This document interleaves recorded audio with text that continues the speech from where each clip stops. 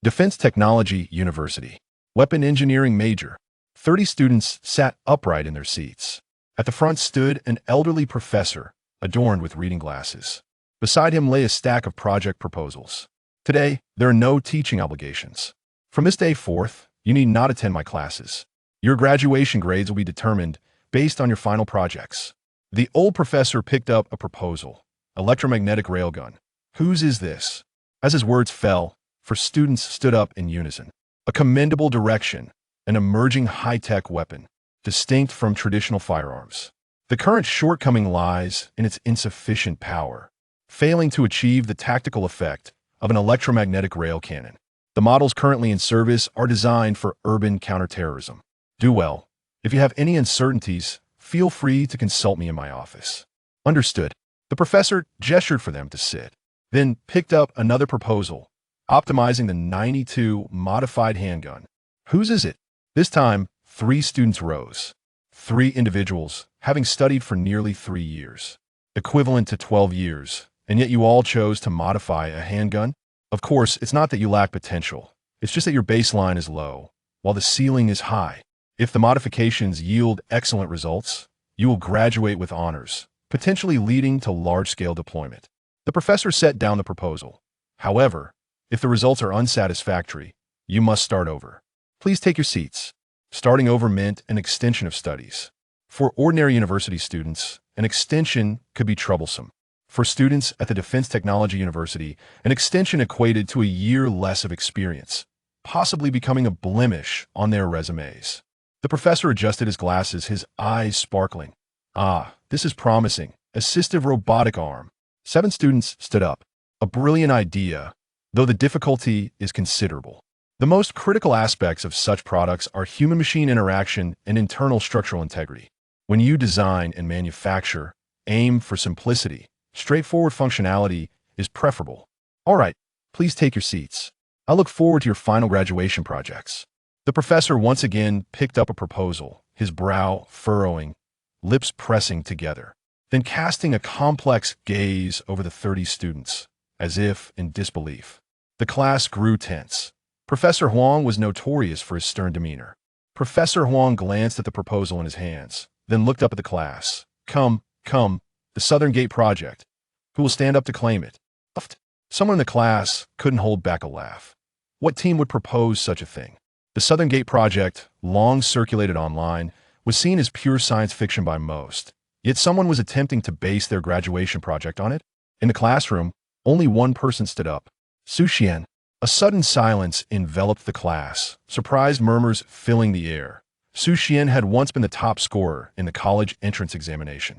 He had participated in numerous competitions at university, genuinely earning accolades in abundance. Why would Xu Xuan present a clearly impossible graduation project?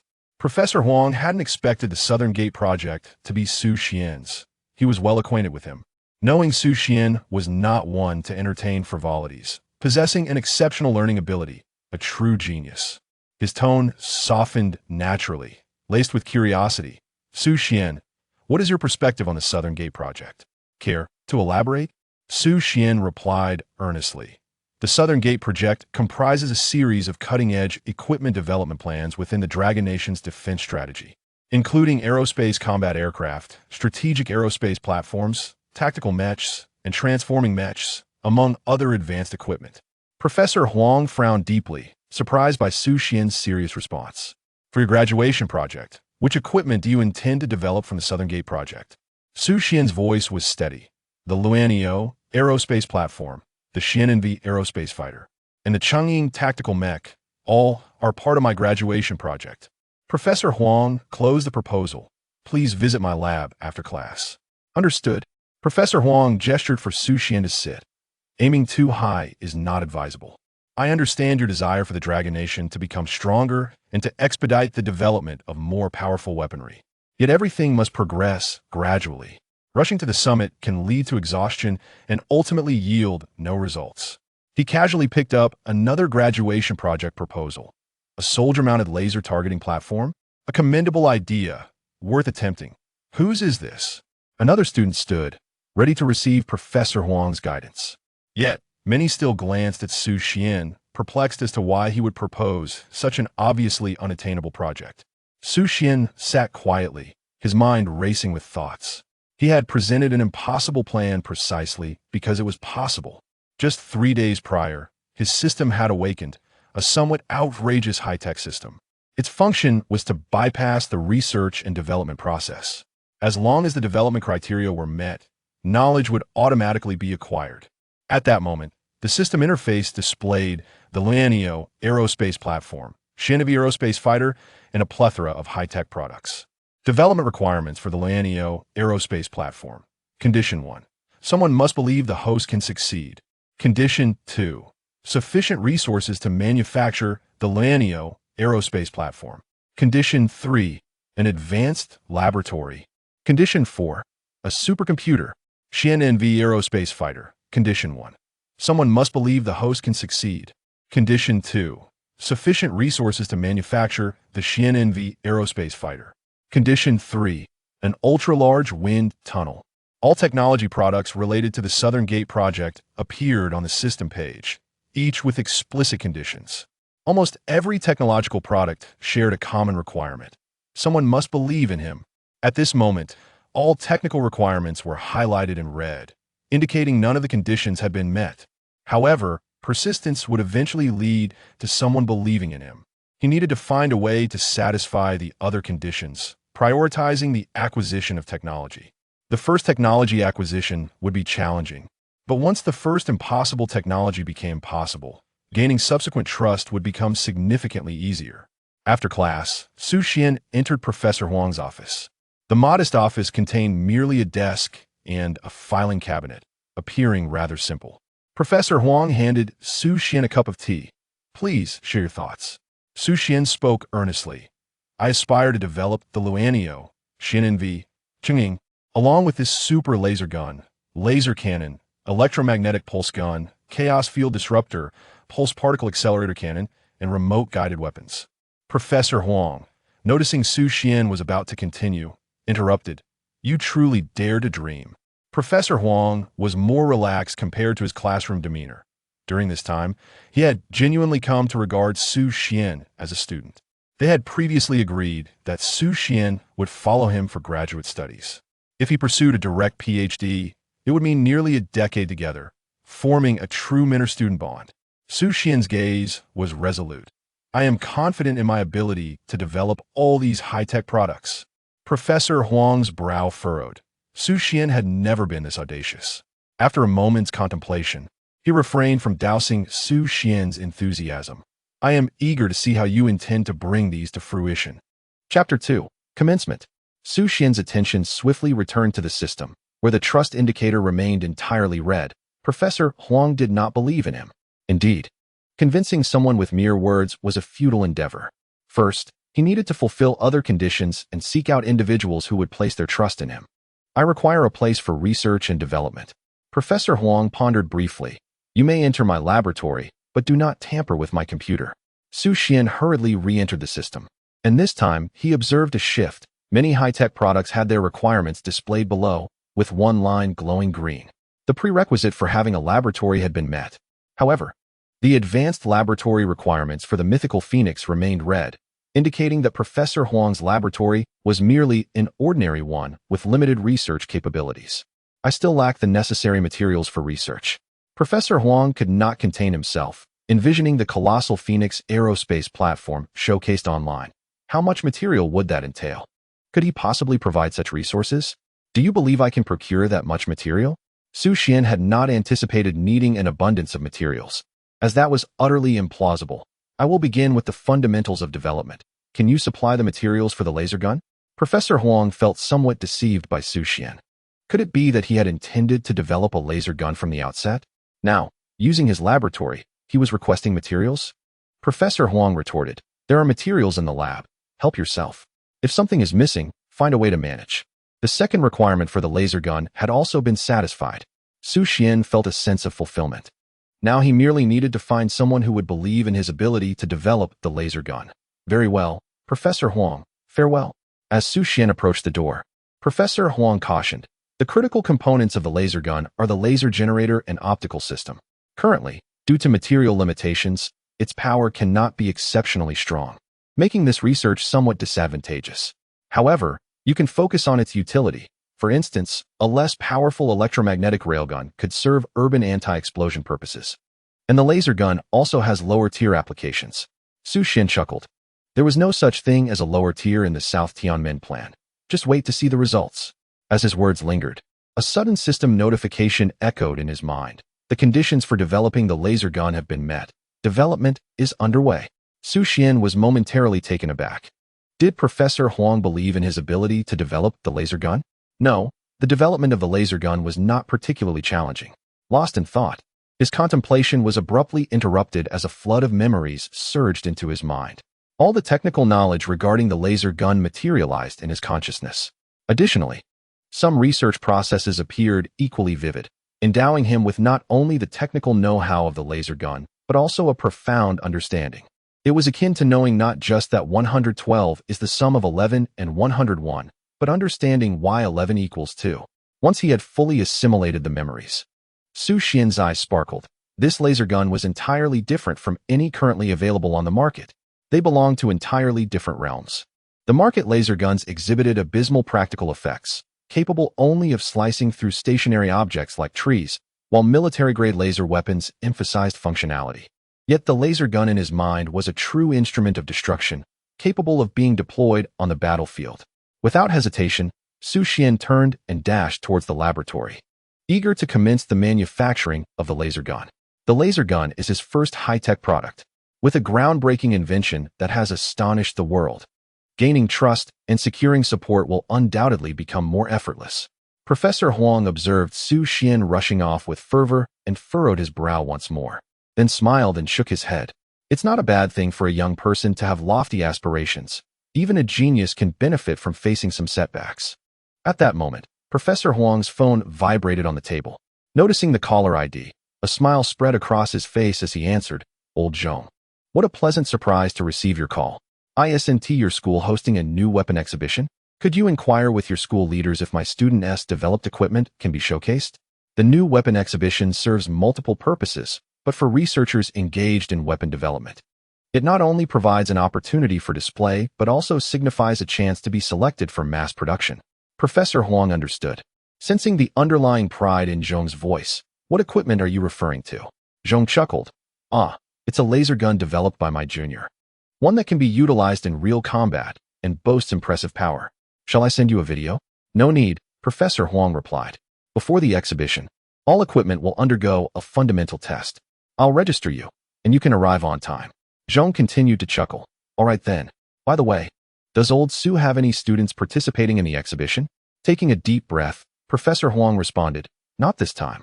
After hanging up, he was unable to contain his frustration. Such audacity. He was simultaneously overseeing two classes. One had just commenced their graduation projects while the other was still a year behind.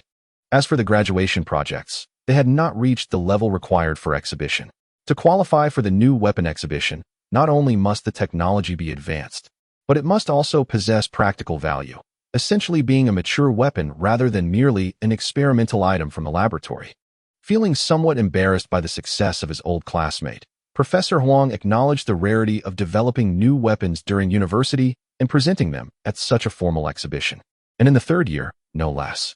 After a moment of contemplation, Professor Huang made another call. Hello, old you. What is the situation with old Zhong? Has he produced a genius student? You've heard about it too? The young girl from Zhong's village was exceptionally bright from a young age. Zhong applied the curriculum for gifted students to her. By the age of 10, she had self-studied everything below high school level and has been following Zhong ever since. Professor Huang, having once been in a gifted program himself, recalled how it had been disbanded, forcing even geniuses to learn alongside ordinary students in a more conventional manner. By now, that student had likely published numerous articles in SCI journals, far surpassing the average doctoral candidate in prowess, thus making the development of mature equipment entirely plausible. Don't mention that I inquired about you to old Zhong. I'll treat you to drinks later.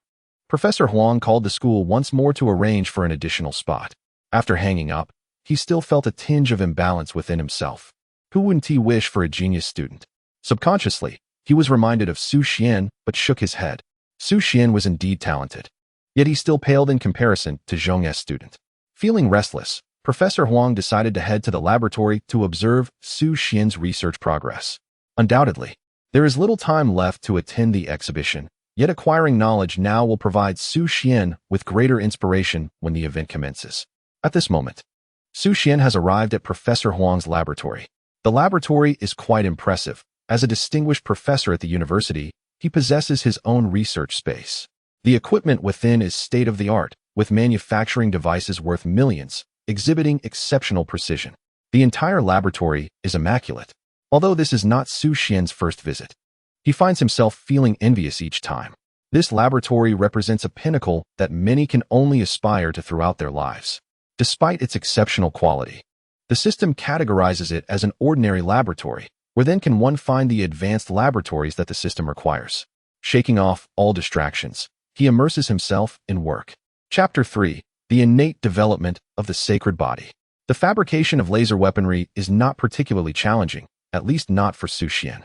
The memories that have recently surfaced in his mind encompass not only the complete technology of laser guns, but also the techniques for their manufacture. After all, these memories originate from the very inception of development. Xu Xuan begins by inputting parameters for various metal components into the CNC machine, allowing it to process them while he manually fabricates circuit boards. The materials are readily available in the laboratory, and with Professor Huang's authorization, he can utilize anything. At that moment, Professor Huang enters the laboratory and is immediately struck by the sight of the equipment all powered on. A jolt of concern courses through him, prompting him to rush towards his precious machinery. If Xu Xuan, unfamiliar with these devices, were to mishandle them, it would truly grieve him. He dashes to the CNC machine, observing it methodically processing components, and hastily checks the processing settings. A cursory glance reveals no issues, and upon closer inspection, he finds nothing amiss. However, a pressing question arises. How does Xu Xuan possess knowledge of CNC metal processing? Turning his attention to the air compressor, he notes that the parameter settings are equally flawless, not merely devoid of errors, but perfect. The configurations appear as if they had been meticulously calculated in advance. Professor Huang inspects several other machines. Some are powered on but not in use, yet their parameters have been expertly calibrated. He gazes at Xu Xuan, who is manually crafting components at the workbench. Did you operate these machines yourself? Noticing Professor Huang's anxious demeanor, Xu Xuan's heart races. Yes, I adjusted them. Is there a problem? There is. Have you ever worked with this machinery before? Who taught you how to use them? Xu Xuan looks perplexed. I haven't used them before, but each button is labeled, so I know what they do. And the parameters? We covered that in class. Different speeds correspond to varying material depths. And the drill bits and materials are also factors. The drill bits have numbers. Just check them and calculate accordingly. Professor Huang is taken aback. Indeed, they had discussed such topics in class, but theoretical knowledge and practical application are two entirely different realms. The ability to apply knowledge from textbooks flawlessly into practice, without requiring guidance and without making mistakes, leads him to ponder the very notion of genius. This is undoubtedly the hallmark of an innate research prodigy. Excitement wells within him as he had just been contemplating brilliant students, and here one stands before him. Yet, a new question arises in his mind when studying laser guns. Should one not first conduct research? Xu Xuan began fabricating components with remarkable directness.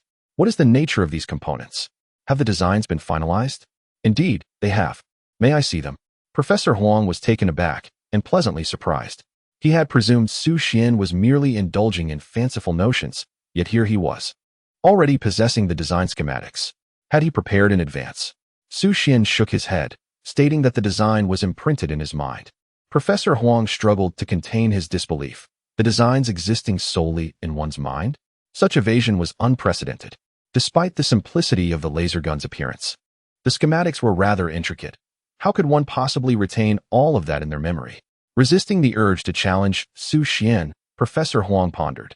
How long will it take for you to manufacture the laser gun? Approximately 3 days, Xu Xuan replied. Professor Huang again suppressed his skepticism. Very well. I shall return for inspection then. With that, he turned and left, fearing that lingering too long might provoke him further. The notion of a design existing solely in one's mind, coupled with the expectation of crafting a laser gun by hand in 3 days, seemed implausible. As he reached the laboratory door, Professor Huang paused, recalling that Xu Xuan was not typically arrogant. What had prompted such unusual behavior? Nevertheless, 3 days would soon pass. He exited the laboratory with long strides, having momentarily forgotten his original purpose of guiding Xu Xuan. Xu Xuan felt a sense of bewilderment. He sensed something was amiss with Professor Huang, but did not dwell on it. He remained enveloped in excitement as he set to work. After completing the circuit board, Xu Xuan began constructing the laser emitter. The essence of the laser gun lay in its laser generator, which directly influenced its potency. The generator comprised numerous intricate components. Yet the laboratory was sufficiently equipped to tackle any task. He toiled late into the night, only returning to his dormitory just before closing the door. Inside the dorm, his 3 roommates were still busy, all of whom shared the same academic cohort and faced their own graduation pressures. Upon Xu Xuan's entrance, one of them jested, "Ah, the chief designer of the South Heavenly Gate returns in glory. Quite impressive. Are you working on the South Heavenly Gate project for your thesis? Did old Huang give you a hard time? Any changes to your design? Why not join us?" Xu Xuan chuckled. Their teasing was good-natured, reflecting genuine concern. "No changes. Just wait for me to unveil the South Heavenly Gate project." Xu Feng scoffed. "Right?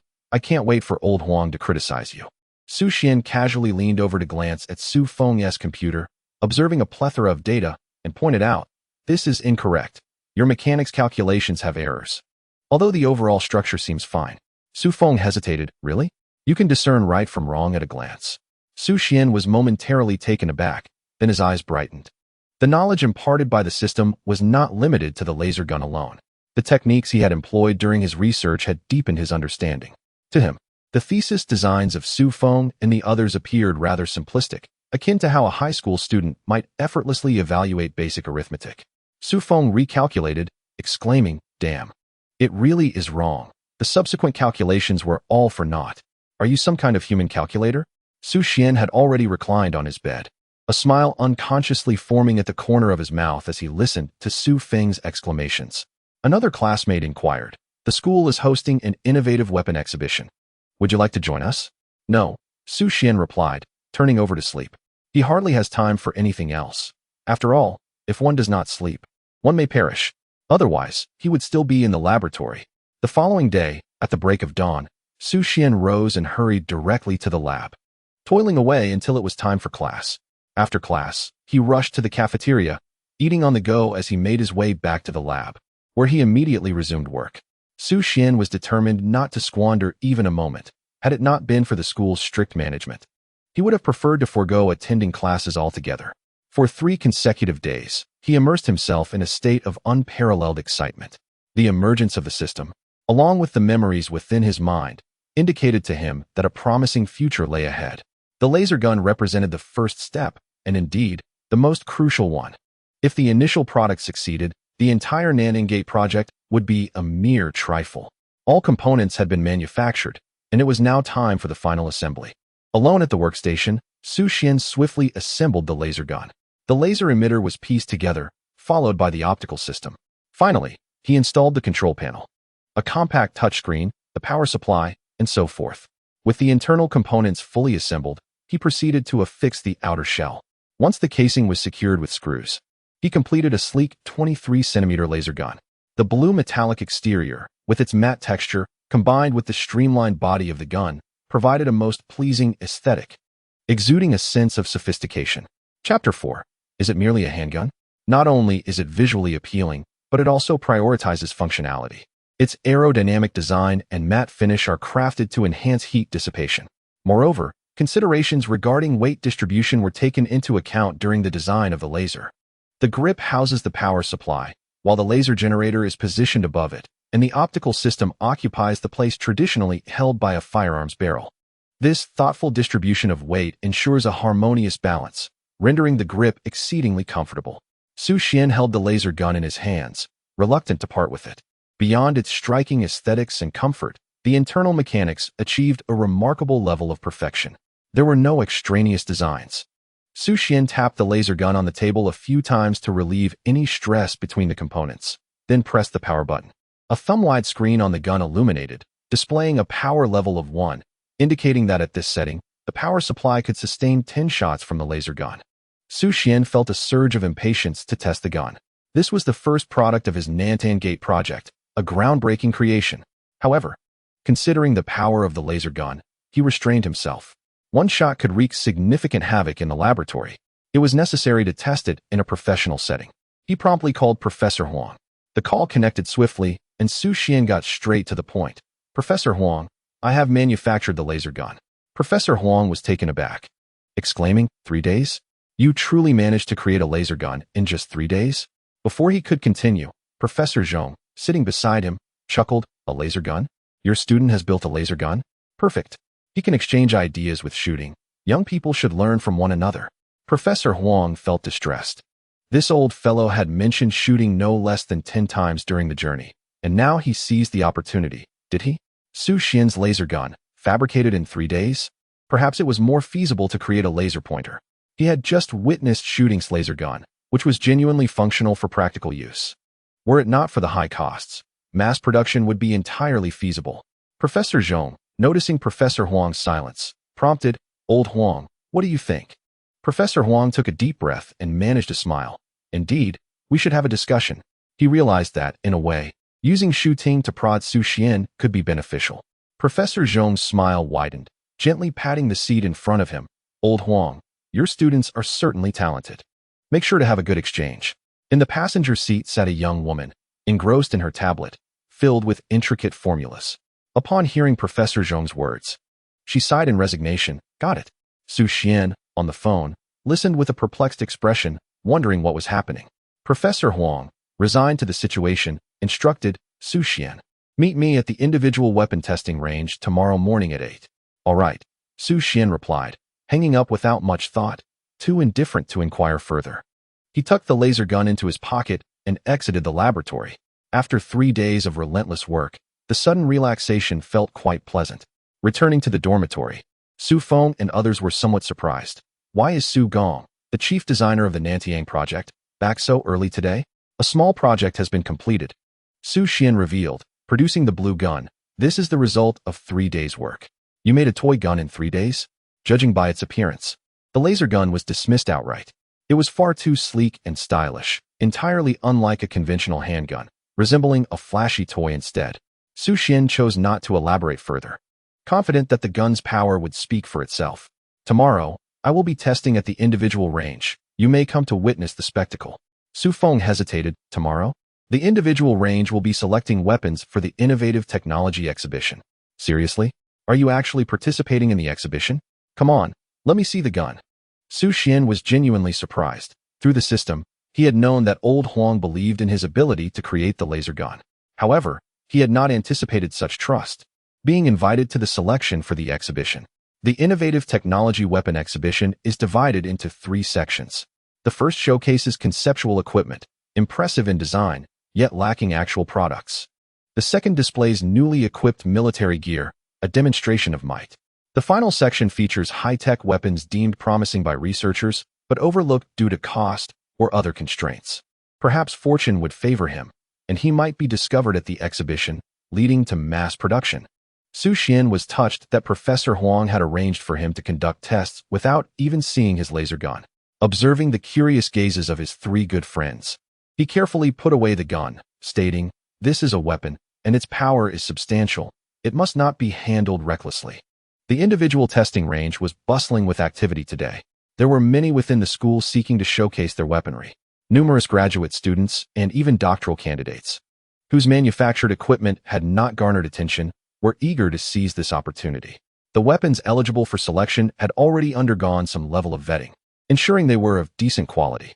Such testing attracted a multitude of spectators, many believing that witnessing the tests was far more engaging than mere exhibitions, as they would be able to hear the sounds of action.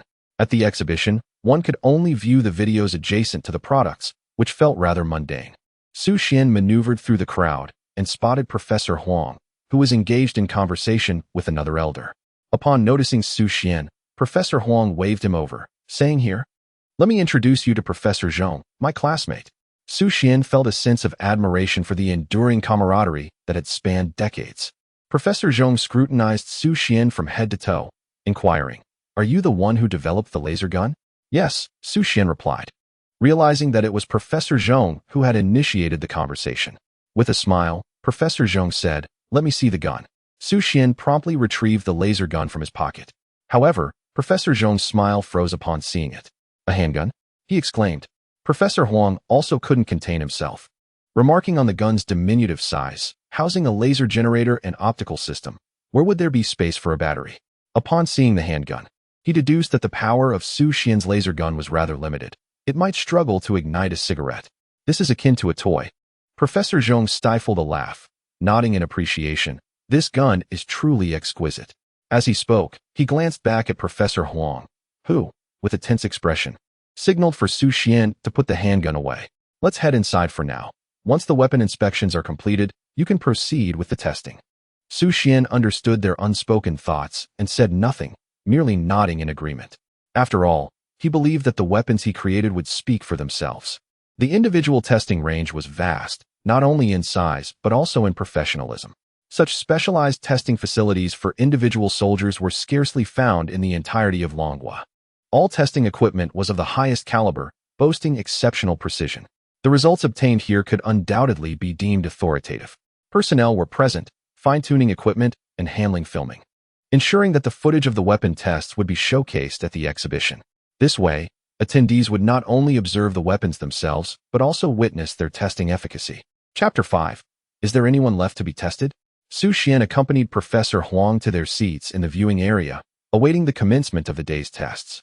At 8:30, the testing officially began, overseen by the exhibition organizers, who were responsible for filming and auditing. Those who had applied in advance were now ready to demonstrate their weaponry. The first to take the stage was a drone, no larger than the palm of one's hand. The designer, gripping the drone, suddenly hurled it into the air. The drone, resembling a brick, adjusted its posture mid-flight and continued its forward trajectory. Simultaneously, a loud bang erupted from a circular target several meters ahead. This drone had the capability to fire from altitude and could automatically lock onto its target. The audience erupted in astonished gasps, followed by a thunderous applause. Xu Xian, too, was captivated. It was a remarkable tool for assassination. Once the target was locked, the drone swiftly approached and fired. It was invincible on the battlefield, with automatic targeting and continuous fire. Initially disinterested in such exhibitions, Xu Xian now felt a burgeoning anticipation, a splendid opportunity to broaden his horizons. Meanwhile, countless students who had not managed to secure a spot on the platform likely shared the same sentiment, eager to learn creativity while expanding their knowledge. The audits continued, and the second piece of individual equipment presented was a robotic dog. Upon the shoulder of the mechanical canine rests a formidable cannon, and upon closer inspection, its tail is adorned with ammunition. This automated artillery platform, capable of carrying 5 cannons and self-loading, serves as a compact mobile artillery unit adept at reconnaissance across diverse terrains. It is a fitting remedy for the chronic firepower deficiency afflicting the Dragon Nation. The last time I encountered a mechanical dog, it bore a rifle upon its back. The third model presented was a sniper rifle, an exquisitely silenced weapon, nearly 2 meters in length, proving unwieldy for the average individual. When it was deployed, the sound produced was relatively subdued compared to conventional firearms, yet its power was immensely formidable, as evidenced by a substantial hole perforated into a steel target 100 meters away.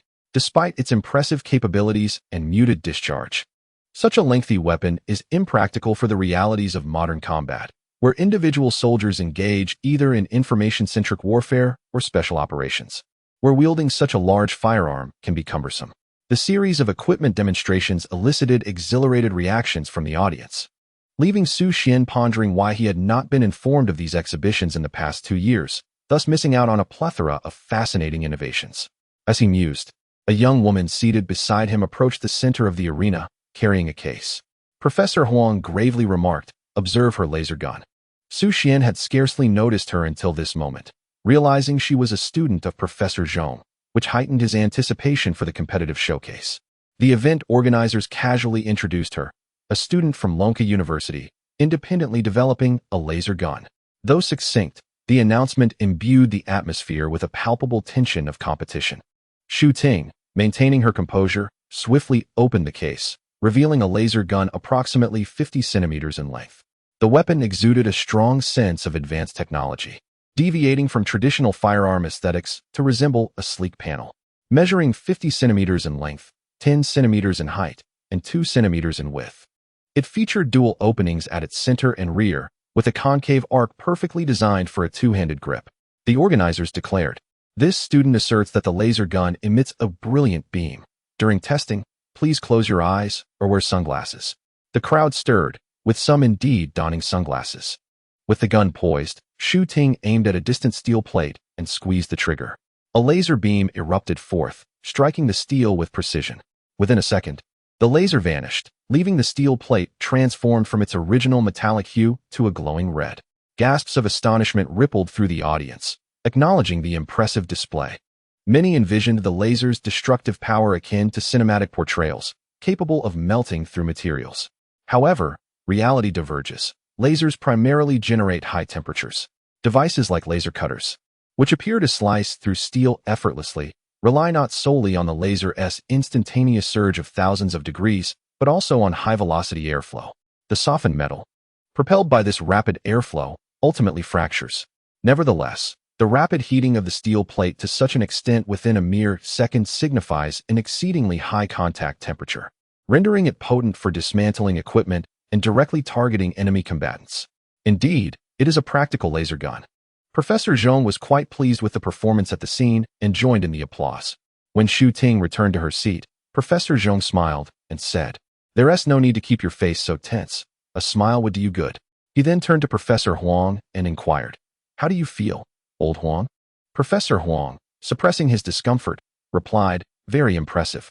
Professor Huang, brimming with joy, looked at Xu Xuan and asked, "What do you think of her laser gun?" "It's truly remarkable," Xu Xuan replied earnestly, nodding his head. "To create such a laser gun during university is commendable." He continued, "The next focus for improvement should be on the optical path system, as there are some issues causing excessive energy attenuation, which diminishes its power. Furthermore, regarding the laser emitter itself, it seems you utilized 3 laser generators. They lack sufficient coordination, resulting in the sequential activation of the 3 beams. Otherwise, you could achieve the same damage in a significantly shorter time." Xu Ting looked at Xu Xuan in surprise, her expression one of astonishment. "How did you discern there were 3 laser emitters?" Professor Huang also regarded Xu Xuan with surprise, as he had never discussed this with him. It was evident. The laser gun's firing process displayed distinct changes in light. Xu Ting furrowed her brows. "I adjusted it numerous times, but achieving complete synchronization proved impossible. Otherwise, the heat dissipation issue could also be resolved. Let me take a closer look later and see if I can provide a solution." Professor Huang's proud expression faltered, a look of bewilderment crossing his face. Why is this young man so audacious? Professor Huang was equally taken aback. He had only heard about it from Professor Huang. Could it be that this student possesses genuine expertise in laser weaponry? Xu Ting nodded appreciatively. "Thank you." Xu Xuan responded briefly and then eagerly focused on the weapon review. These weapons were indeed fascinating. Professor Huang's pride was momentarily diminished, realizing that this young man had managed to regain face for Professor Huang with just a few words. The entire review process continued until 2 p.m. There was no break for lunch, yet no one expressed discontent. Those present were all individuals keenly interested in weaponry, engrossed in the proceedings. They may have been hungry, but as long as they were not starving, they remained riveted. Finally, after the last piece of individual equipment was reviewed, the organizers announced, "The review concludes here for today. A dedicated person will communicate the results with everyone via phone." Just then, Professor Huang seized the opportunity he had long awaited and exclaimed, "Wait, add a laser gun." He sprang to his feet. Professor Huang could no longer contain himself. Recalling their agreement to wait until the review concluded before engaging in testing discussions. At his age, he still craves the spotlight? Chapter 6. The audience stunned. The organizers did not add any further comments regarding the last-minute weapon test. While the exhibition was rigorous for outsiders, it was quite relaxed within the school, as they set their own rules. Professor Huang felt helpless but refrained from giving a direct answer, instead looking at Xu Xuan and asking, "Are you able to test it?" The implication was clear. If Xu Xuan did not wish to embarrass himself, he could refrain from participating, as Huang was concerned about Xu Xuan's feelings. Xu Xuan stood up confidently and replied, "I can." Hearing Xu Xuan's self-assured response, Professor Huang reassured him, "Don't be nervous. Go ahead and test it." "All right." Xu Xuan rose and walked towards the center of the shooting range, a sense of anticipation coursing through him. This laser gun, sourced from the Nantaman project, was rumored to possess tremendous power, though its exact capabilities remained a mystery to him. He was eager to put it to the test. Amid the gazes of the onlookers, Xu Xuan retrieved the blue, toy-like laser gun from his bag. Several laser guns were being tested today, with the most impressive being Xu Ting's. While Xu Xian's was the smallest of the lot. Rather than hastily firing, Xu Xuan waved to the staff present, requesting a steel plate for testing, expressing doubt that it could withstand the might of his laser gun. The staff member, glancing skeptically at the weapon in Xu Xian's hands, hesitated but eventually reassured him that there were several reinforced walls beyond the range for safety, allowing him to test without restraint. Without further ado, Xu Xuan raised the barrel of the laser gun, aimed at the steel plate in the distance, and pulled the trigger. There was no sound, only a subtle vibration, a feedback mechanism to inform the user that the shot had been fired. Unlike other laser guns whose optical systems resulted in significant light attenuation, making them appear excessively bright, Xu Xian's weapon emitted a faint beam, nearly invisible to the naked eye. This imperceptibility suggested that more energy was concentrated at the point of impact. The distant steel target was entirely melted, transformed into a molten puddle that hissed as it met the ground, releasing plumes of white vapor. On the wall 200 meters away, dark scorch marks began to appear. The scene fell into a profound silence. Then, one by one, spectators began to rise, among them prominent figures in laser weapon research, their faces marked by astonishment, eyes wide in disbelief. Was this truly the extent of contemporary laser technology? The sheer heat generated by the laser alone had melted a steel plate? More individuals stood in disbelief, their minds racing at the prospect of a technological revolution. This was indeed a watershed moment. While conventional laser weapons were typically limited to targeting optical components or providing auxiliary support, this weapon could instantaneously melt through steel. Xu Ting's gun had already left many in awe for its battlefield lethality, but Xu Xian's weapon was capable of wreaking havoc on the front lines. Professor Huang also stood, his eyes round with astonishment, his shock surpassing that of the others. Beyond the weapon's power, he was acutely aware that Xu Xuan had only decided to create this gun 3 days prior.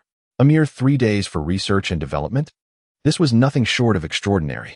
It would take years for such a technological leap, and even then, one would need the blessings of the gods. Professor Zhong stood as well, initially there to showcase his own prowess, only to find himself humiliated. Huang, typically so opportunistic, had surprisingly revealed nothing about this development, showing remarkable maturity and composure. Professor Zhong, incredulous, remarked, "This power could easily penetrate even an armored vehicle. The laser weapon has reached such formidable power that it possesses a natural advantage against armored equipment. The design and development of armored vehicles prioritize hardness. However, the potency of the laser derives from extreme heat. Regardless of how hard the material may be, if its melting point is not sufficiently high, it will succumb to the laser's intensity." In the midst of profound silence, a solitary applause erupted, soon followed by a thunderous ovation from the audience. The majority present were researchers or students specializing in weaponry, all acutely aware of the terrifying capabilities of such a laser gun. Xu Feng and his companions stood at the periphery, equally astonished. The very toy gun they had once derided was now astonishingly powerful. This was not merely a matter of academic prowess. It signified a substantial leap into the practical realm of their futures. Xu Ting's eyes widened in disbelief. When Xu Xian previously pointed out the weaknesses of her weapon, she had been somewhat unconvinced. Yet now, her previously indifferent gaze transformed, infused with excitement, shock, and incredulity.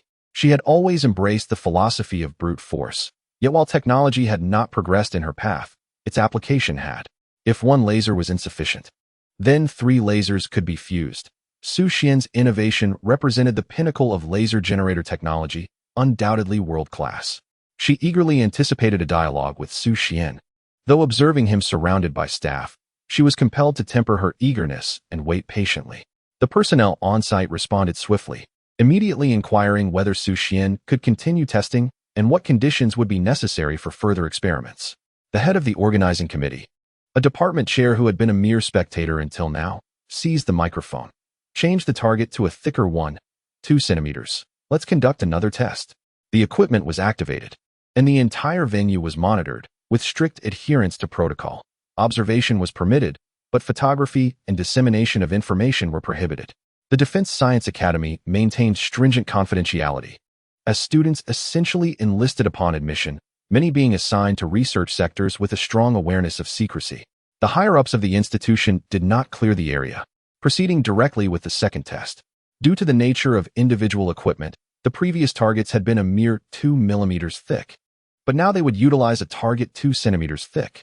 Numerous previously unavailable devices were also set up, including temperature sensors to measure the high heat released upon the laser's contact with the steel plate. As preparations concluded, an electric silence enveloped the room. All eyes fixated on Xu Xuan or the steel plate at the shooting range. During the initial test, many had failed to grasp the full scope of the event. Xu Ting's attention was riveted on the laser. The dimness of its beam indicated a remarkably low attenuation during the emission process. The optical system was nothing short of flawless, so perfect that she questioned her own perception, yearning to witness it once more. Once again, Xu Xuan squeezed the trigger, and the laser struck the steel plate with pinpoint accuracy. This plate was tenfold thicker than the previous target. The area surrounding the impact site ignited in a brilliant red, rapidly melting to create a substantial hole, from which molten steel dripped downward. The armor was penetrated instantaneously. A single shot could breach an armored vehicle. This revelation implied that a soldier, armed merely with a handgun, could pose a significant threat to enemy armor. Under normal circumstances, a lone soldier would at least require a rocket launcher. Moreover, the accuracy of this firearm surpasses that of a rocket launcher by a considerable margin. A straight line is simple enough for even the most naive to aim at, devoid of any need to consider extraneous factors. Perhaps a laser gun may be somewhat less effective in rainy or foggy conditions, yet its efficacy would hardly diminish significantly. The arena once again fell into silence. Prior speculations regarding armored vehicles were rendered irrelevant in the face of this weapon. Now, it was a matter of validation. It truly was undefended. Chapter 7. Can it be enhanced tenfold? Let alone armored vehicles. Even tanks only defend against physical attacks. The thick armor of a tank, along with its angled alloy plates, is designed to deflect the trajectory of incoming projectiles, thereby increasing the likelihood of ricochet. In the presence of laser weaponry, such defenses are utterly futile. Can a soldier breach a tank from a distance? Everyone present was eager to conduct further tests, specifically to assess the tank armor's vulnerability. The organizers promptly made arrangements. Someone approached Xu Xuan. Please wait, we're retrieving the tank armor. Like everyone else, Xu Xuan was filled with anticipation. If a mere handgun could indeed possess the capability to penetrate tank armor, its high production cost would still render it valuable for deployment. In special operations behind enemy lines, such a firearm would equate to numerous weapons. By this time, it was already past 2 o'clock, and nearly everyone in attendance was feeling hunger pangs. However, everyone maintained their composure. Those studying laser weaponry felt that enduring hunger was worth it. They were witnessing history in the making. After a brief wait, staff members arrived driving a forklift, which bore a 12-centimeter thick piece of tank armor. While the armor measured 12 centimeters in thickness, it was not solid but assembled from high-strength alloys and other composite materials. This design not only reduced weight, but also enhanced its armor-piercing capabilities. Even if a projectile struck the outer armor perpendicularly, it would still deflect when reaching the inner layers. The armor was hung in the designated target area, ready for the third test. After a moment of fervor, the crowd fell silent once more, with some individuals hardly daring to breathe. Once the testing area was prepared, the staff swiftly exited. Xu Xuan aimed the laser gun at the tank armor and pulled the trigger. A gentle vibration accompanied the instantaneous release of laser energy upon the armor's surface. The impact was visibly marked by the surrounding armor glowing a bright red, the original camouflage coloration having evaporated due to the intense heat. The metallic shell of the armor exhibited slight deformation but remained intact. Some in the audience expressed disappointment, lamenting, "So close. Perhaps an increase of a few hundred degrees would have resulted in melting." Yet in actual combat, a few degrees could mean the difference between success and failure. Hitting a tank once is a challenge. Striking the same spot a second time presents considerable difficulty, especially as tanks do not remain stationary.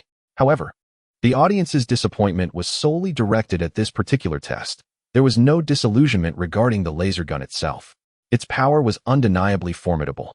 Voices of discussion rippled through the crowd. What a pity, it was so close. But it was not merely a close call. Even if the outer layer of the armor had melted, the inner alloy layers and the backing remained.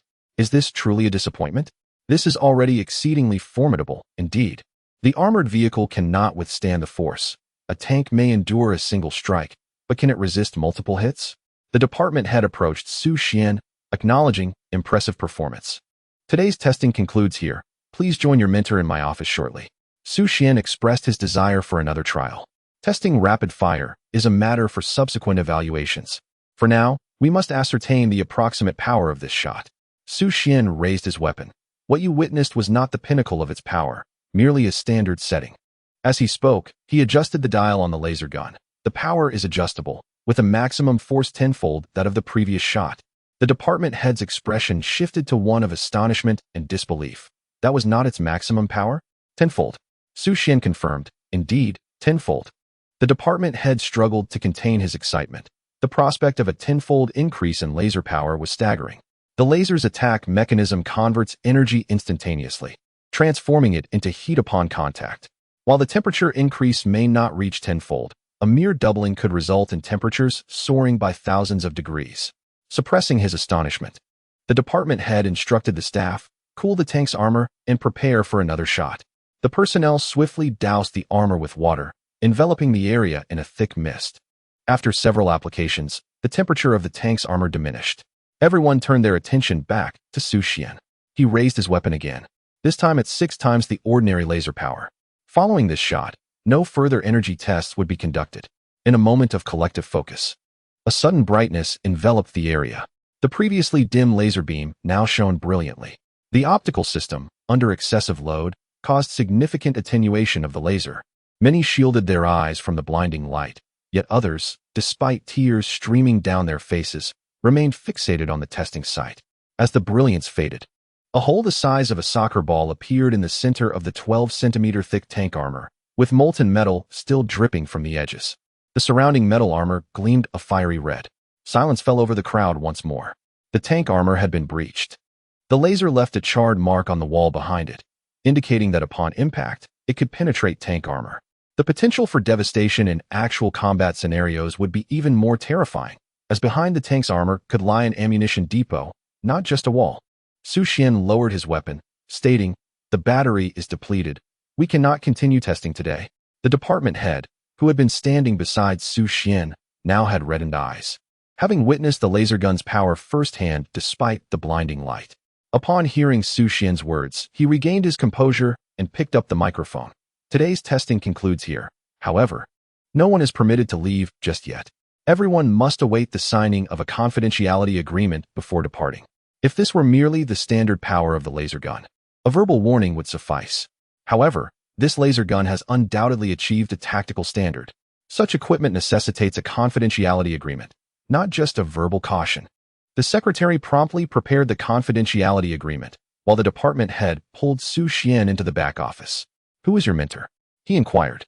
"I have already discussed with Professor Huang that after graduating from university, I will directly pursue graduate studies under him." "You haven't graduated yet?" The department head was taken aback. Had Xu Xuan not mentioned it, he would have assumed he was already a doctoral candidate. If a doctoral student could produce such results, he would undoubtedly be a prodigy. Turning to Professor Huang in the stands, he called out, "Old Huang, come here." The three entered the office, and the department head addressed Professor Huang first.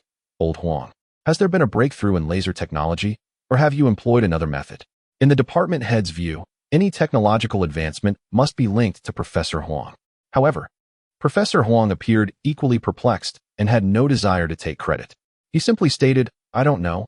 I wasn't involved in the development of the laser gun. That was his thesis project." He then turned to Xu Xuan and said, "You speak to Director Qian." Xu Xuan nodded. "There has been a comprehensive breakthrough in both energy efficiency and material heat resistance, as well as a change in the method of laser emission." Director Qian's expression shifted. A change in method did not merely signify progress. It represented a complete revolution. A genius, a true genius. Chapter 8. The worldview has been transformed. Director Qian could not help but glance at Professor Huang, who was also a leading researcher. "You truly weren't involved?" Professor Huang's gaze grew complex. "I wish I had been part of the development. If I had, I might have been able to push for an academician position." Director Qian realized that the research outcome was so extraordinary that even with Professor Huang's involvement, adding 3 or 5 more individuals would not make a difference. Since Professor Huang claimed he did not participate, it was evident he truly had not. This meant that Xu Xuan had developed the laser gun entirely on his own. Understanding this, Director Qian's perception of Xu Xuan shifted. He was a genius, a super genius. The emergence of such brilliance in their department could be a significant opportunity for advancement. However, the key was to ensure the matter was handled correctly. Outside, individuals had begun queuing to sign the confidentiality agreements, and everyone was cooperating. Professor Zhong, with a stoic expression, signed the agreement while feeling quite distressed. Initially, he had hoped to showcase his own skills, only to be thoroughly bested. Yet, he begrudgingly acknowledged that the moment Xu Xian's laser gun penetrated a 2-centimeter thick steel plate, the disparity was glaringly apparent. The two laser guns were not on the same level at all. Was the Defense Science Academy's technological system truly this advanced? He glanced at Xu Ting, now concerned about her morale, especially since she had previously been so arrogant and was now faced with the realization that her own laser gun paled in comparison. However, Xu Ting displayed no signs of distress. Instead, she radiated a palpable sense of anticipation. Aren't you upset? Upset? Why would I be upset? Professor Zhong waved his hand dismissively. Forget I asked. We'll leave the laser gun for the exhibition. We should head back. Back? No further discussion? Professor Zhong shook the confidentiality agreement. Now that this is out, what more is there to discuss? But I don't want to go back. Without further dialogue, I cannot proceed with the next phase of research. For no matter how I advance, I cannot match the power of his gun. Are you not returning? What about your studies? Isn't there an exchange quota at the school? Has Professor Zhong finally lost his resolve and decided not to leave? As he gazed into Xu Ting's eyes, he recalled her tenacity. He had come to showcase his achievements. Yet it seemed he had failed, with the students almost slipping away. After signing the confidentiality agreements, the students and faculty began to exit. They felt a sense of disorientation. They had come merely to witness an event, only to have their worldviews completely upended. Alongside the shock, there was also a sense of envy. Many students admired Xu Xian for achieving such remarkable results, hoping to attain similar success themselves. The bewilderment among Xu Feng and the others stemmed from the sudden, incomprehensible rise of their bunkmate in the upper berth. As the crowd dispersed, others were entering. Researchers specializing in laser weaponry from the Defense Science Academy and the Defense Technology University received news and made their way over, albeit with puzzled expressions. The phone call had merely informed them of a significant breakthrough in laser technology, without further details. Why summon them to the firing range if there was no lab work involved? Upon entering the shooting range, the group first sought out familiar faces for information. There were also researchers present who focused on laser weaponry, sharing a close-knit bond. Old Who? What's going on? What breakthrough has occurred? The professor, referred to as Old Who, pointed towards a distant tank that still stood solid. Look over there. Is that the result of the laser? The group was stunned. Such extensive melting seemed impossible. It was already a challenge to cut a hole of that size. Professor Hu nodded. Indeed. A laser cannon? How long did it take? Observing the edges. It appeared to have melted from the center outward gradually. Where's the breakthrough? Surely. It's not just that the laser's duration has increased. The group murmured in disbelief. To melt through such thick armor must have taken considerable time. Old Who, what is the situation? Professor Hu looked at the group, genuinely unsure of how to respond. Did you bring the emergency heart pills? Stop with the suspense. We're in good health. This damage was caused by a laser pistol, lasting less than a second. Yes, a handgun. A chuckle arose. Old Who, when did you become so fond of jokes? If that were the damage from a laser handgun, I would have devoured that armor. Don't consume it.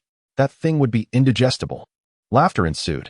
But Old Who remained serious, as did the other researchers present. Gradually, their smiles faded, replaced by incredulity. Really? A handgun? Professor Hu remained silent, his complex gaze conveying more than words ever could. This is impossible. It cannot be, they exclaimed. Even a laser cannon requires several minutes to melt through that armor, and in a windless, low-humidity environment. Otherwise, the wind would cool it down. Taking a deep breath, Professor Hu declared, not only is it true, but the developer is also a university student. The expression on everyone's faces was identical. At this moment, Director Qian stepped out of his office and gently tapped on the door, capturing everyone's attention. Come in for a discussion. A group of prominent figures filed into the room. The office, though modest in size, felt somewhat cramped with the influx of individuals. In a solemn tone, Director Qian announced, I am preparing to establish a research team dedicated to advancing the mass production and diversification of the laser gun. This is the content of our recent negotiations. Under normal circumstances, Xu Xuan, having developed the laser gun, would naturally lead the team. However, the forthcoming tasks involve not only mass production but also the application of the technology to rifles and the expansion into laser artillery, among other endeavors. Despite Xu Xuan's efficient research, he was reluctant to squander time. One professor, unable to contain his curiosity, raised his hand and inquired, "Was that armor outside truly penetrated by the laser pistol?" In less than a second, Director Qian realized that not everyone had witnessed it. The footage recently captured was now perfectly suited for display. Gasps echoed through the room, followed by a profound silence. Researchers gazed at the screen displaying the melted steel plate. Could this power really puncture tank armor? Director Qian opted not to elaborate further and continued the playback. This time, the footage directly showed the armor being breached. The gun featured a power adjustment button that could be set to maximum. As he spoke, the screen revealed the laser gun firing, creating a substantial hole in the tank armor. The office was instantly enveloped in silence. After a brief pause, allowing everyone to regain their composure, Director Qian gently applauded. "Allow me to introduce Xu Xuan, the inventor of the laser gun." A collective gaze turned toward the only student in the room, their expressions filled with disbelief. One professor, who had previously taught Xu Xuan, appeared utterly bewildered. His student had managed to upend his worldview before even graduating. Chapter 9. You wish to research nuclear fusion? The professor who had taught Xu Xuan couldn't help but ask, "Xu Xuan, did you develop this? What about the rest of the team?" Xu Xuan replied, "It's just me." The room erupted in astonishment once more. Director Qian gestured for calm. "Let's first confirm the team roster." Almost instantly, every hand shot up. No one wished to miss the opportunity to engage with cutting-edge knowledge. Director Qian had anticipated this. During the project's duration, there will be no contact with the outside world. Many were swayed by the implications. Not being able to communicate with family and others indeed had an impact, especially for those who felt the need to consult their families. Some, burdened with teaching responsibilities, could not fully commit to the project. Director Qian's voice turned serious. "Make your calls. You have 5 minutes to consider your decision." Xu Xuan, however, was unconcerned by these deliberations. He was genuinely hungry. "May I leave first?" A nearby professor, taken aback, asked, "You're not joining the team?" Xu Xuan replied, "I have no time. I am still working on my graduation project." The group was left astonished. "Isn't this laser gun sufficient for your graduation? Who is your instructor?" "I shall speak with them." Xu Xuan clarified, "The laser gun is merely a small part of my graduation design. One graduates only once in a lifetime. I do not wish to settle for something so trivial." With that, he placed the laser gun on the table, adding, "It's out of power. It will function once recharged." A group of individuals gazed at the blue laser gun, their expressions a mixture of complexity. This object might represent the pursuit of their entire lives. Yet Xu Xuan held it in disdain. Professor Huang, who had remained silent at the back, suddenly felt a sense of joy akin to that of old Zhong, standing tall. "Ahem, my student. It is entirely natural to possess lofty ambitions." This laser gun was merely a fragment of his graduation project. Professor Huang escorted Xu Xuan out of the office, feeling as though he were floating with each step. Having such a student was truly delightful. As the office door closed, the remaining individuals within felt an unsettling sensation, akin to having swallowed a fly. Yet, this feeling was fleeting, as their attention was once again drawn to the laser gun resting on the table. Outside the shooting range, Professors Zhong and Shu Ting awaited. Professor Huang strutted over. "Old Zhong, waiting for you. Let us first find a place to dine." Professor Zhong, observing Huang's proud grin, felt somewhat disheartened. "I'm not hungry. We have paperwork to attend to." "What paperwork?" Professor Zhong refrained from elaborating, knowing that if he did, Shu Ting would need to stay behind. And old Huang would be overjoyed. He simply took Shu Ting and departed. Professor Huang watched as Professor Zhong and the others left, then turned to Xu Xuan as they got into the vehicle. "What would you like to eat?" "The cafeteria," Xu Xuan replied. "After lunch, I must return to the lab to finalize the designs for them, so I can continue developing other aspects of the Nanongate project. With just over a year until graduation, time is of the essence, and the tasks are daunting." Professor Huang could not contain himself. "Are you truly planning to develop the Luan-Bird aerospace platform?" "What else?" Xu Xuan responded. "Of course, I will continue my research in the realms of laser technology, optics, and electromagnetic technology. These are two fields with exceedingly broad prospects for the future. You must seize the moment. I wish to explore something different. Professor Huang did not press further. Xu Xuan was still young and had ample room for trial and error. Should he ultimately find his research unfeasible, he could always start anew. Very well, what do you wish to study? Let me think. Xu Xuan closed his eyes. Professor Huang could hardly believe it. He had yet to determine his research focus and was already considering alternatives. This was absurd. Xu Xuan himself was uncertain about what he could research at this moment, so he decided to explore the system. Currently, all tasks available within the system pertain to the Nanting Gate project. These required advanced laboratory research projects, most of which he would have to forego, considering that old Huang's lab was merely an ordinary one. Indeed, it was unlikely any facility in the entire school would meet the system's criteria for an advanced laboratory. There were still numerous topics that could be researched within a standard laboratory. Suddenly, Xu Xian's eyes lit up as he stumbled upon an intriguing prospect, a nuclear fusion reactor. The prerequisites were minimal. There were those who believed he could develop a nuclear fusion reactor, provided he had sufficient materials for its construction and a plot of land suitable for building. A nuclear fusion reactor equated to an energy source. As technology advanced, the demand for energy would only continue to grow. The Nanting Gate project would not feature a single product that did not consume energy. Producing the nuclear fusion reactor would mean effectively creating the heart of the project. I've got it. I will begin with the nuclear fusion reactor. Professor Huang was taken aback, hastily slowing the car and pulling over. You mean to say you want to construct a nuclear fusion reactor? Indeed. Xu Xuan nodded affirmatively. Indeed. The South Heaven Gate project is vast and demands an immense amount of energy. Nuclear power appears to be the most optimal choice at this moment. Professor Huang fell silent. Having just developed laser weaponry, was he now to pivot towards researching nuclear fusion reactors? There is a connection, after all. Since the current nuclear fusion process necessitates high temperatures and pressures, the former of which is achieved through lasers.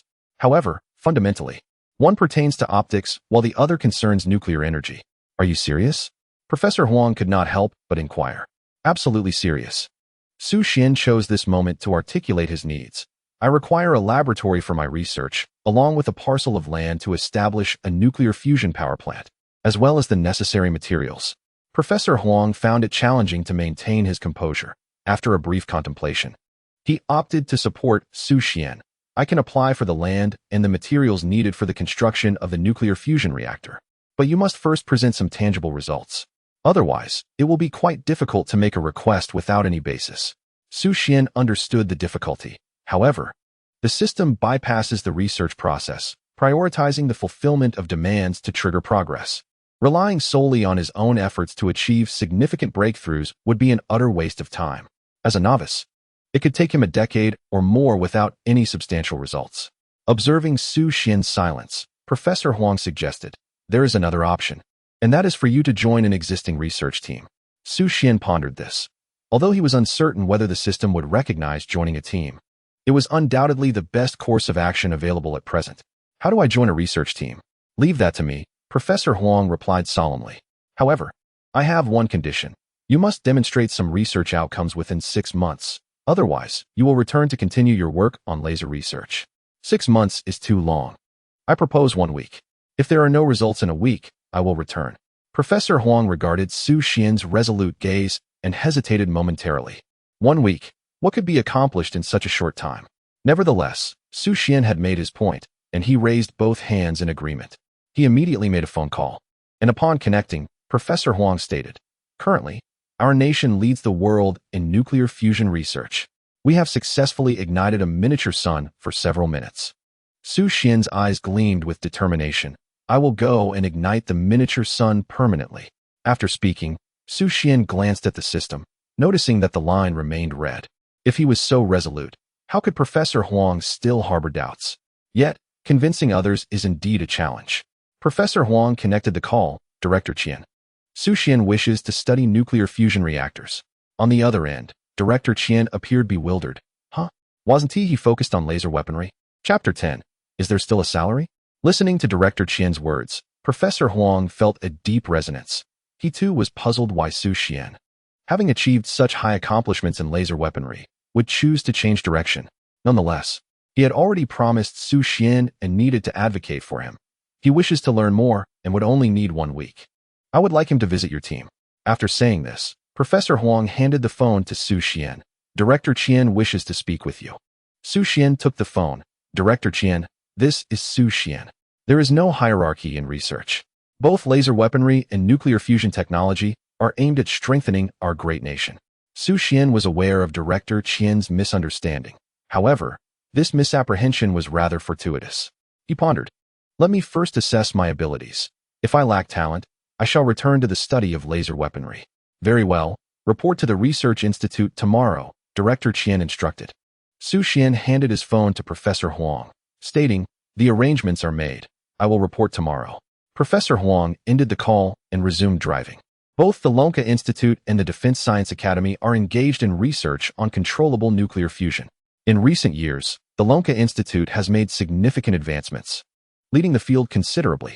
However, merely familiarizing oneself with the basics suffices for now. Should your interest persist, I will find a way to facilitate your transfer to the Lonka Institute. Understood, Xu Xuan replied dismissively, his thoughts fixated on the system within his mind, which remained unchanged. The conditions still unmet. No one believes me. After dinner, Xu Xuan first visited Professor Huang's laboratory, meticulously organizing the blueprints and relevant knowledge pertaining to the laser gun. He toiled until the deep hours of the night, finishing just a minute before the dormitory curfew. Upon entering, he found his 3 roommates seated in anticipation by the door. As the door swung open, they all rose simultaneously. One offered Xu Xuan his slippers, another retrieved his backpack, and the last handed him a glass of water. Su Gong, does your Nanshiman project still require personnel? Though I may not be exceptional, I excel in serving tea, fetching meals, and running errands.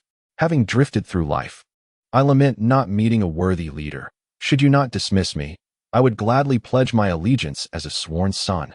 Xu Xuan drained the glass of water in one gulp and replied, speak plainly. The public laboratory is crowded. We wouldn't stand a chance even in line. After a moment's contemplation, he added, I will report to Director Qian's team tomorrow. When I return, I will see if I can discuss matters with Professor Huang. Su Feng and the others erupted in joy. The prospect of accessing such a prestigious laboratory was exhilarating. They felt grateful for being assigned to the same dormitory as Xu Xuan. After 4 days of bustling activity, Xu Xuan finally relaxed that night, enjoying a deeply restful sleep. Upon awakening, he promptly traveled to the Nuclear Physics Research Institute, located not far from the school. To his surprise, Director Qian awaited him at the entrance. First, we need to sign a contract, Director Qian said, presenting Xu Xuan with a confidentiality agreement. Every individual entering must sign it, primarily as a warning, and subsequently as a basis for accountability. Signing indicated an understanding that leaking any related information would result in severe consequences. After Xu Xuan signed the confidentiality agreement, Director Qian produced another document. Is this the employment contract? Xu Xuan inquired, surprised that this was the research institute rather than a school research group, effectively signifying an official position. Indeed, Director Qian replied with a smile. You will receive a salary for this week of experience. How does 10,000 yuan sound? 10,000 yuan. Xu Xuan was instantly captivated. His monthly living expenses were only 1,000. The prospect of earning that much in a week was astonishing. Director Qian gently patted Xu Xuan's shoulder, saying, currently, the Dragon Kingdom encourages researchers. All research patents belong to the individual developers. Once the technology for your laser gun is verified, organized, and ready for mass production, substantial bonuses will be awarded. In addition to the bonuses, you will receive a share of the profits from weapon production, and ultimately, the technology will transition to civilian use, yielding royalties that will leave you overwhelmed. Broaden your horizons. Envision a future of immense wealth. Director Qian spoke with a hint of envy, acknowledging the groundbreaking advancements in laser technology, which truly represent a revolutionary leap. Xu Xuan remained relatively composed, primarily because the funds had yet to materialize. Even when the money arrived, he would still need to devise a plan to establish a high-end laboratory, which could potentially incur even greater expenses. Following Director Qian into the Research Institute's scientific building, the first sight that greeted them was a flurry of researchers clad in white lab coats, diligently engaged in their work. Each floor of the research building soared to twice the height of a standard level. At the center of the edifice stood a large nuclear fusion reactor. Xu Xian's eyes widened, This entire structure could be deemed an expansive laboratory. Could such an impressive facility truly be classified as a mere high-end laboratory? As he pondered this in his mind, a wave of disappointment washed over him. Was this just an ordinary lab? However, there was a silver lining. The new research institute had successfully addressed two critical issues concerning controllable nuclear fusion reactors, materials, and land. Now, all that was required was for someone to believe in his capacity to develop controllable nuclear fusion technology. Noticing Xu Xuan lost in thought, Director Qian chuckled. Isn't it astonishing? Many people react with shock upon entering. With such exceptional research conditions, I am determined to make advancements in controllable nuclear fusion. Director Qian smiled encouragingly. You have ambition. Keep pushing forward. As Xu Xuan accessed the system, he discerned that Director Qian's words were insincere. He held no genuine belief in Xu Xuan's potential, merely offering superficial encouragement. Director Qian led Xu Xuan upstairs. I'll introduce you to the research team. You can review the materials first. Continuing their ascent, the number of people dwindled, while the sophistication of the equipment escalated. Upon reaching the top floor, the laboratory housed only a handful of individuals, most of whom were seasoned researchers. Director Qian gently clapped his hands. Today, we welcome a newcomer to the research group. Someone turned to glance at Xu Xuan, their brow furrowing in disapproval. Xiao Qian, do you treat this place as a daycare or a gilded pool? Director Qian responded courteously. Elder Yan, please do not misunderstand. Xu Xuan has a keen interest in nuclear physics, and I brought him here to learn. There are schools for learning. Elder Yan retorted sternly. Director Qian maintained a smile. I previously discussed this with you. Xu Xuan is different. In what way is he different? To gain access here, one must speak the language of knowledge. Elder Yan turned his gaze towards Xu Xuan. What accomplishments do you have in nuclear physics? Xu Xuan felt no offense. Rather, he comprehended Elder Yan's perspective, as he too would be displeased if his research project was suddenly overshadowed by personal interests. With poise, Xu Xuan replied, I have no accomplishments yet. I am simply intrigued by controllable nuclear fusion technology and wish to ascertain if I possess any aptitude in this field. Coincidentally, I have shown some talent in other research areas, which is why Director Qian made an exception for me to observe. Elder Yan's expression softened slightly. What areas of talent do you possess? What achievements have you made? Director Qian promptly interjected. In optics, a groundbreaking advancement. The rest must adhere to confidentiality protocols. The sternness faded from Elder Yan's face, replaced by surprise. Invoking confidentiality was indicative not of mere talent, but of genuine achievement. Moreover, Director Qian was not merely referring to progress, but to a breakthrough. Such youth, and already a breakthrough in optical research. Chapter 11. Does no one believe me? Mr. Yin ceased to press Xu Xuan further. The distinction between nuclear physics and optics is considerable. If you wish to endeavor, be my guest. There is ample material on the computer here for your exploration. Do remember, however, confidentiality is paramount. With that, Mr. Yan returned to his own tasks. Director Qian sighed in relief, pulling Xu Xuan aside. Mr. Yan is a good man, sharp-tongued but tender-hearted. Should you encounter any uncertainties, feel free to inquire directly. He will undoubtedly provide answers. Furthermore, for any issues, contact me immediately. All right, Xu Xuan nodded. I will come to see you in a week. Xu Xuan sensed an unusual tone in Director Qian's words. It was not merely a visit, but rather a plan to escort him away after a week. What about classes? No need to attend. I will liaise with your advisor. And my accommodation? This evening, I will arrange for an assistant to escort you to the dormitory. Everything is taken care of. Xu Xuan watched as Director Qian departed, then made his way to the sofa in the lounge, pondering a solution. The only remaining condition for acquiring knowledge was to gain someone's belief in him. In this laboratory, surely no one harbored faith in him. Not Director Qian, nor Professor Huang. As he contemplated, a familiar visage suddenly surfaced in his mind. Surely, his mother would unconditionally believe in him, wouldn't she? After a moment's thought, Xu Xuan dialed her number. Hello, Mom, have you eaten? The familiar voice replied, I just had breakfast. Do you need more living expenses? Xu Xuan was momentarily speechless. I no longer require living expenses. I'm now in a nuclear physics research institute, and they even pay a salary. This week's internship will yield 10,000 yuan. The voice on the other end grew tense. Will there be radiation? Are they treating you like a guinea pig for such a sum? Xu Xuan could not contain himself. The Dragon Country would never resort to such measures. You can rest assured. Is it really safe? Absolutely safe. Besides, I am a genius. I am here to conduct research.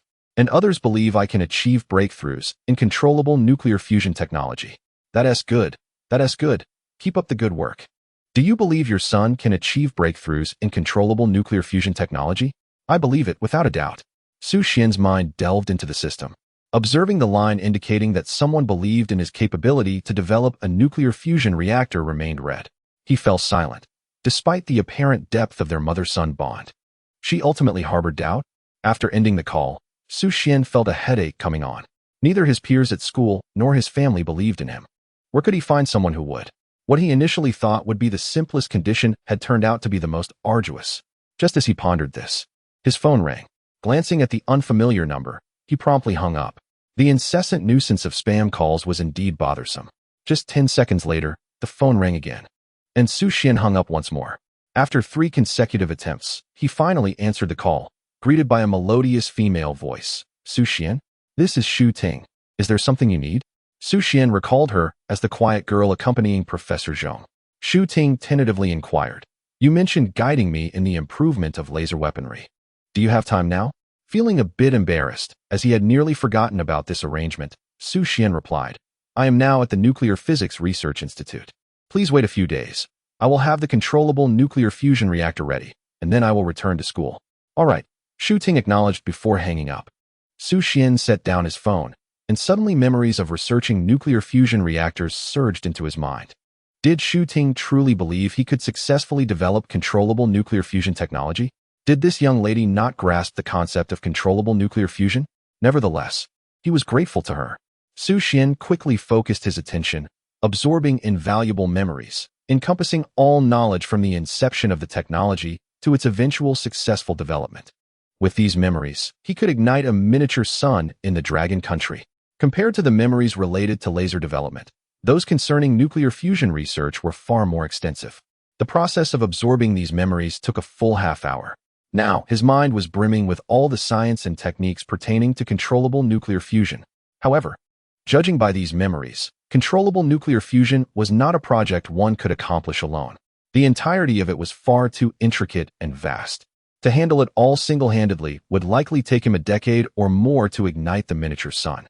Just then, an elderly man entered the lounge. The old professor lit a cigarette, took a deep drag, and smiled at Xu Xuan. "Care for a smoke?" Xu Xuan shook his head. "No, thank you." The old professor chuckled, feeling a bit disheartened by old Yin. "Don't take it to heart. That old mule has quite the temperament." Xu Xuan realized that he had been sitting there for over half an hour, and someone had misconstrued his demeanor as being disheartened. They had come specifically to console him. He held no hard feelings. He understood Professor Yin quite well. The old professor maintained a smile. "Understanding is good.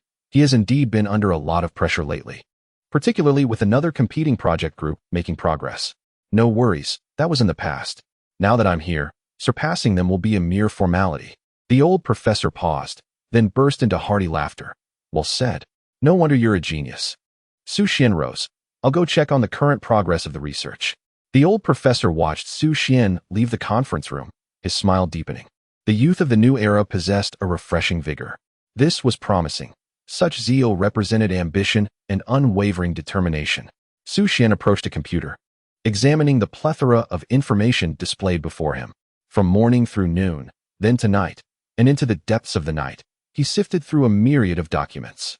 Even though he only skimmed through the material until late into the night, that was sufficient. It was only the first day. There was no need to overexert himself. He decided to return for some rest, knowing that a well-rested mind would be essential for research the following day. Xu Xuan turned around, glancing at the stern-faced Professor Yin, and smiled. "Just finished looking through everything."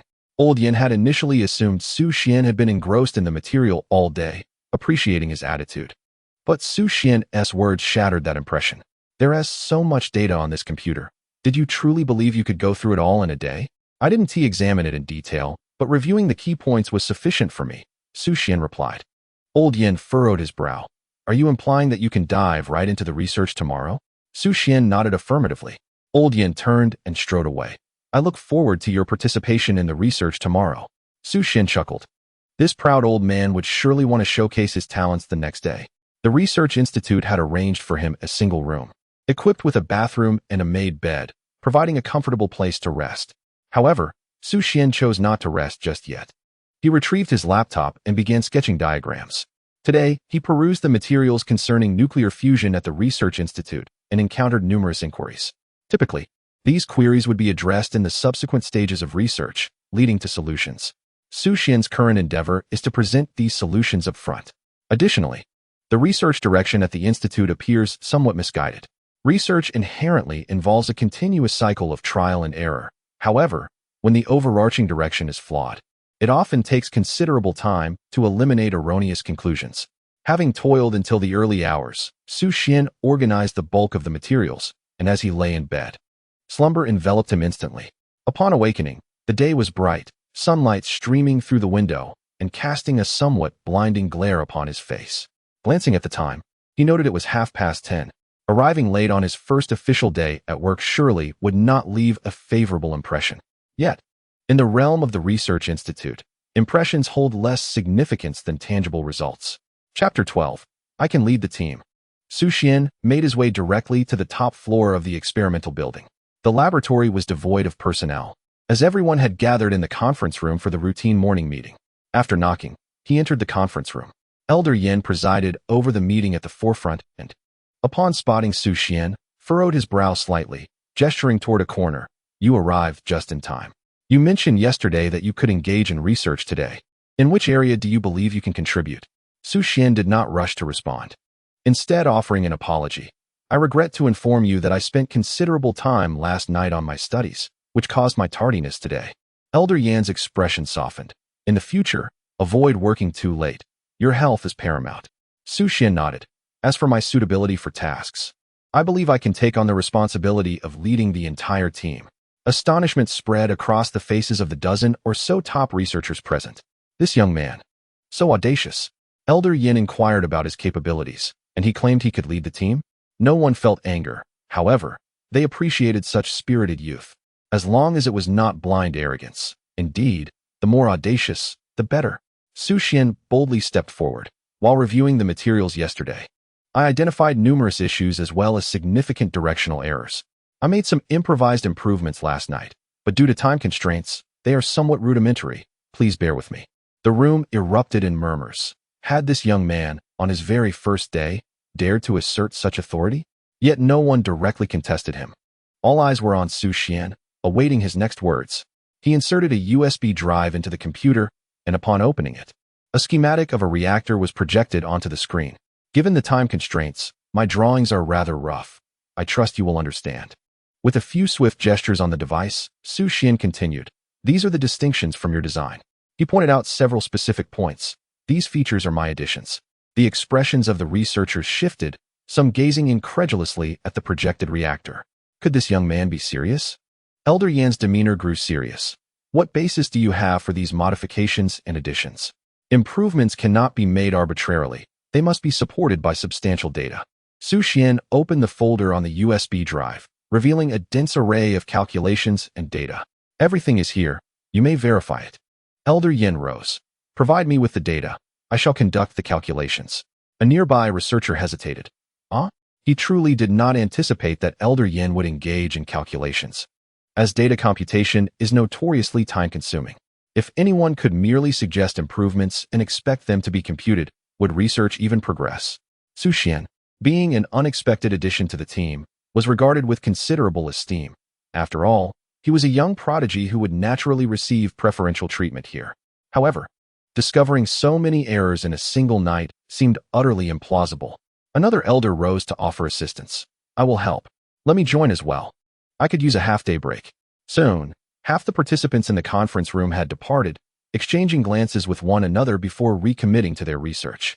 Xu Xuan, undeterred, busied himself with a multitude of necessary improvements that required organization. During the day, he could meticulously align the data while refining his work. A flurry of activity ensued. As Elder Yin continued his calculations, his expression grew increasingly animated. Every step Xu Xuan had outlined was indeed correct. At least those that had undergone verification were accurate. Should the calculations proceed without error, it would signify that the proposed improvement was valid. The expressions of the others turned somewhat peculiar. Could it be that this young man had truly spent an entire day leading to such significant enhancements? What appeared to be merely a minor adjustment could have monumental implications for the advancement of nuclear fusion research. Perhaps the original design allowed the reaction time to sustain for 3 minutes. Now, correcting a single error could extend that duration to 4 or even 5 minutes. Those who had not participated in the calculations, upon witnessing the reactions of Elder Yin and the others, could not help but inquire about the situation, quickly joining in with disbelief and fervor for their research. By 11:30, the results were in, confirming Xu Xuan's correctness. The improvement was indeed valid. The group said little, diving straight into calculations for other areas of enhancement. What was initially intended to be a mere half-day endeavor extended until 6 in the evening, by which time all the data Xu Xuan had meticulously prepared were thoroughly verified, each and every one correct. Elder Yan's eyes, having rested not at all throughout the day, appeared somewhat reddened as he gazed at Xu Xuan, who was diligently engrossed at his desk in the distance. If we were to flawlessly implement all the improvements Xu Xuan has identified, theoretically, a nuclear fusion reactor could sustain reactions in a controllable state for half an hour. His voice quivered with incredulity. Currently, the team's maximum controlled fusion time was merely 5 minutes. In just one day, Xu Xuan had effectively sextupled that figure. Everyone's gaze turned towards Xu Xuan, their expressions a tapestry of complexity. The elder professor, who had conversed with Xu Xuan the previous day, could hardly contain himself. He claims to be a genius. Who among us is not? He wishes to lead the project? I wholeheartedly support him. Elder Yin spoke first. While experience often dictates many fields, research is ultimately governed by capability. If Xu Xuan could lead the team and expedite the pace of development, then he had their endorsement. As for the issue of age, it felt somewhat awkward to have a young individual at the helm, yet it felt even more embarrassing to admit they were outperformed by someone younger. Others swiftly nodded in agreement, and consensus was reached in an instant. A group of them rose and made their way towards Xu Xuan. Xu Xuan sensed a shift in the illumination and looked up to see a group of elderly gentlemen approaching, their demeanor quite imposing. Instantly, he became vigilant. What brings you here? The results of the verification calculations had emerged. You were indeed correct. Based on the improvements you proposed, the duration of controllable nuclear fusion had reached 32 minutes. From this moment forth, you shall be appointed the leader of the research project team. Xu Xuan waved his hand dismissively. That title is merely ceremonial and holds little significance. The priority is for us to expedite the construction of the nuclear fusion reactor. Hearing this, Elder Yin was somewhat moved. The young man's awareness surpassed even his own. Reflecting on his attitude towards Xu Xuan the previous day, Elder Yin bowed slightly. I apologize for my demeanor yesterday. I even presumed you were merely here to gain prestige. Xu Xuan hurried to assist Elder Yin in rising. No. There's no need for such formalities. I bear no resentment and truly admire you. Elder Yin promptly took out his phone and called Director Qian. Please amend the records. The head of the nuclear fusion research project team should be listed as Xu Xuan. We are all in unanimous agreement. Director Qian had just finished work when he received the call and felt as though his mind had been struck by a heavy hammer, utterly bewildered. What did this mean? Just yesterday, he was displeased with the decision to assign Xu Xuan, and today he was to be made the leader of the project team? After a moment's contemplation, Director Qian considered the possibility that Elder Yin might be speaking in jest, but given the gravity of the situation, this could indeed be serious. A chill ran through him. Had Xu Xuan committed some error? I can transfer him if necessary. Please do not be upset. Dare to transfer him and see what happens. Elder Yin warned, then continued, I am serious. Register Xu Xuan as the team leader. We older gentlemen are in unanimous agreement, so proceed accordingly. Once the call ended, Director Qian remained in a daze, perplexed as to why they seemed to be treating Xu Xuan as if he were a treasure. Just then, his phone rang again. It was Professor Huang. Hello, Director Qian. How is my student Xu Xuan adjusting? Listening to Professor Huang's inquiry, Director Qian was at a loss for words, as he was still unaware of the particulars. How is it that after just one day, he is to assume the position of project team leader? I just got off work and plan to visit shortly to ascertain the situation before I call you back. All right. Professor Huang remained concerned. If you notice that his state is not quite right, please encourage him to return. Young people can be prideful and may insist on pushing through, potentially wasting time. I will see to it, Director Qian replied, as he packed his belongings, eager to discover the true circumstances. In the laboratory, everyone had unanimously decided that Xu Xuan would become the project leader. Xu Xuan was indifferent to the title, as it would facilitate the construction of the nuclear fusion reactor. Someone suggested, we can dismantle the original reactor now and construct a new one based on Leader Xu's design for testing. Xu Xuan waved his hand, stating that creating a prototype at this juncture would merely squander time, as he possessed the complete technology in his mind and deemed it unnecessary to fabricate anything midway. I believe it is unnecessary. My design is not the final version of the small sun.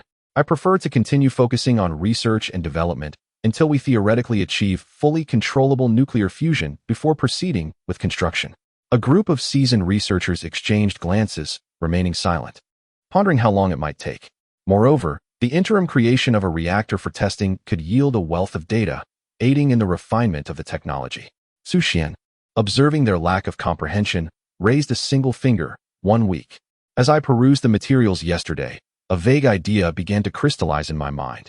With a week at my disposal to validate my concept, should the validation prove successful, we would have mastered controllable nuclear fusion technology. If not, we would proceed with incremental testing and exploration. Old Yin expressed disbelief. Are you suggesting that you have already conceived a complete notion of controllable nuclear fusion in your mind? Indeed, Xu Xuan nodded, needing an excuse for his sudden acquisition of knowledge. Genius serves as an excuse, yet even the most brilliant must undergo a process. Coincidentally, he required the assistance of these eminent figures, and their acceptance and learning would also follow a process. Furthermore, he needed to thoroughly convince these researchers, otherwise, the subsequent plans would be challenging to implement. Old Yin pondered, what shall we do now? With a new leader in place, all prior research progress and divisions of labor were to be cast aside, starting anew, entirely according to Xu Xuan's vision. Xu Xuan gazed at the computer screen. I have identified further errors. This evening, I shall work overtime to verify. Verification is also a process of understanding. A group of individuals hastily gathered around Xu Xuan, their faces once again reflecting incredulity at the sheer volume of data displayed on the screen, surpassing even the figures they had calculated that day. How does Xu Xuan's mind function? At that moment, meals were delivered to the lounge. Xu Xuan suggested, let us dine first. We shall resume calculations afterward. During the time it took to eat, Xu Xuan acquainted himself with all 13 members of the laboratory. Each one was a premier researcher, most having been nominated for academicians. Any forthcoming breakthroughs would likely be a foregone conclusion. After the meal, Xu Xuan commenced assigning tasks to the 13 individuals. Previously, some had been calculating redundant figures. Now, with assigned roles, each was to tackle different aspects. At this juncture, Director Qian entered the laboratory, coincidentally witnessing Xu Xuan distributing tasks among a cadre of top nuclear physicists. He was utterly astounded. This scenario was decidedly off-kilter, exceedingly strange. Just yesterday, no one had paid Xu Xuan any heed. Had Xu Xuan somehow brainwashed the entire research team? In a single day, had they all converted to his cause? In 3 minutes, Xu Xuan had completed the task assignments, waving his hand. By 8:30 this evening, if calculations remain unfinished, we shall call it a day. If completed, feel free to leave early. Rest well for a healthy body. The group acknowledged and exited the conference room. Director Qian, observing the throng leaving the room, could no longer contain himself. Old Yin, what is happening? What is happening? Old Yin regarded Director Qian with confusion. Director Qian could no longer maintain composure. Has Xu Xuan been made the project group leader? Why? You brought him in. Do you not know why? I do not know. Director Qian lamented, feeling somewhat befuddled. Old Yin paused, looking earnestly at Director Qian. In a single night, he refined our design. Originally, our controllable nuclear fusion was set to last 5 minutes before becoming uncontrollable. Theoretically, the controllable duration of nuclear fusion reactions has now extended to 32 minutes. Upon hearing this, Director Qian staggered slightly, instinctively stepping back and nearly losing his balance. His assistant quickly caught him, preventing a fall. A whole night? Has a significant issue been resolved? Director Qian's face was etched with disbelief. This news, transitioning from 5 minutes to 30 minutes, would undoubtedly reverberate across the globe. One instance might be deemed mere luck. But he had found more than a dozen solutions, and to top it off, he had burned the midnight oil to devise a resolution. After Elder Yin finished speaking, he turned to his office to begin calculations.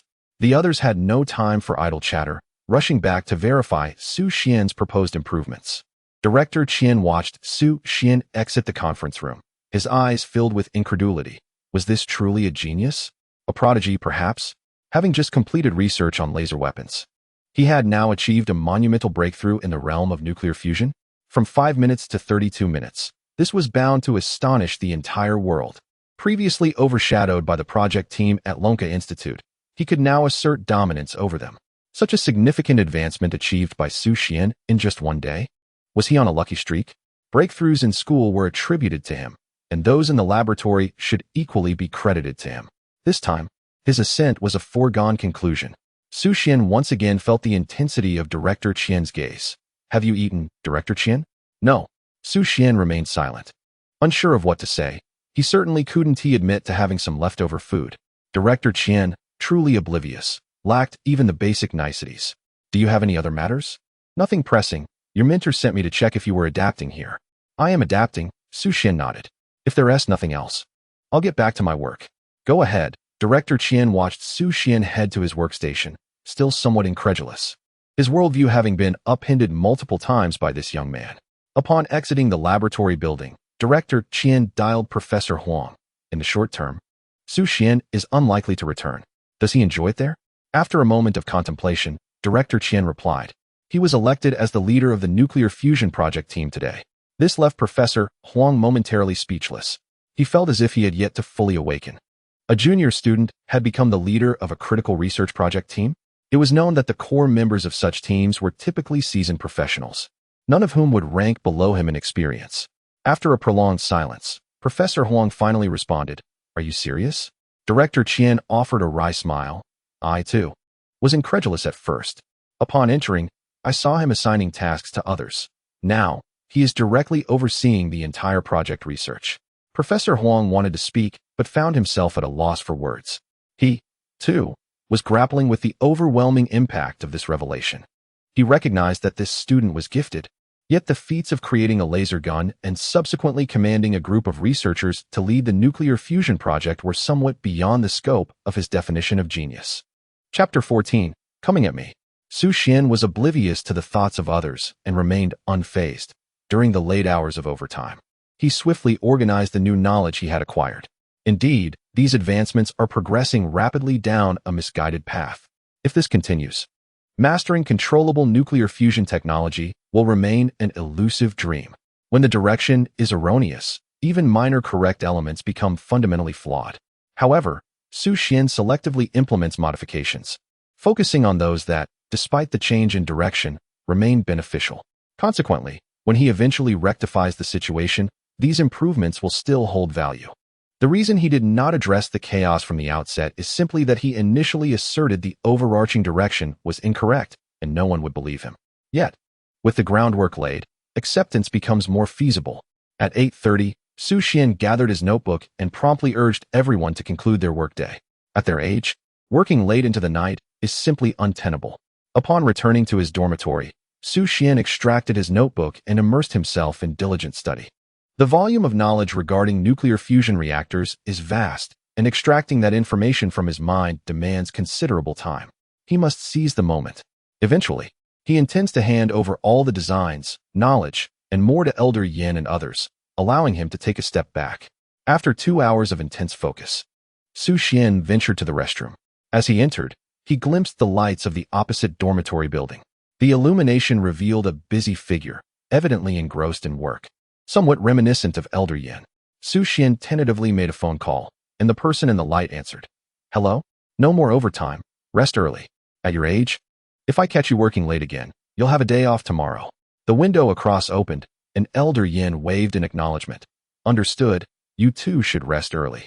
Xu Xuan then glanced at the other lit windows, pondering who might be inside and whether they were working. He decided to send a message to everyone. Managing people seems to be a challenging task. Instructing them to rest earlier proves quite ineffective. Once back in his room, he drew the curtains and continued working late into the night. For the youth, such endeavors are hardly burdensome. The following morning, Xu Xuan, sporting dark circles under his eyes, surveyed a group of similarly weary older gentlemen. Did you not retire early? We couldn't sleep, they replied. Even when lying down, the thought of breakthroughs in technology kept us awake, just waiting for the verification results. Xu Xuan recognized the issue. He had assigned too many tasks. It was necessary to reduce the workload. For the next 5 days, Xu Xuan diligently sought out discrepancies and proposed various improvements. Meanwhile, Elder Yin and his colleagues tirelessly verified calculations for an entire week. They had transitioned from initial shock to a state of numbness in just 7 days with Xu Xuan. Their research progress eclipsed that of 7 years of prior efforts. It was as if Xu Xuan had perused the answer key during the routine morning meeting. Everyone eagerly gazed at Xu Xuan, anticipating the day's verification tasks. Xu Xuan raised his hands in resignation. There are no further improvements to be made. We have reached an impasse. I have contemplated numerous solutions, but under the current circumstances, the nuclear fusion reactor can sustain operation for a maximum of 2.5 hours. This is the limit. After 2.5 hours, it will spiral out of control. A group of individuals, observing Xu Xuan's furrowed brow at the front of the conference room, found it challenging to empathize. Where could one possibly voice their grievances? After years of relentless effort, they have managed to extend the controllable fusion reaction time from mere seconds to 5 minutes, which is a remarkable technological leap. Xu Xuan arrived, and within a mere 7 days, transformed that 5 minutes into 2.5 hours. Yet here they were, lamenting their lack of direction. They had spent 1, 2, or even more years grappling with challenges without making any headway. Xu Xuan wished to offer comfort, but the words eluded him. After some contemplation, he suggested, "Let us grant everyone a day off. We shall regroup tomorrow." However, Old Yin chose to provide solace instead. Do not burden yourself with excessive pressure. If you lack direction, take your time. The progress we have made is already remarkably swift. There was no need for a holiday. Rather, find a place to unwind while we continue our work. It is indeed essential to balance work and rest. Maintaining a constant state of tension is not conducive to well-being. Xu Xuan breathed a sigh of relief. Without a valid pretext, he found it difficult to leave, as his colleagues were exceedingly diligent, so much so that he felt embarrassed to even request a day off. After their conversation, Xu Xuan stepped out of the research institute, where he spotted someone waving at him from a Corolla outside. It was Xu Feng.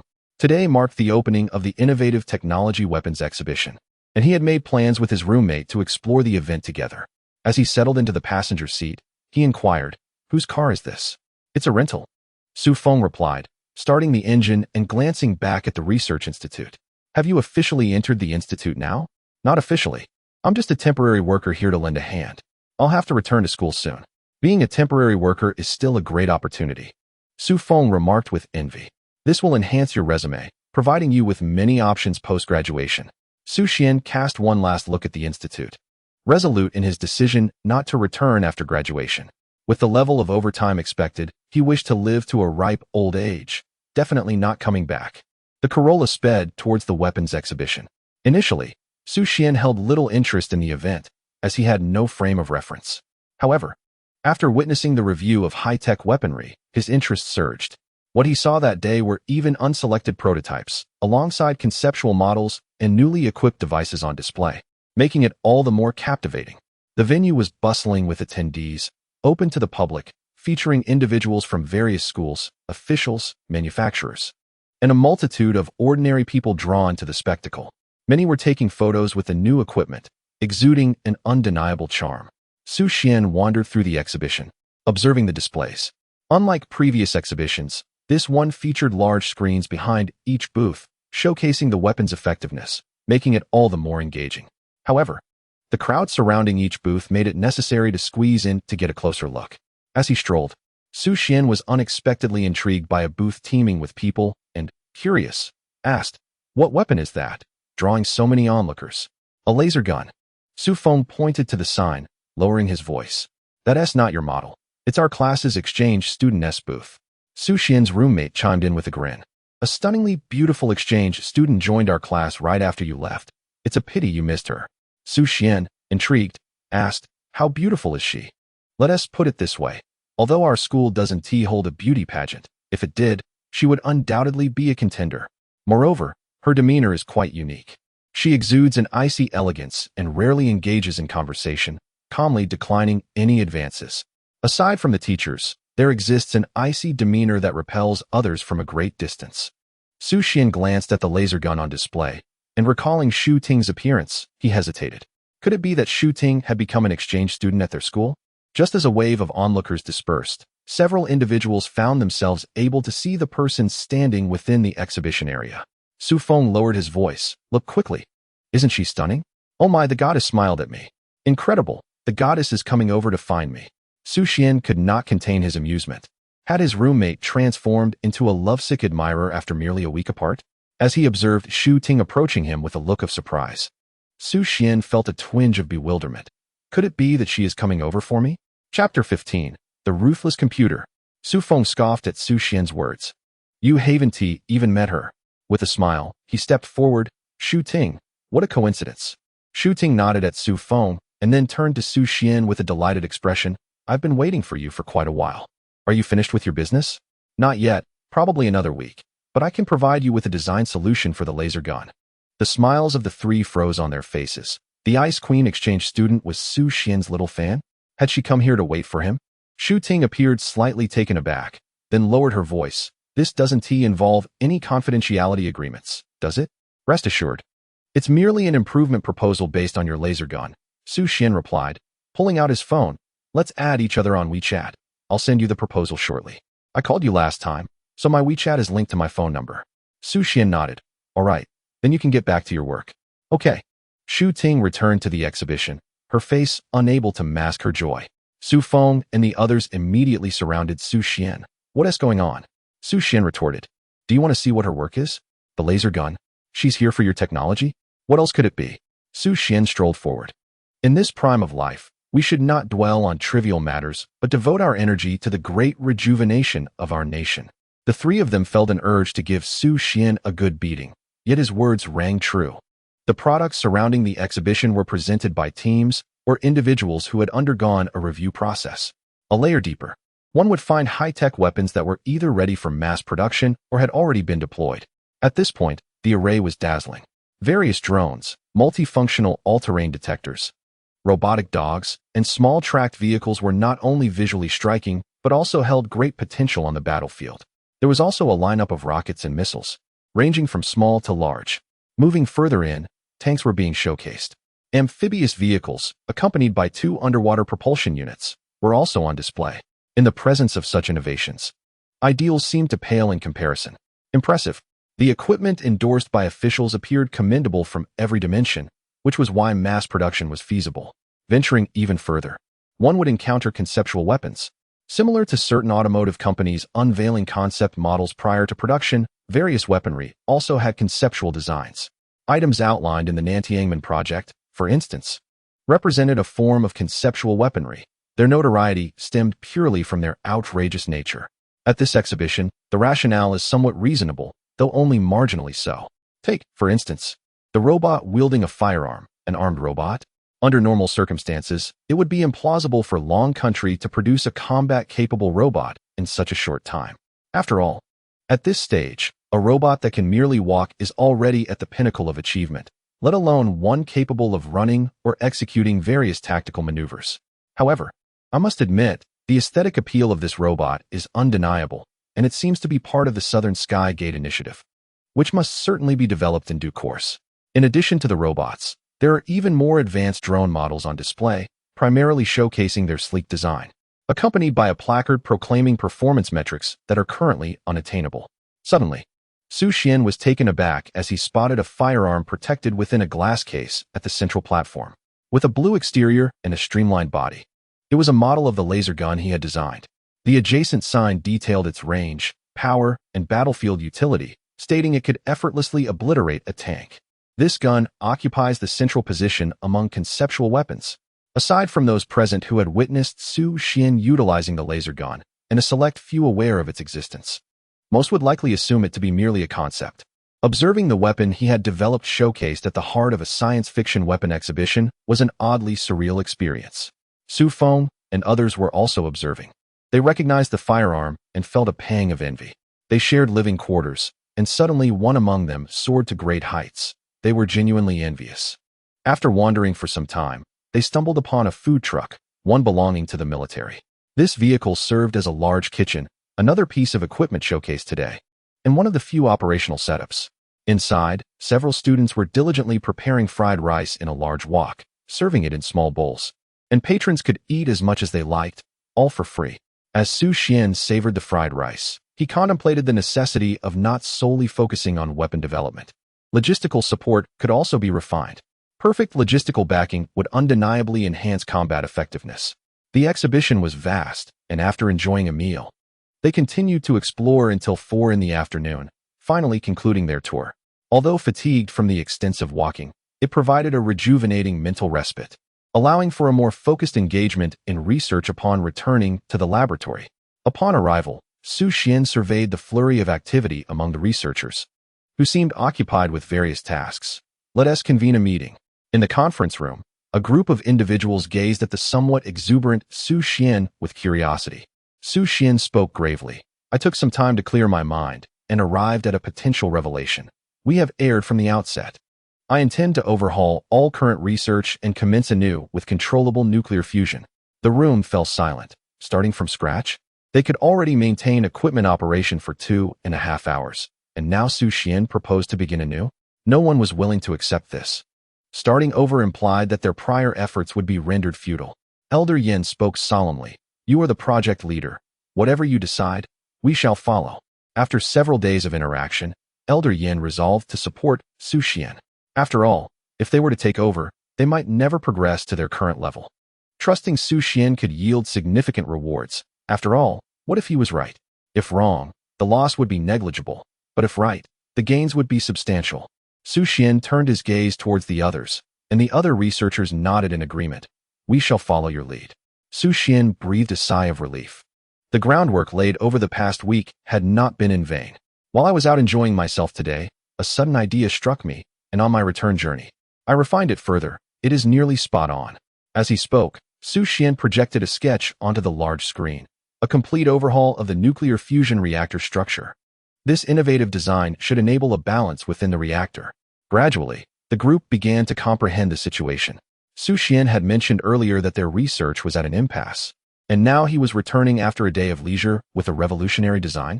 They exchanged glances, each reflecting bewilderment. They had not forgotten that they too were once prodigies, many of them having attended elite programs. Yet, before Xu Xuan, they felt utterly inept. So, shall we begin? Xu Xuan nodded. I will assign tasks. Moments later, a group of researchers stared blankly at Xu Xuan. Why are we still verifying calculations? Aren't we supposed to be developing? I calculated a substantial portion this afternoon. Please help me verify it. If all checks out, I can draft the general design tomorrow. The group exited the conference room, bewildered. Were they still researchers? They felt as if they had transformed into mere error-checking calculators. Was development even relevant to them? Chapter 16. Withdrawal from the project team.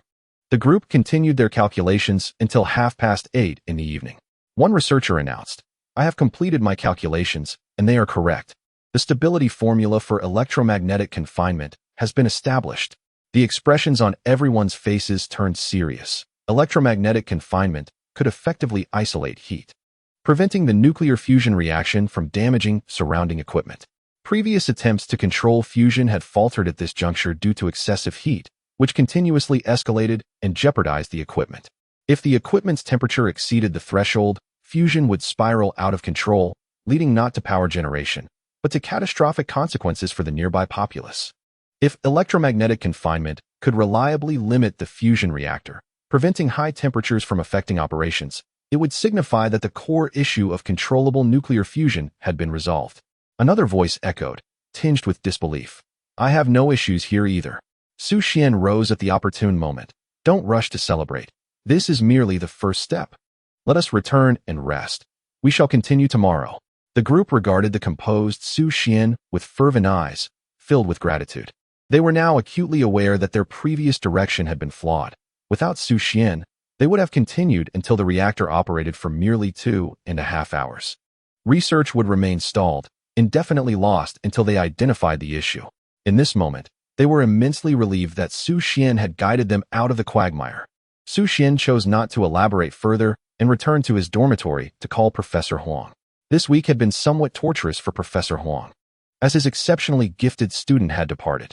He was reluctant to make the call, especially considering that Xu Xuan had found a better opportunity. Calling him back seemed to obstruct his future prospects. When Xu Xuan called, he was somewhat taken aback and hurriedly answered upon seeing the caller ID. Hello? Xu Xuan stated directly, I estimate that I won't be back for another week. Professor Huang was somewhat bewildered. Weren't you appointed as the team leader over there? Can you really afford to leave? In a week, I will no longer be needed. I have corrected their research direction, and there are no significant challenges ahead. There's little purpose in my staying. I can merely check in occasionally and retain my title. Professor Huang found it hard to believe. You corrected the research direction? What does that mean? It means exactly what it says. Their previous research had reached a dead end. Just as Xu Xuan was about to elaborate further, he suddenly paused. I can't say more. Discussing it would breach confidentiality agreements. Professor Huang instantly conjured a mental image. Xu Xuan had become the team leader by correcting the research direction, but was now stepping back due to insufficient capability for the subsequent research. I understand. If you're not adapting, returning is wise. We have encountered some issues in the laser weapons research group, so your return would be beneficial. Let us see how things unfold next week. Xu Xuan ended the call and sought out Xu Ting's number, preparing to add her on WeChat. After applying to add her as a friend using her phone number, the request was accepted within mere moments. Xu Ting's WeChat name was simply Xu Ting, a rarity among girls. The modification plan was straightforward.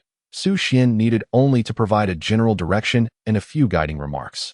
On the other end of the phone, Xu Ting stared at Xu Xuan's chat box, uncertain of how to initiate the conversation. She lacked experience in chatting with boys. After pondering, she glanced at her dorm mates. Can you teach me how to reply to messages?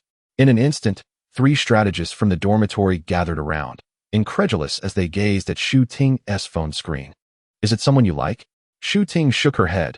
No, he's quite impressive. He added me to provide modifications for my laser gun. I wish to thank him, but merely saying thank you feels inadequate. Conversations are easier when you share common topics. Just find a reason to start a dialogue. For instance, ask him about a problem you're currently facing. People enjoy teaching others, including high achievers. Answering your questions will give him a sense of accomplishment, so just ask away. Xu Ting hesitated. She already felt awkward about seeking Xu Xuan's assistance and worried about prolonging the inquiry. Just ask quickly. Moreover, inquiring doesn't imply assertiveness. And you still hold the reins. To win him over, she must not reveal her intentions up front. Realizing they had misunderstood, Xu Ting clarified. I'm not trying to pursue him. It's merely an academic discussion. Just then, a message appeared on her phone screen, containing the solution from Xu Xuan. It was only a few sentences, yet Xu Ting was instantly captivated. He had pinpointed several difficulties in her research process and provided solutions. Her body trembled with excitement. Following Xu Xuan's suggestions, the power of her laser gun could potentially double. Furthermore, the cost would decrease. Although it may not quite match Xu Xuan's laser gun, it represents a significant breakthrough for her. Moreover, there exists the possibility of assembly. After all, practical application depends on demand. Often, it is not the sheer power that matters most, but rather the appropriateness of the solution. She momentarily forgot to respond to messages and hurried back to her computer to commence the design process as per Xu Xuan's proposal. The 3 strategists, witnessing Xu Ting instantly spring into action, exchanged glances that spoke volumes of their disbelief. It seemed they had genuinely misjudged the situation. After sending the message, Xu Xuan set his phone aside and began working overtime. The routine of extended hours had become second nature. A day without it felt unbearable. In the days that followed, everything reverted to its previous state. Each morning, Xu Xuan assigned verification tasks, and a group of elite researchers meticulously calculated the data he provided. Through this process, the technology of controllable nuclear fusion gradually took shape. Elder Yin and the others were somewhat bewildered, as they had not participated in the research, yet the progress was astonishing. However, they were content. Even if they were not directly involved in the project, witnessing its advancement brought them joy. Success does not require personal acclaim. By the second weekend of Xu Xuan's tenure at the Nuclear Physics Research Institute, controllable nuclear fusion had been thoroughly perfected. The daily verification tasks, combined with those from the previous week, ensured that all critical aspects of the fusion reactor had been validated. This meant that the theoretical foundation was solid. The next step was to manufacture the reactor. Yet, Xu Xuan had no time to engage in the hands-on creation as the moment of his departure approached. Unsure of how to broach the subject, he feared that the laboratory staff would be reluctant to let him go. After a moment's contemplation, Xu Xuan decided to call Director Qian. The call was swiftly answered. Hello? Please come to pick me up. I am withdrawing from the nuclear fusion project and returning to school. Director Qian was momentarily taken aback. Why? Aren't you doing well there? He recalled that Xu Xuan had become the team leader and was spearheading the fusion research within just one day, leading him to believe Xu Xuan had firmly chosen his future path. Yet, now, merely 2 weeks later, he wished to leave? The subsequent research does not require my presence. My continued involvement would be of little use. Director Qian pondered for a moment. All right, I will arrive in half an hour. Upon hanging up, Director Qian called Professor Huang. Has Xu Xuan mentioned his return to school? Professor Huang recalled the previous conversation. Yes, he mentioned it. He must have encountered some obstacles. Director Qian felt a pang of regret. Xu Xuan had impressed everyone on his first day at the new research institute, undeniably a prodigy. Perhaps he struggled to adapt afterward. Or perhaps the rapid advancements he had initially experienced had plateaued, leading to a psychological disparity. It might be worthwhile to offer some guidance later. Chapter 17. The Golden Crow Project. Xu Xuan was unaware of Director Qian's musings. He had one final task to prepare. He picked up his phone and recorded a message, gathering all the data he had meticulously organized during sleepless nights onto a USB drive. With these materials, Elder Yin and the others would be able to lead the manufacturing of the controllable nuclear fusion reactor. Having completed his preparations, he noticed that half an hour had passed. After taking Director Qian's car back to the dormitory and setting down his luggage, he collapsed onto the bed, silencing his phone to catch up on sleep. Over the past 2 weeks, he had only taken a single day off, with the rest filled with early mornings and late nights. He was undeniably fatigued. Director Qian escorted Xu Xuan to the dormitory and dialed Yin Lao's number. Yin Lao, will you continue to lead the nuclear fusion project team? Surprised by the inquiry, Yin Lao, who had just finished calculating the tasks left by Xu Xuan, responded, Are you stepping down? Are you making way for Xu Xuan? His immediate assumption was that Xu Xuan was being promoted. Director Qian was bewildered. Why would he step aside? Xu Xuan had resigned. What? Yin Lao's expression suddenly shifted. How could he resign? Did you approve this? Is there a problem? Of course there is. With him, controlled nuclear fusion technology is within reach. Damn it. Did the Lonka Institute offer him a better deal? Call him, and whatever conditions he wants to stay, we can agree to. I have 2 apartments in Kyoto. I'll give them all to him. As Director Qian listened to Yin Lao's expletives, he felt a wave of confusion wash over him. This didn't align with what Xu Xuan had said about his lack of utility. Hadn't Lao Huang mentioned that Xu Xuan was incapable? You didn't mention anything about the Lonka Institute. I'll inquire, Yin Lao insisted firmly. Though they hadn't participated in research and development for some time, they felt immense satisfaction witnessing rapid progress. Director Qian instantly felt the weight of responsibility. I'll call Xu Xuan. After hanging up, he wiped the sweat from his brow. Though he held the position of responsibility, Yin Lao's seniority meant that if he deemed a significant mistake had been made, it would lead to repercussions for Qian. He hurriedly attempted to call Xu Xuan, but the call did not connect. With the car still parked outside the dormitory, he could easily go upstairs to find Xu Xuan. But after a moment's reflection, he decided against it.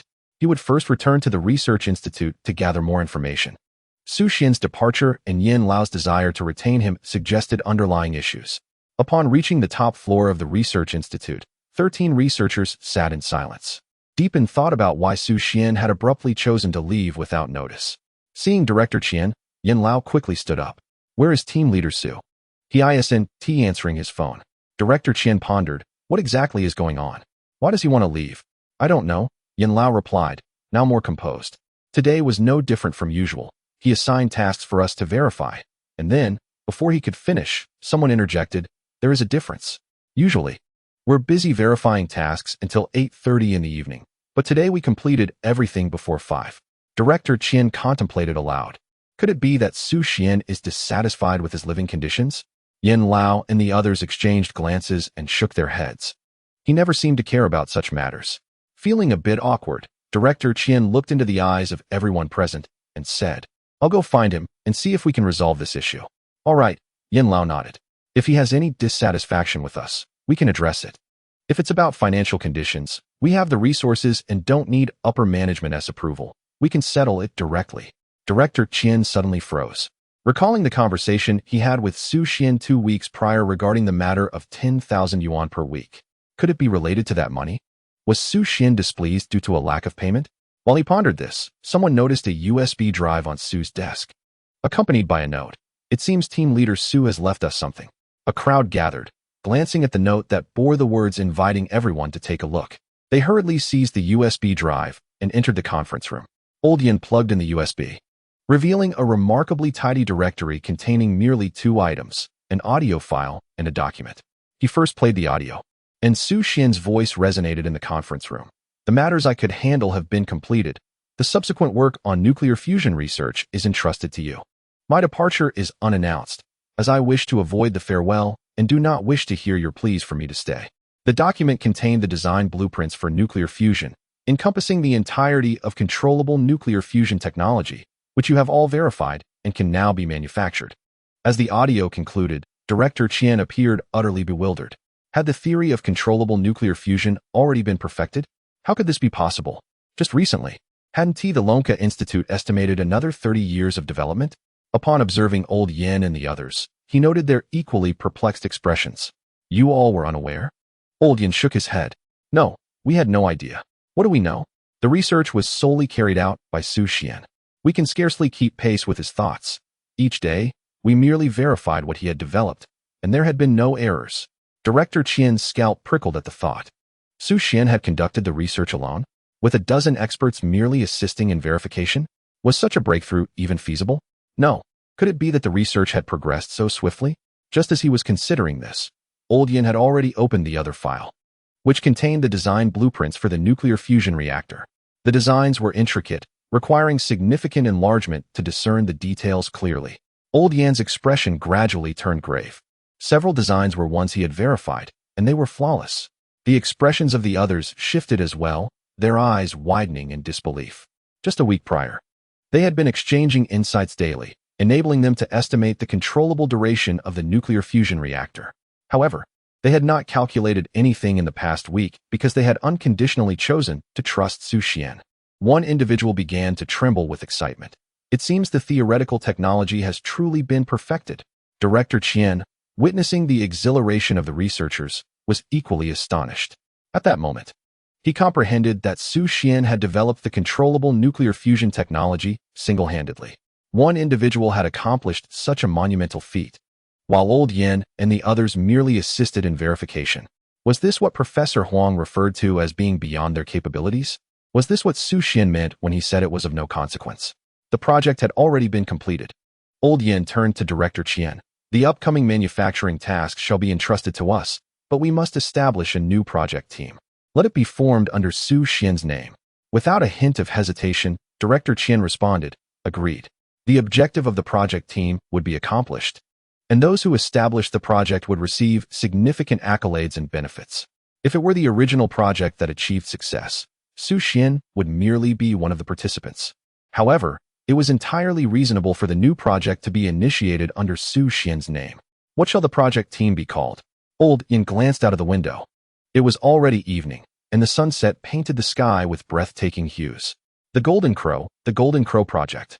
Director Qian returned to the office of the Research Institute to draft the project group application himself and approve it. The Golden Crow Project aims to activate the first controllable nuclear fusion reactor in Longhua within a month. The chief designer of the project is Xu Xuan. Chapter 18. Changing Research Directions. Xu Xuan awoke from a refreshing slumber to discover several missed calls. The earliest of these was from Director Qian, so he promptly returned the call.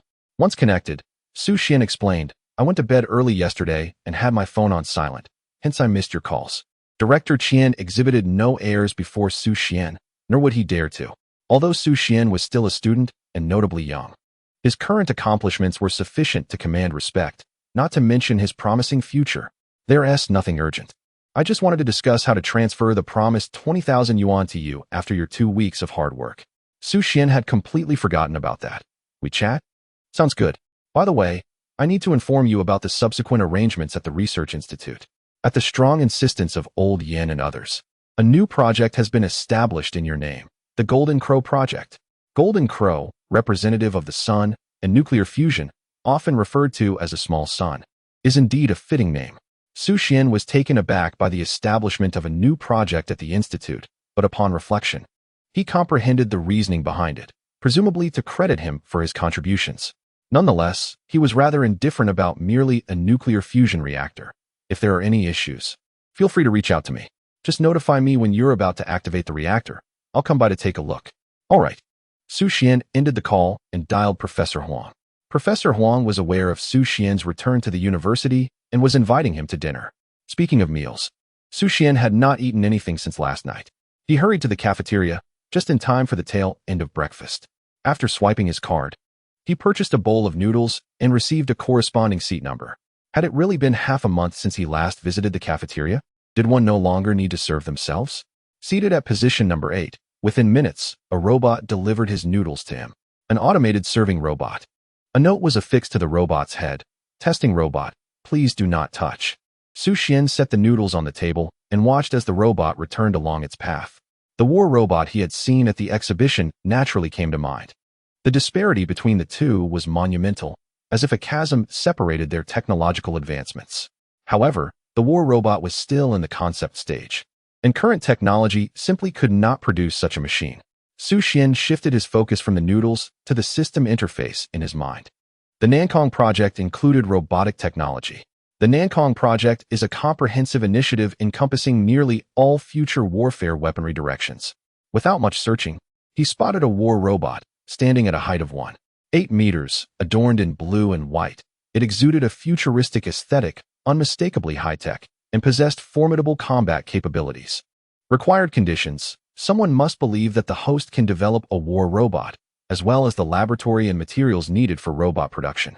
The conditions for manufacturing are quite simple. It is something that can be created in a moment's notice. Xu Xuan finished his meal swiftly and proceeded to Professor Huang's office. The professor poured a cup of tea for Xu Xuan and reassured him, stating, "Nuclear physics is a vast field that requires a lifetime of dedication. It is entirely normal for you to feel out of your depth. Adjust your mindset and continue your research on laser weaponry." Xu Xuan smiled, aware that Professor Huang was oblivious to the specifics of the nuclear fusion research and mistakenly believed he was contemplating abandonment. He chose not to clarify, as doing so would equate to divulging confidential information.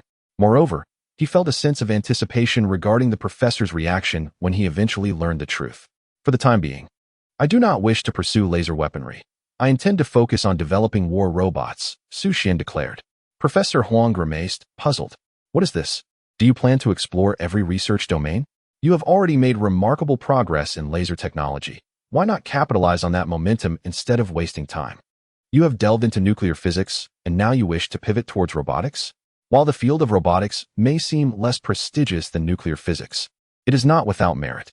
After a moment of contemplation, Professor Huang suggested, "Shall I connect you with a team specializing in robotics research?" "No need. I can simply utilize your laboratory," Xu Xuan promptly replied. Nuclear fusion requires materials and extensive space, prompting him to seek external facilities for that research. However, robotics necessitates minimal resources. Any laboratory will suffice for experimentation, thus saving time. Professor Huang felt a pang of frustration. Ultimately, was it his laboratory or Xu Xuan's? "Very well, you may use it. However, my roommate has been unable to access the university's public lab. I would like to allow them some time in there as well." "Of course. But please ensure they remain safe and do not damage any equipment." Xu Xuan agreed with a nod, finding himself increasingly fond of Professor Huang. "Do you truly believe I can develop a war robot?" he asked.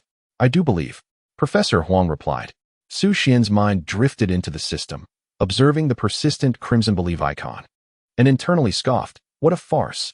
I will undoubtedly create something for you to see." With that, Xu Xuan turned on his heel and departed. As Professor Huang watched him leave, he felt a twinge of concern. Indeed, geniuses are often brilliant, but can also be rather impulsive. Research necessitates a deep commitment. Requiring tireless dedication, instant success is a rarity. Xu Xuan's tendency to flit from one project to another could potentially squander considerable time. Resolute, Professor Huang decided that should Xu Xuan's current endeavor fail, he would insist that he focus solely on laser weaponry in the future. By the way, when you have the chance, visit the laser weapon research team. They have contacted me regarding some issues they are facing. Additionally, there is likely to be a representative coming down to test the laser weaponry in the next few days, and you must be present. Understood. Xu Xuan waved his hand dismissively and promptly messaged Xu Feng, "Come to Professor Huang's lab directly after class." Receiving no reply, he presumed Xu Feng was still in class. Xu Xuan then texted Xu Ting, "I am back at school. Feel free to ask me any questions." I am currently working on war robots. Given that Xu Ting had previously placed her trust in him, he figured it would not be a significant issue for her to believe in him once more. While contemplating this, he received a reply from Xu Ting. Okay. Xu Xuan was somewhat taken aback. Was the diligent student not paying attention in class? Nevertheless, it was of little consequence, and he hurriedly delved into the system to check the requirements. Regarding trust, the line remained red. Xu Ting did not believe him. After a moment's contemplation, Xu Xuan decided to inquire directly. Do you believe I can develop a war robot? I believe. A familiar sensation washed over him, reminiscent of memories flooding back. Xu Xuan felt deeply moved. It was indeed Xu Ting, who unconditionally trusted him. He then concentrated on the thoughts swirling in his mind. Memories of the robot's development cascaded forth, vivid and abundant, starting from the initial project proposal. The design and manufacture of war robots presented significant challenges. The primary difficulty lay in structural strength, followed closely by energy sources, and lastly, control mechanisms. Beyond these, challenges abounded at every turn. A single robot incorporated over 30 different structural elements, with varying designs for its arms, wrists, fingers, neck, back, and legs, each joint employing a unique structure. This complexity was essential to perfectly mimic human joints while maintaining exceptional strength. Energy was another pressing issue. Even the best batteries available on the market could only power a robot for mere minutes. Chapter 19. The Ruthless Code Machine. The system's proposal was straightforward. If commercial batteries were inadequate, then nuclear power sources must be harnessed. A micronuclear battery could sustain a war robot effectively. Lastly, control was paramount. War robots would be governed by artificial intelligence. This aspect occupied a significant portion of his memories, filled with dense lines of code. Xu Xuan felt overwhelmed. While others' artificial intelligence was the product of countless programmers working collaboratively, he was alone in this endeavor. His fingers would surely tire. Nonetheless, if he wished to bring that impressive war robot to life, he had to code. After absorbing all the memories, Xu Xuan rushed to Professor Huang's laboratory. He activated all the equipment, inputting the robot's component parameters, and entrusted the CNC machine to fabricate the parts while he sat to code. Fortunately, he didn't need to ponder the meaning of the code or any logical progression. He simply had to transcribe the code that already existed in his mind. The downside was the sheer volume of code. All Xu Xuan could do was keep typing, relentlessly typing, fervently typing. As evening approached, he received a call from Xu Feng, inquiring about the location of the laboratory. Xu Xuan asked him to bring some food. Upon arrival, the three of them entered the lab, exclaiming in awe at the impressive equipment, albeit struggling to operate it. Squatting outside the laboratory, Xu Xuan hastily devoured his meal. Listening to Xu Feng ask him to teach them how to use the equipment, which made him frown. He was too preoccupied for that. Suddenly, Xu Xuan thought of shooting. She had independently developed a laser rifle, so she would undoubtedly know how to use these machines. It was likely she also needed the laboratory to enhance her laser gun. As Xu Xuan pondered shooting, she was on her way back to the dormitory, accompanied by 3 strategists. He definitely has feelings for you. Look, he returned to school and even made a point to tell you. They continued, and he wants to develop a robot. What does that have to do with you? He even asked if you believe in him. If you say he has no intentions, could that possibly be true? Why didn't he ask me if I believe? Xu Ting felt a sense of unease. If I responded with trust, why hasn't he replied? Advisor 1 remarked, he must be a master of the game. Fishing requires a delicate balance. If the line is held too taut, it may snap. A gentle tug and release will ensnare the fish. Advisor 2 added, indeed. He should continue to inquire. What if you discern his intentions and choose to distance yourself? Advisor 3 interjected, just wait. He will surely find another reason to contact you. Perhaps even today? As they spoke, Xu Ting's phone vibrated. Glancing at the caller ID, she saw Xu Xuan, laser. See, I told you so. Xu Ting frowned. She had never encountered such a situation and was unsure how to proceed. Answer quickly and adapt. She was urged. Xu Ting picked up the phone. Hello? Do you have a moment? The 3 advisors were quite excited. He was getting straight to the point. Xu Ting raised her brows. Yes, are you asking me out? Xu Xuan was taken aback, and so were the 3 advisors. Was he really that direct? No, don't misunderstand. My roommate is struggling with the lab equipment, and I don't have the time to teach them. I was hoping you could help, and in return, you can use the lab equipment. Xu Ting's eyes lit up. Lacking the privileges granted by Professor Huang, she had access only to the communal lab, where the equipment was outdated and often required waiting in line. Xu Xuan's proposition was incredibly appealing. All right, I'll head over right away. After hanging up, Xu Xuan took another bite and remarked, I've arranged for someone to come. She'll be here shortly. On Xu Ting's end, the three advisors felt a mix of frustration and admiration. How could you be so straightforward? By asking. You've surely startled him into concocting an excuse. He might have wanted to invite you to a movie. That's unlikely. Xu Ting shook her head. He wouldn't waste time on a movie, nor would I. With that, she waved her hand. I'm off to the lab. The three exchanged glances. A match made in heaven.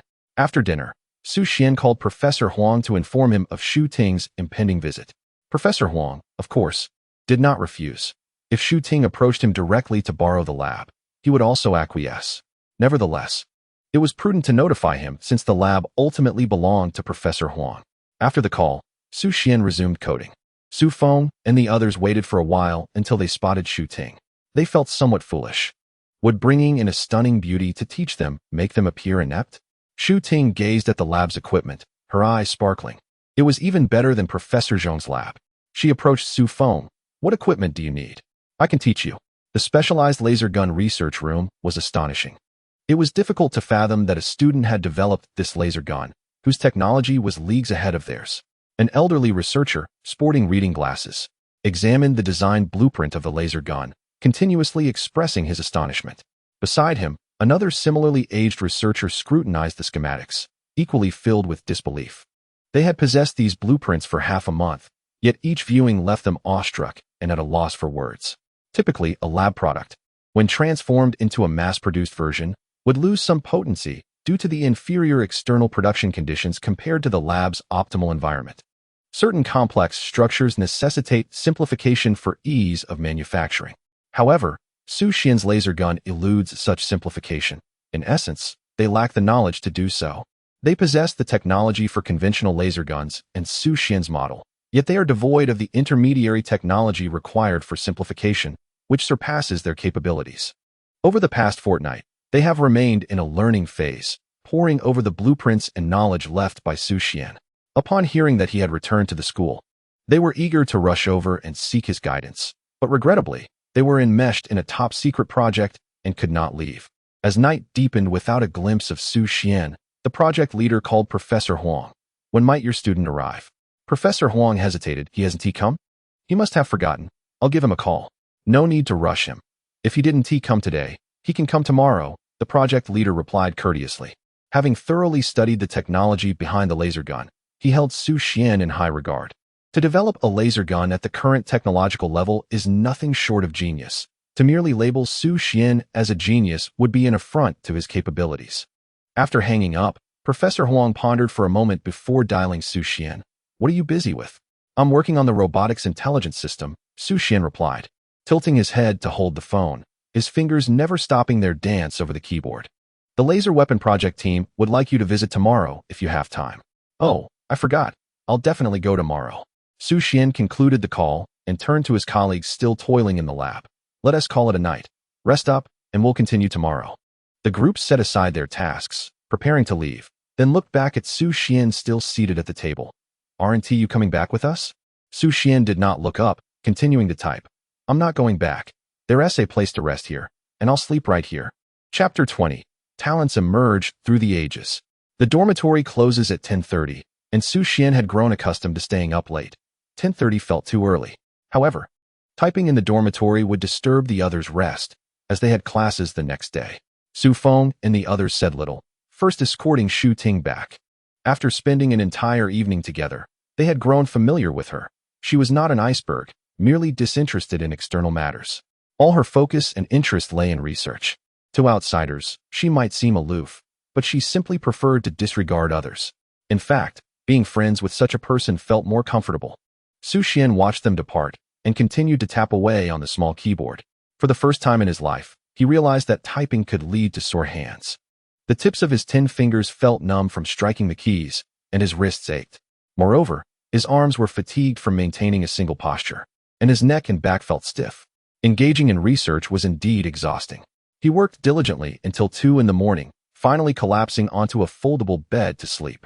The next day, he awoke, quickly washed up, and resumed his typing. In comparison to the previous laser guns and nuclear fusion reactors, the manufacturing of war robots, while significantly heavier, is surprisingly straightforward. However, the intelligence systems involved are exceptionally time-consuming to develop. Fortunately, the data generated can be replicated. If only one could directly copy and paste the memories stored in the mind, that would be utterly delightful. As he typed away, his imagination wandered, and he began to anticipate the emergence of war robots. After a lengthy session from morning until noon, Xu Xuan stretched lazily and prepared to step outside for some fresh air, intending to visit the laser weapon project team. His curiosity piqued. Having provided all the blueprints and corresponding technologies for the laser gun, he wondered why there were still unresolved issues. Moreover, the discussions had persisted since last week. The laser weapon project team was located on campus, within a newly established temporary research facility. The location was somewhat secluded, and there were soldiers stationed at the entrance. Upon seeing the armed soldier and the barricade set before the door, Xu Xuan realized the extent of the official's concern regarding the laser gun. Before he could approach, the soldier glanced at him with a piercing gaze and stated, "Student, this area is restricted. Unauthorized personnel are not permitted. If you are looking for someone, please notify us inside. My name is Xu Xuan." The soldier swiftly picked up the intercom to relay the message.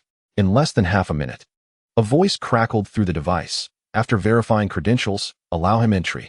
Xu Xuan presented his student ID, and after a brief confirmation of his identity, he entered the laboratory building. Just as he stepped inside, he noticed a group of researchers emerging. They were familiar faces from the shooting range.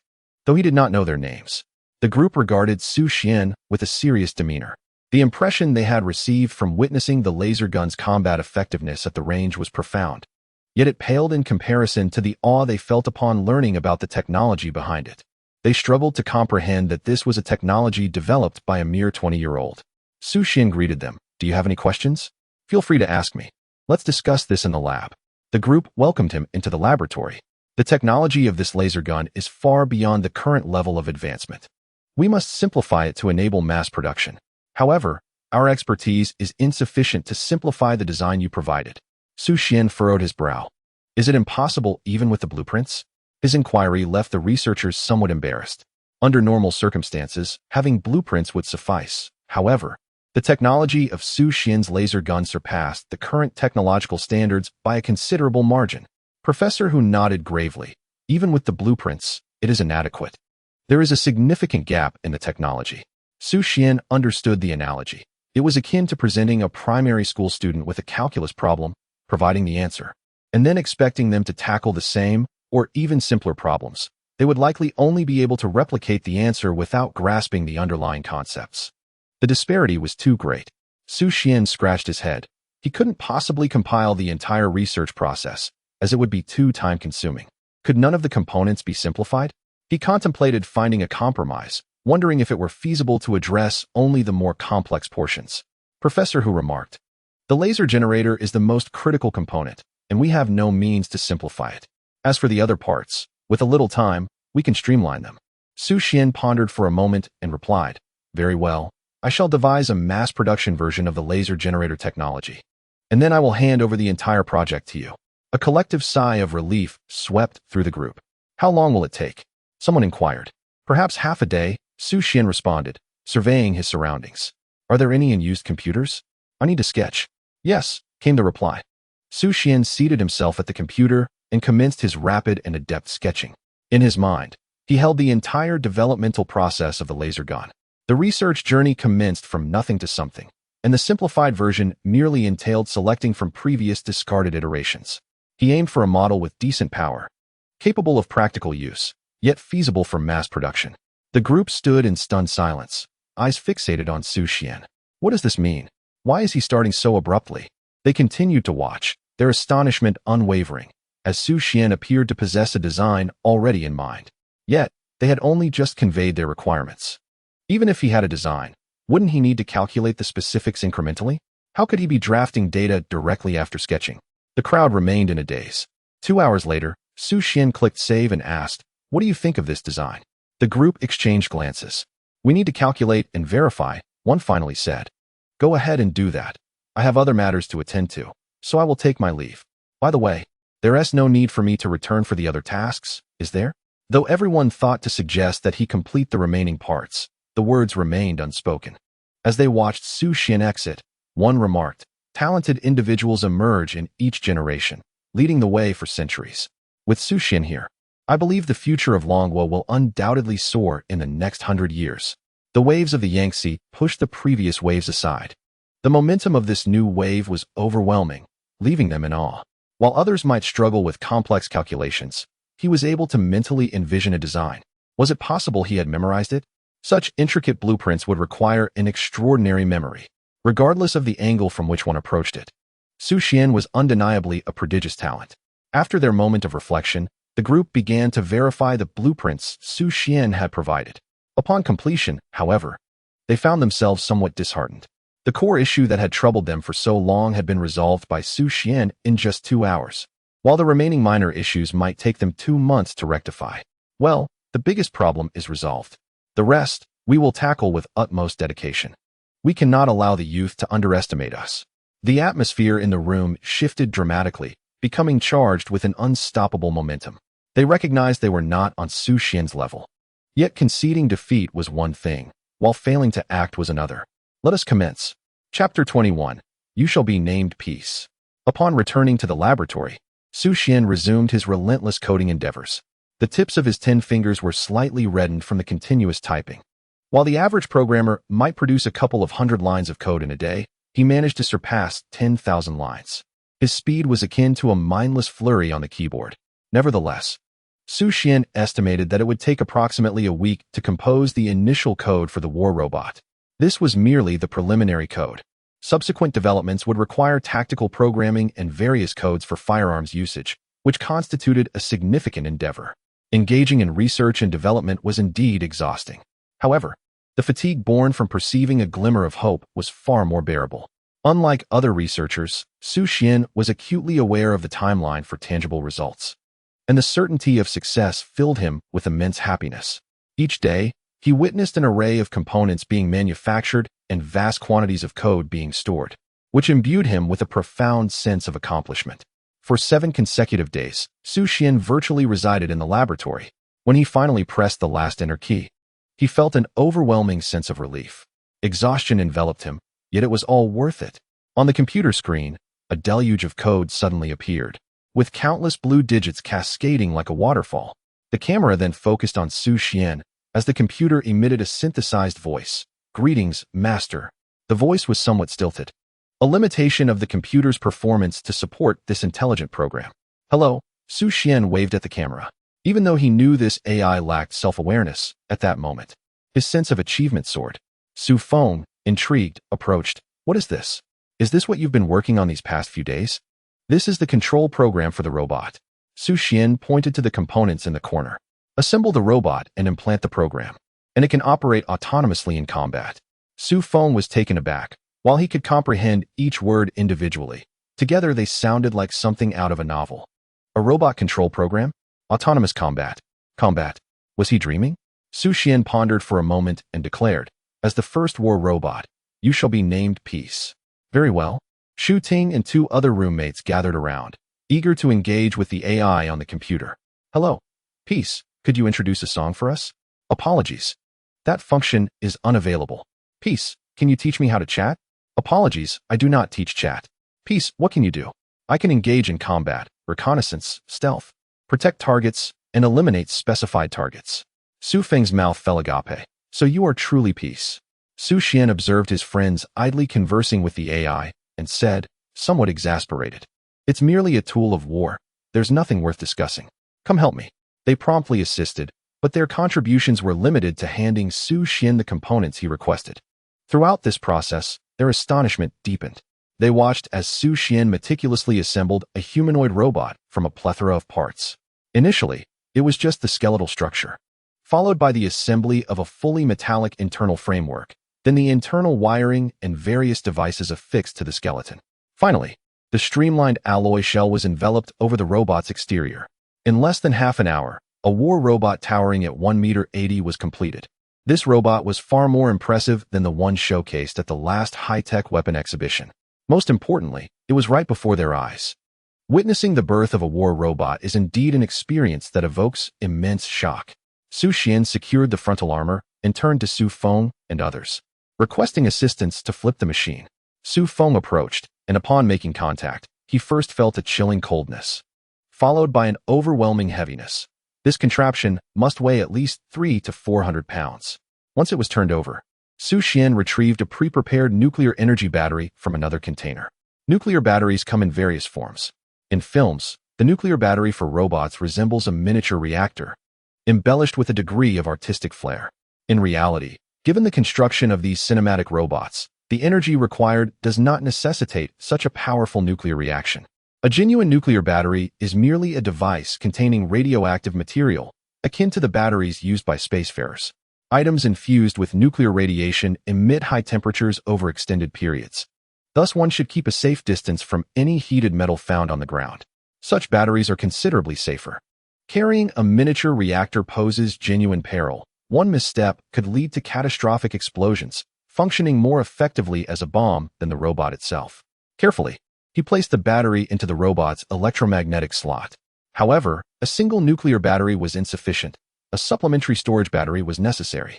The nuclear battery would continuously supply energy, while the storage battery could accumulate energy for times of intense combat when the nuclear battery supply fell short. With both batteries secured in their slots, Xu Xuan fastened the 2 layers of armor and then picked up a USB drive, inserting it into the recess at the back of the robot's head. With the assembly complete, Xu Xuan plopped down on the ground, settling into wait. Xu Feng and the others stared in anticipation. Is it done? We must wait 10 minutes for the program to initiate. The group sat, filled with eager expectation. After 10 minutes, a light on the back of the robot's neck began to flicker, indicating that all information had been received. Xu Xuan pressed a button on the robot's neck, and the machine emitted a symphony of mechanical sounds. Then, with its hands firmly planted on the ground, the robot propelled itself upward with a powerful kick. Xu Xuan was utterly awestruck. It was undeniably impressive and exuded a natural grace. Xu Feng, watching nearby, was left speechless.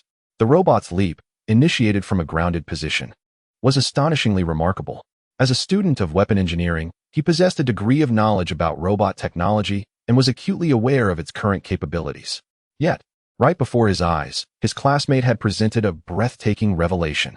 How could there be such a staggering disparity among peers from the same class?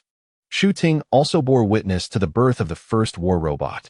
Observing its movements as it rose, she was profoundly astonished.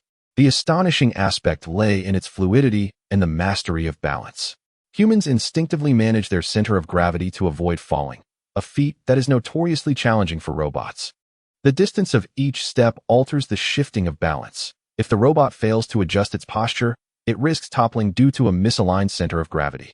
Many simulation robots exhibit a stuttering gait, primarily due to inadequate control of their center of gravity. This presents a significant challenge in contemporary robotics manufacturing. Constraints on the center of gravity imply that simulation robots are incapable of swift locomotion, let alone running. However, Xu Xuan's robot has surmounted this obstacle. Chapter 22. Is this really a robot? Xu Ting possessed a broader perspective than Xu Feng, for she had genuine research accomplishments and development experience. She was acutely aware of what the research and development process entailed. Progress is typically theoretical, followed by experimentation, the identification of new issues, and their subsequent resolution.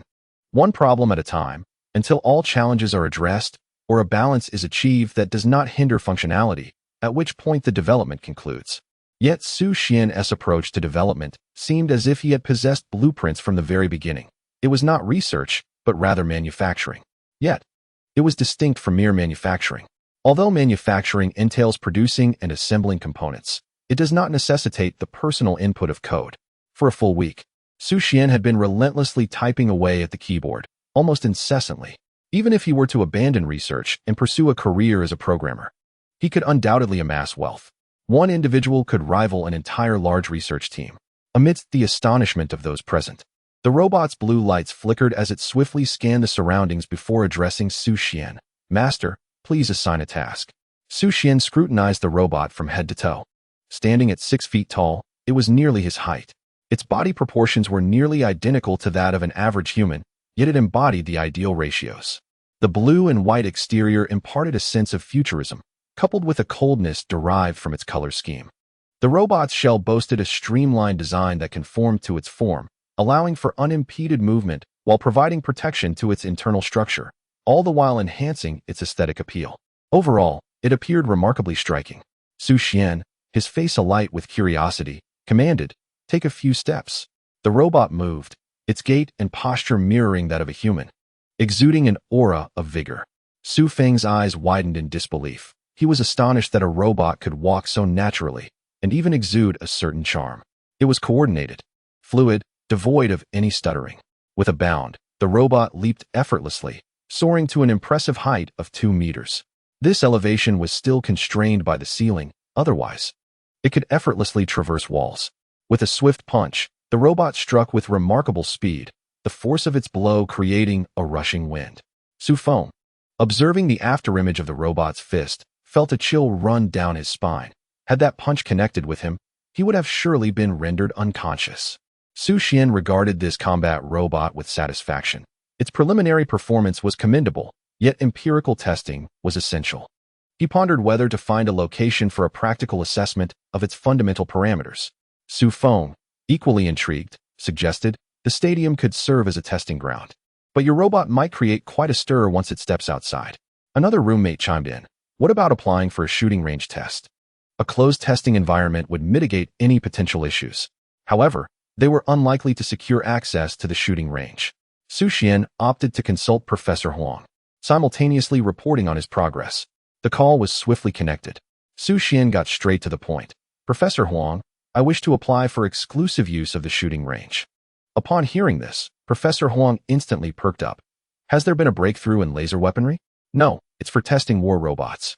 Professor Huang was momentarily taken aback. "You have actually manufactured war robots?" Xu Xuan glanced at the war robot. "Not fully completed yet. But we need to conduct some tests first." Professor Huang was astonished that Xu Xuan had indeed made progress. Is this a case of success blooming in unexpected areas? While nuclear physics may falter, the realm of robotics has flourished. Achievements are indeed commendable. Let me check the availability of the shooting range, and I'll get back to you. Great. Xu Xuan ended the call and waited in silence. Just 2 minutes later, Professor Huang called again. "The personnel at the shooting range are leaving now. Can you make it?" Xu Xuan was taken aback. "What a stroke of luck. There's just enough time. Let's go?" "All right, I'll head over first." "Is there anything we need to prepare on site?" "I'll have the staff at the shooting range arrange that." "No need. Just an open space will suffice." After hanging up, Xu Xuan turned to Xu Ting and Su Feng. "We can head over for the test now. How do we get there?" Xu Ting posed a crucial question. Xu Xuan pondered for a moment and replied, "Have you heard of cosplaying?" 5 minutes later, Xu Xuan, accompanied by a war robot clad in long pants and a sweatshirt, made his way to the campus shuttle. The war robot sported an Ultraman mask, with 2 protruding eyes glowing blue. Cosplaying as Ultraman certainly attracted attention, though not quite as much as Xu Ting. The war robot stepped onto the campus minibus, causing the vehicle to sway slightly. Given its considerable weight of 395 pounds, one must respect the vehicle. Once the war robot was seated, Su Feng paid the fare and let out a long sigh of relief. Xu Xuan cast a glance at Su Feng, teasing, "Why do you look as if you've just committed a crime?" Su Feng remained silent, wondering why he felt so anxious about Xu Xuan's affairs. As the driver pressed the accelerator, the bus sped off. The campus route passed by the shooting range. Xu Xuan, unaccustomed to riding the minibus, felt a sudden awareness and turned to look out the window. At that moment, he locked eyes with a male student who quickly averted his gaze. Xu Xuan could distinctly sense the boy's unease. "Brother Feng, that guy just made eye contact with me, and he seemed a bit nervous." Su Feng looked puzzled. "I don't recognize him." "You must be mistaken." Xu Xuan glanced out the window again, but due to the driver's speed, he could only catch a glimpse of the boy's back. Lowering his voice, he asked, "Do you think it's possible that I'm being watched?" Su Feng, initially dismissive, suddenly grew serious upon hearing Xu Xuan's words. The Defense Technology University is not like ordinary institutions. Generally, graduates would find themselves in a career path, either joining research institutes or entering the military. Hence, every individual undergoes scrutiny, and it is well known that overseas intelligence agencies are particularly eager to recruit them. The cost is minimal, while the rewards are substantial. The campus propaganda is also pervasive, unlike many schools that may lack any concept of intelligence warfare. Students are warned from the moment they enroll, along with guidance from professors on how to remain vigilant. Should we inform the counselor? Xu Xuan shook his head, remarking that seeking the counselor based on a mere glance was inappropriate, suggesting they discuss it later. At that moment, Xu Feng became increasingly vigilant, stating, "You are unlike us. Once overseas forces become aware of your situation, what awaits you is undoubtedly either seduction or—" He made a throat-cutting gesture. Xu Xuan chuckled lightly, patting the war robot beside him. "Once fully developed, I shall have a cosplaying Ultraman by my side at all times." Xu Feng glanced at the war robot, feeling a sense of anticipation for the testing results. The small bus halted before the shooting range, and as Xu Xuan disembarked with the war robot, he spotted Professor Huang standing at the entrance, engaged in a serious conversation with the range supervisor. "Professor Huang," Xu Xuan called out, "let's go inside." Professor Huang led Xu Xuan and the others into the range. "The open space is ready. What do you wish to test?" he inquired. "The robot's speed and fundamental strength, among other things," Xu Xuan replied. "What about the robot?" Professor Huang asked. Xu Xuan turned to the war robot, instructing, "Peace, remove your mask." Peace took off the Ultraman mask, revealing a metallic, mechanical visage underneath.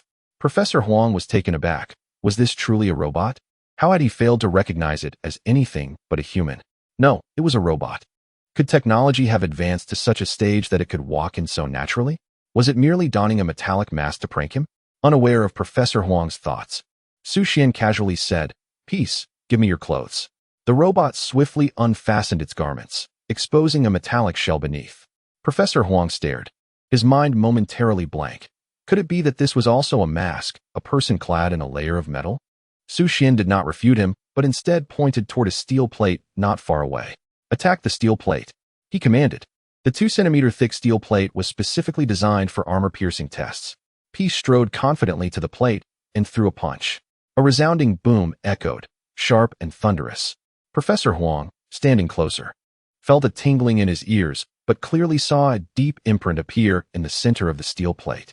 The density and power of that punch. If the plate had been anchored, leaving an imprint would have been somewhat understandable, but it was only suspended by 2 steel wires. A normal punch would cause it to sway, dissipating force and making it difficult to damage unless executed with extraordinary speed and strength. Such feats were beyond human capability. The robot demonstrated through sheer might that it was indeed a robot. Professor Huang's gaze was one of bewilderment. That single punch not only confirmed Peace's robotic nature, but also attested to Xu Xuan's remarkable talent. After merely a week of research on a robot he had only a cursory understanding of, he had produced such a formidable creation. The technology employed in this robot undoubtedly surpassed the pinnacle of global standards. Just a month prior, there had been laser guns, and now there was a war robot. A dragon emerges from the depths at the mere stir of the winds. This robot is named Peace. Professor Huang's tone softened, as he had initially planned to have Xu Xuan continue developing laser weaponry after a perceived failure in his endeavors. Now, Xu Xuan can do whatever he pleases. He wholeheartedly supports it. Yes, Peace, a splendid name. Without formidable military might, there can be no peace. One must wield strength to halt conflict. While Xu Feng stood in astonishment, it was Professor Huang who articulated the sentiment that upon hearing Xu Xuan name the robot Peace, he felt an overwhelming contrast, deeming it utterly shameless. Yet now, he recognized the brilliance of the name. It truly befits Xu Xuan. Xu Xuan smiled. This time, he was merely here to test the fundamental metrics such as speed and strength. They began with a 100-meter sprint. The shooting range lacked a designated running track. Yet the distance was precise. One merely needed to sprint from the firing point to the 100-meter target.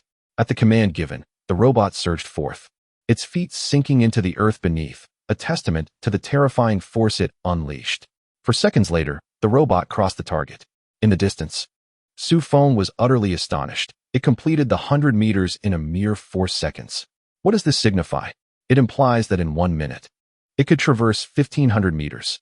At this velocity, the robot could theoretically cover 90 kilometers in an hour. However, in reality, the robot would not merely run 90 kilometers, since the 100-meter test involved an acceleration phase, whereas a longer distance run would require acceleration only once. It could achieve at least 100 kilometers per hour. At this speed, not only could it launch an attack, but it could also fatally collide with a person. Professor Huang, observing the robot's velocity, was left agape. His expression one of sheer incredulity. The robot's mere walking had already astounded him, and now, witnessing its sprint, he realized he had previously underestimated this war machine. Is this what you mean by it still being imperfect? In terms of hardware, it is indeed complete. However, the software still requires considerable development. Currently, it possesses only basic operational abilities, firearms combat capabilities, and the programming to control various weapons systems, which will take time to develop further.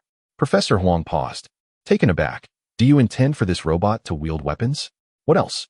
Bare-handed combat would be far too inefficient on the battlefield. Professor Huang found Xu Xuan's reasoning compelling. Yet something felt amiss. Wait, what about control? Who was controlling it just now? The intelligent system operates autonomously, requiring no human intervention. It simply executes commands given. Professor Huang was momentarily stunned, glancing at Xu Xuan, who appeared entirely unfazed. Then turning his gaze towards the robot in disbelief. If all the robot's actions just now were under the control of this intelligent system, then the value of this system is certainly on par with the robot itself. Xu Xuan nodded. Indeed. I spent an entire week typing away at the keyboard until my fingers ached. Professor Huang looked at Xu Xuan's hands, bewildered once more. By the way, who taught you to code? Did you write the entire intelligent system yourself? Xu Xuan observed Professor Huang's incredulous expression, feeling a twinge of guilt. Yet he could not divulge that he had a system. Writing code is quite simple. One can learn it easily. Professor Huang was at a loss for words. Learn it easily? To directly create an intelligent system capable of controlling a robot's actions is a feat far superior to those produced by major companies in the market. To issue a command and have it executed? To independently devise execution plans? Professor Huang was indeed taken aback, and a thought crossed his mind. Could it possess self-awareness? Xu Xuan chuckled softly, dismissing the notion.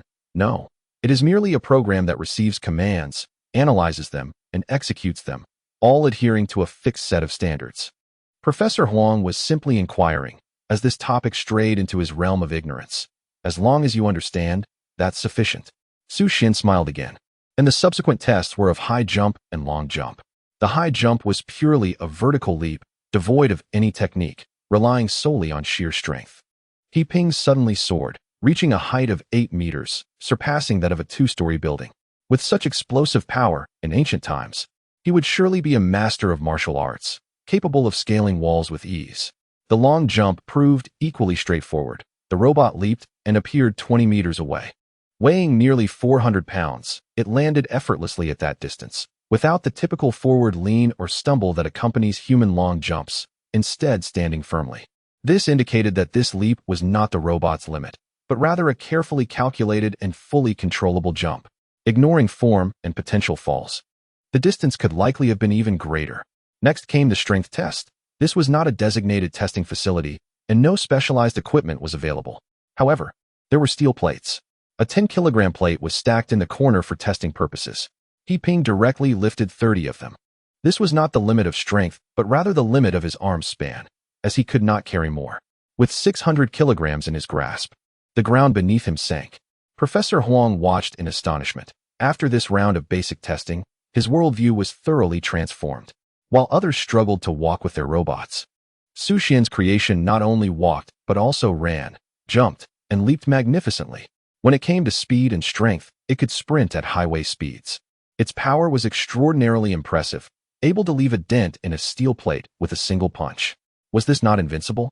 In normal circumstances, a 10% difference in strength between two adults signifies a significant disparity, capable of pinning one to the ground. This robot was over 10 times stronger than a human. It was utterly absurd.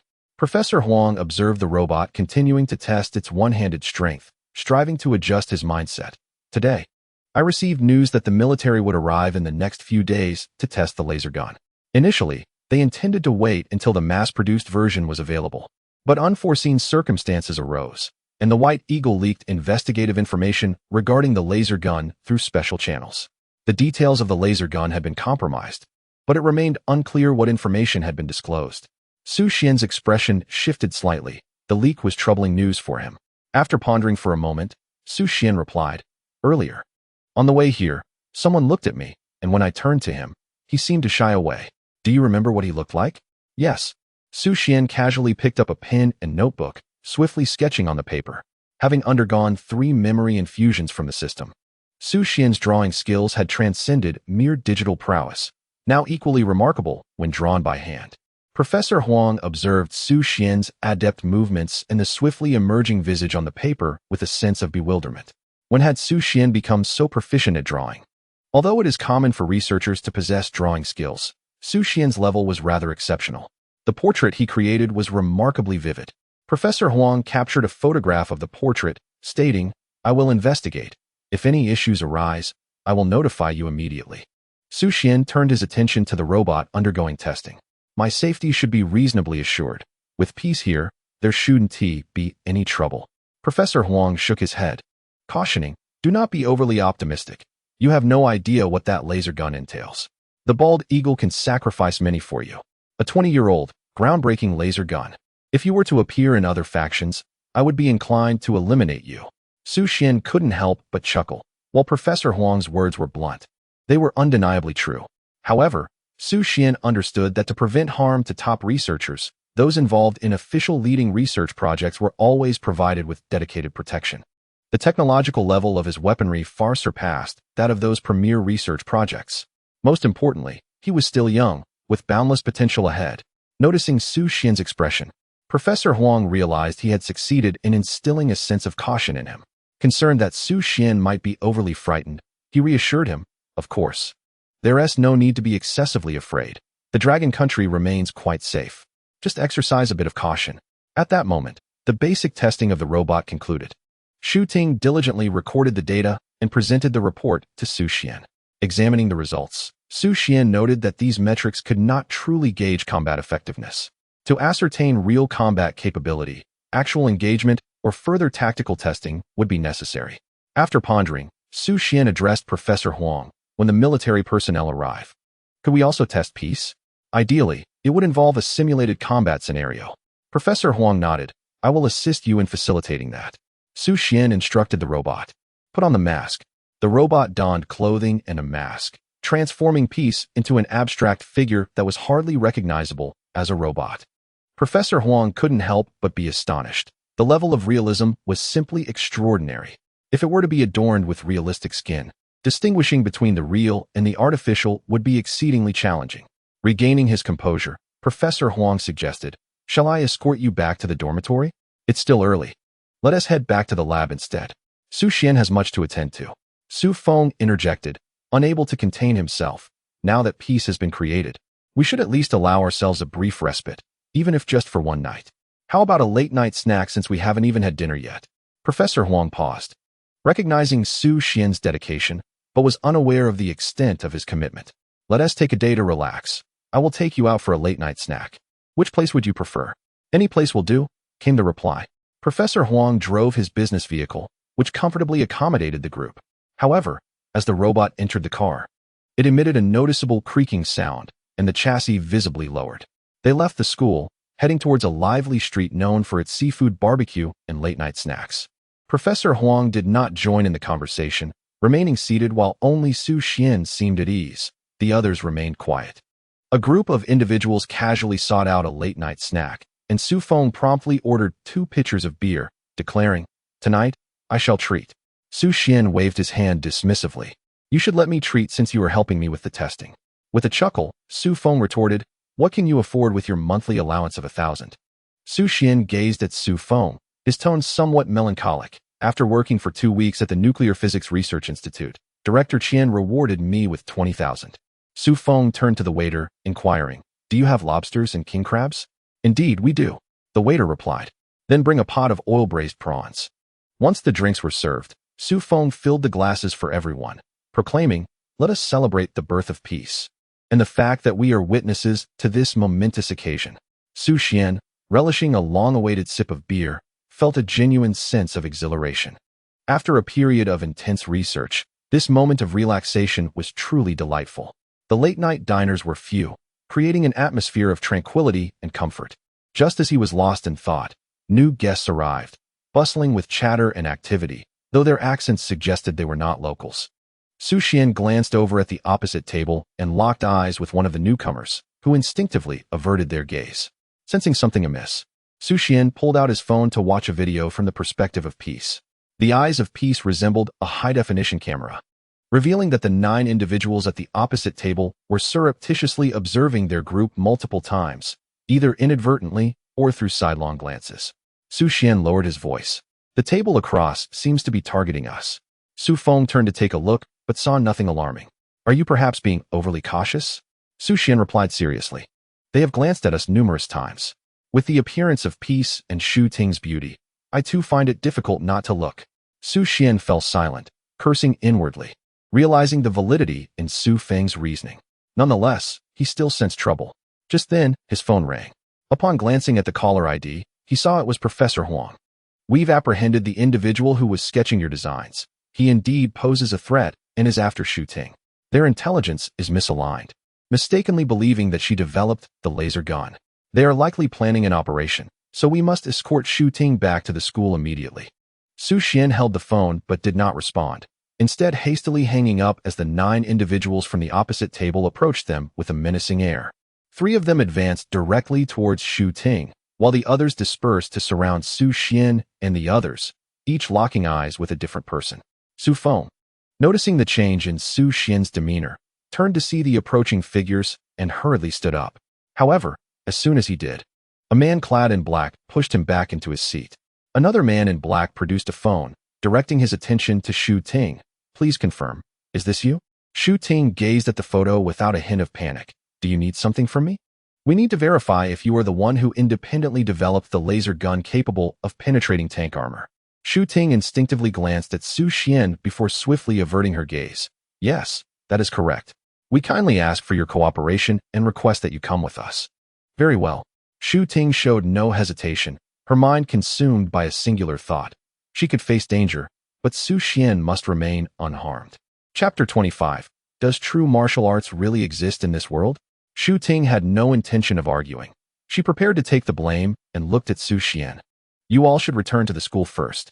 Xu Xuan had been keenly observing the man in black throughout the recent events, harboring concerns about their potential armaments.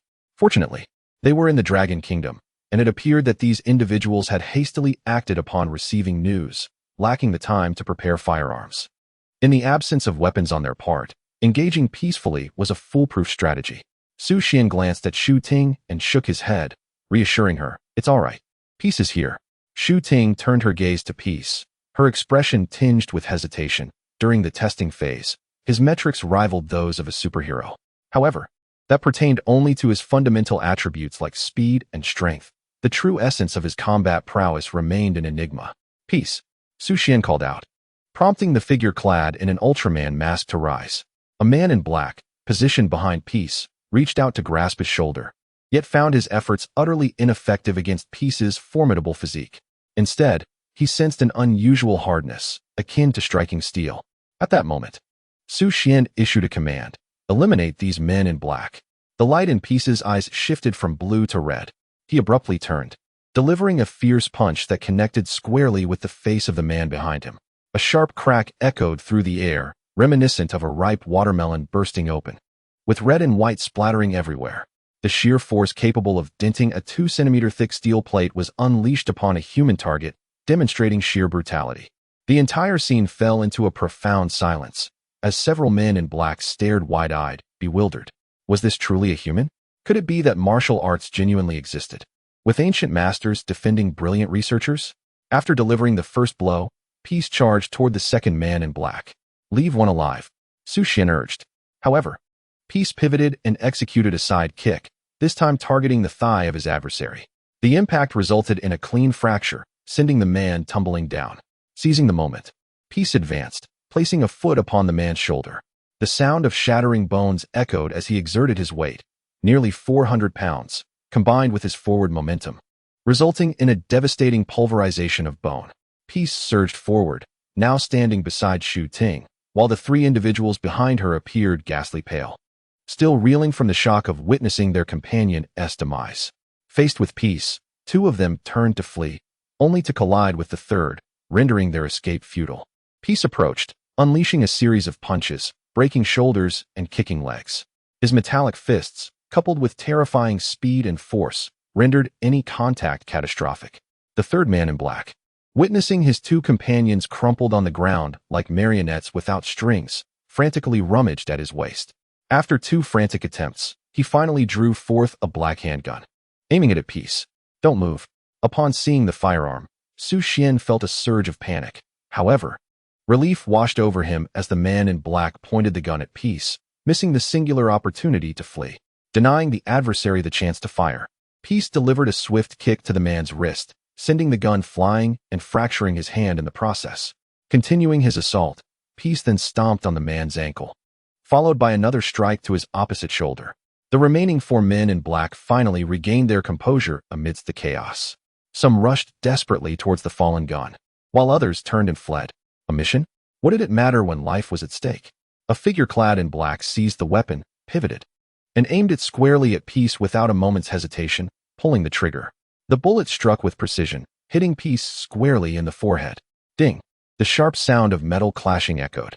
The bullet pierced through the mask, but upon striking the robot's forehead, it ricocheted off, shattering the mask and revealing the metallic visage beneath. The assailant was momentarily taken aback. Was this a robot? How could this be? Before he could fully comprehend the situation, Peace lunged at him, effortlessly crushing his wrist to seize the gun, and aimed at the 3 individuals who had not yet escaped. 3 gunshots rang out in quick succession, each targeting the knees of the black-clad foes, causing them to collapse helplessly to the ground. With a swift kick, Peace bent the knee of the nearest assailant, continuing his advance towards the remaining 3, executing a flawless series of disarms and incapacitations before dragging them to the table's edge. Mission accomplished. At the dining table, a cacophony of screams and wails filled the air, blood pooling on the floor. One headless corpse bled profusely.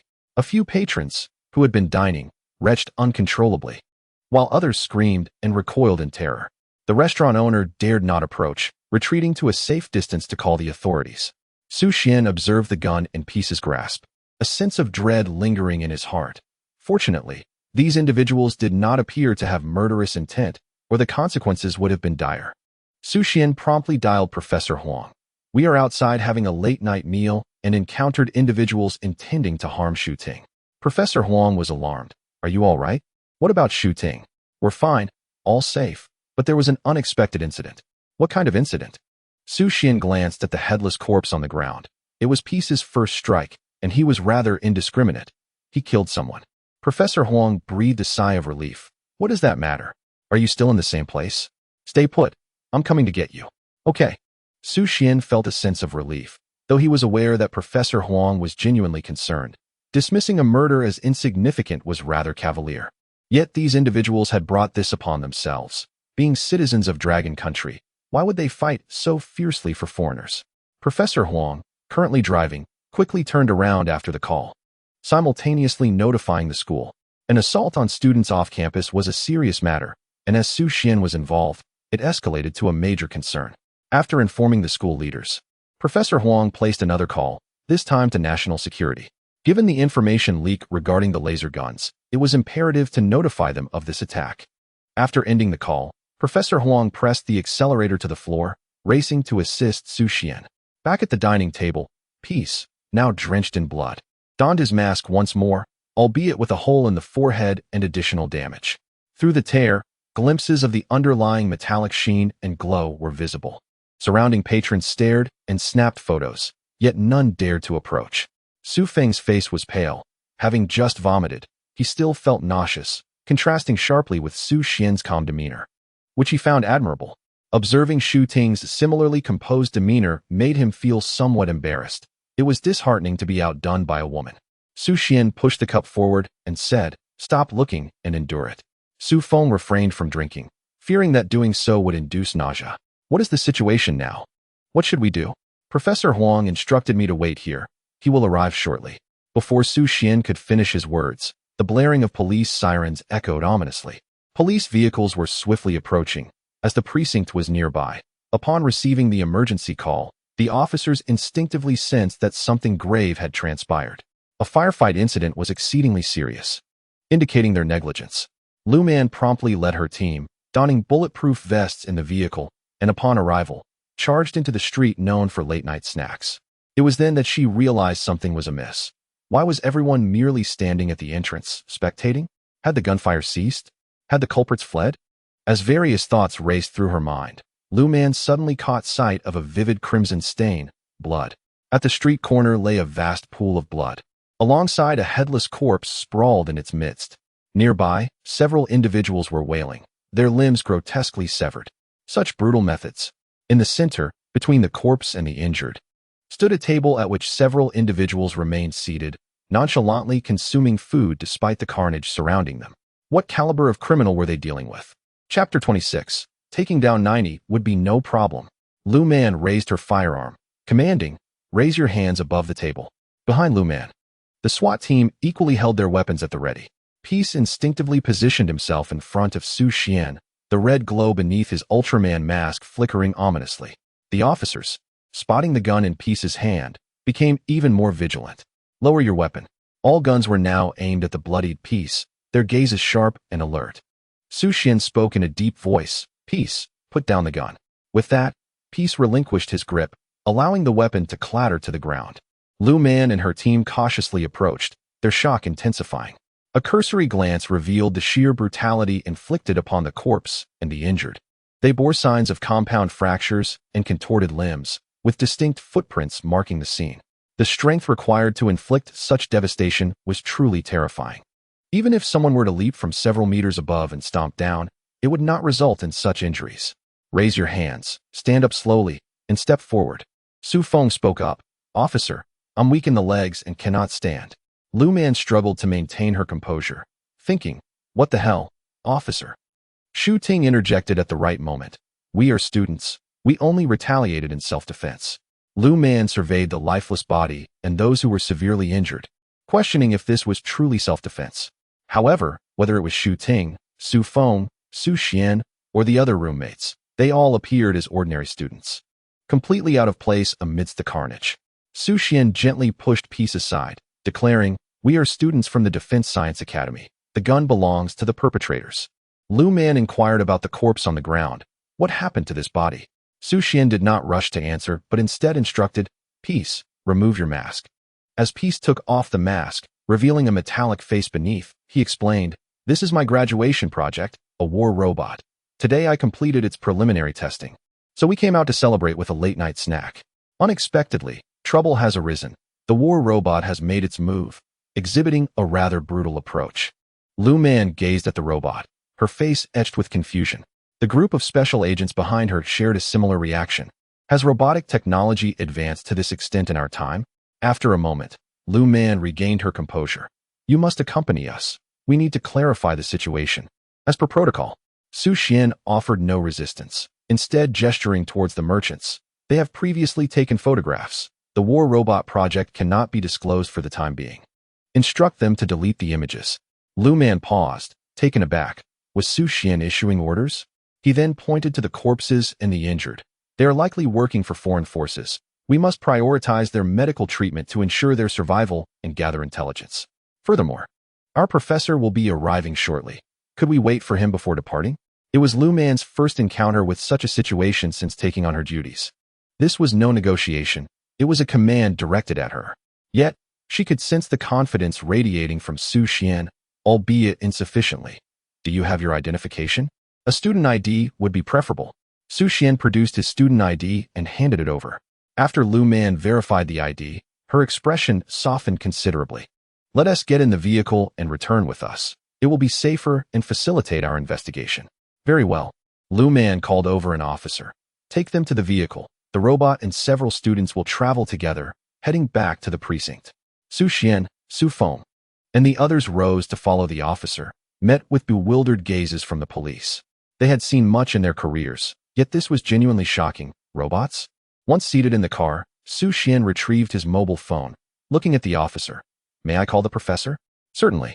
Xu Xian dialed, "Professor Huang. I am in a police vehicle, heading back to the precinct. I will come directly to the police station to find you."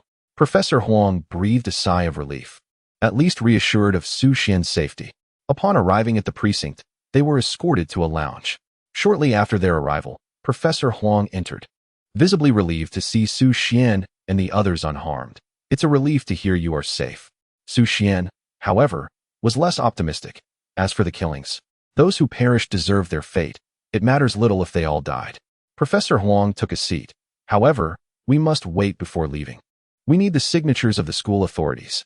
Before he could finish, Director Qian's voice resonated from outside. Where are they? Are they unharmed?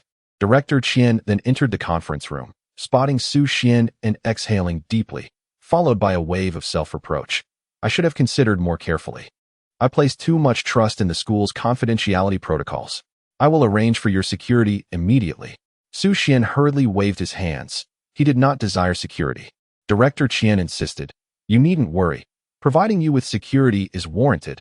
Even when Mr. Yin was in charge of official research tasks, he was accompanied by security. Behind Director Qian stood an officer holding a document.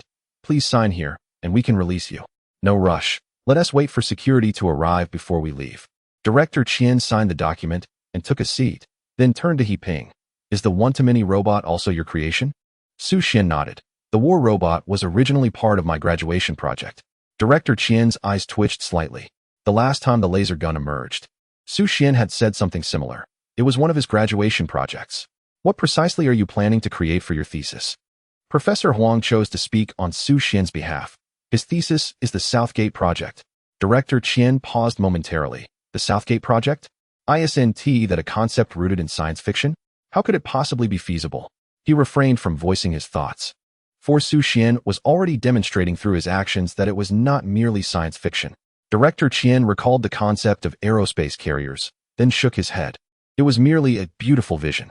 Nevertheless, the ability to produce items akin to laser guns and robots was already remarkable. Why did he choose the Southgate Project for his thesis? The term Southgate is derived from mythology, symbolizing an impregnable stronghold. I believe our nation requires such a plan to ensure that the entire realm remains in perpetual peace. Director Qian was moved, then smiled. A splendid idea, commendable ambition. Should you require anything, do not hesitate to let me know. After speaking, Director Qian turned to He Ping. What are the specific capabilities of this robot? There have been no further tests, only basic data. Xu Xuan handed over the paper containing the test results to Director Qian. As he glanced down at the document, Director Qian's expression shifted abruptly. His body began to tremble slightly. He then turned to the officer behind him. Quickly notify the authorities. Seal this information.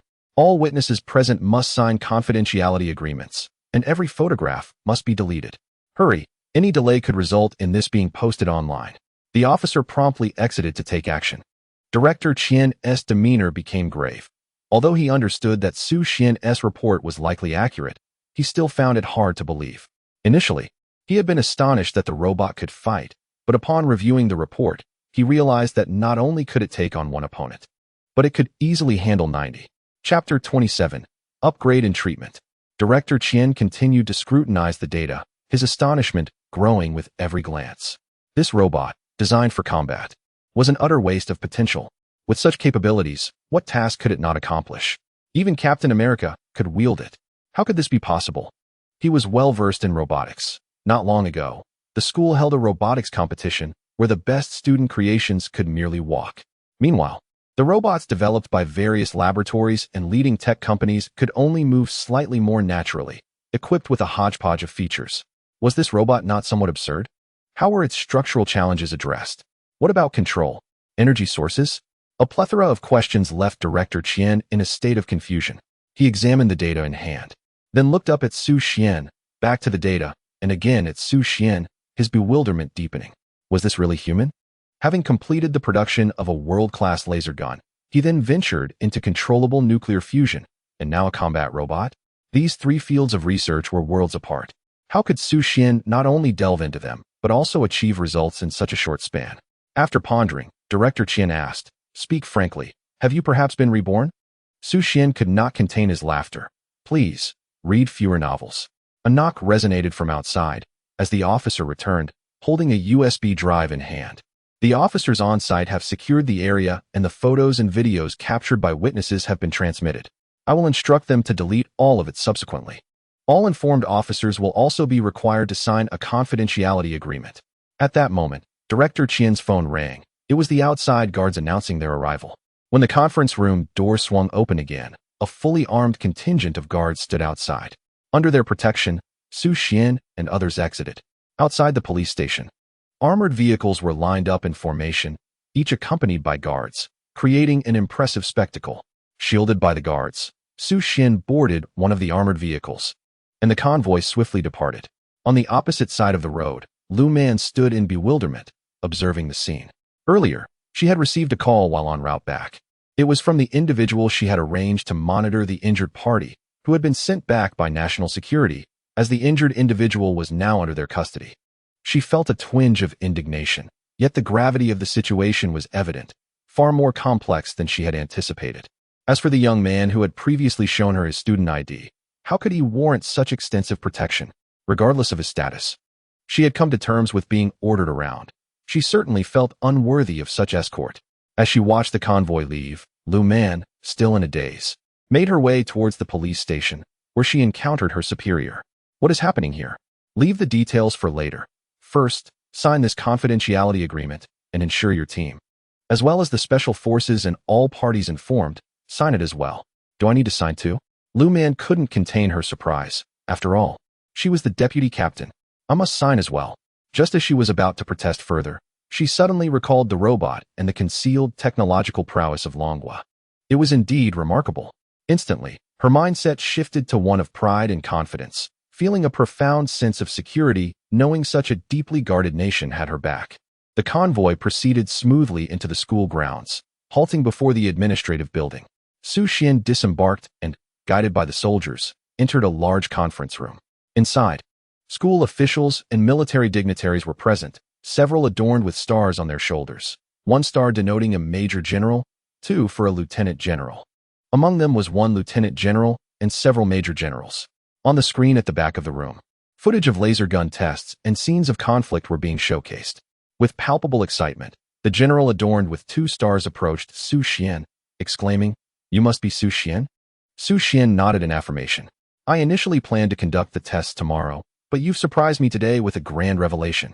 The general scrutinized Xu Xuan, growing increasingly impressed as he observed the young man standing unflinchingly before their imposing presence, exuding an extraordinary demeanor. "Is it true that the laser guns and war robots were developed independently by you?" The general leaned slightly forward, lightly tapping his fingers on the table.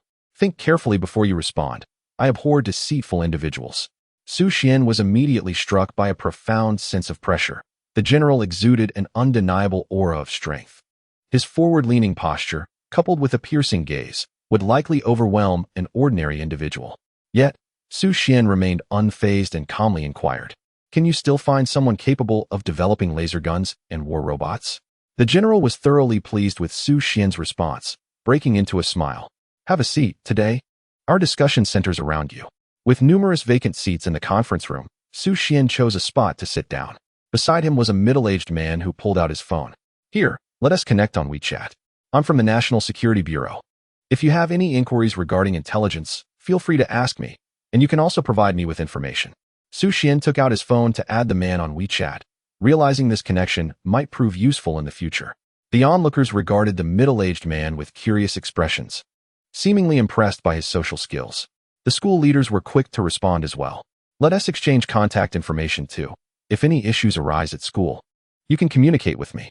After Xu Xuan exchanged contact details with several individuals, the meeting commenced officially.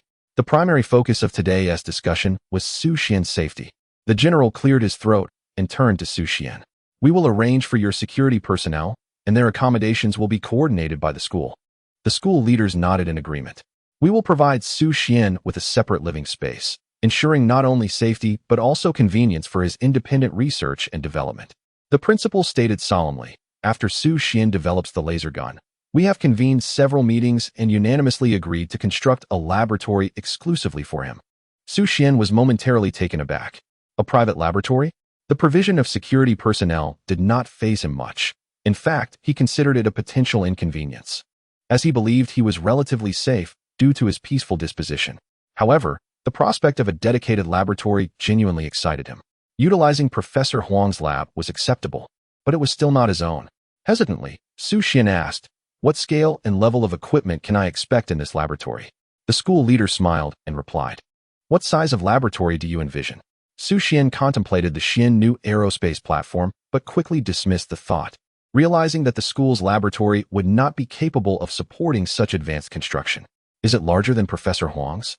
For now, I plan to develop robots, which may be somewhat ambitious. Later, I intend to explore the creation of mechs, so a small lab would be quite limiting. One of the school leaders promptly made a decision. Very well, we will prepare a larger laboratory for you. As for the equipment, you can select whatever you need. As long as it is available for purchase, we will acquire it for you. Available for purchase? Xu Xuan hesitated. The school leader nodded lightly. There are many high-specification, high-precision experimental devices available overseas, and they are essential for us. Xu Xuan had heard of this before, but lacked a concrete understanding. He nodded slightly. Shall I prepare a list of equipment and send it to you later? Sounds good. The general, sensing that the arrangements were settled, shifted the conversation to equipment. We initially planned to observe the testing of the laser gun tomorrow, but it seems we can also include the testing of the robot. Will this robot be capable of combat? Indeed, different individuals have varying perspectives. The military leaders were solely focused on practical applications.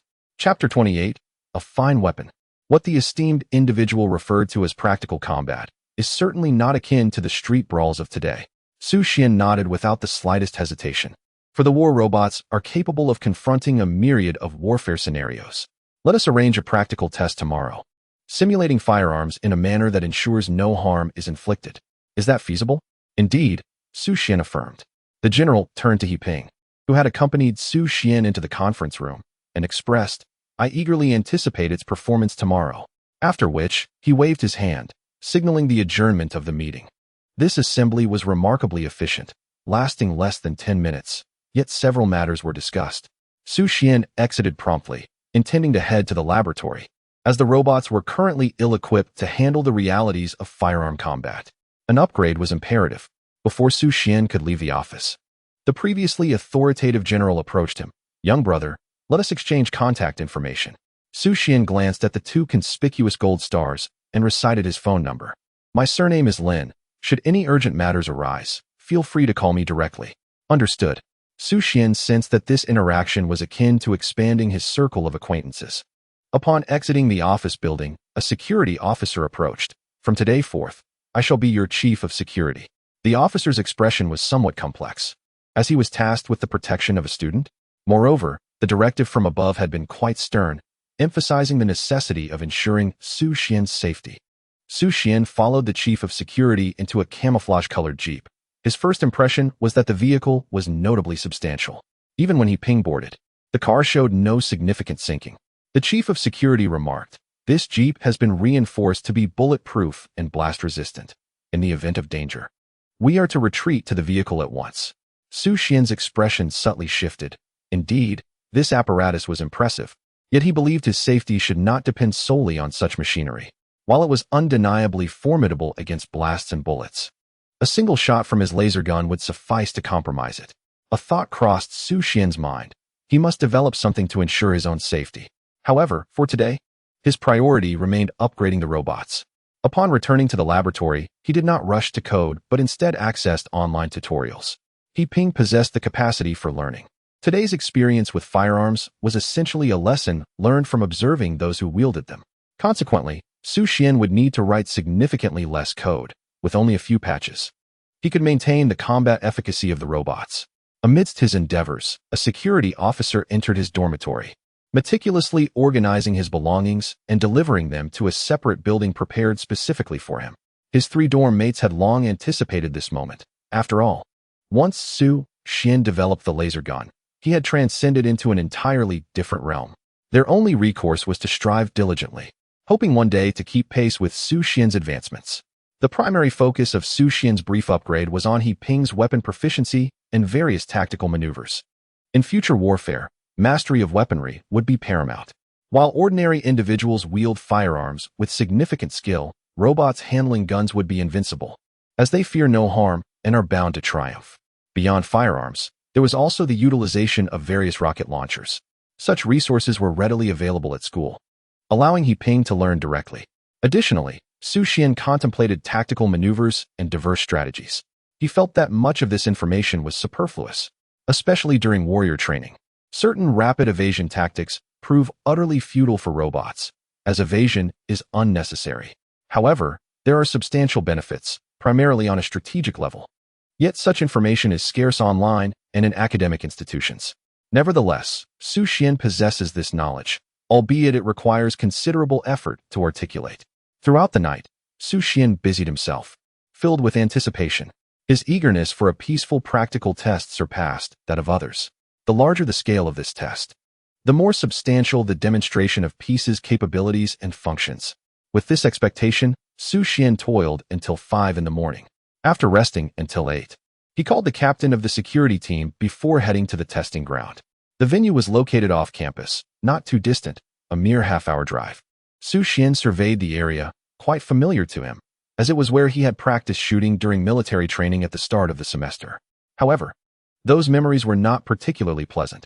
After all, he had held that iron contraption for 2.5 months, managing to fire only 20 rounds. In comparison, most schools either lack firearms or fail to arrange shooting practice, which undoubtedly spared them considerable discomfort. General Lin, whom he had met the previous day, had arrived early. Flashing a smile at Xu Xuan and pointing toward the distant armored vehicles and tanks. Today, we will conduct tests with real equipment. Xu Xuan was momentarily taken aback. This was rather intense. Yet, considering the vehicles and tanks were likely decades old, utilizing them for testing was a fitting application. Technical staff on site were busy affixing tow ropes and remote steering devices to the vehicles. The forthcoming tests aimed to simulate scenarios as if the tanks and armored vehicles were manned, assessing their performance in real combat situations. Xu Xuan was equally eager, recognizing that the military's evaluation would be paramount. In addition to the armored vehicles and antiquated tanks, there was also a pig and various targets made from different materials, intended to test the effectiveness of the laser gun. The professionalism of the staff was evident. Within just 10 minutes, everything was set up. Researchers from the school presented the original laser gun crafted by Xu Xuan to the marksman assigned for the test. This marksman was a sharpshooter, effortlessly achieving a perfect score on a 50-meter target. After assessing the laser gun, the marksman's face displayed an expression of disbelief. The weight distribution of the gun was simply impeccable. The grip felt unparalleled, making it instantly lovable upon handling. Even without firing, he could tell it was an exceptional weapon. A remarkable gun, the marksman exclaimed. General Lin was somewhat surprised. You can tell it's a good gun just by holding it? The marksman immediately straightened, declaring loudly. Report, the grip is excellent, comfortable to hold, and the craftsmanship on the weight distribution is undoubtedly impressive. General Lin took the laser gun, weighed it slightly, and wore a similarly astonished expression. He was also familiar with firearms, and the comfort of this grip was indeed remarkable. It surpassed even a meticulously crafted pistol from years past, custom-made by a top gunsmith according to his finger length and palm width. It was clear that significant effort had been invested. General Lin glanced at Xu Xuan, feeling increasingly satisfied. Many engaged in research are genuinely devoted to their work, focusing on technological advancements, viewing the enhancement of technology as paramount. The user experience, they believe, is a concern for artisans. Xu Xuan, however, not only delved into the mechanics of firearms, achieving significant breakthroughs in technology, but also dedicated efforts to the tactile experience. With such a refined feel, one's marksmanship would undoubtedly improve. Reluctantly, he handed the gun to the shooter, instructing, "Commence testing." Understood. The shooter assumed a firing stance, declaring, "Ready." Chapter 29, Unmatched Solo Warrior. The initial target for the laser gun test was a slaughtered pig. Utilizing a pig for testing is akin to conducting a human experiment, as the flesh and bones are comparably similar to those of a human. The shooter swiftly aimed at the target and fired. The area of the pig's flesh struck by the projectile instantly charred. The blackened area rapidly expanded. In less than a second, the charred region measured as large as a football. Nearby technicians hurried forward to assess the damage. The carbonization had a diameter of 26 centimeters and a depth of 10 centimeters, with severe burns extending 5 centimeters around the perimeter. After the technicians reported their findings, a collective gasp filled the room.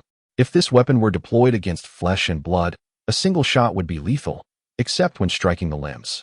For instance, if the hand were hit, with a carbonization radius of 26 centimeters, taking a radius of 13 centimeters and adding 5 centimeters for the high-temperature burn area, the effective lethality radius would be 18 centimeters. Should the arm be struck at a distance of 18 centimeters from the shoulder, there might be a chance for survival. The closer the shot is to the shoulder, the quicker the demise, as not only would there be immediate carbonization, but also the dispersion of high temperatures. The technician monitoring the instrument stated, the core temperature reaches 30,000 degrees. However, in the instant of impact, a substantial amount of steam is generated. This rising steam obstructs the subsequent laser. Yet the high temperature persists, as energy cannot simply vanish. If the temperature is not rapidly reduced after impact, the burn area will continue to expand. As they spoke, everyone began to detect a savory aroma of cooked meat. General Lin, inhaling the scent, excitedly raised his fist, exclaiming, "Excellent weapon. Let the testing continue." The second target for the test remained a piece of pork, albeit clad in a bulletproof vest, specifically a heavy-duty vest complemented by ceramic ballistic plates. Should this weapon still inflict considerable damage, it would signify the gun's potential for rendering an individual nearly invincible. After all, heavy-duty ballistic vests paired with ceramic plates are designed to withstand armor-piercing rounds. In the next moment, the laser struck the ceramic plate, and visible smoke billowed forth, accompanied by a pungent odor. The ceramic plate melted through. The heavy-duty vest carbonized. The area of carbonization spanned 10 centimeters, with the entire height experiencing severe burns. Internally, the moment of impact transformed into a steamy chamber. This implies that without a full body covering of heavy-duty ballistic protection, one could survive a shot to the arm or leg. But with such armor, would there be any chance of survival? Witnessing the swift extraction of a thoroughly charred pig from its protective garb left all present in profound shock, evoking vivid imaginations of the absurd realities of the battlefield. A single shot, once it finds its mark, renders any individual ballistic armor utterly obsolete. The laser strikes directly at the enemy's form. The instantaneous surge of temperature reduces portions of flesh to char, simultaneously releasing copious amounts of steam that permeates every nook and cranny of the protective suit. There is no escape. Prior to the testing, the military personnel had anticipated observing the laser rifle's destructive capacity against armored vehicles. However, they were met with the revelation of an invincible infantry weapon. This signifies that equipping a soldier with a laser rifle not only enables engagement against armored targets, but also plays a significant role in individual combat. General Lin waved his hand, prompting the continuation of the testing. The next target was an aging combat vehicle, its outer camouflage peeling away in large patches, revealing rusted areas, suggesting it was likely decommissioned, thus deemed suitable for this trial. The marksman raised his weapon, aiming at the vehicle, ready to fire. Ahead of the combat vehicle, a towing apparatus was moving at approximately 50 kilometers per hour. At this speed, the marksman could easily align his aim. Pulling the trigger, he struck the engine compartment of the distant vehicle, melting through it instantaneously, causing a cascade of molten metal to spill onto the ground, accompanied by rising steam.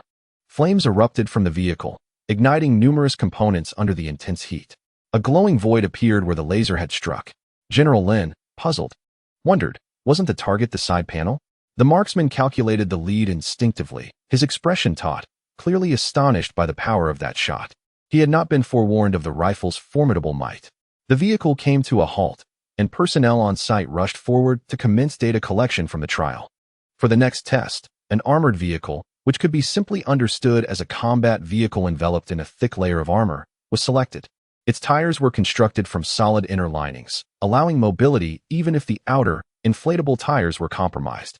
This design enabled it to move swiftly, surpassing tanks in speed, showcasing agility on the battlefield while also serving multiple purposes, including the transport of equipment and personnel in cooperative combat.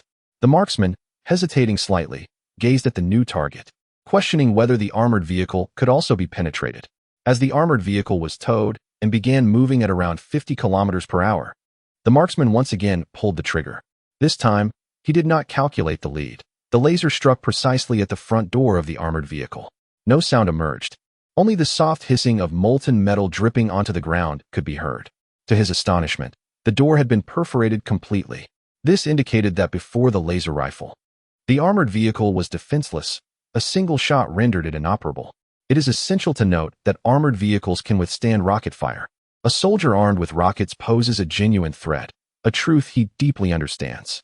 Now, a soldier wielding a laser rifle, no larger than a handgun, presents an invincible force in practical combat. The upper limit of special operations has been dramatically elevated to a new pinnacle. Previously, special operations were primarily limited to inflicting minor damage on critical facilities and executing targeted eliminations. However, with the advent of such laser weaponry, the destructive capacity has seen a monumental enhancement, allowing special operations to annihilate large enemy war machinery with almost unfettered intent. Once the personnel recorded the data from this test, they proceeded to fire again, this time from the front of an armored vehicle. Although the shot did not completely penetrate the entire vehicle, the depth of the molten metal reached the rear, leaving the back of the vehicle glowing red. As for the engine compartment, it had already been reduced to molten iron. One shot rendered it inoperable, regardless of the target. The final test involved a tank. As the tank was towed along, Xu Xuan could feel the ground trembling beneath his feet. The heavy tank weighed several dozen tons. The gunner's expression shifted to one of bewilderment. Could a tank really be targeted? And a heavy tank at that.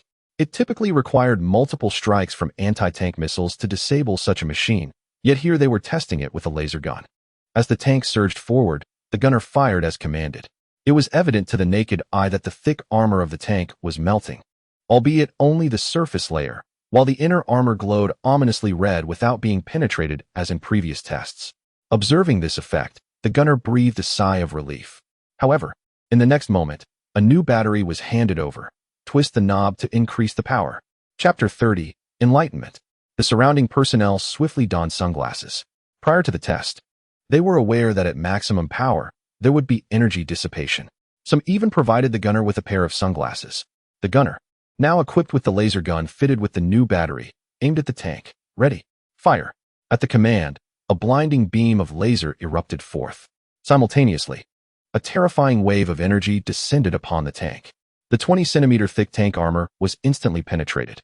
This was alloy armor, boasting a defensive capability comparable to half a meter of steel, yet it was breached in an instant.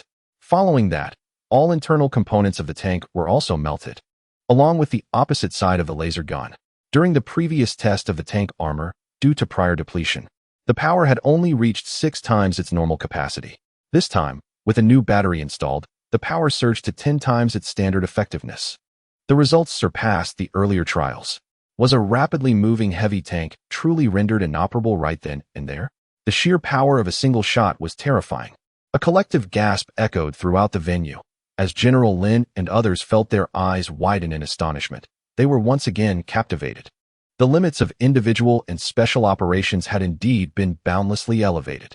General Lin glanced at Xu Xuan beside him, struggling to fathom that this young man, barely in his 20s, had devised such an extraordinary laser gun.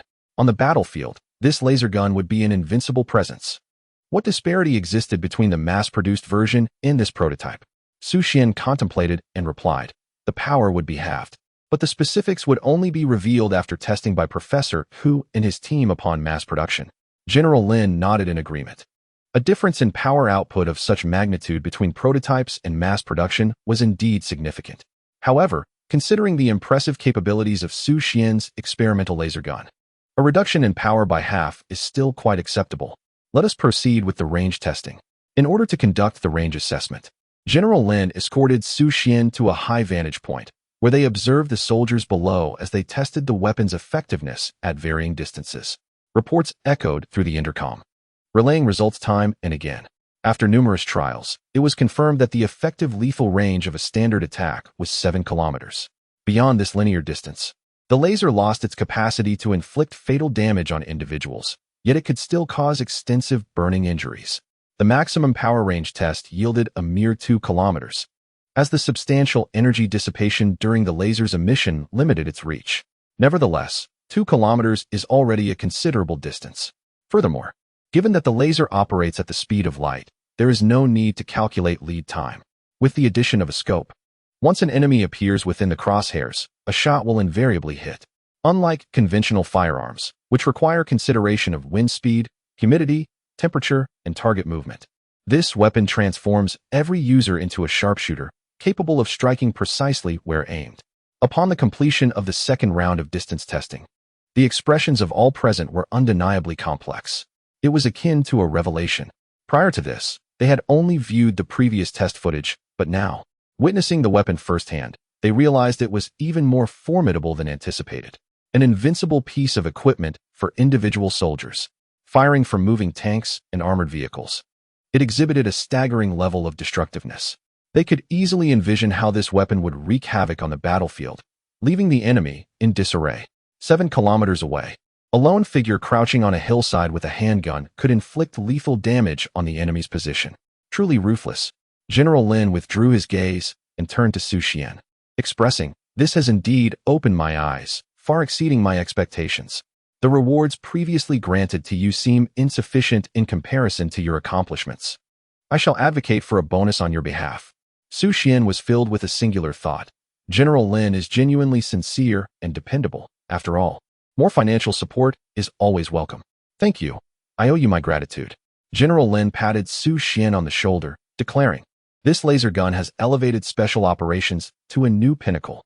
Another general interjected, "Originally, the effectiveness of individual combat in modern information warfare had diminished. But thanks to your laser gun, they can once again rise to prominence." Xu Xuan pondered for a moment. Does this imply that they now face the dangers of direct confrontation on the battlefield, which they previously avoided? The speaking general paused, affirming, "Indeed, but in war, is there ever a guarantee of no casualties?"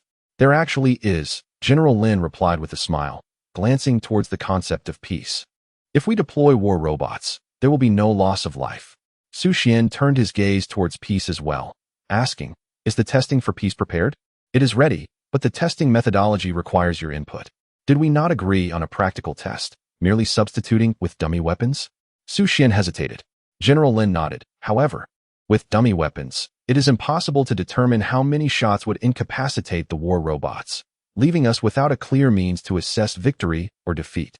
For a human, a single bullet can determine victory or defeat. However, for a warfare robot, a bullet striking its head merely results in a minor impact." Xu Xuan quickly grasped the situation. "You shall use real weapons, while Peace will employ replicas." General Lin turned to Peace and inquired, "If the robot sustains damage during testing, can it be reconstructed?" Upon confirming the possibility of remanufacturing, he added, "Moreover, Peace is remarkably resilient." With a wry smile, General Lin proposed, "Shall I arrange for sniper rifles and armor-piercing rounds?" "Certainly," Xu Xuan replied, brimming with anticipation for Peace's formidable display of prowess. He held no fears of defeat, for Peace was encased in a robust alloy armor.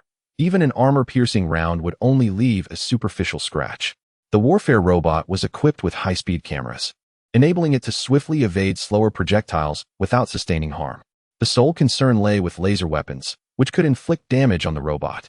After some contemplation, Xu Xuan added, "Any weapon is permissible, except for laser guns." General Lin chuckled heartily, agreed.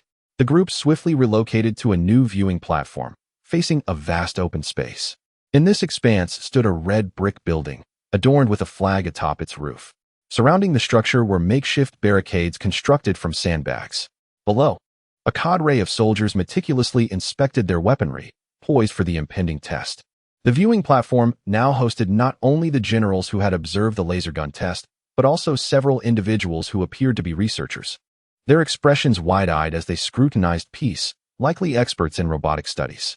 These researchers found themselves in a state of bewilderment.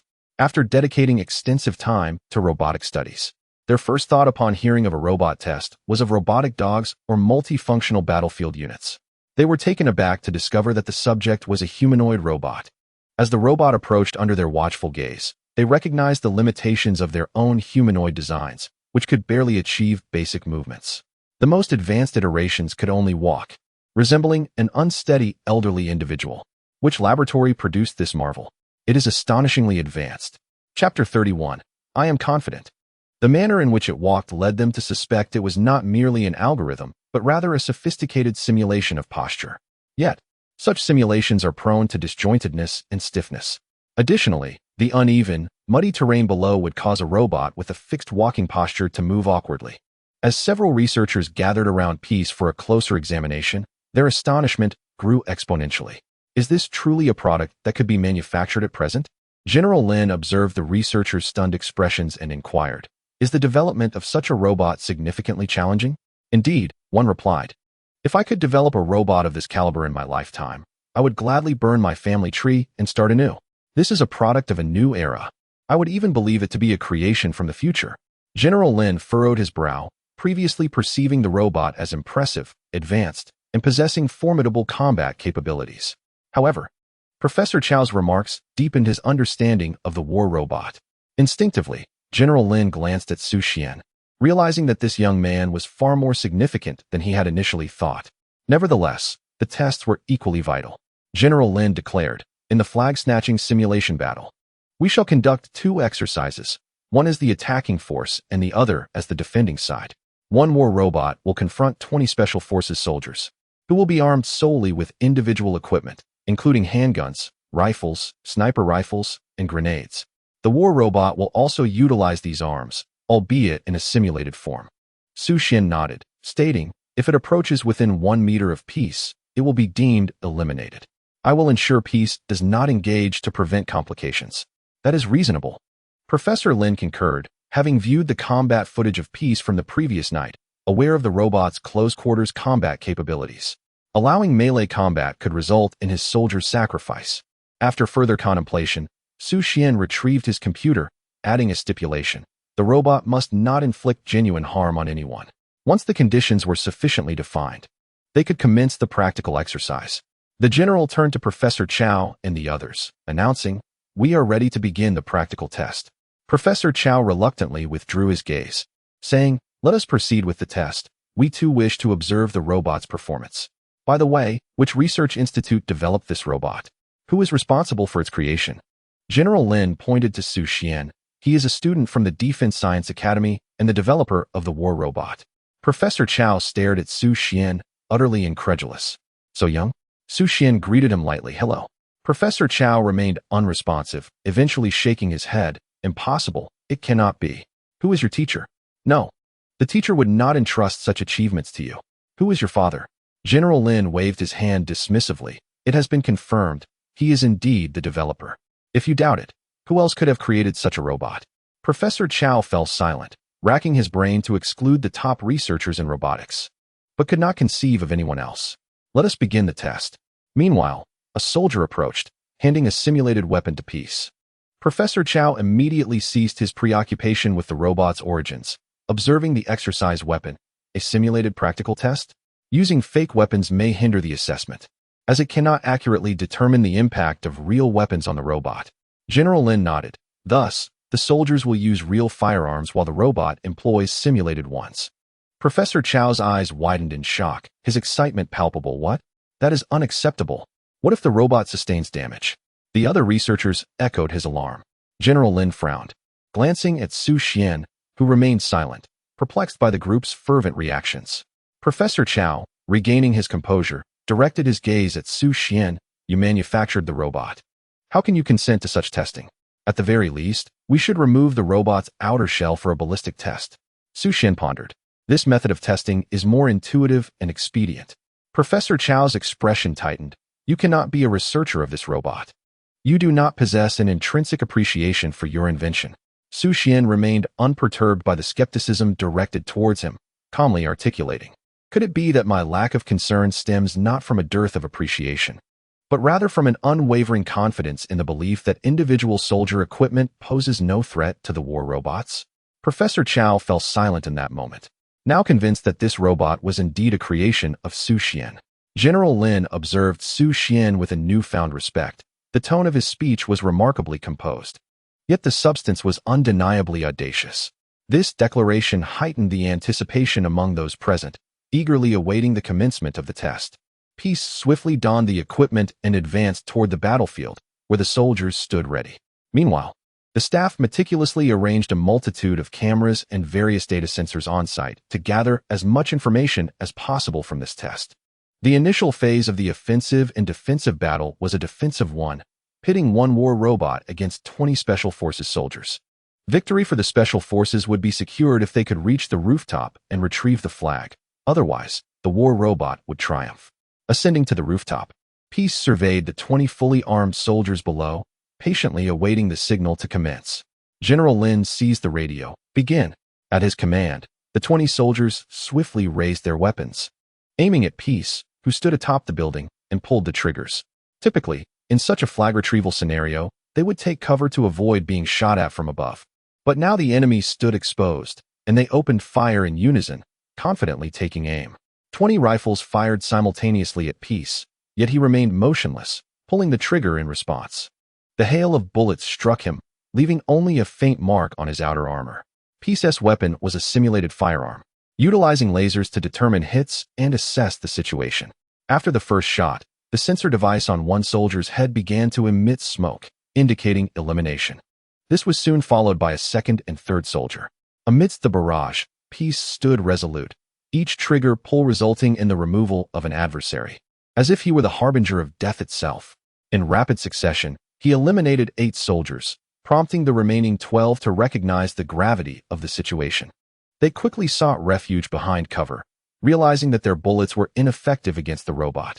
A glance exchanged among them revealed their shared concern. Could bullets truly not harm the robot? From a safe distance on a high platform, General Lin and his colleagues exchanged astonished looks as they observed the battlefield. Firearms were rendered utterly ineffective. Was the robot truly this formidable? The soldiers, sheltered behind cover, contemplated strategies for victory. Conventional rifle bullets were futile against the robot, leaving only grenades and sniper rifles at their disposal.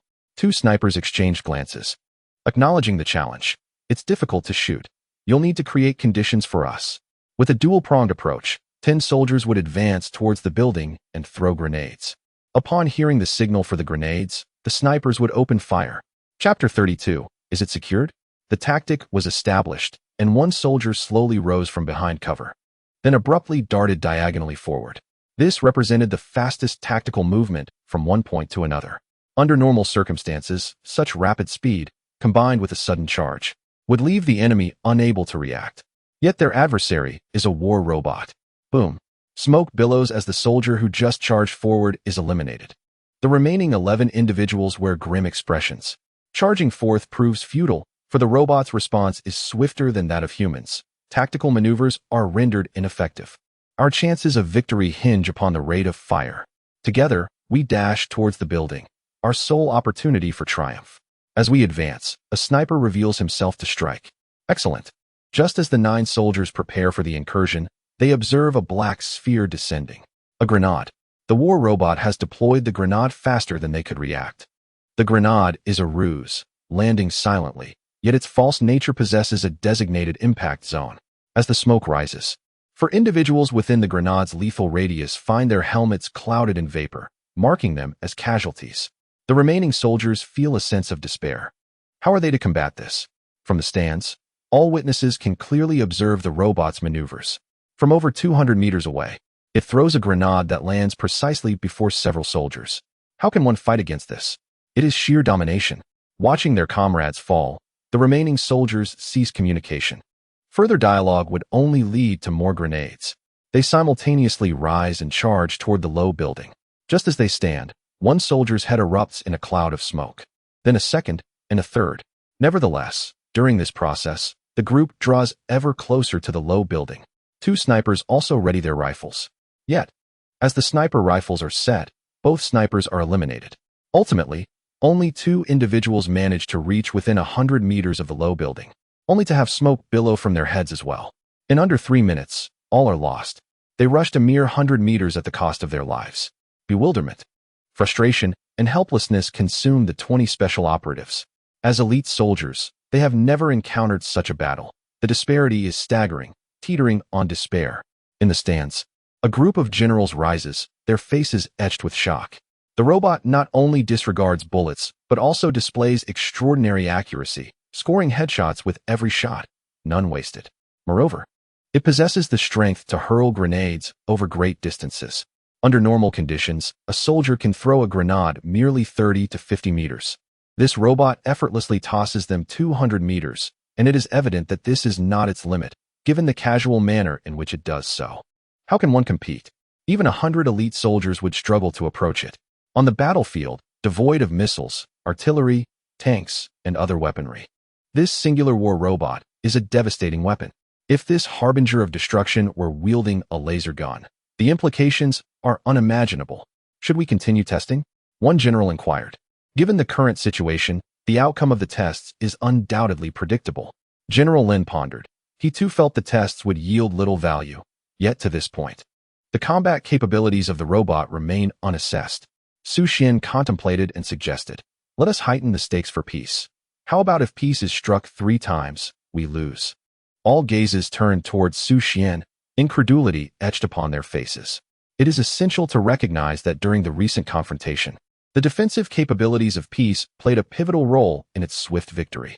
Consequently, Xu Xuan declared that hitting 3 times would result in defeat. Was this a relinquishment of a significant advantage? Was it a display of confidence? General Lin nodded, affirming that this approach still afforded them a chance. Once the order was issued, the 20 soldiers exhaled in relief, feeling assured of victory. The cumbersome robot was incapable of evasion even while standing still. Moreover, this time they were on the defensive, merely needing to obstruct the robot with a barrage of gunfire. Their elevated position offered a superior vantage point. They were resolute. The 20 soldiers swiftly donned new equipment and replenished their ammunition, preparing for a new round of testing. The robot awaited 200 meters away. With all preparations complete, Xu Xuan relayed instructions to the robot, stipulating that it must not be struck more than 3 times. At the command, the robot concealed itself behind cover. The soldiers ascended the building with utmost speed, each taking position at the windows of every floor, aiming at the robot's location, poised for its emergence. There were 8 windows in total, with 2 personnel at each, and others stationed on the rooftop with sniper rifles. They merely needed to land 3 shots. And at that moment, they perceived the task to be relatively uncomplicated. However, suddenly, a blue and white figure darted between 2 cover points, causing the expressions of all soldiers to shift to one of gravity. It was astoundingly swift. Their tactical maneuvers, already rapid, paled in comparison to the robot's movements, which seemed to be glacial in contrast. On the high platform, General Lin and the others widened their eyes. The combat robot was capable of such tactical maneuvers? Xu Xuan affirmed, acknowledging that while it might not be frequently utilized, he had included it, for comprehensiveness meant being prepared for all scenarios. General Lin's expression grew solemn. This combat robot was truly extraordinary. Professor Chow and his colleagues were equally astonished. If the robot's prior capabilities, targeting, firing, and throwing grenades, had already left them in awe, its tactical actions escalated their astonishment to an entirely new level. Previously, it had only exhibited basic walking and running, supplemented by some bodily movements, which were already quite challenging. Now, the robot was employing exceedingly intricate tactical maneuvers. Mastering such actions typically requires extensive training and rigorous practice for a human. Yet, the robot executed them with remarkable coordination and speed. It was utterly terrifying. The robot's synchronization was beyond their comprehension. Concealed behind the second piece of cover, the robot now aimed to dash toward the third, exposing itself momentarily to gunfire. With one hand gripping its firearm and the other bracing against the ground, its legs erupted with force. In a flash, the blue and white figure surged forth, coinciding with a cacophony of gunfire. Every bullet was spent without successfully striking peace. Among the 20 soldiers, one had smoke rising from his forehead. In that fleeting moment when peace dashed out, he managed to fire back, successfully inflicting casualties upon the enemy. Engaging in evasive tactical maneuvers while simultaneously returning fire? Such swift evasion, eluding the keen eyes of 20 elite Special Forces soldiers, indicated an extraordinary velocity, allowing for counterattacks in an instant. The remaining 19 warriors once again felt the weight of despair. Previously, they harbored a glimmer of hope, but now they were undeniably disheartened. The captain conveyed through the channel, "Do not wait for him to emerge before shooting. Fire unpredictably along his anticipated path." As soon as he finished speaking, gunfire erupted. Another volley followed, each shot aimed at the robot's projected route of movement. The firing was erratic, with intervals dictated solely by chance. At this moment, they could rely only on fortune. On the high platform, several generals nodded in agreement, recognizing this as a viable strategy under the constraints of individual weaponry. It could suppress the target for an extended period. If the target wished to advance, it could only gamble on luck. However, with over 100 meters still to traverse, unless sheer luck was on their side, they were bound to face defeat eventually. General Lin turned to Xu Xuan. "Will the combat robot take risks when faced with uncertainty?" Xu Xuan shook his head. "Robots do not gamble. They will seek infallible strategies. If such a strategy is unattainable, they will opt for the course with the highest probability of success." Just as he spoke, everyone witnessed the blue and white robot suddenly rise and then crouch again. One of the Special Forces soldiers had smoke billowing from his head.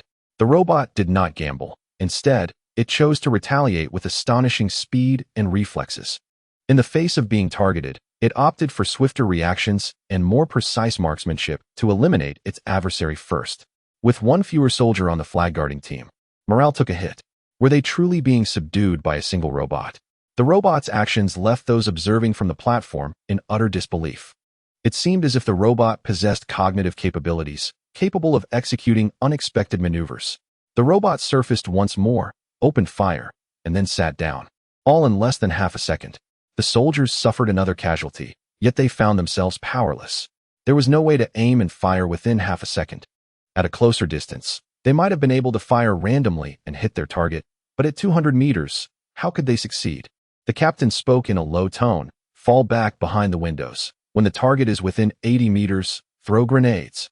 Engaging in a firefight is futile. We must employ alternative tactics. The robot rose again, but this time it did not crouch, for it detected no threats.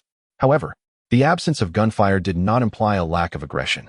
The robot adeptly retrieved training grenades from its waist and hurled them. 3 grenades were simultaneously launched, soaring 200 meters before accurately landing within a window. The soldiers on either side of the window awaited orders. Upon seeing the grenades, they instinctively dropped to the ground. In normal circumstances, lying prone against fragmenting grenades would minimize damage, as fewer shrapnel would reach those close to the ground. Typically, one would not face death, and with a stroke of luck, might even escape injury. However, these were training grenades, judged by their lethal range. 6 more soldiers were eliminated. The special forces felt a sense of frustration. Here they were, high above, with 20 guns, yet they couldn't even graze the enemy. Moreover, they were astonished. With such formidable capabilities, would robots render them obsolete on the battlefield in the future? It is often said that the advancement of artificial intelligence is so rapid that it threatens to replace all professions. Little did they expect that even warriors could be rendered obsolete. The captain swiftly cast aside his chaotic thoughts and picked up a mirror to observe the situation outside through the glass. This method ensured greater safety, preventing him from being shot while peering out. Through the mirror, he spotted a robot striding toward the low building. Prepare yourselves, target at a distance of 100 meters. A soldier removed a grenade from his belt, pulled the safety pin, and awaited silently. 90 meters. 80 meters, throw. In an instant, 11 grenades were hurled towards the piece. Although 80 meters seemed considerable, the elevation differences and their rigorous training allowed them to barely reach the target. Moreover, all grenades were thrown with precision, aimed directly at Peace.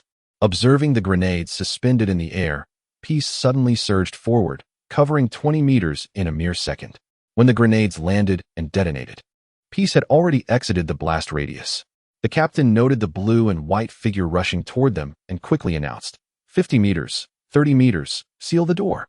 His reporting speed could not match that of the robot. The impressive feat of sprinting 100 meters in 4.12 seconds was now on display. The 80-meter mark was reached in the second following the first grenade's explosion.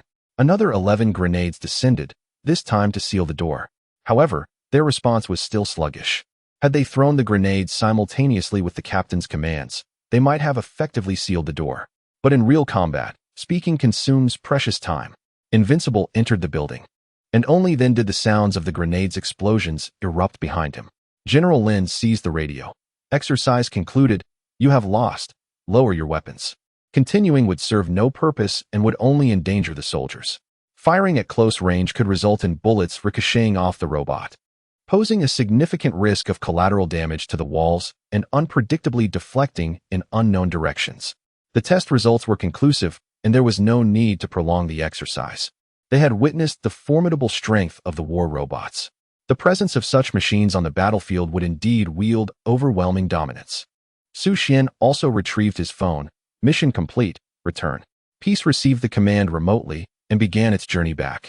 Professor Chow and several researchers displayed peculiar expressions. As specialists in robotic studies, they found it difficult to comprehend the magnitude of this machine's capabilities. Could a robot truly be so powerful? Its speed was astonishing. As they observed the robot swiftly approaching, they hurried to meet it, eager to examine it up close. General Lin watched the group rush toward the robot, his gaze filled with complexity. Is it possible to mass-produce such a war robot? Xu Xuan shook his head. I do not know. I have not engaged in related work. nor do I comprehend the standards for mass production. General Lin turned to Professor Chow and the others, just in time to see Professor Chow, enraptured, caressing the outer armor of peace. Professor Chow? Professor Chow remained oblivious, completely engrossed in his admiration of peace. Unable to contain himself, General Lin gestured to the guards behind him, summoned them over. Professor Chow and the 4 other researchers approached, gazing at General Lin. General Lin straightforwardly stated, "Initially, I intended to invite you here for an assessment, but given the circumstances, you are unable to evaluate. Can we entrust the mass production of the warfare robots to you?" Professor Chow and his colleagues instinctively glanced at Xu Xuan. Ordinarily, manufacturing and mass production are responsibilities of the same team, allowing them to reap the full rewards. Xu Xuan responded with composure, "I am unaware of the current market situation, and furthermore, I still have my studies to attend to, leaving me little time." Professor Chow could hardly contain himself. "School? Who can teach you? As the saying goes, 3 people walking together, one can surely be my teacher." Professor Chow fell silent. There was a certain logic to the statement. After a brief contemplation, he nodded, "As long as the project leader is the creator of the warfare robots, I will not claim credit. My primary interest lies in understanding the technology employed in these robots." General Lin turned to Xu Xuan, "Then you shall communicate with Professor Chow." "Understood." Xu Xuan took out his phone and added Professor Chow as a contact. "I will compile the blueprints and technology of the warfare robots and send them to you later. I will accompany you to your laboratory. It seems more secure that way." Xu Xuan nodded, appreciating that it alleviated his responsibilities. However, it meant another night spent in the laboratory, with no chance to return to his separate accommodation. He was uncertain when he would be able to rest in the solitary quarters provided by the school. As they headed back to the laboratory, Professor Chow decided to join Xu Xuan in the jeep, examining the peaceful surroundings with a sense of wonder. "What inspired you to create such a robot?" Xu Xuan pondered for a moment. "While dining in the cafeteria, I observed a dish-serving robot, and I found it quite inadequate, which sparked my desire to develop a superior robot." Chapter 34. Unconditional Trust. Professor Chow was taken aback. The reasoning seemed somewhat flawed. Shouldn't that be a service robot? Why then create a warfare robot? "I studied weapon engineering. No fault in that." The jeep soon arrived at the school, and Professor Chow finally shifted his gaze from the serene surroundings to the institution, a nostalgic expression gracing his features. "It has been a long time since I last visited. It feels somewhat unfamiliar. Did you graduate from here as well?" Xu Xuan inquired. "Indeed." Professor Chow nodded gently. "When we were students, the school was not as formidable as it is now. It could hardly cultivate talents of your caliber." Xu Xuan noticed that Professor Chow enjoyed jesting in a most earnest manner. Conversing with such a person was undeniably relaxing, devoid of any pretentiousness. Upon reaching the laboratory, Xu Xuan led Professor Chow inside. Professor Chow looked around, his brow furrowing. "Is this truly your robotics research laboratory?" "Yes." "Yet, where are the signs of robot manufacturing?" "Typically, a robotics lab would be filled with numerous prototypes and models." Xu Xuan's situation was unusual, as he was solely focused on manufacturing, which left no traces behind. "I prefer to keep things tidy," Xu Xuan casually provided an excuse. "What about the blueprints? I will draw them for you." As he spoke, he opened his computer. "I meant, what about your previous blueprints? The ones for manufacturing robots?" "I prefer to keep things tidy." Professor Chow felt that Xu Xuan was more humorous than himself. He chuckled softly, waiting for Xu Xuan to retrieve the blueprints.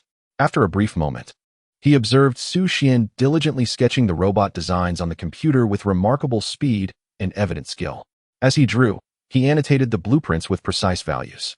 Suddenly, Professor Chow fell silent, struck by a wave of incredulity. Was this truly a human endeavor? To draw a simple 3-bedroom layout, a designer might need to erase and redesign, invariably altering the original concept. The blueprints for a war robot, however, were extraordinarily intricate, so complex that it seemed implausible for a human brain to conceive them. Was Xu Xuan some sort of supercomputer? Unbeknownst to Xu Xuan, Professor Chow was internally lamenting as he became completely absorbed in his work, oblivious to the outside world. Amidst his astonishment, Professor Chow began to comprehend that perhaps only a genius of Xu Xuan's caliber could develop such cutting-edge technology as a war robot. Watching Xu Xuan immerse himself in his design, Professor Chow was awestruck by the innovative structures featured in the robot, structures he had never encountered before. Each new design represented an invention in the mechanical field, capable of enhancing the robot's agility and applicable to numerous other mechanical products. Xu Xuan worked tirelessly through the night, while Professor Chow observed, feeling weary in body but exhilarated in spirit. Countless breakthroughs flashed through his mind, with direct applications readily apparent. Many of the challenges he had faced in his research over the years could be effortlessly resolved with the technologies depicted in the blueprints. As morning arrived, Xu Xuan completed the overall design and stretched, turning to find Professor Chow's bloodshot eyes. "You haven't rested all night?" Professor Chow gently shook his head. "Why sleep long in life when eternal rest awaits in death?" This time, Xu Xuan could not contain himself. "But you can't just rest now." He called for the guards to escort Professor Chow to rest while he lay down to catch up on his sleep. He slept until noon, only to awaken feeling something on him. He opened his eyes to see Xu Ting draping a coat over him. Relieved, he pushed her garment away. "I'm not cold." Xu Ting picked up her jacket. "I plan to leave in a couple of days." "Where to?" "Back to school, then to intern at the confidential agency." Xu Xuan furrowed his brow. Was this arranged by Professor Zhong? Yes. Xu Ting had taken the blame for him. And with the first danger came the certainty of a second. By entering the confidential research institution, her safety would be ensured. Xu Xuan felt a pang of guilt. Xu Ting had suffered an undeserved misfortune because of him. Now, hiding from the consequences, it was uncertain how long she would have to remain concealed. Moreover, to protect his safety, both Xu Ting and the authorities would continue to let her bear the burden. After a moment of contemplation, Xu Xuan suggested, "Why not wait a few more days?" "Why? I am preparing to research protective equipment, which, once developed, will enhance your safety." Xu Ting pondered briefly before nodding. "All right, what shall we develop?" Xu Xuan remained silent, his mind immersed in the system, seeking suitable products. He too required means of self-protection. While peace is formidable, it can only shield against overt threats. Covert dangers are far more elusive. In this world, mercenaries and assassins still exist, necessitating caution. Although firearms are scarce in Longhua, those with ulterior motives can still acquire them. The last encounter with a gun heightened Xu Xian's vigilance, prompting him to prepare advanced protective gear. However, he had been devoid of time these past few days. Now, with a moment of respite, he aimed to elevate his safety measures. Once the Nanshanmen project was initiated, all related equipment appeared in the system. Xu Xuan did not focus on the massive carrier platform or the Luan-Bird fighter jet, but rather on the individual soldier equipment. The individual soldier armor indeed boasts excellent defensive capabilities, yet it cannot be worn continuously. A bulletproof vest? Its ballistic resistance surpasses that of standard vests, providing maximum protection against impacts and significantly enhancing a warrior's survival rate, although it is somewhat cumbersome. Then, the concept of an electromagnetic bulletproof belt sparked Xu Xian's interest. This device, when donned, would generate an electromagnetic field upon detecting a rapidly approaching metallic object. The only drawback is its limited energy. Once activated, the shield lasts for 10 minutes, after which it requires 12 hours before it can be reactivated. However, this shortcoming has been addressed by Longhua. When protected by assigned personnel, as long as one remains within domestic bounds, safety is assured. At most, one might face a cold arrow. A frontal assault would be tantamount to seeking death. The combat effectiveness and responsiveness of the protective personnel are off the charts. Preventing ambushes and allowing the guards to neutralize threats within 10 minutes is more than adequate. Xu Xuan opened his eyes and turned to shooting. The electromagnetic protective belt, the bulletproof kind, I can manufacture it in a few days. All right. Instinctively, Xu Xuan accessed the system, and indeed, the trust conditions for the electromagnetic protective belt had turned green. To have someone who unconditionally believes in you is truly a blessing. Chapter 35. Only one opportunity. The electromagnetic protective belt has two additional conditions, a laboratory and a shooting range. For Xu Xuan, meeting these conditions poses little challenge. Professor Huang's lab already meets the criteria and is marked green. The shooting range remains red, yet securing it is merely a matter of a phone call. He sent a message to Director Qian, requesting use of the shooting range. Without hesitation, Director Qian approved, even though communication with the shooting range had yet to be finalized. Arrangements could be made later. If personnel were needed at the range, coordination would be facilitated to accommodate Xu Xuan. Everything was to be made convenient for him. After the call, memories regarding the development of the electromagnetic protective belt flooded Xu Xian's mind. This belt relies on a momentarily unleashed electromagnetic field. This ultra-high-intensity force field can effectively block bullets. The velocity of a bullet is indeed swift, yet it cannot surpass that of an electromagnetic induction device. Thus, the protective belt is designed for automatic activation. As the bullet approaches, it deploys a force field shield. The force field shield operates in two distinct modes. The first is the deflection mode, utilized when confronted with high velocity, more powerful metallic bullets or shells that cannot be intercepted. It merely requires a minimal amount of force to divert the bullet from its original trajectory. The advantage is self-preservation, while the drawback is that the bullet, once deflected, continues to soar diagonally backward, posing a risk to allies. In addition to the deflection mode, there exists an interception mode tailored for smaller caliber bullets of relatively lesser power, capable of completely halting such projectiles. This interception mode can also neutralize melee weapons. When someone lunges with a dagger, it similarly triggers the force field protection.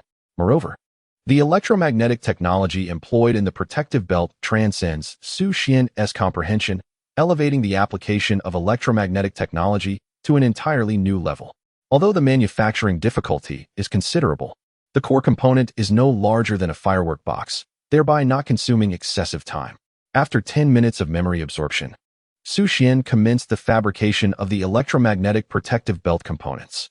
The technology behind the electromagnetic protective belt is on par with that of laser guns. Drawing from his experience in constructing laser guns, the pace of creating the electromagnetic protective belt increased significantly. He crafted two identical sets of parts, enabling the assembly of two electromagnetic protective belts. Throughout this process, Xu Ting assisted, her eyes gleaming with admiration. She found it difficult to fathom why Xu Xuan's manufacturing skills were so exceptional during her own endeavors to fabricate laser guns. She often sought the assistance of specialized craftsmen for the intricate components, while Xu Xuan managed the entire process independently. This time, the manufacturing process diverged from that of robots, which relied on CNC machines. Many of the smaller components required manual craftsmanship. His skill was remarkable. For 4 consecutive days, Xu Xuan dedicated himself to the laboratory, resting only when fatigued and resuming work upon awakening. Xu Ting spent the majority of her days there, returning home to rest at night. Upon perfecting the final component and confirming its thickness met the standards, Xu Xuan exhaled a sigh of relief, finally ready to begin assembly. Although assembly posed its own challenges, it was considerably simpler than fabrication. Carefully, he used tweezers to piece together the minuscule components, assembling the electromagnetic field generator and installing it within the belt buckle, followed by the energy source, a nuclear battery, albeit much smaller this time. 3 hours later, Xu Xuan completed the assembly, sealing the cover and pressing the switch. A blue light illuminated the belt buckle, signifying successful operation. He handed the metal belt buckle, roughly the size of a firework box, to Xu Ting. Replace it on your belt. This is the electromagnetic protective belt. Once fitted, it can deflect bullets, but it requires 12 hours to recharge after each use. Xu Ting, somewhat dazed, accepted the belt buckle, her expression one of bewilderment. Over the past 4 days, she had spent nearly every moment with Xu Xuan, yet had not witnessed any of his research, only his relentless manufacturing efforts. Now he presented her with a crafted belt buckle, claiming it was an electromagnetic protective belt.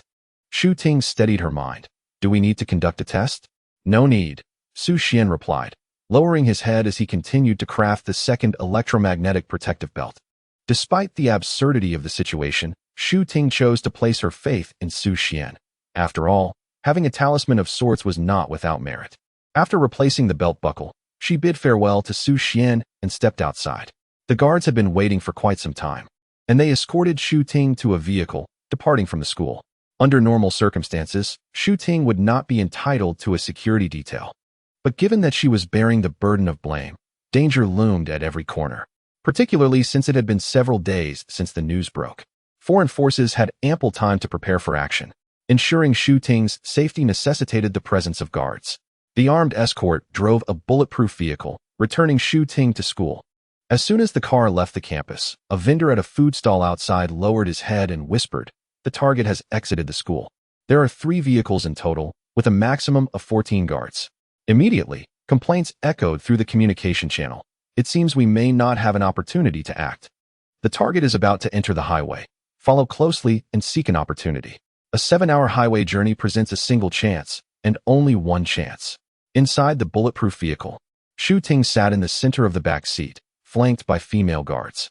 She shifted her position, feeling somewhat uncomfortable in the heavy bulletproof vest. Unable to focus on her documents due to dizziness, she could only gaze out the window or close her eyes to rest. However, each time she shut her eyes, thoughts of danger flooded her mind. Under normal circumstances, she would not perceive any threat, yet the guard's demeanor unsettled her. Instinctively, her hand rested on the belt, providing her with a modicum of reassurance. The three vehicles sped along the highway, and as Xu Ting adjusted her position once more, glancing at the scenery outside, she suddenly furrowed her brow. The vehicle ahead has overtaken us twice. The guard's convoy was traveling at a slower pace in the second lane, consistently being surpassed. The repeated overtaking could indicate two possibilities.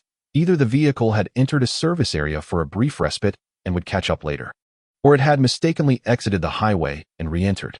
Given that there had been no service areas along their route, the other vehicle must have exited the highway first before rejoining. The guard in the passenger seat retrieved a walkie-talkie. Investigate the vehicle that has overtaken us twice in a short span. It may be tailing us. In just 10 minutes, a voice crackled through the walkie-talkie. The vehicle appears normal, but its trajectory is suspicious. It almost immediately followed you onto the highway. I will report this information for further investigation. Remain vigilant. The guard in the passenger seat nodded towards Xu Ting, his eyes reflecting respect. On the highway, being overtaken by a single vehicle twice was not unusual, yet they had not noticed Xu Ting's keen awareness and her ability to recall the license plate number. Truly, she was a prodigy deserving of their protection. Another half-hour passed, and the walkie-talkie buzzed again. We have received instructions to proceed to the nearest service area for support. That vehicle poses a threat, and we do not currently know if it is the only one. Chapter 36. Intercepting Bullets. The guards found it somewhat difficult to believe. He had served as a guard for a long time. Yet it was his first encounter with the audacity of individuals daring to harm the protected in the presence of security. This is the Dragon Kingdom. Understood, the guard replied. Let us proceed to the nearest service area for a respite. 3 vehicles veered into the service area, halting by the roadside to await assistance. At that moment, a white car entered the service area. The individual in the passenger seat glanced at the 3 vehicles parked nearby and turned to the woman in the back seat, saying, "The target has entered the service area. It is highly probable they seek the restroom. Wait for my signal inside. Once the target is neutralized, you must flee. Someone will be there to assist you." The woman nodded, and as the car came to a stop, she opened the door and walked into the restroom. As the passenger dialed a number to report the situation, he was suddenly startled by the sound of helicopter rotors.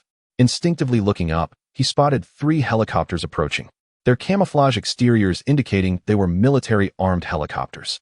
Damn it, armed helicopters are here for extraction. The voice on the other end hesitated, who leaked information about the operation. What do we do now? If the target boards the helicopter, we will have no more chances. You must take action personally. The moment the target steps out of the car, you must fire. I trust your aim. This is our only opportunity. What about me? If you perish, your family will receive substantial compensation from above. Should the mission fail, despite all you have done for us, we will inform the Dragon Kingdom authorities, and you will die in disgrace. The middle-aged man in the passenger seat felt utterly betrayed. I have provided you with so much information and assistance, and now you cast me aside? The voice on the other end turned ominous. To refrain from action is to betray us. Should you act, your family will be compensated. I await news of your success. As the call ended, the middle-aged man's face darkened. He had anticipated sacrificing the gunman, yet now it seemed he was to be the one sacrificed.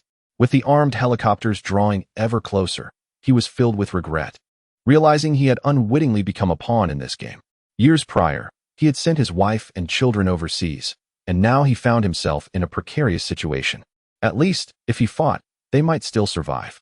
He opened the car door, surveying the layout of the service area. The restroom had 2 entrances. The side door was closer to the 3 vehicles, merely 30 meters away. At this distance, he could hit his target with a handgun almost without fail. Provided he was given a suitable angle, he was confident he could accomplish the mission. With a plan forming in his mind, he turned to the driver, whose complexion had turned pale. The driver had merely been summoned to operate the vehicle, and although promised a generous reward, he had not anticipated becoming embroiled in an assassination plot. Having lived in the Dragon Kingdom for over 20 years, he had always felt secure. even believing that such clandestine operations were non-existent within its borders. Now, realizing the gravity of the situation, he was panicking. Do not fret. If I encounter trouble, you will not escape either.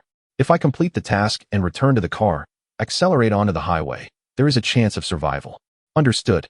The middle-aged man closed the car door and strode purposefully towards the service area restroom, intending to enter through the front and exit via the side. As soon as he took a couple of steps, he heard the roar of an engine behind him. The only escape route he had was speeding away on the highway. Watching the rapidly departing vehicle, the middle-aged man felt a deep despair. His solitary chance for survival had vanished. Damn it, traitorous scoundrel, utterly unreliable. He had no other choice. Otherwise, he would have fled too. Now, even in death, he must pave the way for his family. He pressed his hand against his waist, where the only source of security lay. In the sky, 3 armed helicopters began their descent. On the ground, 3 vehicles were easily identifiable. Meanwhile, onlookers in the service area were gazing upward, for such aircraft were a rarity in Dragon Country, drawing curious stares from the crowd. The middle-aged man had initially contemplated how to find an opportunity, worrying that standing by the side entrance might attract attention. However, before he could reach the side door, he noticed a throng of people gathered, all engrossed in the spectacle. He walked over to join the crowd. Just a few meters ahead, a guard stood with his weapon drawn, warning the onlookers to maintain their distance. The helicopters landed, and soldiers emerged to open the doors of an armored vehicle, first relocating Xu Ting. As the door swung open, the middle-aged man slipped his hand to his waist, and in that instant, he saw a girl step out of the vehicle. Almost instinctively, he drew his gun and fired without hesitation. Bang! The deafening sound echoed throughout the service area. The crowd erupted in screams. The people of Dragon Country, especially the youth, had likely never witnessed a real firearm in their lives. Their immediate reaction upon seeing a genuine handgun would be disbelief, convinced it must be a toy. After all, even a crude, taped-up homemade gun seemed more authentic. Yet this was indeed a real pistol, and the nearby spectators felt a rush of panic. The guard reacted with remarkable speed, raising his weapon to aim at the assailant. But upon spotting the ordinary civilians behind him, he cursed inwardly, lowered his gun, and charged forward. His primary objective was to block the muzzle and subdue the shooter. However, the assailant did not fire again. Having discharged one shot, he cast aside his weapon and lay on the ground, devoid of any will to resist. Perhaps he would face the death penalty, but at the very least, he would not die at this moment. The soldiers and guards, hearing the gunfire, instinctively aimed their weapons outward, scanning for additional threats, while the guard positioned himself protectively in front of Xu Ting. She stood in a daze, staring blankly at the bullet hovering just half a meter in front of her, her mind clouded with confusion. The golden bullet spun in the air, and the words of Xu Xuan echoed in her thoughts. The electromagnetic protective belt. At the time, she had doubted its efficacy against bullets. The round was aimed directly at her head. Had she not worn the electromagnetic protective belt, she would have been dead by now. The guards swiftly assessed the situation for further danger and then turned to check on Xu Ting. They too were astonished to see the bullet suspended in midair. Was this some kind of film set? Xu Ting reached for the bullet, its surface still warm from the friction of high velocity. The guard, momentarily stunned, quickly dismissed the thought. First, get to the helicopter. Once on board, Xu Ting would be safe. In the Dragon Kingdom, acquiring a firearm may be somewhat understandable, given the simplicity of handgun manufacturing. With merely a lathe and a skilled worker, one can produce them. However, obtaining weaponry capable of downing a helicopter poses a significant challenge. Once the helicopter is airborne, guards and soldiers will swiftly neutralize any assailants and report the incident. Within the helicopter, Xu Ting, taking out her phone, sent a message to Xu Xuan. Without your electromagnetic protection belt, I would have perished. I owe you my life. Xu Xuan, who was resting, immediately sat up upon reading the message. Had Xu Ting been attacked again? A wave of guilt washed over him, for her assault was indeed a consequence of his actions. Chapter 37, Amphibious Assault Vehicle? If he had not insisted she remain for an additional 4 days, the enemy might not have had the opportunity to devise their plan, and thus, the ambush could have been entirely averted. Fortunately, thanks to the electromagnetic protective belt, she was unharmed. The bullets had shielded her. In truth, he owed her. Xu Xuan replied to her message and scrolled through his contacts until he found the national security officer he had met previously. Xu Ting has been attacked. Is this within your purview? The reply came after a brief delay. We are currently investigating and have apprehended 2 gunmen and a driver. We will certainly capture those behind this. The response took longer than expected, perhaps indicating a lack of confidence in his abilities. Xu Xuan closed the chat window. He still possessed the leverage to apply pressure on the school and could also reach out to General Lin. Such pressure might compel those in charge of the investigation to dedicate themselves more fervently. However, after some contemplation, Xu Xuan decided against exerting pressure, recognizing that at this stage, the investigators would already be working tirelessly. Further pressure might inadvertently burden them. As he sat up, Xu Xuan realized this incident served as a crucial wake-up call. He had been ensconced in a secure environment for so long that he had come to believe that assassination attempts were a distant concern. The previous attack had been an attempt at communication. Although perilous, it had not felt overwhelmingly dangerous. However, Xu Ting's recent ordeal starkly reminded him of the precariousness of their world. The security of the Dragon Kingdom is the result of many individuals' efforts. Yet it remains far from absolute, especially in light of the remarkable accomplishments he had achieved that could incite madness in others. After several days of intense activity, Xu Xuan had intended to rest, but the notion of sleep eluded him. At his age, how could he find solace in slumber? There was work to be done. If the Dragon Kingdom was not sufficiently secure, then it was evident that their might was not yet formidable enough. They needed to strengthen their resolve. Development of advanced equipment must continue. What equipment should he pursue? Xu Xuan instinctively glanced outside, and his gaze fell upon the armored SUV parked nearby. Could it not be upgraded? An enhancement to a more formidable assault vehicle would not only ensure safety, but also guarantee dominance on the battlefield. Xu Xuan immersed himself in the system, searching for assault vehicles. With a clear objective in mind, he navigated through the myriad of products available for development within the system and discovered a remarkable option, an amphibious assault vehicle. The brief description indicated that it could traverse land, navigate water, and even take to the skies. Xu Xuan had encountered amphibious vehicles before, but a trimodal vehicle had never crossed his mind. Yet, the very name sparked an excitement within him. Its unparalleled mobility promised flawless passage across all terrains. Capable of traversing mountains and valleys, soaring directly through the skies, and enduring the harshest of weather conditions. It adeptly supports both the transportation of supplies and the movement of soldiers across diverse terrains. Upon examining the prerequisites, the first requirement remains that someone believes in the potential to develop an amphibious combat vehicle. The second stipulation pertains to the availability of a large laboratory. Currently, the existing facility does not meet this criterion. The third condition necessitates the presence of a water testing site. Lastly, it is essential to fulfill the material requirements. Xu Xuan furrowed his brow. Securing a large laboratory is not insurmountable, as the school undoubtedly possesses such resources for the development of combat vehicles. However, locating a water testing site poses a significant challenge. Xu Xuan first contacted Director Qian regarding the laboratory. Upon learning that Xu Xuan sought a larger facility for the purpose of constructing a combat vehicle, Director Qian was momentarily taken aback. A combat vehicle? You're joking, right? First, it was laser guns and nuclear fusion reactors, then war robots, and now you want to delve into combat vehicles? Other researchers dedicate their lives to perfecting a single path, yet Xu Xuan seems to be dabbling in multiple disciplines, venturing as far as Siberia. Nevertheless, Xu Xuan managed to achieve feats that elude the average person. I will coordinate and provide you with a response by tomorrow. All right, Xu Xuan replied, not rushing to make another call. He tentatively inquired, do you think I can successfully develop the combat vehicle? Without hesitation, Director Qian responded, given your track record, the combat vehicle should not pose a significant challenge for you. Entering the system, Xu Xuan noticed that the trust indicator remained red. Was there still doubt? This seemed incongruous. With so many accomplishments, surely old Qian should have faith in him. Or perhaps his communication had been insufficiently clear. I intend to create an amphibious combat vehicle. Xu Xuan clarified. Amphibious? A combat vehicle that is amphibious? What led you to that notion? Director Qian was taken aback. Do you believe I can create it? Xu Xuan pressed. Yes, but in application, it may prove to be somewhat impractical, Director Qian replied. Upon checking the system again, Xu Xuan observed that the trust indicator had turned green. Indeed, as he continued to produce innovative work, the number of believers in his capabilities would undoubtedly increase. I must first manufacture it before assessing its practicality. With that, Xu Xuan ended the call, confident that any project included in the Southgate plan would not be trivial. as those high-tech products were already established and functional. With 4 conditions outlined, he now only needed to secure a suitable underwater testing environment.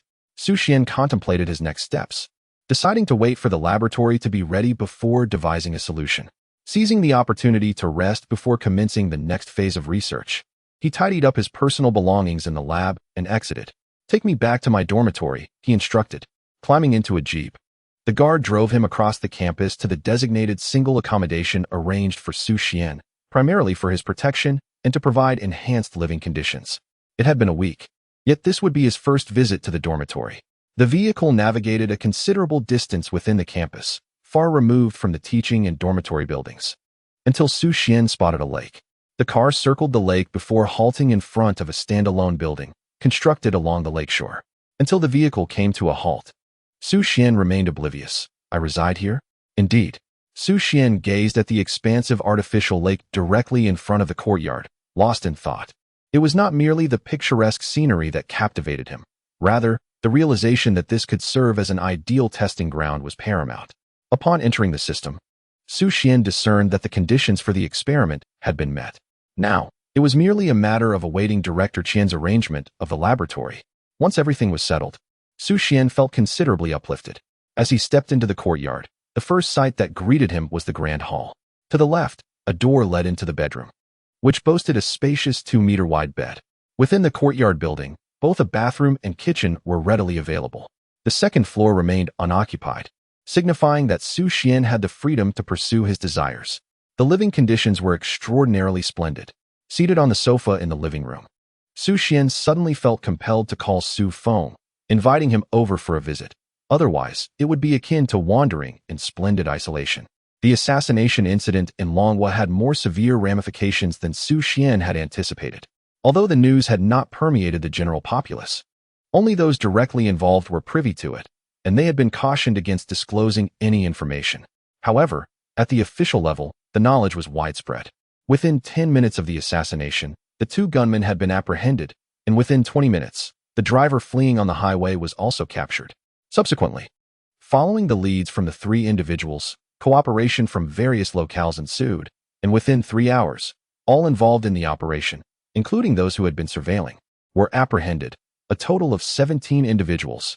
Aside from these 17, all leads had come to a standstill. Communication attempts revealed that the phone numbers were fraudulent, merely purchased identity cards. As for the 17 apprehended, most were peripheral members. Some had merely provided photographs or information for monetary gain, serving as lookouts or drivers without any knowledge of the assassination plot. The gunmen themselves were similarly uninformed, unaware of their superior's identity, with their families residing abroad. Within 3 hours, all who could be captured were detained, and then the investigation reached an impasse. Chapter 38. Do you possess abilities? Those responsible for the investigation were more anxious than anyone. Yet at this juncture, urgency bore no fruit. With no leads forthcoming from the apprehended individuals, their focus shifted to Xu Ting, seeking any who might dare to act against her once more. At this point, Xu Ting had already arrived at the school. When Professor Huang learned of Xu Ting's attack, he was filled with indignation, decrying it as an utterly unwarranted calamity. Fortunately, Xu Ting was unharmed. Observing her descend from the helicopter, Professor Huang finally exhaled in relief and hurried over to offer comfort. Having never encountered such perilous circumstances before, he was concerned for her well-being. However, Xu Ting was not at all frightened. In fact, she felt an overwhelming sense of security. Were it any other individual, the knowledge of the electromagnetic protective belt's efficacy would likely induce panic. Seeing the anxious Professor Huang, Xu Ting reassured him, "I am fine. I am very secure. I should have returned earlier. Returning sooner would have been safer. It is safer now." Lowering her voice, she added, "Xu Xuan provided me with an electromagnetic protective belt that can deflect bullets." "What?" Professor Huang gazed at Xu Ting with a bewildered expression. "An electromagnetic protective belt? What on earth is that? I have never heard of such a thing. How can it possibly stop bullets?" Theoretically, it might be feasible, but in reality, it seems akin to a dream. Regaining his composure, Professor Huang felt a twinge of discomfort. It appeared that Xu Ting had been thoroughly deceived by Xu Xuan. Just as he contemplated revealing the truth, he hesitated, reasoning that it would be better to provide her with a sense of security rather than cause her further distress. However, He resolved that she must not take any more risks. Professor Zhong took Xu Ting to the office, stating, "I've arranged a suitable internship for you. Your resume will pose no issues for the placement, and I have already made the necessary introductions. Once inside, you must not leave without prior notice to me and must communicate with the official personnel, understood?" "Yes," Xu Ting replied with a gentle nod. Before he could continue, Professor Zhong's phone rang. Upon glancing at the unfamiliar caller ID, he answered, "Hello? It's the National Security Agency. I have a question for you. Does Xu Ting possess any special abilities?" Professor Zhong, confused by the inquiry, refrained from answering immediately and first sought to confirm the caller's identity. Once assured of the caller's legitimacy, he replied, "Special abilities do not exist." "Why do you ask?" The voice on the other end belonged to Cheng Peng, responsible for the ongoing investigation. Before him were numerous screens displaying footage from the assassination attempt. Various cameras had captured the scene, including those from service areas and vehicle dash cams. In the absence of leads, they hoped that reviewing the footage might yield new insights. Presently, the screens displayed the moment Xu Ting faced the assassination attempt. Their objective was to locate the bullet. They had been unable to find the bullet fired by the assassin at the scene and sought to ascertain its trajectory through video analysis.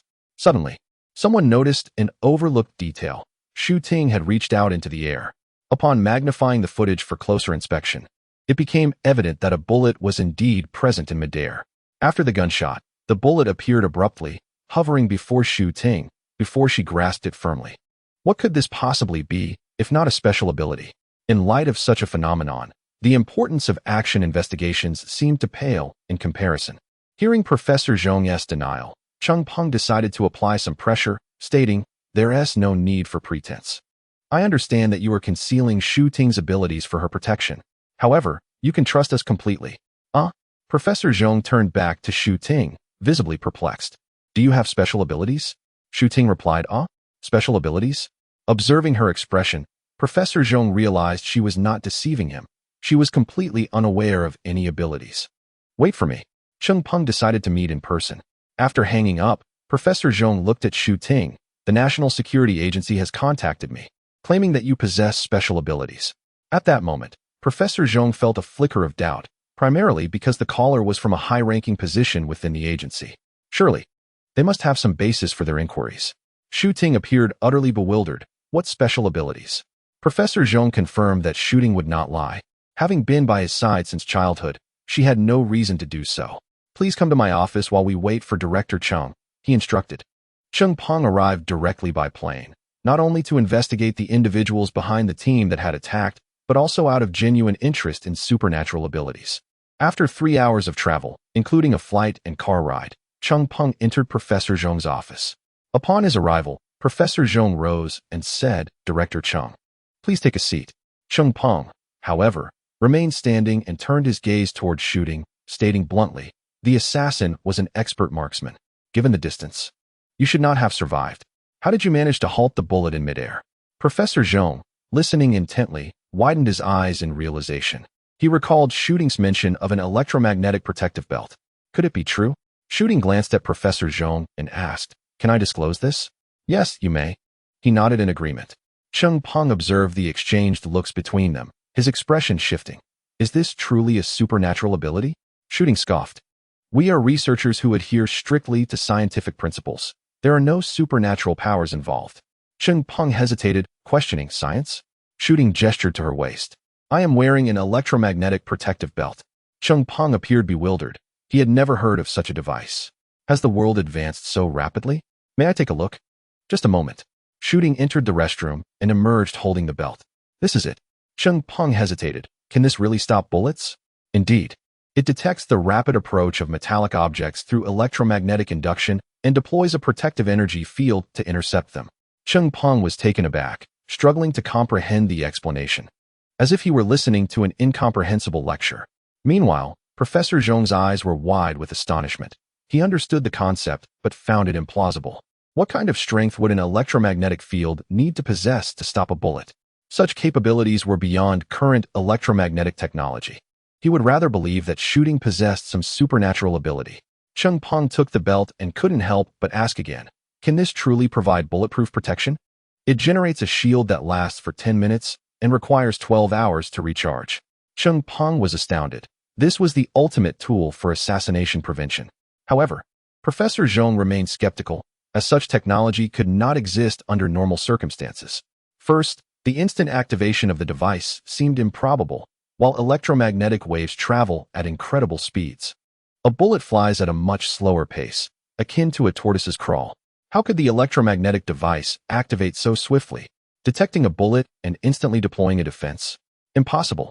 The strength of the magnetic field was one obstacle, while the activation speed posed another. These two issues were fundamental technological challenges that could not be resolved at present. Chapter 39. Maintain a calm mind. Professor Zhong turned to Peng. May I see the footage from the scene? Peng retrieved his phone, opened a video, and handed it to Professor Zhong. As he accepted the device, Professor Zhong watched intently as the footage displayed the gunman raising his weapon and aiming at shooting. His heart raced as he observed that, miraculously, a bullet hovered in midair, less than a meter in front of shooting. Professor Zhong's body trembled slightly as he watched shooting grasp the bullet in her hand. Disbelief etched across his features. Where did the bullet come from? Shooting retrieved the bullet from her pocket, its golden sheen lying quietly in her palm, devoid of any scratches. Typically, a bullet discharged would bear marks from impact, deformed by the force of striking a target. Yet this bullet exhibited no signs of such collision. Peng, gazing at the bullet and then at the belt in his hand, was filled with incredulity. Where did this come from? Xu Xuan created it for me. Concerned for my safety, shooting explained. Peng recognized the name Xu Xuan. He had even befriended him. However, confusion clouded his mind at that moment. Wasn't Xu Xuan preoccupied with researching laser guns and developing a war robot? How could he possibly find time to innovate an electromagnetic protective belt? Professor Zhong's expression shifted as he began to suspect that Xu Xuan might be supported by a formidable team. Yet, he dismissed the notion, questioning why such a team would so generously share their accolades with others. In the silence, Peng resolved to call Xu Xuan for clarification. When the call connected, Peng inquired, "Are you familiar with the electromagnetic protective belt?" Xu Xuan, anticipating this call upon learning of shooting's assassination attempt, replied, "Yes, I developed it. Is there a time we could meet?" Peng asked. Xu Xuan, aware of the urgency, responded, "I'm currently engaged in an event. When might you be free to discuss? I wish to understand the electromagnetic protective belt further." Xu Xuan grasped the underlying intention. National security was interested in mass production. However, he knew that mass production was impractical. Reducing specifications would compromise the belt's efficacy. Unlike laser weapons, which could retain their power even when scaled down, an electromagnetic protective belt would falter if its specifications were diminished, rendering it ineffective against bullets. "Let me finish this event first," he concluded. "What progress has been made regarding the assassination attempt?" "The individuals involved in the operation have all been apprehended, and we have identified an underground arms trafficking organization. We're following leads to uncover the masterminds behind it," Peng reported. With less than 12 hours since the assassination, their efficiency was commendable. "Should you encounter any difficulties, do not hesitate to inform me," Xu Xuan offered. Peng was uncertain how to respond. Could Xu Xuan truly assist them? After ending the call, Peng returned the belt to shooting. "Refrain from leaving the school for now. The threat has not yet dissipated." "Understood," Shooting nodded. Professor Zhong observed as Peng exited and closed the office door. Then turned to Shooting with a serious expression. "This belt was indeed developed by Xu Xuan?" "Yes, I witnessed him create it firsthand," Shooting affirmed. Professor Zhong was left astounded. "The war robot was also crafted by his hand," she added. "He worked tirelessly for an entire week without rest, remaining in the laboratory." In silence, Professor Zhong contemplated the sheer genius of Xu Xuan, a brilliance that verged on the incomprehensible. He had previously entertained the notion of impressing old Huang, but it now appeared that old Huang had indeed shown restraint. Otherwise, he would have been left utterly battered and bruised. Suddenly, Professor Zhong's phone rang, shattering the tranquility of the office. Upon answering, his expression shifted dramatically. The ignition ceremony for controlled nuclear fusion? Wasn't he? It stated that achieving full mastery over controlled nuclear fusion would require at least another 20 years. "You go to the site. I shall take care of your classes during those days." After hanging up, Professor Zhong sat back in his chair, exhaling deeply, a smile gracing his face. The Defense Science Academy has made a significant breakthrough in nuclear physics, having mastered controlled nuclear fusion technology, which will officially commence this weekend. Step by step, He had been witnessing the formidable ascent of the Dragon Nation. He felt a swell of pride. From his perspective, he took great satisfaction in the scientific advancements of the Dragon Nation. Xu Ting hesitated. Controlled nuclear fusion? Professor Huang chuckled. Why? Do you possess some insider information? Xu Ting pondered briefly. When I first arrived at that school, Xu Xuan was engaged in a research project on nuclear fusion in an external laboratory. Professor Huang's smile faltered. Are you implying that the controlled nuclear fusion technology is somehow connected to Xu Xuan? Xu Ting recalled the phone call she made to Xu Xuan, in which she expressed her belief that he could master controlled nuclear fusion technology. It might be related. Professor Huang shook his head. That's impossible. Interdisciplinary research is not that straightforward. Xu Ting had no intention of arguing. She was unaware of the specifics. I shall head to the laboratory now. My laser gun still has room for improvement. Professor Huang waved her off. Off you go. As he watched Xu Ting depart, Professor Huang could no longer contain himself and called Professor Huang. Is it true that your student has made a breakthrough in controlled nuclear fusion technology? Though he feigned disbelief, he couldn't resist seeking confirmation. Professor Huang was somewhat bewildered. What do you mean? What controlled nuclear fusion technology? You don't know? What do I know? Then it's nothing. After hanging up, Professor Huang was left pondering whether this controlled nuclear fusion technology was indeed unrelated to Xu Xuan. Professor Huang, feeling perplexed, casually tossed his phone aside. What nuclear fusion? Suddenly, he thought of Xu Xuan and picked up his phone again. Had controlled nuclear fusion technology truly been mastered? He quickly made a call to inquire. The call connected, and it was the university's nuclear physics professor. Controlled nuclear fusion technology, has it been mastered? You seem quite well informed. The team from the Defense Science Academy mentioned that the theory has been thoroughly grasped, with no issues during verification. But we must wait for practical tests to confirm the specifics. This weekend marks the official commencement of the reaction. Wow.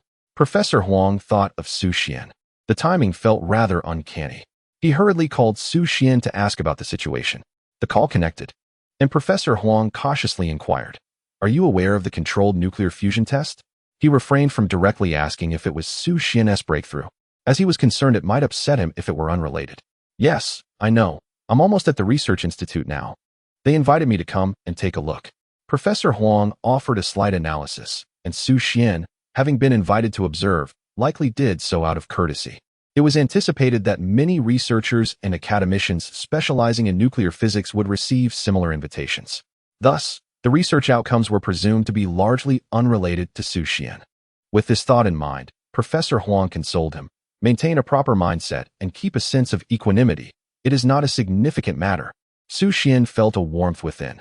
Professor Huang was indeed considerate, concerned that his numerous accomplishments might lead him to become arrogant.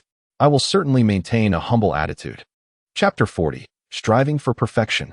After concluding the call, Xu Xuan arrived at the destination, the Nuclear Fusion Research Institute, where Director Qian, Elder Yan, and a multitude of researchers awaited his arrival at the institute's entrance. Xu Xuan greeted the group with a smile. Initially, the estimated manufacturing time was 1 month, yet astonishingly, the reactor and the energy conversion device were completed in just 3 weeks. The efficiency was indeed remarkable. Elder Yan and other leading researchers surrounded Xu Xuan as they entered the institute. The reactor is at the back, and we are preparing to officially commence operations in 3 days. We are currently conducting the final inspections. Xu Xuan rolled up his sleeves, declaring, I will handle the inspection. Unlike the others, Xu Xuan had greater faith in his own abilities, for he possessed experience. In significant projects, it was best to avoid any issues if possible. Xu Xuan conducted the inspection methodically, scrutinizing every detail with meticulous care. Initially, everyone participated in the examination, but it soon transitioned to Xu Xuan leading the inspection while others followed, observing and making adjustments. Some components were deemed unreasonable, prompting Xu Xuan to disassemble and remanufacture them on-site. Furthermore, there were wiring errors that he corrected immediately. As the entire research institute grew increasingly tense, everyone was concerned that their respective responsibilities might falter. Yet, amidst the anxiety, a sense of reassurance began to emerge. The pre-test nervousness, typically stemming from uncertainty regarding the results, was significantly alleviated following Xu Xuan's thorough examination. With stringent checks in place, the margin of error was minimized and the success rate was maximized. Gradually, a cadre of top researchers trailed Xu Xuan, observing his inspections while taking notes for their own learning. Xu Xuan exuded an air of seasoned expertise, wasting not a moment and executing his tasks with remarkable proficiency. Director Qian stood by, utterly astonished. A brilliant researcher in his field, Xu Xuan also exhibited an impressive level of organization during inspections. His meticulous approach left no room for oversight, showcasing an extraordinary level of professionalism that bordered on the extraordinary. Outside, the control platform assembly was a time-consuming endeavor, yet Xu Xuan approached it with deftness, swiftly disassembling components with an expert touch. The entire process was a visual delight. He quickly dismantled and assembled all internal wiring and data integration boards, efficiently identifying issues as they arose. Xu Xuan uncovered numerous problems, yet overall, he felt satisfied. It was entirely normal for issues to arise during manufacturing. The absence of problems would be far more unusual. The forthcoming inspections would reveal any remaining concerns, but for now, the responsibility rested squarely on Xu Xuan's capable shoulders. After a busy day until 8:30, Xu Xuan paused. Let us halt our inspections here for today. The remaining checks can wait until tomorrow. Director Qian cautiously inquired, will we be able to meet the testing deadline in 3 days?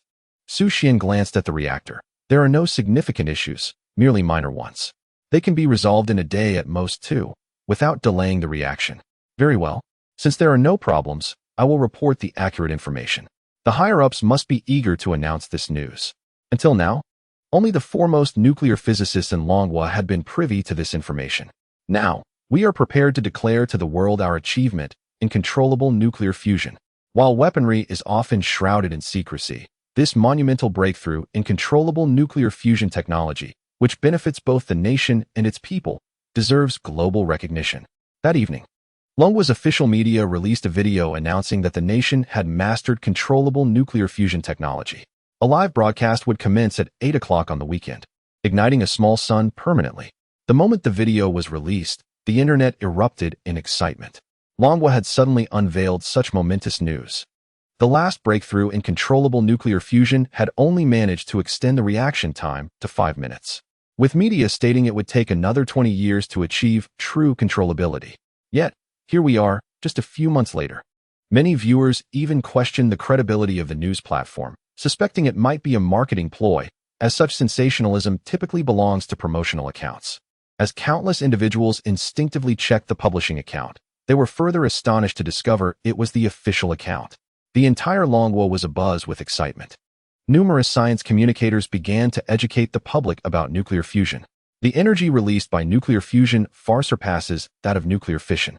The energy from 1 kilogram of fusion fuel is equivalent to over 10,000 barrels of gasoline. Moreover, nuclear fusion represents a clean energy source, free from environmental pollution and devoid of the grave dangers associated with nuclear fission. Ultimately, the economic implications are profound. A single nuclear fusion power plant could supply 1/3 of Longhua's electricity needs.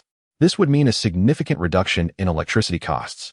With the same electricity expenses, the government would have more funds available to support additional local projects. If the benefits are extended to the populace, electricity prices could plummet to astonishingly low levels. Throughout the night, many were filled with exhilaration. Nuclear physics, akin to aerospace, holds special significance in Longhua. It symbolizes not just power generation, but also the backbone of the nation.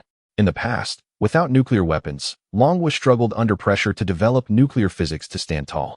It was only with the capability to turn the tables that we found breathing space and opportunities for advancement. From a once backward state to the forefront of innovation. The journey has been arduous, yet Longhua has emerged as a leader. Controllable nuclear fusion, the small sun, remains unmatched globally, with Longhua being the sole pioneer. Success is but a step away. The entire nation of Longhua is electrified, anticipatory, eagerly awaiting the commencement of the live broadcast. Meanwhile, overseas forces quickly became aware of the information, initially left in a state of bewilderment. The Dragon Nation has reportedly mastered controllable nuclear fusion. How is this possible? Although the nation has made significant strides in fusion technology, it is merely a slight lead. All nations are in a similar predicament, still far from achieving true success. Suddenly, the Dragon Nation declares that it has completely mastered controllable nuclear fusion technology. Is this a fabrication? The information comes from official sources. and the Dragon Nation is known for its meticulousness in such announcements. Late into the night, numerous calls flooded in to researchers in the field of nuclear physics, many of which originated from abroad. Many top researchers from the Dragon Nation have studied overseas or engaged in academic exchanges. It is quite natural for them to know one another. After confirming the information through communication, it became apparent that the Dragon Nation indeed had achieved controllable nuclear fusion. International researchers were left bewildered. They had agreed to collaborate and conduct research together, yet the Dragon Nation had seemingly transformed overnight into a billionaire.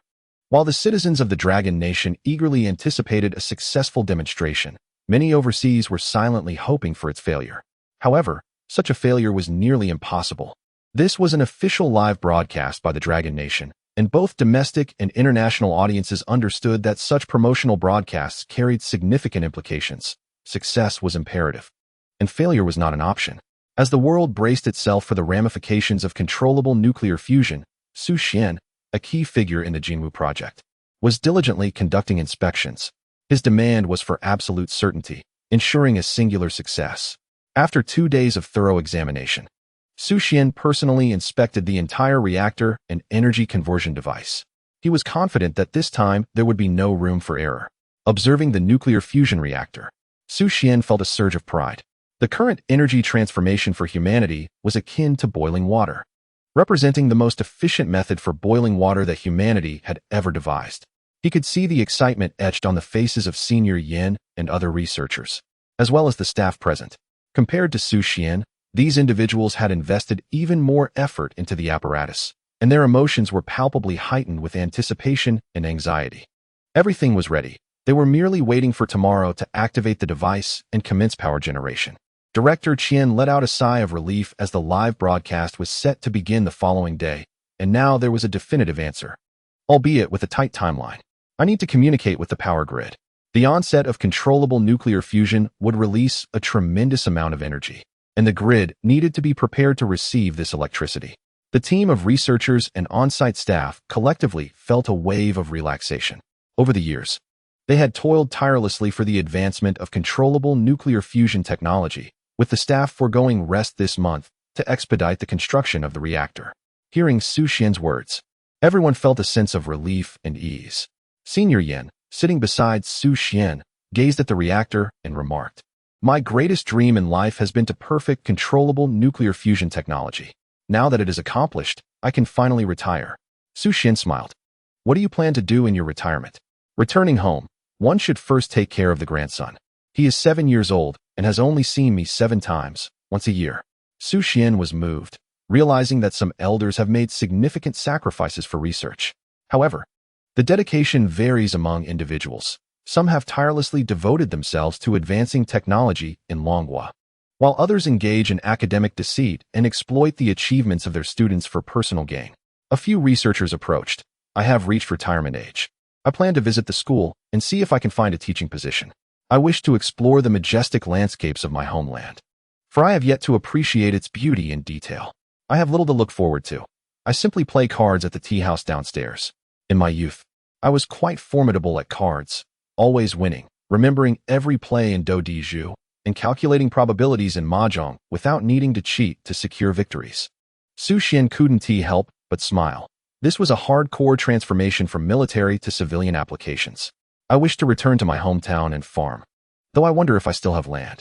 A group of elderly individuals spoke freely, shedding burdens they had carried their entire lives. Xu Xuan listened for a moment, and then suggested softly, "Perhaps you could consider delaying your retirement?" Everyone turned to Xu Xuan in unison. He raised his hands in a gesture of surrender. "Once this test concludes, there will be another fusion power plant to oversee, and then another after that. You cannot expect me to guide the construction of these fusion power plants, for I still need to attend school." Xu Xuan felt this remark was somewhat flawed and added, "Moreover, you possess far greater experience in manufacturing. My command would undoubtedly lead to confusion." Elder Yan and the others perceived the inconsistency in Xu Xuan's words. How could he possibly be disorganized? This inspection would surely showcase Xu Xuan's exceptional coordination skills, which they all would have to learn from. Nevertheless, they nodded in agreement. "Very well, we shall delay our retirement." Suddenly, someone suggested, "Let us bring those individuals from the Long Institute over to assist us, after a few collaborations. They can take our place. Instantly, the elderly group broke into mischievous smiles. Xu Xuan smiled as well, knowing that the two laboratories were competing against each other. And it was clear that his side had triumphed. At that moment, a staff member approached. There are guests who wish to meet Professor Yan. Tomorrow marks the official ignition of the little sun, and the invited attendees have begun to arrive. Elder Yan, likely expecting old friends, turned to Xu Xuan. Xu Xuan. As the chief engineer of this project, I will introduce you. Xu Xuan shook his head. I'm tired. I want to go. For an ordinary person, such an opportunity to meet numerous influential figures is rare, but for Xu Xuan, it was entirely unnecessary. He had yet to graduate. Following the current trajectory, by the time he graduated, it would be those esteemed figures who would be eager to know him. Elder Yan said nothing further and led the group of researchers downstairs to greet the guests. Those fortunate enough to receive an invitation were either top-tier researchers or officials, along with representatives from the official media. Some were taken to inspect the reactor, while others discussed arrangements for the following day's filming. The next day, the number of visitors increased significantly. Outside the research institute, which was originally sparsely populated, had become filled with vehicles. Many individuals from the Dragon Nation sensed a shift in the atmosphere, their usual diligence in work and study now tinged with restlessness, all eagerly anticipating the ignition of the small sun. Even before dusk, official media began broadcasting live, capturing the final preparations being made by the staff.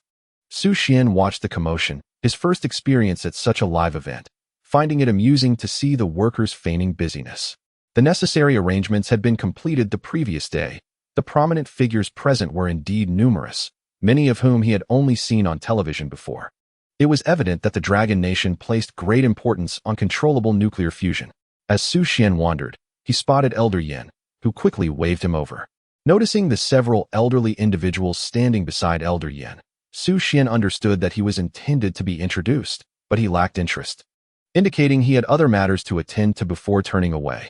Elder Yan, watching Xu Xuan depart, couldn't help but smile. Old Yan, who is that? Xu Xuan, chief engineer of the Golden Crow project, a genius from the Defense Science and Technology University, and the future of the Dragon Nation. The elderly individuals were somewhat taken aback, having never heard of Xu Xuan. The chief engineer of the Golden Crow project was, astonishingly, a mere child. In their eyes, Xu Xuan's age still bore the remnants of youth. You intend to support and nurture a child? Elder Yan chuckled. Support a child? It is the child who supports us. Do you truly believe we could perfect nuclear fusion technology in such a brief period?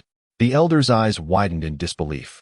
Elder Yan's words were clear, yet hard to accept.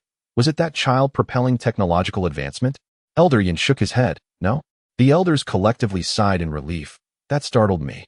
Elder Yan continued nonchalantly.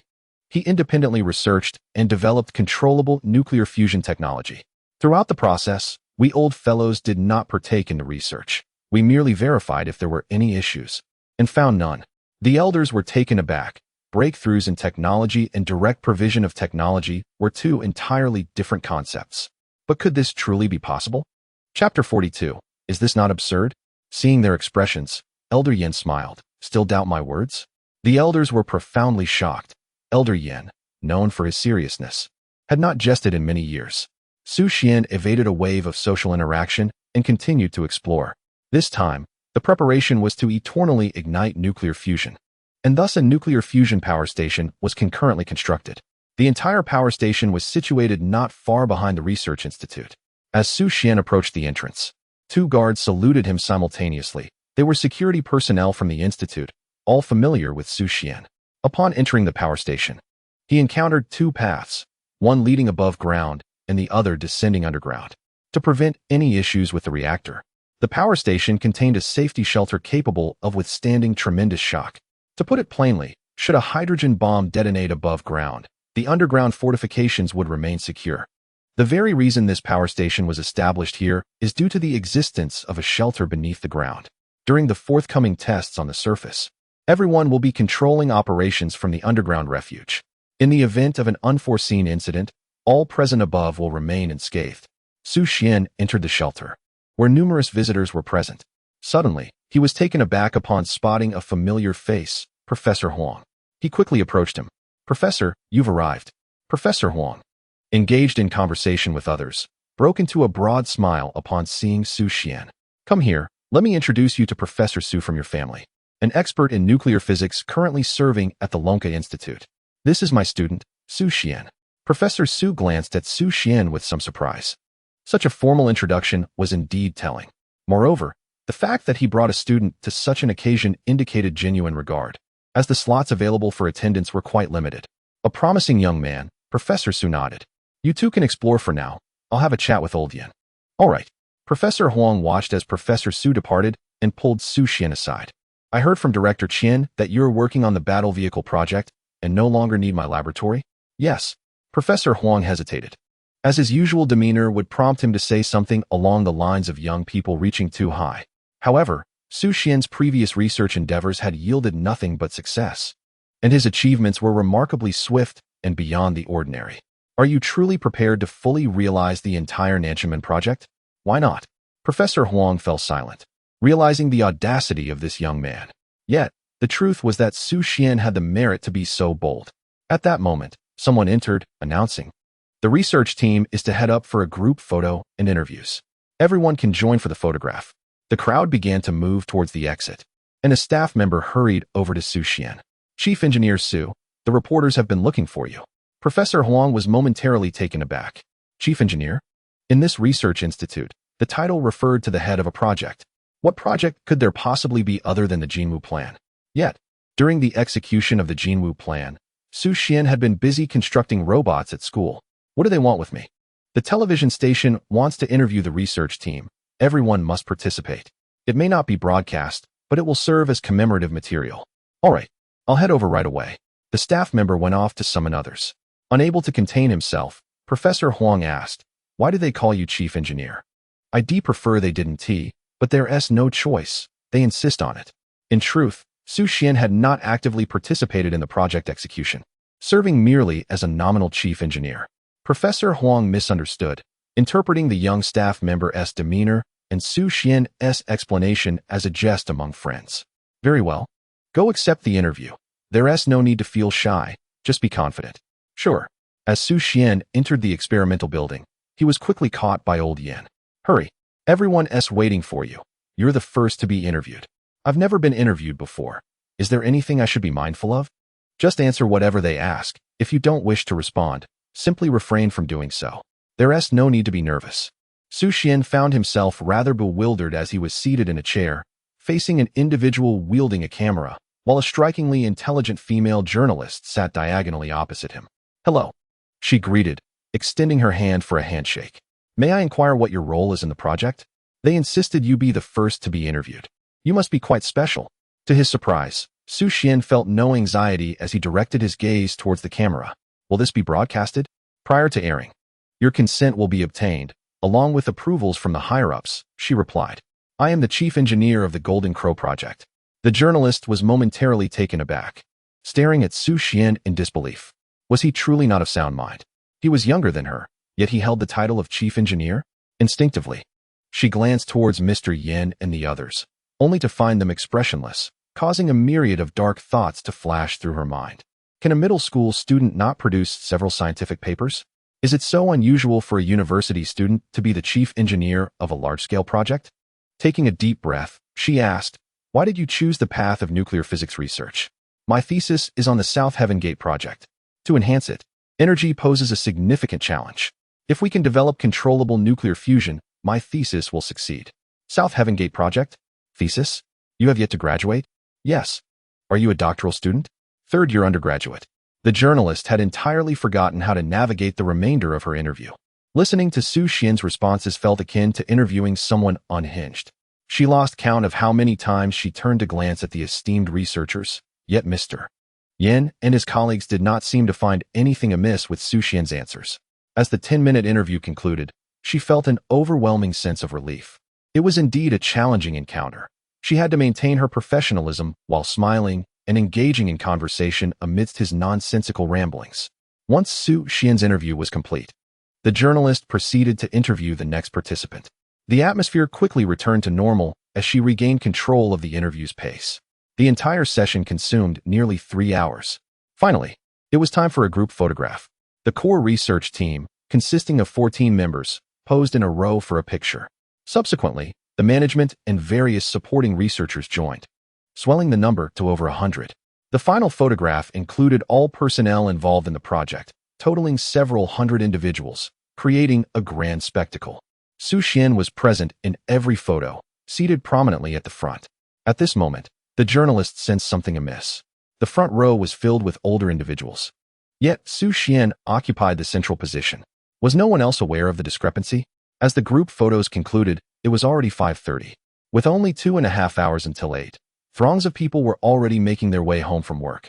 Along the route, some eagerly opened live streams. Anticipating the rise of the artificial sun, certain companies, accustomed to long hours, had even released employees early to join in the nationwide celebration. On social media, some had already shared images of their living rooms, families nestled on the sofa, eagerly awaiting this historic moment. Chapter 43. The innate torment of the journalist's sacred body. More individuals have opened the official live broadcast on their mobile devices, congregating in the live room to witness history unfold. There exists a palpable unity among the crowd, with countless souls eagerly anticipating the event. The fusion power plant has already become a hive of activity. All those who have come to observe the spectacle have entered the grand hall of the underground shelter, where they can view the external situation on a large screen. The commencement of the nuclear fusion reaction is clearly visible. The site is replete with numerous computers and equipment that display data from ground surveillance and monitoring devices. Xu Xuan remains busy, feeling assured, yet experiencing a flicker of tension as the moment draws near. Emotions are infectious, and he senses the collective anxiety enveloping everyone around him. With time on his hands, Xu Xuan conducts a final check of the equipment. As the clock strikes 8, the inspection is completed, and the official livestream commences ahead of schedule. The reporter, standing before the camera, shares in the tension. The illumination of the little sun marks a moment destined for the annals of history. Her stature as a journalist is sure to rise significantly. Yet she is acutely aware that even the slightest error could magnify under the scrutiny of countless eyes, potentially rendering her a national laughingstock or subjecting her to reprimand from her superiors. Good evening, everyone. Welcome to today's broadcast. The Golden Crow Project will illuminate the little sun at precisely 8:30, providing an abundance of energy for the Dragon Nation. Henceforth, the Dragon Nation shall no longer face power shortages. There shall be no more instances of certain cities refraining from operating air conditioning in their shopping malls to meet electricity supply contracts. In the live room, some audience members were suddenly reminded of that sweltering summer when the authorities encouraged everyone to set their air conditioning to a mere 26 degrees. And the dark days when shopping malls refrained from lighting up during the day. Let me take you to the scene, where final preparations are underway to embrace this epic moment. The female reporter turned abruptly, pausing as she spotted Xu Xuan. The young junior student was orchestrating the staff's efforts. Is he truly the chief engineer? Not merely a figurehead? Equally astonished was Professor Huang, seated behind, prepared to witness this monumental moment. Strangely, he had even reserved a spot for Xu Xuan. Yet, here he was, observing Xu Xuan on stage, directing the proceedings. Under Xu Xuan's coordination, everything is proceeding with remarkable order. It is evident that Xu Xuan's role here is genuinely that of a leader, a stark contrast to what he had previously understood. Just a month prior, Xu Xuan had called him to say he had little to do there and intended to return to school. The concepts of having nothing to do and being the chief engineer are worlds apart, are they not? Professor Xu also caught sight of Xu Xuan, bewildered, and approached Professor Huang. Your student? Why is he directing from the stage? Professor Huang remained silent, equally perplexed and reluctant to speculate. The final half hour is an agonizing wait for all, whether it be the staff preparing on stage, the researchers and officials witnessing this moment below, or the viewers in the live room. Tension and anticipation fill the air. As the anxious atmosphere pervades, time ticks away, second by second. Xu Xuan steps to the forefront of the control console, watching as the minutes slip by. At first, there was a hint of nervousness, but upon taking his position, he felt a wave of calm wash over him. With all preparations in place, success was assured. The reporter turned to the camera. Only 3 minutes remain. Let us briefly inquire with the chief engineer of the Golden Crow Project. Xu Xuan waved toward the camera, and the live audience was astonished. How could someone so young hold the title of chief engineer? Some were even smitten, exclaiming how handsome he was. Others seemed bewildered. Like Xu Xuan's mother, That person on the television looks remarkably like our son. Indeed, there was a resemblance, yet there were subtle differences. What differences? She pondered. His hair is longer. Our son doesn't have hair this long. Quickly, she retrieved her phone to call him. As the call connected, Xu Xuan's phone rang on the screen. The reporter was taken aback, having come to ask Xu Xuan a couple of questions, but instead, he received a phone call. Xu Xuan glanced at the caller ID before answering. Hello, Mom. I'm a bit busy. I'll call you back later. After hanging up, Xu Xuan's mother turned her gaze back to the television, which had a slight delay, and replayed his words in her mind. Dear, that person truly seems to be our son. I thought he was occupied with his studies. How would I know? Oh wait, I remember now. He called me asking if I believed he could achieve controlled nuclear fusion. And what did you say? I said I absolutely believed. I must have encouraged him. Meanwhile, Xu Xuan put away his phone and apologized. Sorry, it was a call from home. The reporter seized the moment, asking, do you have confidence in your success? It will undoubtedly succeed. The reporter glanced at the time. Only 2 minutes remained. Do you have any words for the viewers at home? Xu Xuan hesitated, lacking experience in such interviews, and recalled what Elder Yan had advised. Just say what you think. Nothing. The reporter was momentarily taken aback. Was this individual intentionally tormenting him? The audience in the live stream felt no offense. Rather, they found it amusing, perfectly aligning with their image of a brilliant researcher. Unsure how to proceed, the reporter shifted topics. We are close to the scheduled time, so we won't disturb Chief Engineer Su. He retreated with the camera to the audience area, allowing a view of everyone in the hall. At that moment, someone approached Xu Xuan briskly. Only 1 minute remains. The speaker was somewhat anxious, but Xu Xuan remained unfazed. His gaze fixed on the control panel as he glanced at the time. 40 seconds. His voice was soft, yet in the hushed atmosphere, it resonated clearly. Many instinctively held their breath, their previously racing hearts now suspended in anticipation. The audience before the live stream was fully absorbed, not daring to exhale. Even through the screen, they could sense the palpable tension. 30 seconds. The atmosphere fell silent, serene. At this moment, the Dragon Nation had awaited this for a long time. This was not merely about igniting the controlled nuclear fusion reactor. It symbolized a leap into the forefront of scientific achievement. Once, the Dragon Nation had struggled to catch up, but now it stood on the brink of transformation. However, once the nuclear fusion reactor is ignited, it signifies a groundbreaking achievement. 20 seconds. The tension escalates to an extraordinary level, inducing adrenaline surges and causing bodies to tremble with excitement. Numerous individuals have reached this pivotal moment, their focus entirely consumed, their faces flushed, as if entranced by a spell. Many in attendance exhibit this very demeanor. Xu Xuan observes the anxious expressions surrounding him, feeling an immense pressure. Relax. It will undoubtedly succeed. There is no need for such anxiety. He reassures, glancing down at his watch. 10 seconds. 9 seconds. 8 seconds. Those present for the ceremony join Xu Xuan in the countdown. Gradually, more people begin to count down, while the audience in the live stream also finds themselves unconsciously murmuring the countdown aloud. At this moment, many reminisce about countless mornings years ago, when throngs gathered around computers to watch satellites launch, counting down together in hopeful anticipation before the television. United in purpose, their collective will is indomitable. Chapter 44. Is that person truly you? 3 seconds. Xu Xuan's hand rests upon the laser activation button. 2 seconds. He feels the weight of countless gazes upon him. Under the scrutiny of all, he refrains from counting the final second and decisively presses the button. Instantly, the large screen behind him transitions to display the reactor on the ground. The circular reactor illuminates in an instant. The laser bursts forth. Achieving nuclear fusion necessitates extreme temperatures and pressures. The temperature required exceeds hundreds of millions of degrees, with lasers serving as the source, specifically clustered lasers. In the very center of the reactor, a brilliant light erupts, resembling a miniature sun. Various monitoring devices at the site spring into action. The audience in the live stream erupts in cheers, experiencing a collective sigh of relief. Yet, the atmosphere remains hushed. This feat has been accomplished by Long Country before, and on multiple occasions. However, that is insufficient.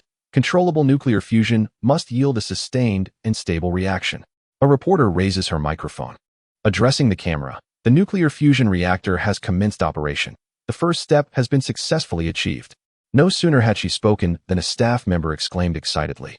The operational temperature of the equipment is stable. The temperature of controllable nuclear fusion spreads to the surroundings, influencing equipment operation. Yet this time, the reaction has begun, and the temperature remains unchanged. Shortly thereafter, another voice chimes in. The power generation equipment is operating steadily and has begun transmitting electricity. Staff members report data conclusions from their computers. A full 5 minutes pass, marking the longest duration achieved in previous tests. On the screen, the reaction continues unabated. All data remains within normal parameters. Xu Xuan picks up the microphone on the table. I declare that the Xu plan has been flawlessly successful. Long Country's first controllable nuclear fusion power plant is now completed. The tension that had gripped everyone dissipates, and the venue erupts in cheers. Countless individuals are moved to tears. Elder Yin and others have reddened eyes, while many nuclear physics researchers are weeping openly. Their joy is profound, eliciting tears of elation. Compared to the current youth, their emotions run deeper. They have witnessed Long Country's journey from a position of weakness to this monumental achievement. In times of backwardness, they truly endured hardship.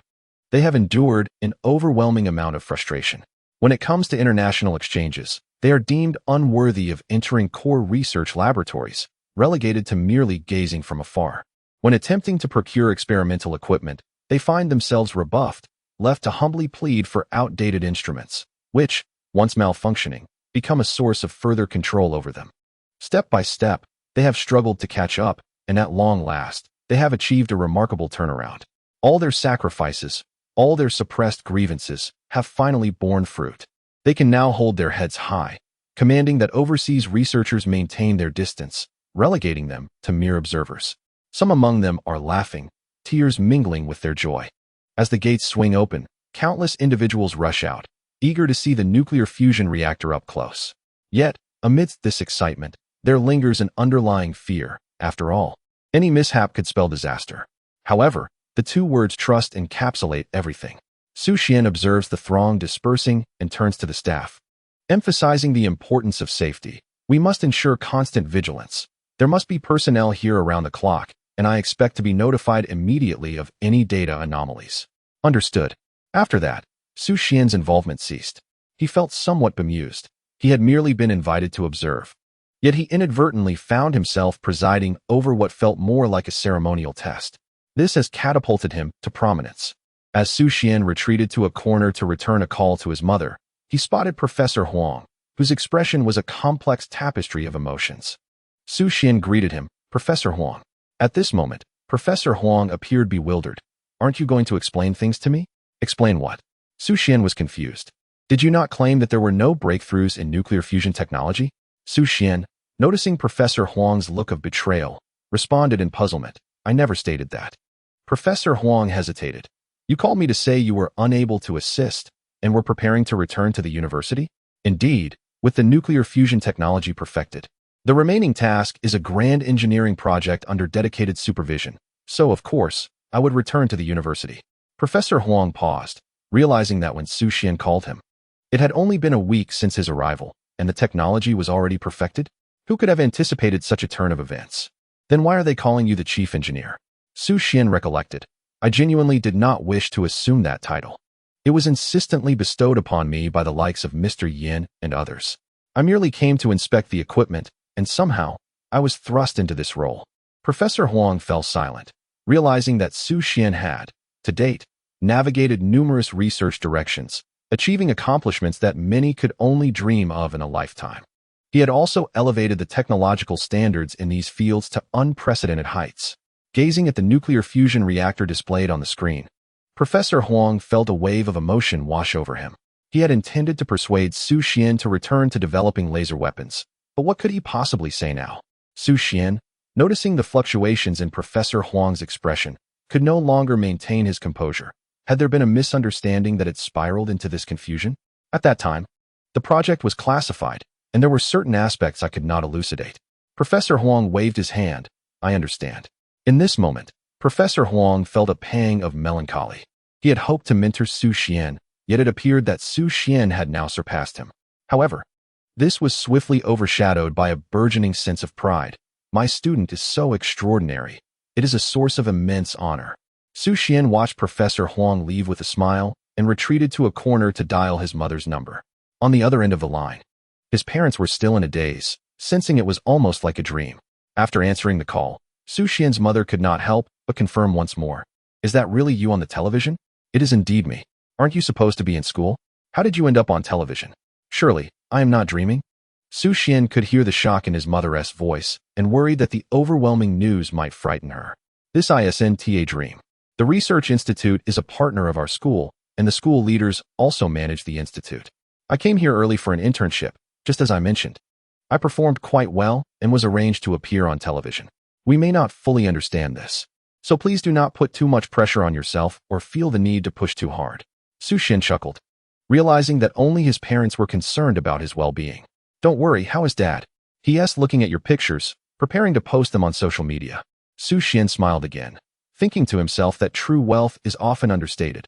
I have a few matters to wrap up, so I'll hang up now. You take care. After ending the call, Xu Xuan turned around to see Elder Yin and others.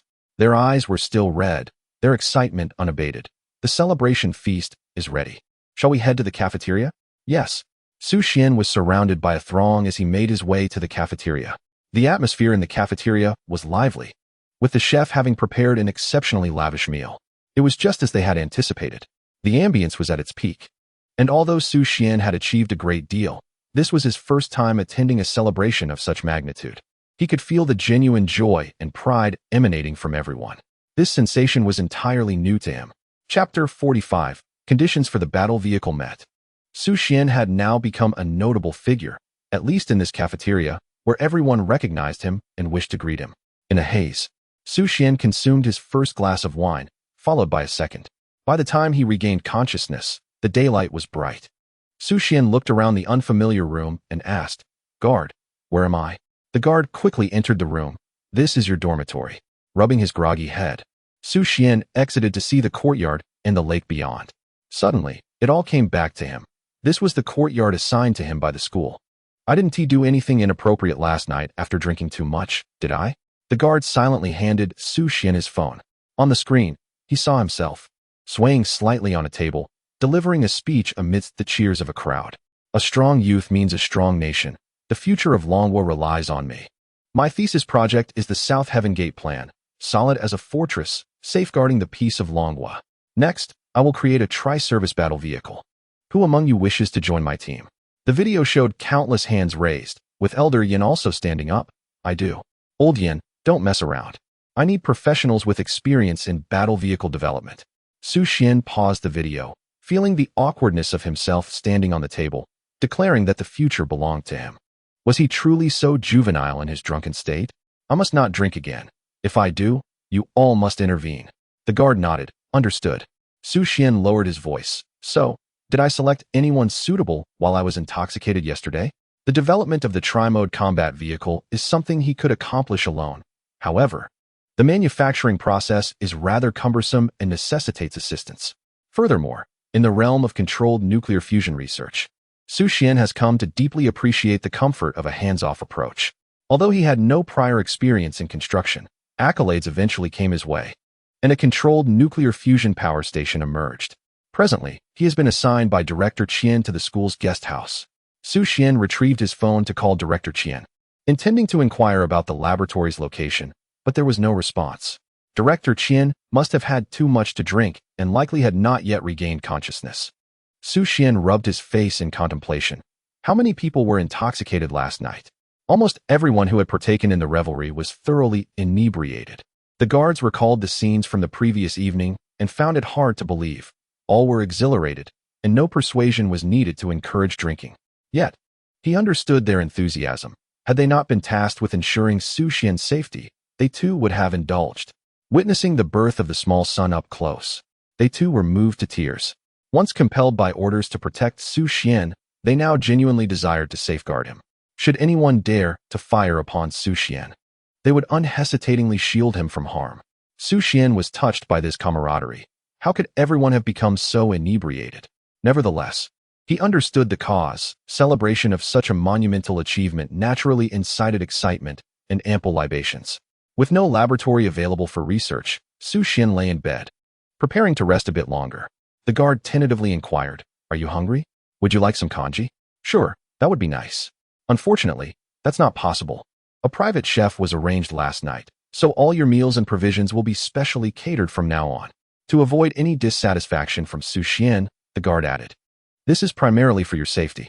Xu Xuan was indifferent to the arrangement of a chef. He understood the distinction between privilege and the restriction of freedom. Then please bring me a bowl of century egg and lean pork congee. Understood. Xu Xuan watched the guard leave before checking his missed calls and WeChat messages. After a night of heavy drinking, there were dozens of missed calls, some from family elders, others from former high school classmates and friends. Xu Xuan chose not to return all the calls, knowing that the majority were merely inquiring whether he was indeed the person featured on television. The WeChat messages were indeed numerous. Su Feng. Bro, just a hug of support, just once, I promise. Xu Xuan responded with a disdainful expression. Zhao Chun, do you have a twin brother? This was a high school classmate, to which Xu Xuan replied with an emoji. There were even confessions from girls he had barely met, inviting him to dinner and suggesting development. Such messages were swiftly deleted, like a goblin elder retreating to its lair. Xu Ting also sent a message, offering her congratulations. Cheng Peng from the National Security Bureau reached out as well, similarly extending his congratulations. Messages flooded in, all expressing curiosity, requests for support, shock, and a few congratulatory notes. After reviewing all the messages, Xu Xuan felt a sense of satisfaction. He, too, was but a mere mortal, relishing in the admiration and reverence of others. Lastly, he glanced at the online news, which was inundated with reports on controlled nuclear fusion. At the entrance of the village, from the elderly to the elementary school students sent by their parents to school, nearly everyone is engrossed in discussions regarding controllable nuclear fusion. This can be inferred from the trending topics, with the first headline proclaiming, "Congratulations to the Dragon Nation for permanently igniting a miniature sun." The second headline features the young chief engineer Su, while the third details the journey of controllable nuclear fusion technology. Among the top 10 trending topics, 8 pertain to controllable nuclear fusion technology, while the remaining 2 discuss research progress in overseas controllable nuclear fusion and the rise of the Dragon Nation, both of which are interconnected. Xu Xuan, an ordinary individual, feels an undeniable sense of exhilaration. This is merely controllable nuclear fusion, yet it has already stirred such a commotion. One can only imagine the fervor that will ensue when the Xi'an new aircraft platform takes to the skies. It is essential to recognize that controllable nuclear fusion is merely a single battery for the aircraft platform. With this thought in mind, his enthusiasm surged. Unable to reach Director Qian by phone, he decided to call the dean of the school. Surely, someone must be aware of the laboratory's affairs. Fortunately, he had the dean's number. Once connected, a courteous voice greeted him. "This is the dean's office. Whom may I assist you?" "I am Xu Xuan, seeking the dean. We met during a previous meeting. Please hold." Within moments, a familiar voice responded, maintaining a polite demeanor. "Chief Engineer Su, how may I assist you?" "Please refrain from calling me Chief Engineer. I am merely a student. I would like to inquire about the location of the laboratory that I requested from Director Qian. He seems to have had a bit too much to drink and is currently unresponsive. I am quite eager to proceed with the next phase of research." "Oh, please hold on." A minute later, Xu Xuan received the laboratory's address, exited, and headed to the new laboratory. The new laboratory is also situated within the school, not far from Professor Huang's lab. Standing before the laboratory's entrance, Xu Xuan felt a sudden influx of memories regarding the development of the tri-service combat vehicle. This indicates that this laboratory meets the system's requirements. Before receiving the memories of the tri-service combat vehicle, Xu Xuan had envisioned it as merely an amphibious vehicle equipped with an engine capable of flight. However, after accessing the memories, he realized how simplistic his previous notions were. The tri-service combat vehicle represents 3 distinct modes of operation. It can engage in ground combat, underwater operations, not just on the water's surface, but beneath it, and high-altitude engagements. The interplay of these 3 combat modes significantly enhances the vehicle's effectiveness on the battlefield. In the face of a singular type of troop, it can deliver a devastating dimensional strike. Additionally, speed is a hallmark of this vehicle. Whether on land, underwater, or in the air, its velocity is astonishing. After all, it is powered by nuclear energy, providing immense propulsion in a single combat vehicle.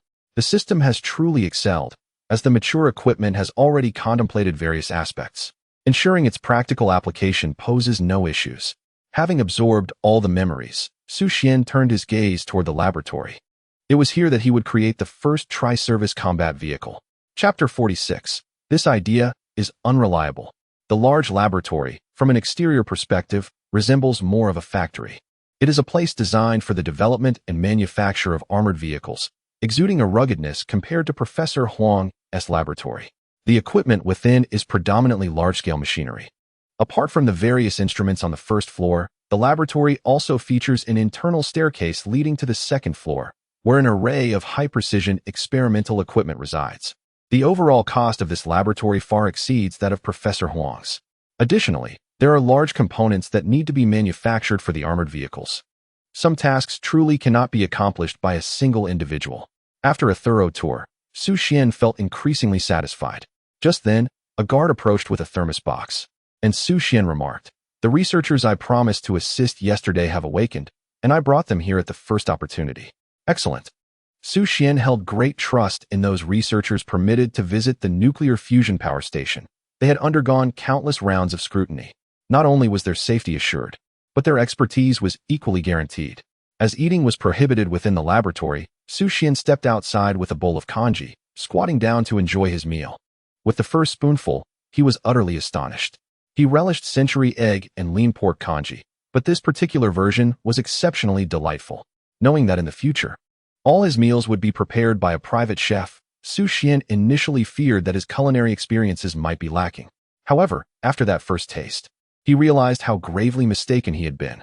It was simply delectable. He felt fortunate. After finishing the congee swiftly, Xu Xuan felt significantly revitalized. Indeed, good food can elevate one's spirits. Time to get to work. Unable to commence tasks within the laboratory, Xu Xuan ascended to the second floor to sketch. He did not draw everything at once.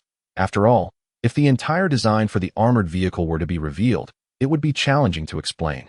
Instead, he focused on illustrating some crucial internal component designs.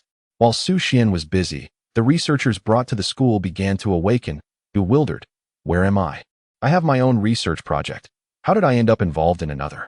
A tri-service armored vehicle? What on earth is that? It sounds impressive, but surely it's impractical. Just drunken ramblings without a contract. It can't be taken seriously. Xu Xuan? Who is Xu Xuan? The guard observed the group of researchers, who were in a daze and unable to recall anything. Shall we head to meet Xu Xuan? As they pondered never to drink to excess again, they quickly set off. Gradually, as their memories returned, they began to react with astonishment. Goodness, Xu Xuan, the chief engineer of the Golden Crow project. The Golden Crow project succeeded. My word, when did I sign the contract? As fragments of memory resurfaced, the group was left in sheer shock. They simultaneously lamented that they truly must refrain from overindulgence in the future.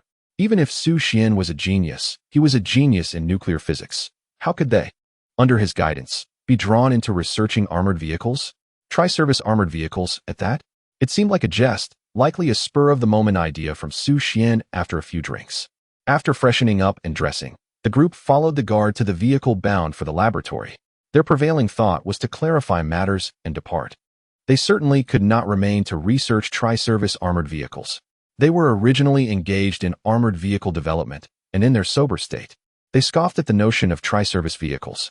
Much like multi-purpose tools, the more functions they possess, the weaker each function becomes. The same applied to armored vehicles. Some among them had even participated in the development of amphibious armored vehicles. Rather than being categorized as an amphibious assault vehicle, it would be more accurate to describe it as a sealed vehicle equipped with two propellers. Although the term amphibious vehicle may evoke a sense of grandeur, the underlying concept is quite simplistic. The primary intention behind amphibious vehicles is to enhance their traversability. The notion that they could engage in combat on water akin to land operations is rather impractical. If amphibious vehicles are already questionable in their utility, then the concept of trimodal vehicles seems even more far-fetched. Furthermore, considering the considerable weight of these vehicles, the idea of them achieving flight is merely fanciful. At best, they might only manage a few awkward hops. Several vehicles arrived at Xu Xuan's expansive laboratory, where he was diligently sketching out a nuclear-powered engine. The miniature nuclear propulsion system was unsuitable for robots, but entirely feasible for tanks. A guard gently knocked on the door.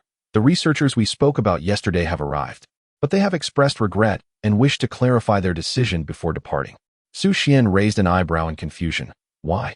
The guard lowered his voice. They lack confidence in the trimodal vehicle product. Understanding their hesitation, Xu Xuan reflected that, were it not for the memories of his research processes etched in his mind, he too might be skeptical about the trimodal vehicle. The crux of their doubts stemmed from the inadequacy of past technologies to support such ambitious ideas. However, the present circumstances were different. Xu Xuan now possessed access to cutting-edge technology. Bring them to the conference room. I will be there shortly, he instructed. Xu Xuan bowed his head, engrossed in the remaining tasks at hand. 7 leading researchers were escorted into the conference room, where the guards served them water. Where is Xu Xuan? One inquired. The guard politely replied, Su Gong is on his way. The researchers, familiar with one another, seized the opportunity to engage in casual conversation about their projects while they awaited Xu Xuan's arrival. As time passed, one individual glanced toward the guard at the conference room door. It's been half an hour. Where is Xu Xuan? I'll check for you. Please hold on, the guard responded. Su Gong is busy. Please be patient. The researchers exchanged glances, their brows furrowing in discontent. They considered their time valuable. Waiting was becoming intolerable. After an hour had elapsed, their frustration escalated. To call them in for a discussion only to leave them waiting for an hour and a half felt rather disrespectful. A professor rose and declared, if he does not wish to meet us, I shall take my leave. I have projects to attend to. Others began to follow suit, standing up in solidarity. At that moment, the door creaked open, and Xu Xuan entered.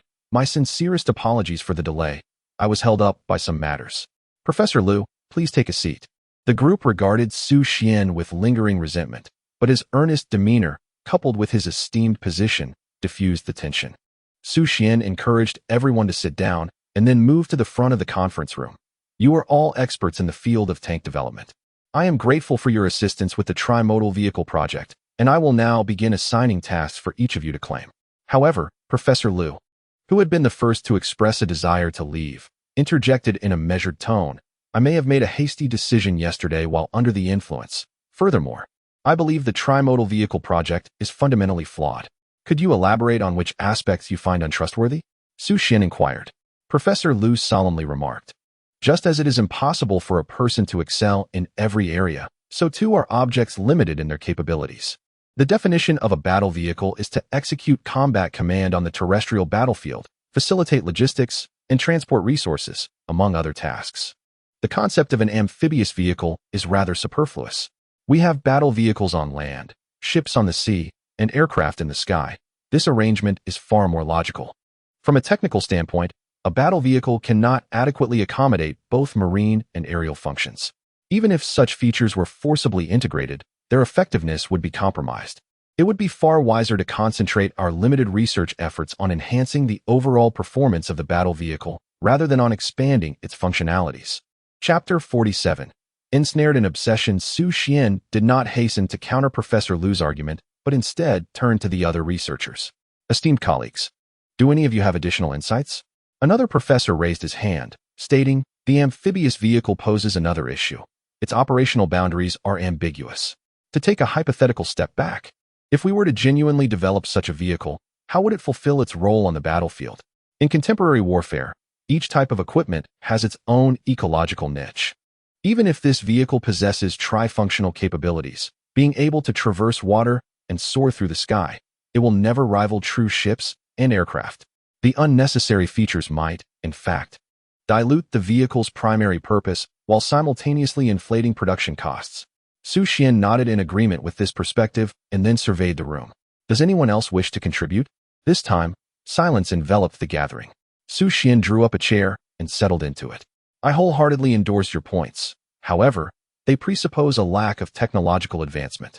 What if progress enables the creation of a vehicle that excels in all 3 domains? Furthermore, regarding the battlefield application of an amphibious vehicle, current models are indeed limited to terrestrial operation, serving primarily for resource transport and temporary command. Yet, should the amphibious vehicle emerge, its capabilities could be significantly augmented. Perhaps its aerial performance would not match that of a true fighter jet, but in terms of functionality, it may prove to be exceptional. With enhanced functionality, the ecosystem of equipment would diversify. I firmly believe that a well-designed piece of equipment can transform the battlefield rather than merely participating in it.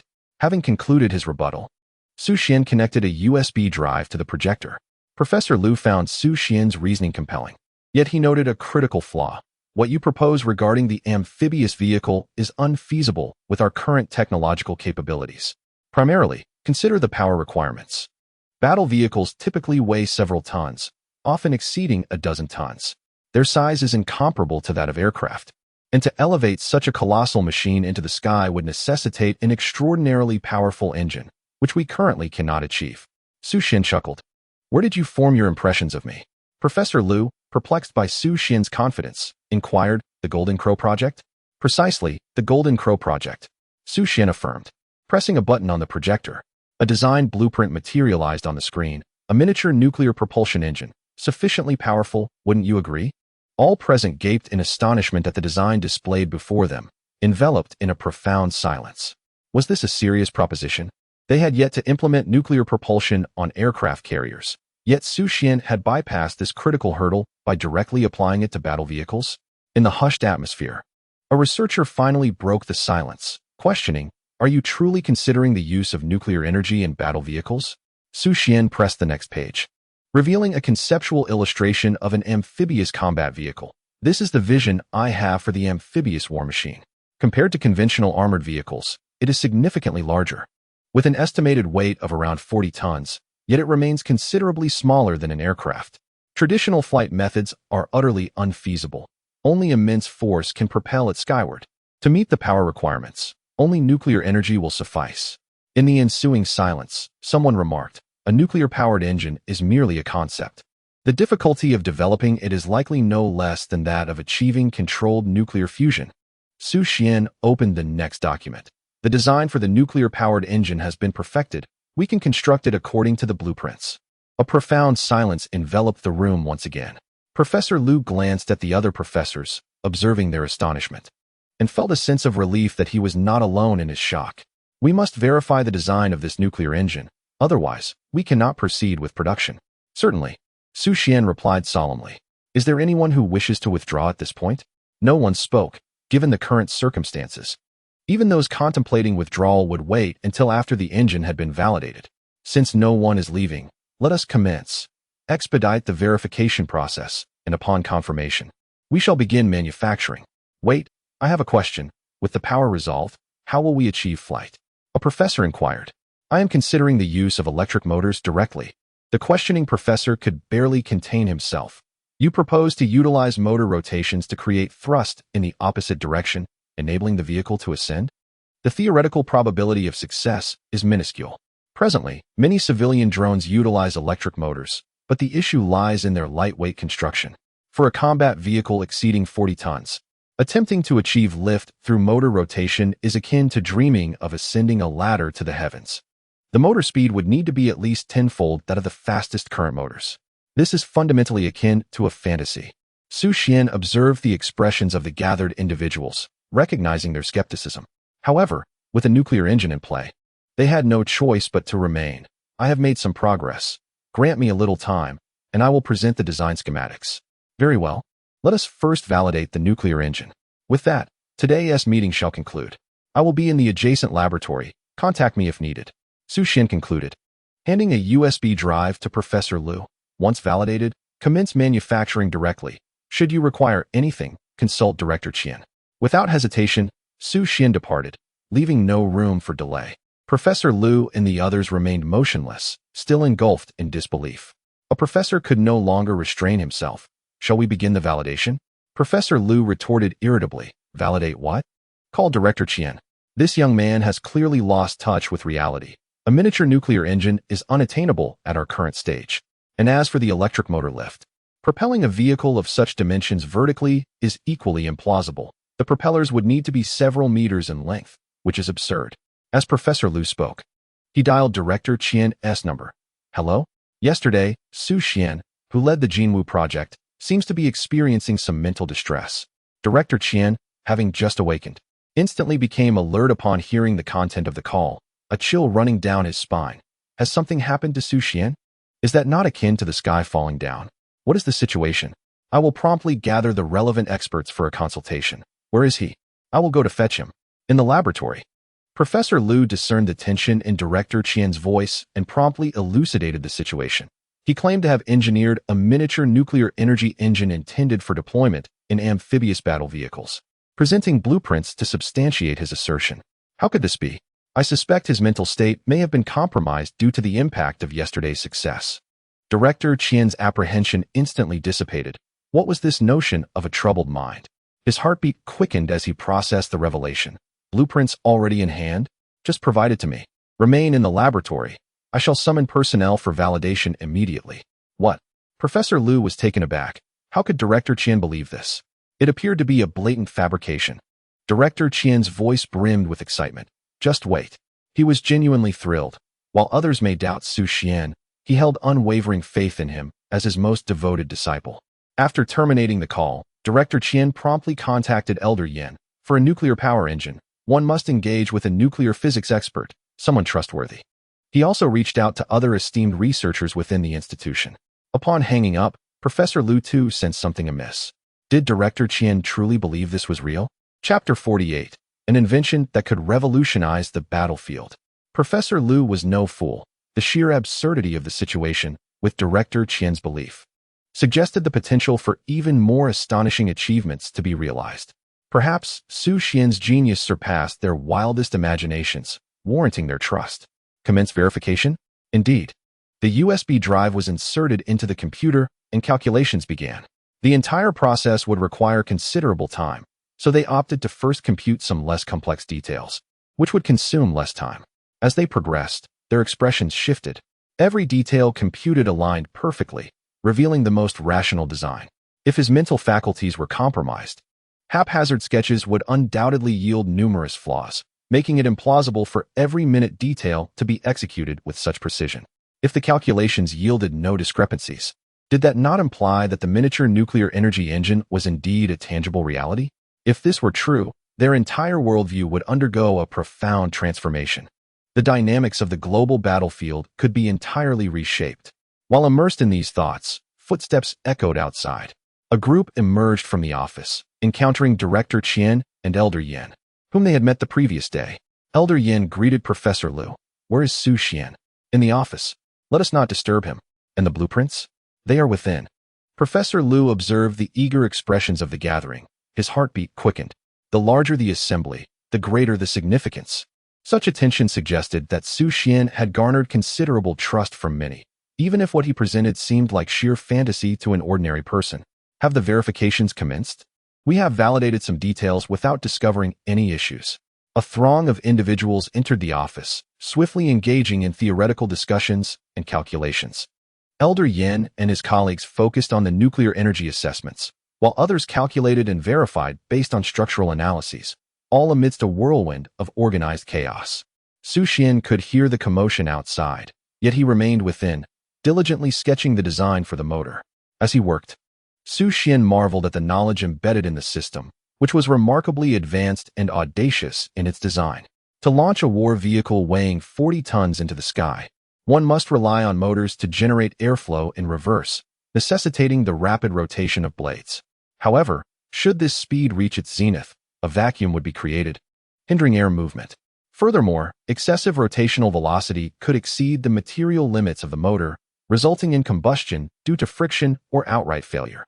The system provides a motor with contactless blades, which rotate at extraordinary speeds within a fixed electromagnetic field. This configuration transcends the conventional definition of a motor. The solution to the vacuum problem, as proposed by the system's electromagnetic motor, involves utilizing high pressure. High-pressure gas flowing through the high-speed blades can produce formidable thrust, effectively preventing the formation of a vacuum. Xu Xuan, deep in concentration, sketched the design, while the adjacent laboratory erupted with exclamations of astonishment. The calculations for the miniature nuclear engine had yielded flawless results. This indicated the potential for massive energy provision, rapid initiation and cessation of reactions. An engine had been born. Its functionality surpassed even that of the small sun ignited the previous night. A miniature nuclear engine could sustain the electrical needs of an entire community, offering swift operational capabilities with an assurance of safety. Moreover, it could be mobile and adaptable for various equipment. A heavy tank, which originally weighed several tons and was not particularly swift, could transform into a heavy special operations tank with the installation of this engine, achieving remarkable speed. The same could be said for various vessels, including aircraft carriers, which would experience an unprecedented surge in kinetic energy.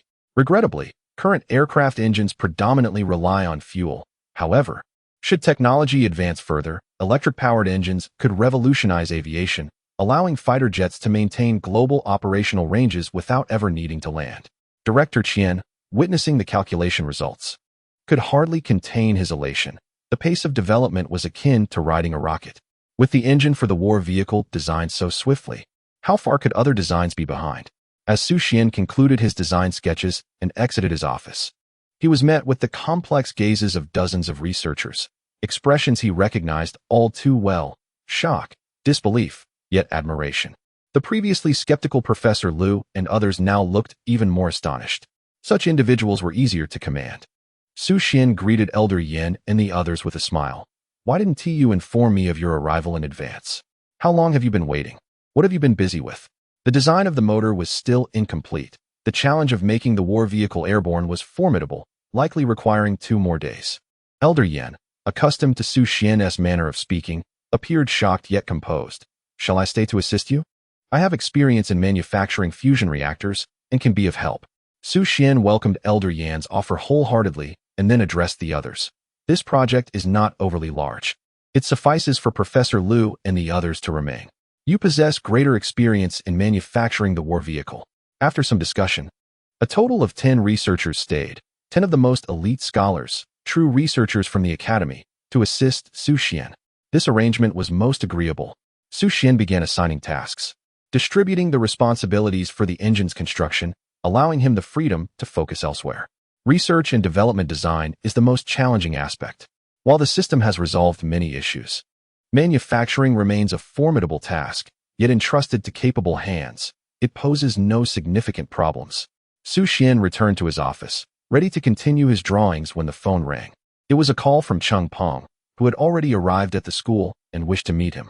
Without a moment's hesitation, Xu Xuan surmised that Cheng Peng was there regarding the electromagnetic protective belt.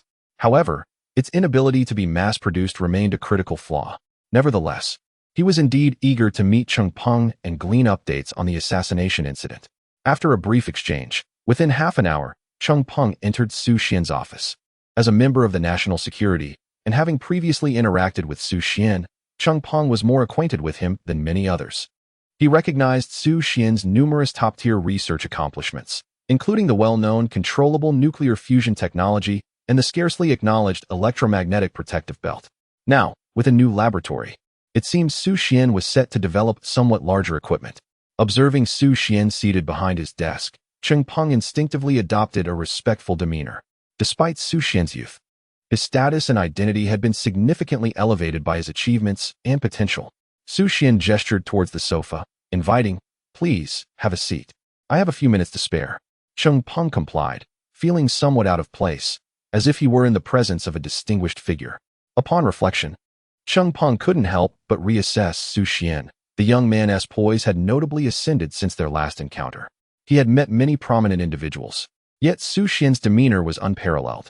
5 minutes later, Xu Xuan completed a small section of the design for the electromagnetic contactless motor and poured a cup of water for Cheng Peng. "Since you've just arrived at the laboratory, we have no tea, only boiled water. Please, make do." Cheng Peng promptly accepted the cup, taken aback. "It's quite all right. I can manage on my own." "You sought me out regarding the electromagnetic protective belt?" Xu Xuan inquired. "Indeed. Our personnel operate on the front lines of espionage, and often, due to the risk of alerting targets, they cannot don bulletproof vests during missions, rendering them more vulnerable. The introduction of the electromagnetic protective belt would significantly enhance their safety." Chapter 49. A web of intrigue. The National Security Agency has always been somewhat enigmatic compared to the police, even to Xu Xuan, who had limited understanding of its operations. "Are national security agents particularly dangerous?" Xu Xuan asked curiously. Cheng Peng felt as though he were being interrogated by a high-ranking official, marveling at the young man's unexpected gravitas. "Our responsibility is to safeguard the security of the Dragon Nation, addressing cases of terrorism and espionage. In the Dragon Nation, we primarily deal with individuals who sell sensitive photographs of key institutions to foreign intelligence agencies. as well as those who spread rumors and create public discourse online in exchange for foreign funding. While these situations are not excessively perilous, injuries are not uncommon. Furthermore, there are instances where researchers have succumbed to corruption, delivering critical findings to overseas intelligence organizations. Cheng Peng sighed, expressing frustration. Such cases may not seem dangerous, yet they are infuriating. After thorough background checks, coupled with the substantial support provided by the Dragon Nation, it is disheartening to encounter betrayal at such a crucial juncture. Some individuals have been insidiously eroded since their student days, lurking for decades, only to be exposed in a single moment, fleeing overseas. Recently, the theft of hybrid rice parent seeds equates to relinquishing years of research efforts. Cheng Peng glanced at Xu Xuan. Because of these incidents, the vetting criteria for those around you have become increasingly stringent.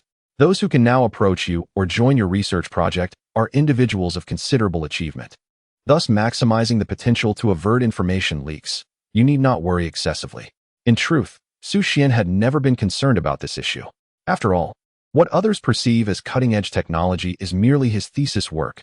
Far more groundbreaking innovations lie ahead. Cheng Peng took a sip of water.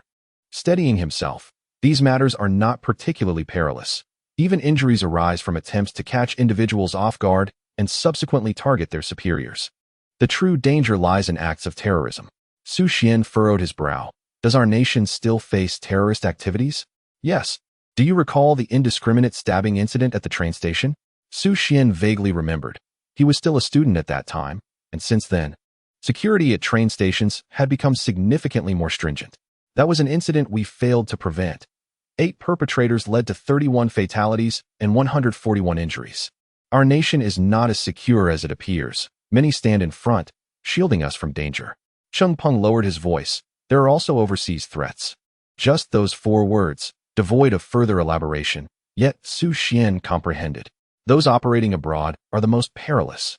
Moreover, unlike within the nation where support is available, personnel abroad are isolated and vulnerable. In some factions, even bulletproof vests are deemed contraband. Xu Xuan felt a pang of concern but recognized his limitations. The electromagnetic protective belts cannot be mass-produced. Mass production necessitates a reduction in specifications.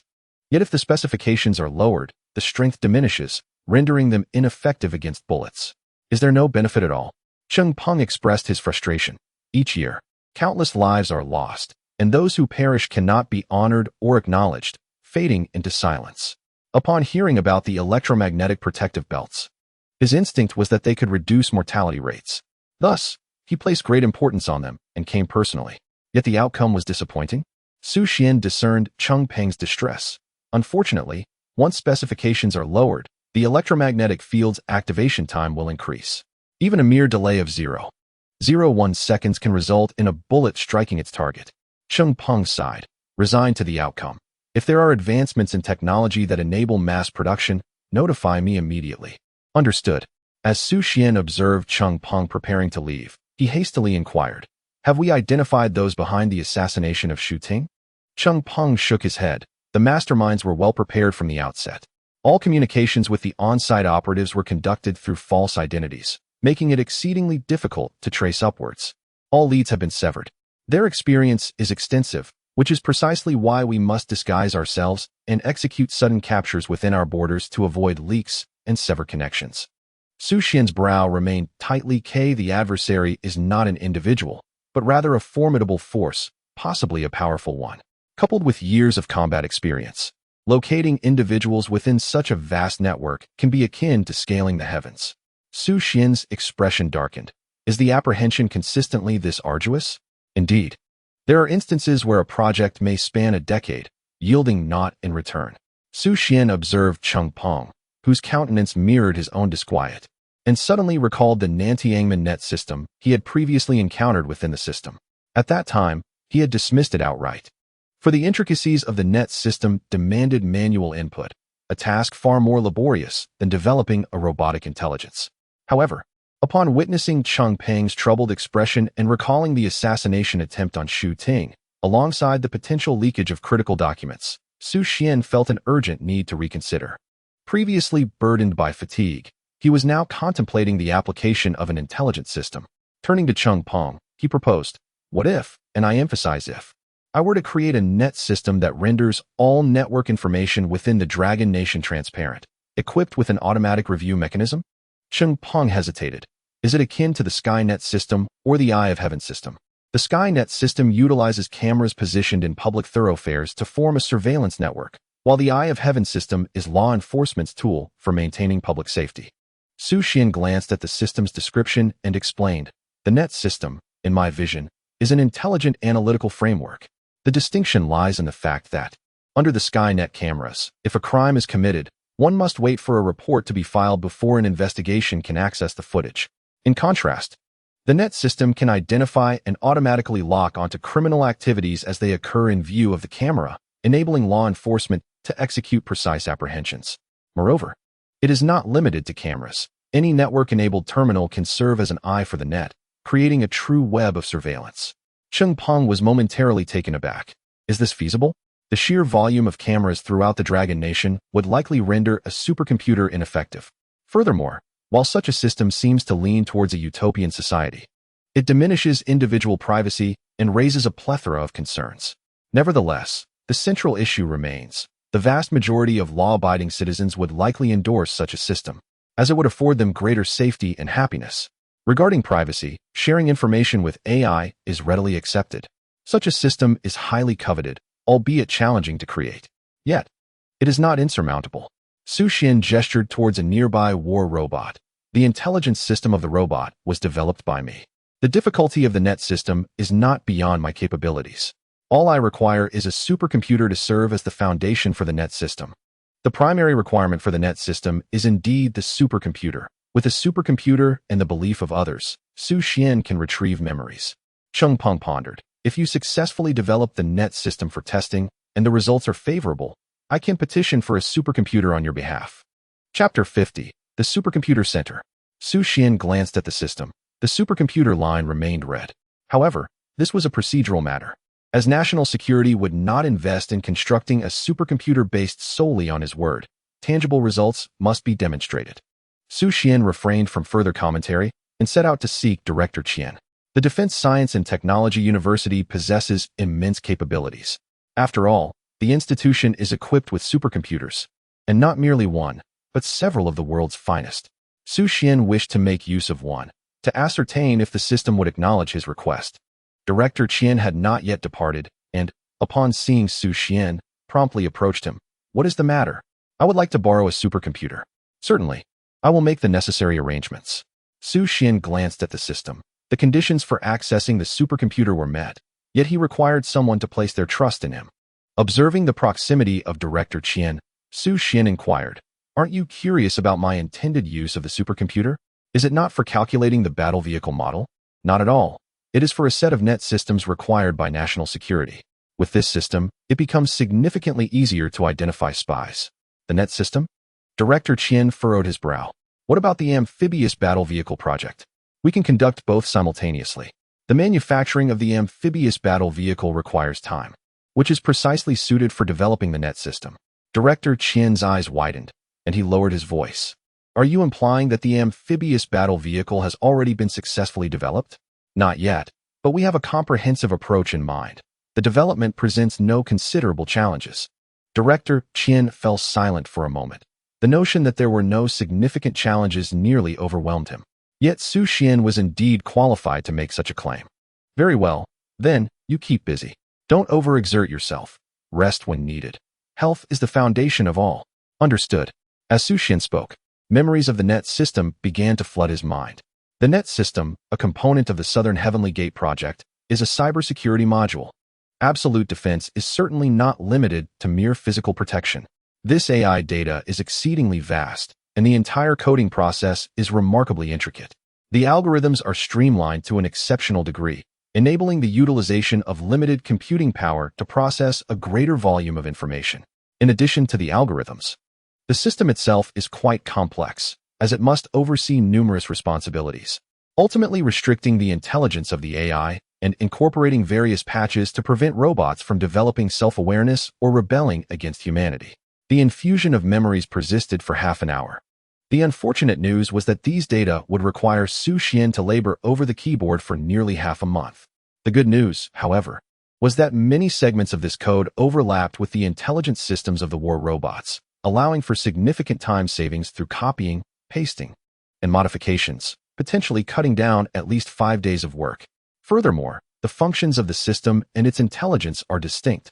The functional components can be developed first, allowing for manual operation as an interim solution. In just 3 to 5 days, the preliminary investigation could commence. Upon returning to his office, Xu Xuan discovered that Cheng Peng had already departed. Cheng Peng held little expectation for Xu Xuan's net system, instinctively believing it to be an unlikely endeavor. Nevertheless, he had not left empty-handed. At the very least, he received Xu Xuan's assurance that he would be informed immediately when the electromagnetic protective belts were ready for mass production. In the office, Xu Xuan began to type. Drawing from his previous experience, he typed even more swiftly this time. Additionally, he had switched to a blue switch keyboard, which provided a satisfying rhythm to his keystrokes while remaining relatively light. No matter how many times he struck the keys, his hands were spared from discomfort. Unlike the last time, when he typed continuously, this time Xu Xuan alternated between typing and sketching, allowing himself to rest when fatigued. Truly, he was a tireless worker. However, those diligent beings who labor for their passions are indeed fortunate. As Xu Xuan was engrossed in his work, outside in the laboratory, Elder Yin and Professor Lu, along with their colleagues, were equally occupied. The fabrication of the first miniature nuclear engine was a matter of utmost importance to them, with a relentless pursuit of perfection. They meticulously monitored the entire manufacturing process, marveling at the exquisite design that was simply breathtaking. Each detail resembled that of a masterpiece. It was only upon witnessing the actual creation that the true beauty became apparent, far surpassing what the blueprints had suggested. The entire laboratory buzzed with fervent activity. In the midst of this, information regarding Xu Xuan surfaced within a certain residential building. A man seated on the sofa opened a dossier, studying Xu Xuan's profile, his brow gradually furrowing. Reviewing the credentials, he noted that Xu was merely an above-average student. Why then had he become the head of the Golden Crow project? Still in school, seemingly ordinary? Arrange for someone to approach his parents and conduct a preliminary investigation. I suspect he is merely bait released by the Dragon Kingdom's authorities to entice us into action once more. Beside the middle-aged man stood a woman. I will arrange for someone to make contact. Prepare several intermediaries and exercise caution. National security has been particularly vigilant recently. The middle-aged man set the dossier aside, his gaze drifting to a somewhat faded wedding photograph on the wall. Right, we must not neglect Xu Ting. The higher-ups have indicated that securing her will ensure our return to a life of comfort. Yes, we are already in contact with her classmates. We must proceed with caution. We have navigated through 2 decades without incident. There is no room for error. Click. The crisp sound of a mechanical keyboard echoed as Xu Xuan struck the enter key with vigor, exhaling a sigh of relief. The first segment of the retrieval function was now complete. In simple terms, the retrieval function locks onto a specific piece of information and swiftly searches for all related data. It autonomously seeks and decrypts. Lacking information filtering and analysis capabilities, it is somewhat rudimentary and requires human oversight to amass substantial data. Its advantage lies in its exceptionally efficient algorithm, achieving unparalleled information acquisition. As long as it is connected to the internet, no firewall remains unbreached. In total, 4 days had elapsed, one more than anticipated, primarily due to the need to oversee the manufacturing process. Xu Xuan first called Cheng Peng. The retrieval function of the web system has been perfected. We can conduct an initial test. Should we test it now? Or wait until everything is compiled? Cheng Peng was somewhat astonished. Results in just 3 days? Regarding the test, since Xu Xuan had called, it was evident they would proceed with the initial testing. I'll come over right away. Xu Xuan then phoned Director Qian, indicating it was time to utilize the supercomputer. The school possessed a supercomputer, which was immensely convenient. Many laboratories could directly access the supercomputer for calculations upon application. In the absence of a supercomputer, even minor models would take considerable time on a regular computer. With a supercomputer, even the most complex models could be computed in the blink of an eye. Xu Xuan grabbed his USB drive and set out for the supercomputing laboratory. The supercomputing laboratory is divided into 2 distinct sections. One section is the mainframe area, located within the pristine underground server room, where rows of racks can be observed through glass panels. This supercomputer harnesses tens of thousands of the most advanced CPUs. boasting formidable computational power. The other segment of the supercomputing laboratory serves as the office space, where employees interact with the supercomputer. Xu Xuan handed a USB drive to a staff member, stating, "It contains a program. Simply upload it to the supercomputer." Chapter 51. The First Display of Power. Director Qian glanced at the USB drive, inquiring, "Is this the Luoyang system?" Xu Xuan responded with meticulous clarity. "The Luoyang system is an entire framework. This is merely a fragment of the intelligent AI within it." "What is its purpose?" Director Qian pressed. "It is designed to safeguard the security of all citizens of Longhua. In the Nanshanmen Plan, our defenses must extend beyond artillery and ammunition to include the containment of rumors and the infiltration of intelligence. The Luoyang system will fortify Longhua into an impenetrable bastion." Director Qian was momentarily taken aback, his gaze towards the USB drive becoming increasingly complex. Could a single individual truly create a system capable of protecting an entire nation? Moreover, the Luoyang system reminded him of the recent assassination attempt on Xu Ting. If this system proved effective, foreign adversaries would undoubtedly regret their actions. How foolish it would be to provoke such power. As the staff member connected the USB drive to the supercomputer, transferring the retrieval program, they initiated the process. Almost instantaneously, the supercomputer became unresponsive. All external operations were severed. The unknown system had taken control of the supercomputer the moment it activated. What caliber of system is this? So formidable. The staff member hurriedly turned to Director Qian, exclaiming, "Director Qian, the supercomputer is no longer under our control." Director Qian looked at Xu Xuan, who remained remarkably composed. "Is that so?" he asked. "Indeed." Xu Xuan replied with a slight nod. It was not unusual for the Luoyang system to be somewhat overbearing. Its assertiveness was, in fact, expected. Director Qian fell silent, while the staff member grew anxious, as this was the first occurrence of such an event since the supercomputer's inception. After a 10-minute wait, the main interface of the supercomputer displayed an icon featuring a fishing net set against a starry background, resembling a vast net enveloping the cosmos. Just as Xu Xuan prepared to call Cheng Peng, the latter rushed in, arriving at an opportune moment as the system installation had just concluded. "It seems I arrived quite timely," Cheng Peng remarked with a smile. Xu Xuan approached the control panel, explaining, "This is merely one functional module of the Luoyang AI, albeit the most crucial one. It is responsible for retrieval, essentially uncovering all pertinent information related to a given topic, akin to a search engine, yet considerably more powerful. However, due to its assertiveness, precision in usage is imperative. Otherwise, the filtering of information can become quite cumbersome." Upon opening the retrieval system, a simplistic search box was revealed, accompanied by various options for searching names, items, brands, materials, geographical locations, and more. Xu Xuan first selected the name option and entered Xu Xuan. Almost instantaneously, a multitude of list cards appeared on the large screen, numerous and densely packed. Each card bore annotations regarding the source of identity, indicating its origin from the public security system. Cheng Peng gazed in astonishment at the multitude of business cards. "Has the police granted authorization?" Xu Xuan refrained from giving a direct answer, instead remarking, "Arrogance." Cheng Peng quickly realized, had they hacked into someone's database? To breach a system instantaneously? Such capabilities are astonishing. This isn't merely arrogance, it's sheer thuggery. As he pondered, Xu Xuan proceeded to input the school name next to the list of names. A plethora of cards vanished, leaving only 4 behind. Are there truly so many individuals named Xu Xuan, even within a single institution? 2 had already graduated, while the remaining 2 were still enrolled, one of whom was Xu Xuan himself.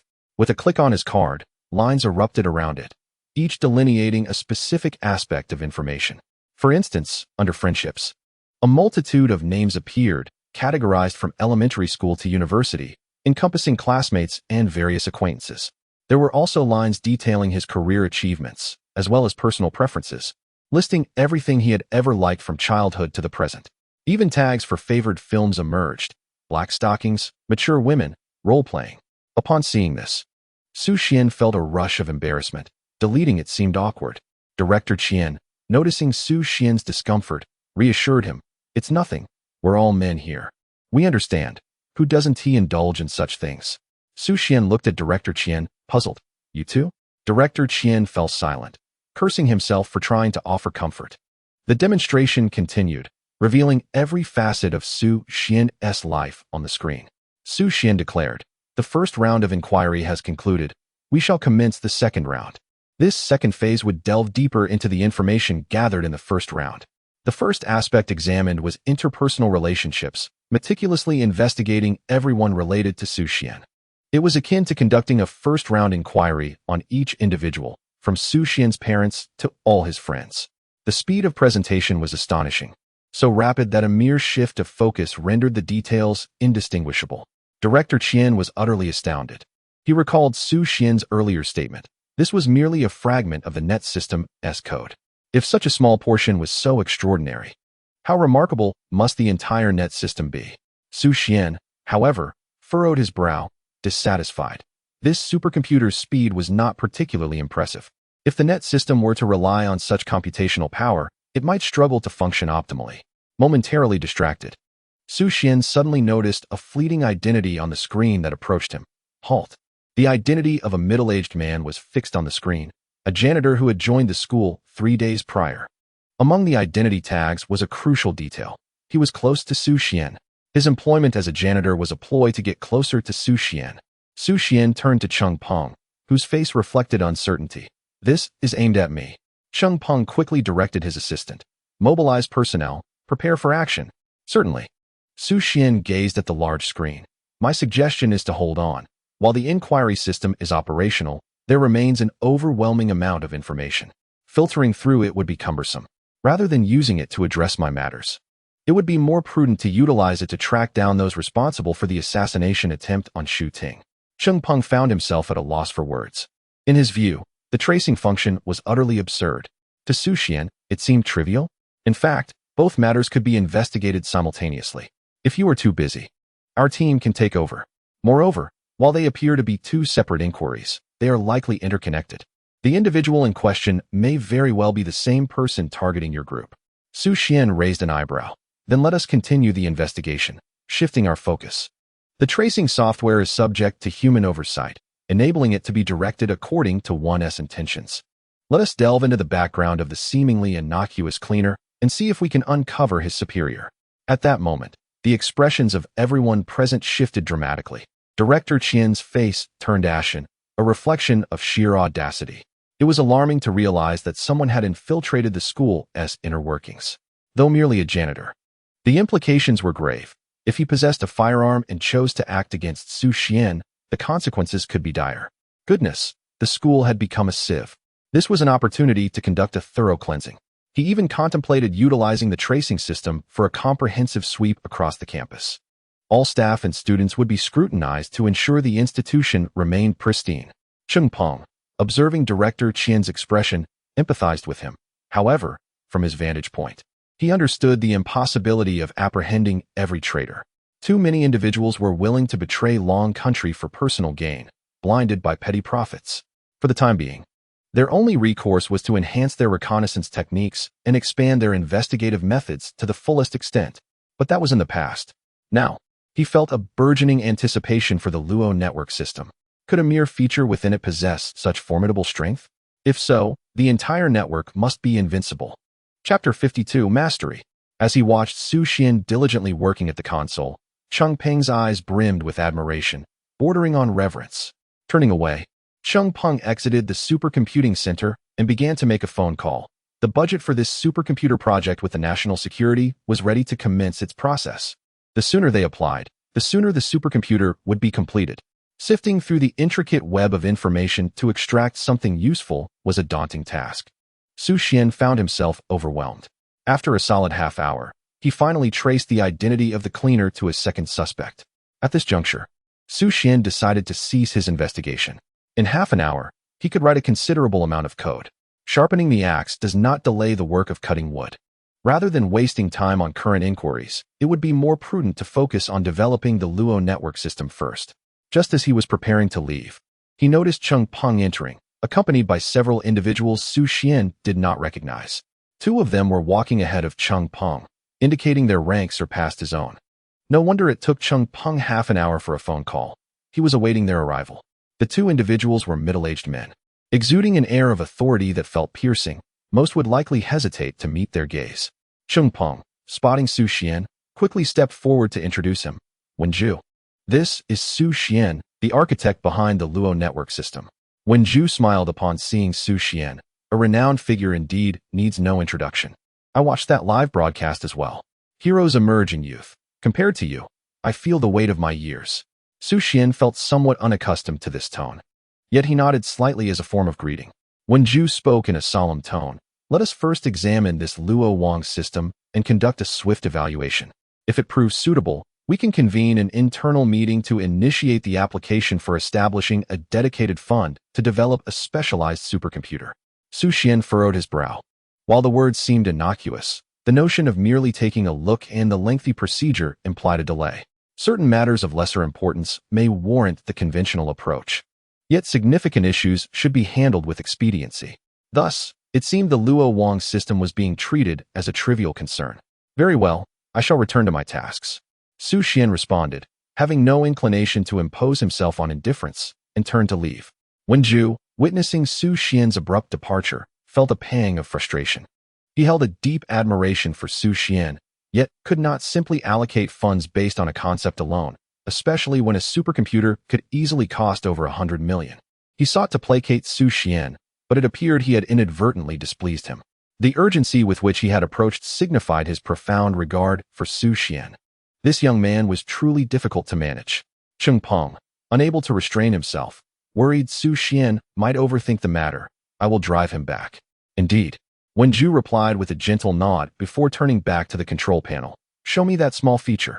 Cheng Peng hurried after Xu Xuan. Do not take offense. Wenju meant no disrespect.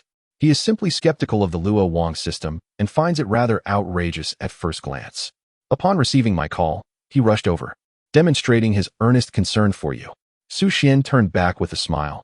I am not angry. It is merely unnecessary to waste time on those who doubt me.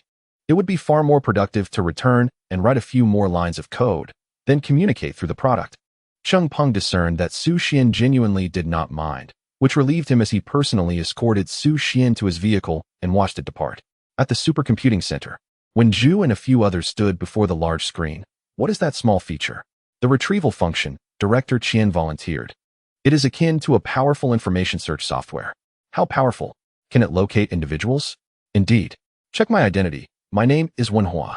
A staff member entered the name Wenhua. The surname Wen is relatively uncommon, yet there are quite a few individuals named Wenhua. A multitude of cards appeared on the screen. Upon locking onto Wenju, a comprehensive array of information regarding him materialized on the display. Wenju's eyes widened in astonishment. While it was one thing to uncover his identity and background, how could it possibly reveal details of his undercover infiltration into a spy organization 2 decades prior? An event that was supposed to be classified. Where had this information originated? His numerous confidential details were all present, including his culinary preferences, frequented restaurants, acquaintances, daily routes, and ongoing investigations. As the volume of information continued to swell, Wenju's mouth gradually fell agape. What on earth? He could not help but exclaim in astonishment. Where does this information come from? Director Qian remarked with a hint of gravity. The system is rather overbearing. Wenju comprehended. It had breached other databases. Yet a pressing question remained. How had it managed to so swiftly penetrate the security firewalls of those systems?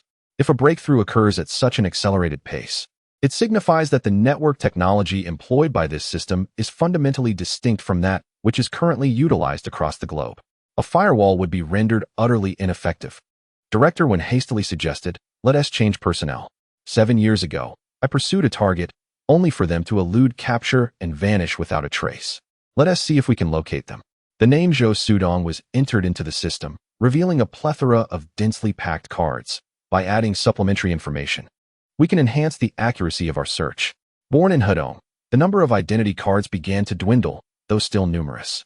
Director Wen continued, male, currently aged between 38 and 42. The card count rapidly decreased to a mere handful. Director Wen spotted the target, and upon confirming, multidimensional data began to materialize, slowly unveiling all information regarding the target. Director Wen's mouth gradually fell agape. The target had undergone cosmetic surgery 7 years prior. No wonder they had been untraceable since. Yet, astonishingly, this retrieval function could still identify their current appearance and residential identity? How outrageous! Was this merely a glimpse of the vast capabilities of the net? If this was the case, how formidable must the full system be? No, even with this retrieval function, he was already quite satisfied. This was not merely a search. It was a life-and-death pursuit. Director Huang turned to the staff. Initiate an organized capture, swiftly.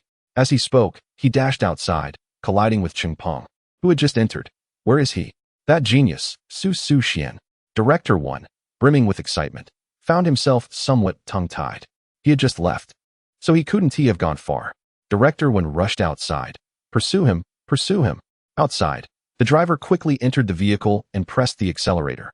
Which way? He must be heading back to the laboratory, Cheng Peng indicated. Why are we pursuing him? He asked Director Huang. To inquire about the supercomputing requirements. With this supercomputer, the entirety of Longwo will be united as one. Let us see who can still infiltrate us. Just as Xu Xuan's car arrived at the laboratory entrance, he noticed the national security vehicle trailing behind and felt a sense of confusion. What was happening? The national security vehicle halted, and Director Huang swiftly exited, rushing towards Xu Xuan, extending his hand in greeting. Does the net system have any requirements for the supercomputer? This time, he discarded the formalities, realizing that such decorum was contingent upon the situation. Xu Xuan, not to be underestimated, surmised that Director Huang had tested the retrieval function and found its performance satisfactory. However, Xu Xuan remained composed. Let us discuss this inside. My initial thoughts were rather simplistic, but implementing the net system poses considerable challenges. A pang of anxiety struck Director Huang. Was this an attempt to gauge him? Chapter 53. Is this truly not an exaggeration? Director Huang followed Xu Xuan into the conference room, mentally preparing himself. Once seated, he got straight to the point. Feel free to propose any conditions you may have. Xu Xuan, misinterpreting the intent behind Director Huang's words, assumed he was referring to conditions concerning the supercomputer. I previously believed the supercomputer could successfully operate the net system, but after testing it with the university's supercomputer, I realized that it is inadequate. To fully implement the net system, the computational power required far exceeds that of the current supercomputers. Just now in the car, I contemplated an alternative approach. I will first develop the net system and conduct small-scale tests using the university's supercomputer.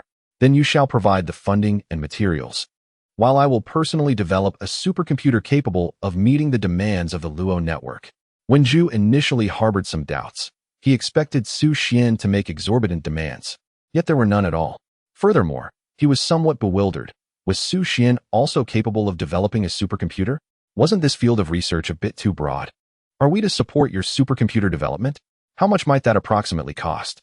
Xu Xuan shook his head, uncertain of the expenses involved, but he surmised it would be considerable. When Zhu pondered briefly, very well, when can we expect the development to commence? Once the multifunctional combat vehicle is completed, Xu Xuan contemplated before replying. In about a month. Within this time frame, I will also find the opportunity to fabricate the Luo network system. When Zhu could not contain his astonishment, in his view, the Luo network should constitute an immensely complex system, yet it seemed it could be fabricated in a short span of time. What precisely is the Luo network? And how significant is the role of the retrieval function within it? As he posed the question, when Zhu leaned slightly forward, filled with anticipation, Xu Xuan replied earnestly. The heavenly net, through the internet and virtually every terminal, will gather all accessible information and subsequently analyze it. When Zhu's expression shifted dramatically, he was reminded of 4 words, omniscient and omnipotent. The value of information is extraordinarily high. The investments made by various factions in the information warfare are astronomical.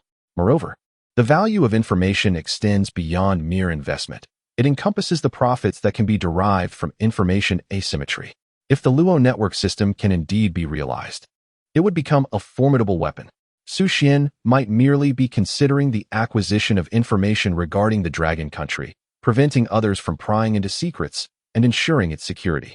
However, if employed offensively, its protective capabilities would be equally powerful in terms of aggression. As the internet continues to evolve, the functionalities of the Luo network will only grow more potent. This network cannot be monopolized by the National Security Agency alone. Not only can it perform various functions, but it can also be exploited for other purposes, making it susceptible to regulatory oversights under a single entity's control. Human beings are inherently self-serving. When such a terrifying capability can fulfill an individual's every desire, it becomes a devilish tool. In times of financial need, information asymmetry can yield substantial profits. Even a fraudster could utilize the Luo network to identify target customers, executing scams with ease due to comprehensive knowledge. In matters of affection, an individual lacking romantic experience could, through the Luo network, discern the preferences of their target, thereby swiftly winning their heart. Gaining power becomes trivial. Everyone possesses vulnerabilities, and exploiting another's weaknesses equates to seizing control. When Xu contemplated this at length, nodding as he declared, "You focus on the development. I shall handle the subsequent manufacturing and funding." With that, when Xu retrieved his phone, "Let us exchange numbers for more convenient communication." Xu Xuan and Wen Zhu exchanged contact information before seeing Wen Zhu and Cheng Peng off. Once back in the car, Wen Zhu turned to Cheng Peng, arranged for a few individuals to safeguard Xu Xuan, not just him, but also his parents. Ensure they are protected as well. Cheng Peng was momentarily taken aback. Understood. If he has siblings, arrange for their safety as well. None. Then ensure his parents are well protected. Wen Zhu retrieved his phone and dialed. "Are you free? Please come to the Defense Technology University when you have a moment." After making several calls, the vehicle returned to the supercomputing center, which was already bustling with activity. Personnel from the National Security Agency had come to temporarily take over the facility, and the expressions of the senior officials were flushed with intensity. The tracking function was nothing short of formidable, capable of pinpointing a target in mere minutes. There were indeed many targets they had previously been unable to capture.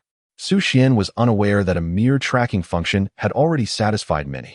As he looked forward with heightened anticipation to the web system, the tracking function confirmed the advanced nature of the web system. With no issues in core information acquisition, they could commence the programming of information analysis procedures. After working for less than 2 hours, there was a knock on Xu Xian's office door. Professor Liu entered. "The engine is complete." Xu Xuan was momentarily taken aback. "So soon? It has been less than a week."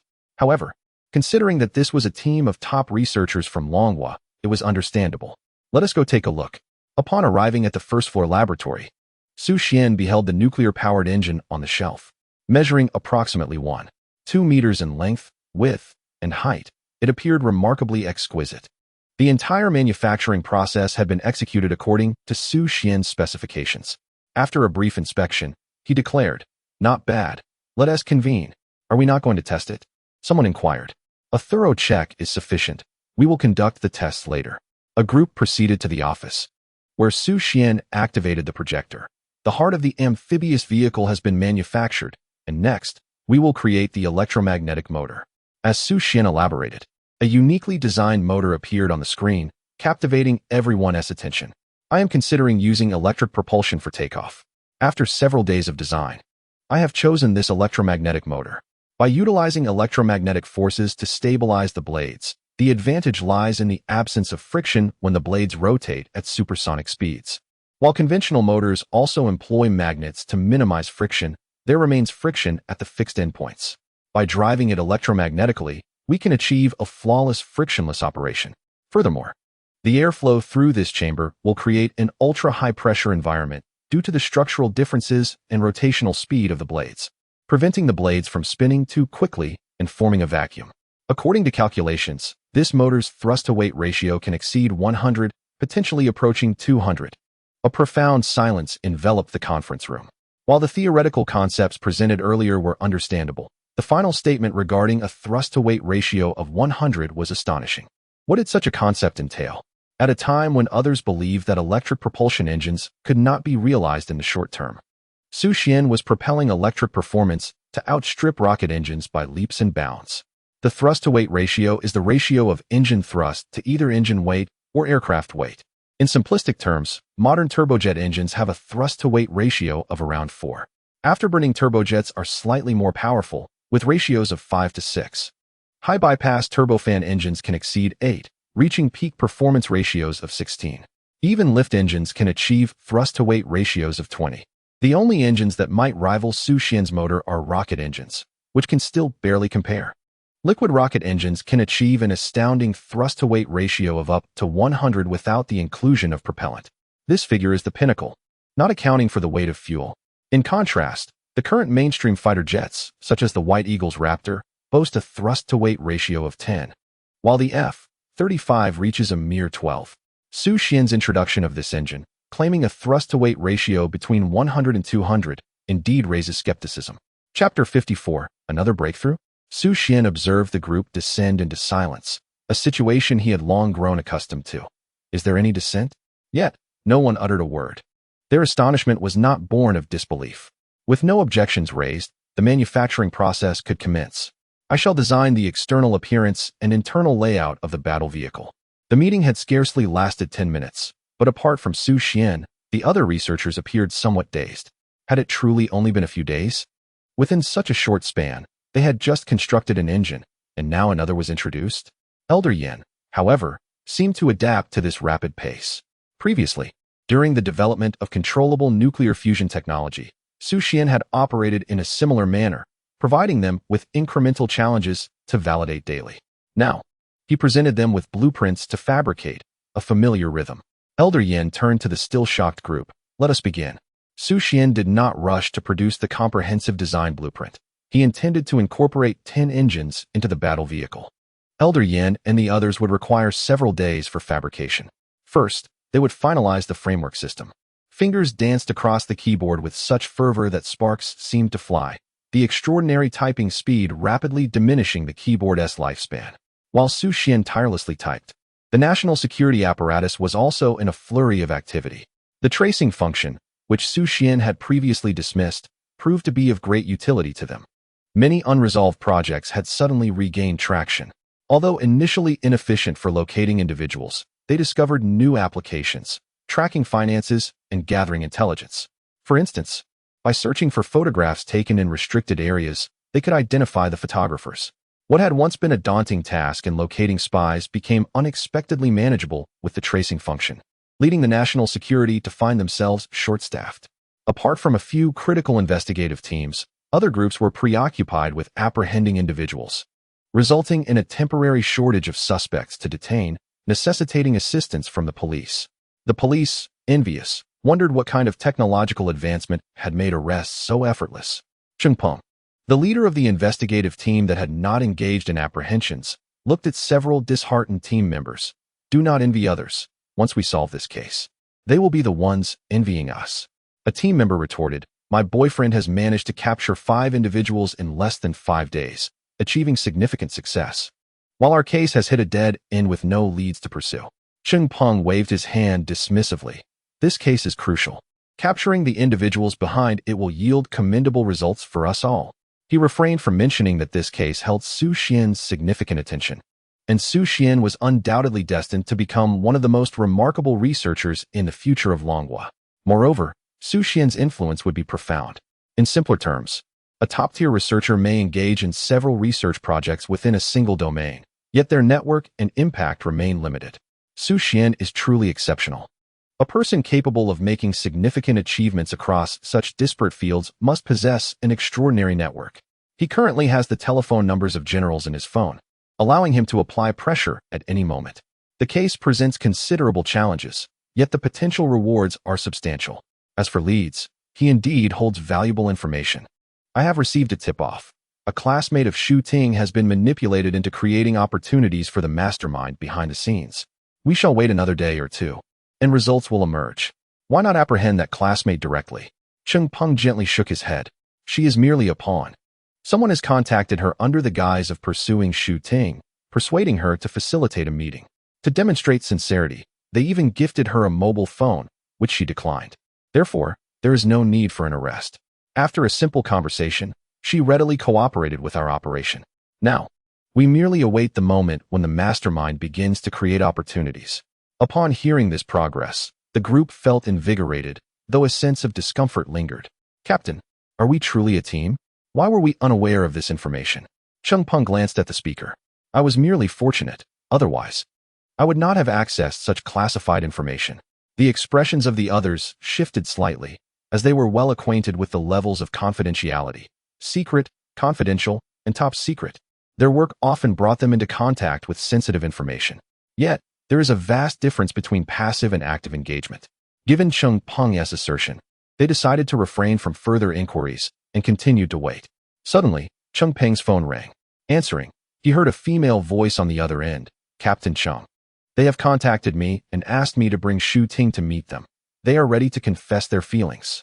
Before Cheng Peng reached out, Xiao Yu had simply assumed there was a suitor pursuing Xu Ting, as such occurrences were commonplace at school. She had relayed messages more than 10 times. Coupled with the other party's abundant sincerity, sending red envelopes and mailing a phone, she had agreed to help. Now, however, she felt a lingering anxiety.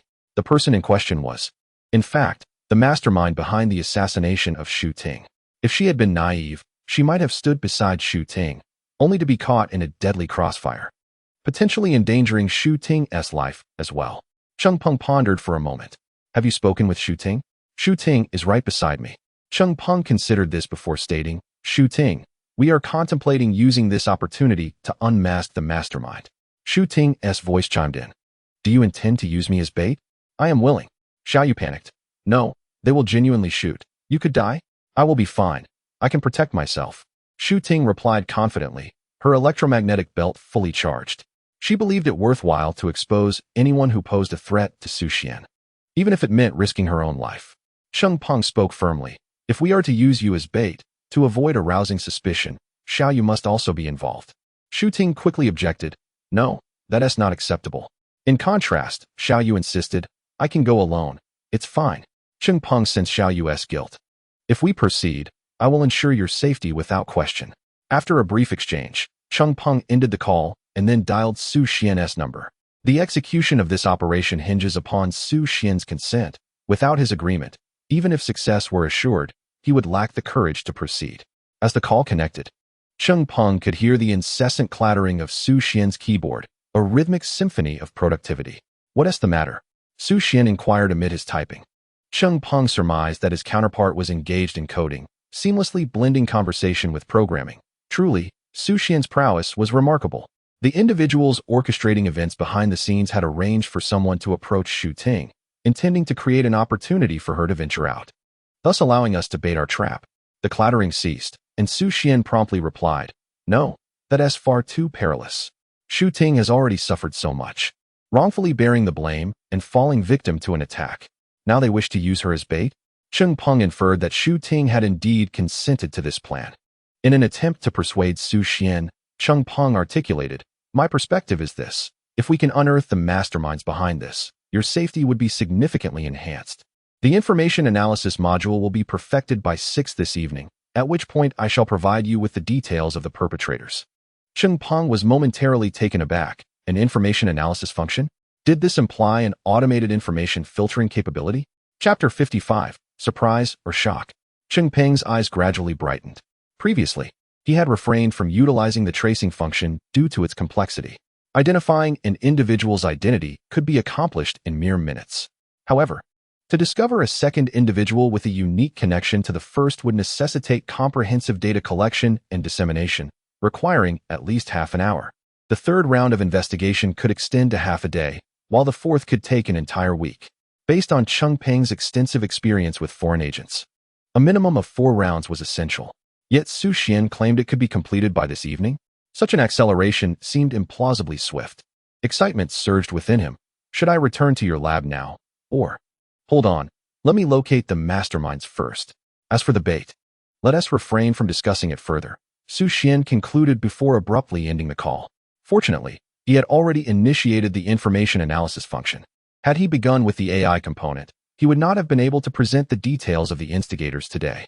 Resuming his keystrokes, he was just half an hour away from perfecting the information analysis function. This function would process and discern the necessity of the collected data. With this capability, the tracing function would witness significant optimization. Initially, the tracing function presented all available information. However, with the analysis feature, only pertinent data would be displayed, allowing for deeper investigations based on this selective information. This not only enhanced efficiency, but also drastically reduced computational demands, preventing unnecessary resource expenditure on irrelevant data. Half an hour later, Xu Xian arrived at the supercomputing center with a USB drive in hand. When Zhu was still present, and the supercomputing center had nearly transformed into yet another operational hub for national security, teeming with personnel from the agency. They could lock onto a target every 5 minutes on average, followed by swift apprehensions, remarkably efficient. They even assisted the police in conducting background checks. Upon seeing Xu Xuan, when Zhu hurried to greet him, his face alight with eagerness. Their abundant harvest is entirely attributable to Xu Xuan, who, within just a few days, has apprehended numerous individuals, each contributing to the cause, thus raising the standards for merit significantly. Xu Xuan produced a USB drive, stating, "Let us pause for a moment. I have developed the information analysis function, which will conserve computing power and enhance efficiency." When Zhu's eyes lit up, "Do try it out." Recently, the National Security Agency has witnessed the remarkable effectiveness of the tracing function and now anticipates further upgrades with great eagerness. Xu Xuan uploaded the data into the supercomputer and pressed the start button. The interface remained largely unchanged, save for the addition of an input box. The first box still required the relevant information about the target, while the second box was designated for the information needed. Xu Yang spoke as he entered the name Xu Ting. Utilizing her name and basic identity details, the target was confirmed. He then input the required information in the second row to identify the individual who issued the assassination order. After pressing the Enter key, Xu Xuan awaited in silence. A torrent of information flooded the screen, and soon, a line of information appeared in the upper left corner, signifying that a lead had been found, directing the subsequent investigative efforts. Xu Xuan glanced at the information in the upper left corner. It pertained to the assassin involved in the operation, who was the leader of the entire action group. Additional information surfaced, revealing other cases he had previously managed. Through the analysis of these case details, the investigation continued. Within a minute, a photograph of a middle-aged man magnified on the screen. The target had been located. Was further investigation warranted? When Zhu, witnessing this, was left astounded. Over the past few days, he had familiarized himself with the tracing function and was quite satisfied. Hearing Xu Xuan mention the information analysis function, he had expected a mere optimization of the existing capabilities. Instead, what he encountered was a complete transformation. Under the previous functionality, locating this individual would have necessitated at least 4 rounds of investigation, typically requiring a minimum of a week to achieve results. How much time had passed? Merely 5 minutes. The efficiency had reached an unparalleled peak. The other staff members were equally astonished, though concerns quickly arose. Many more individuals would be identified. And how could they possibly manage the apprehensions? Capturing individuals would require queuing and careful consideration of who was detained to avoid alarming others and unnecessarily increasing their workload. Xu Xuan fixed his gaze on the middle-aged man. Investigate his relevant information. Almost instantaneously, the basic details about the man appeared on the screen. He was married, had a daughter, and the funds and subordinates he controlled were listed as well. When Zhu's expression shifted slightly, he is a significant target. Several data thefts were orchestrated by him from behind the scenes. Xu Xuan observed closely. He still has many informants at his disposal. I'll leave this to you. However, I must inform Chengpeng. Understood. Although when Zhu believed consolidating the case would be more convenient, Xu Xuan's words assured him that everything was in order. It was not merely a matter of apprehending an individual. Even if it meant using him as leverage, what harm could there be? Xu Xuan transferred the target information to his phone and called Chengpeng. You can come to the school now. Prepare to apprehend the target. Chengpeng paused momentarily, asking, have we located the target? Indeed, the target's residence is less than 10 kilometers from the school. Chengpeng was somewhat taken aback. This was astonishingly close. Soon, exhilaration followed. Truly, Xu Xuan was remarkable. All right, I'm on my way. After ending the call, Chengpeng contacted Xiaoyu. Delay them. Stall for a day. He refrained from disclosing that he had already found the target, a cardinal rule. Even if the trust level was high, such information should remain undisclosed. In various films and television shows, it is common for operatives to divulge case details, yet in reality, such occurrences are exceedingly rare. Awareness of confidentiality remains intact. After concluding the call, Chengpeng, accompanied by his team, promptly set off. One team member remarked, what if Xu Xuan is deceiving us to prevent our use of Xu Ting as bait? Chengpeng shook his head. Impossible. As there is no need for such a ruse. He forbids my actions, and I dare not proceed. The others exchanged curious glances. Although Chengpeng's rank was not particularly high, his authority was considerable due to the department's influence. How could a mere student command Chengpeng? Numerous professors engaged in research had never commanded Chengpeng. The group hastily departed, heading directly to the school to find Xu Xuan. They reached the laboratory at an astonishing speed, and Chengpeng, brimming with excitement, inquired, What is the target information? Xu Xuan handed the information directly to Cheng Peng. I have only retained this one individual for you. The apprehension of the other targets has been assigned to others by Wenju. Cheng Peng was momentarily taken aback, failing to react initially. Once he comprehended, his surprise was palpable. The delight did not stem merely from the possibility of capturing this one individual, but rather from Xu Xian's decision to retain this person for him. This was indeed a testament to the camaraderie of today's elite researchers. Xu Xuan observed the shift in Cheng Peng's expression. What's wrong? Nothing. I am determined to capture the suspect. I wish to participate in the operation. Cheng Peng stammered, Huh? The momentary joy transformed into alarm. Knowing the target's whereabouts and preparing in advance minimizes danger, but it is not without risk. If Xu Xuan were to encounter harm, even minor, the repercussions would be dire. You need not concern yourself with safety. I will approach only after a successful capture, and I am equipped with a robot, an electromagnetic protective belt, and guards. Xu Xuan pondered for a moment. With such arrangements, who could possibly harm him in Long Country? Chapter 56. The operation begins. Cheng Peng listened to Xu Xian's words, glancing at the robot standing nearby. The robot's combat capabilities were indeed formidable, and with Xu Xian's electromagnetic belt and the presence of guards, safety was not a significant issue. Yet, it is always wise to prepare for the unexpected. Cheng Peng contemplated briefly, then decisively stated, It is acceptable, but during the operation, you must heed my commands. Until we successfully secure the target, you must remain out of sight. Once we have full control, you may then enter. Is that agreeable? Certainly. Xu Xuan nodded, valuing his own life and choosing not to act recklessly. Shall we depart now? Wait a moment. Cheng Peng began making phone calls. If Xu Xuan chose not to accompany them, his team could execute the capture immediately. However, if Xu Xuan were to go, they would certainly need to ensure backup from the Special Operations team. After calling for support, the group set off. Xu Xuan sat inside the vehicle of the action team, a keyboard resting upon his knees as his fingers danced across its surface with remarkable speed. While the spectacle outside was undoubtedly captivating, he refused to squander precious time. In this half-hour journey, he could compose a significant amount of code. Cheng Peng, seated beside Xu Xuan, gazed at him with a look of bewilderment as he typed away. Although he possessed some knowledge of coding, he found it astonishing that Xu Xuan could navigate such a complex web of code with such rapidity. Did he truly not require any contemplation? Others would deliberate over each command. Yet Xu Xuan seemed to transcribe with an almost supernatural swiftness. A deep-seated admiration welled within Cheng Peng, a sincere respect for Xu Xian's unparalleled focus. Who could rival that? Cheng Peng concentrated his thoughts and glanced at the information pertaining to their target. Wang Jingwei had relocated to his current residence a decade ago, residing there for 10 years. And he had a 12-year-old daughter. His wife was also a spy, initially one of his subordinates. It remained unclear whether their relationship blossomed through shared experiences or was merely a strategic alliance for better concealment. He owned a company as well. The system was able to swiftly retrieve information on Wang Jingwei due to irregularities in the financial transactions of his company, which had funneled funds through accounts to subordinates. Even with intermediary accounts, nothing could escape the scrutiny of the system. As Cheng Peng reviewed some of Wang Jingwei's past actions, a surge of excitement coursed through him. This was an old acquaintance and a significant catch. As for the target's original identity, it stemmed from overseas, with both parents deceased and everything else remaining a mystery.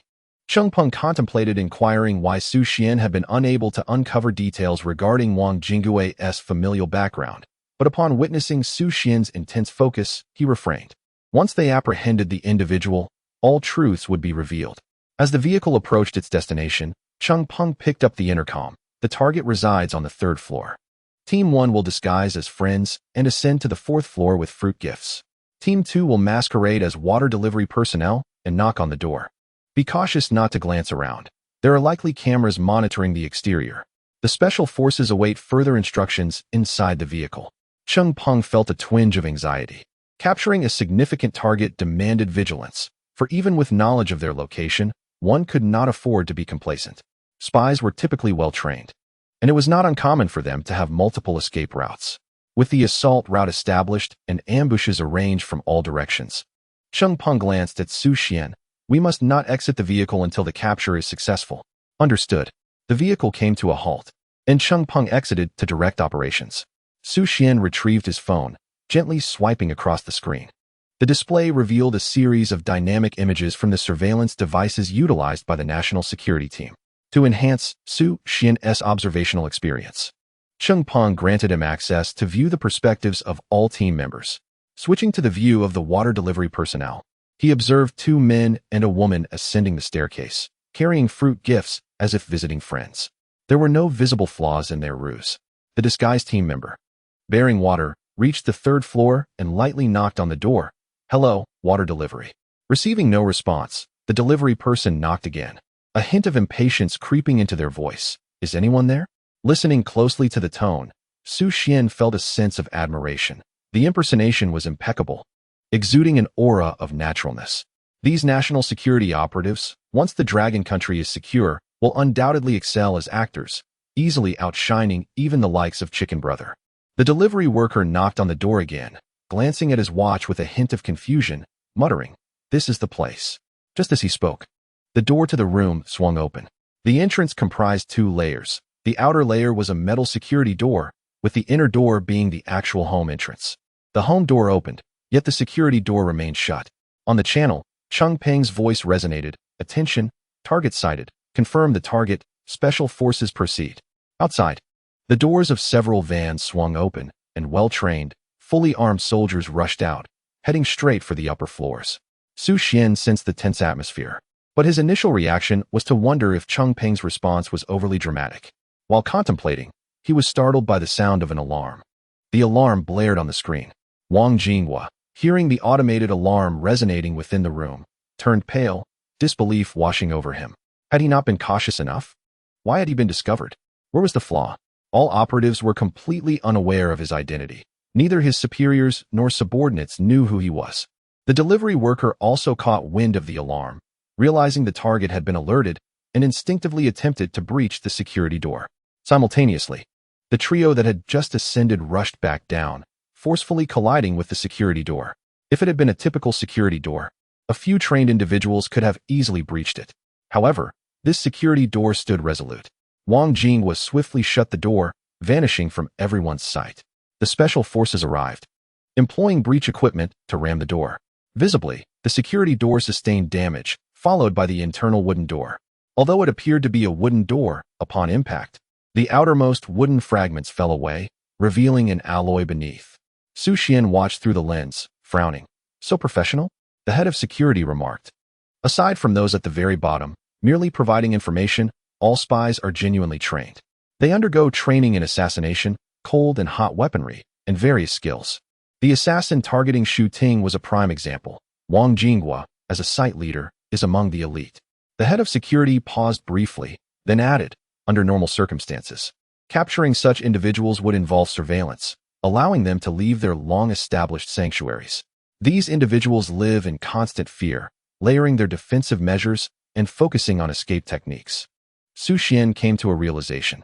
"So, if I hadn't come to observe, there would have been no forced attack?" The head of security nodded gently, further elucidating, "Not necessarily. It also depends on the character of the operation leader.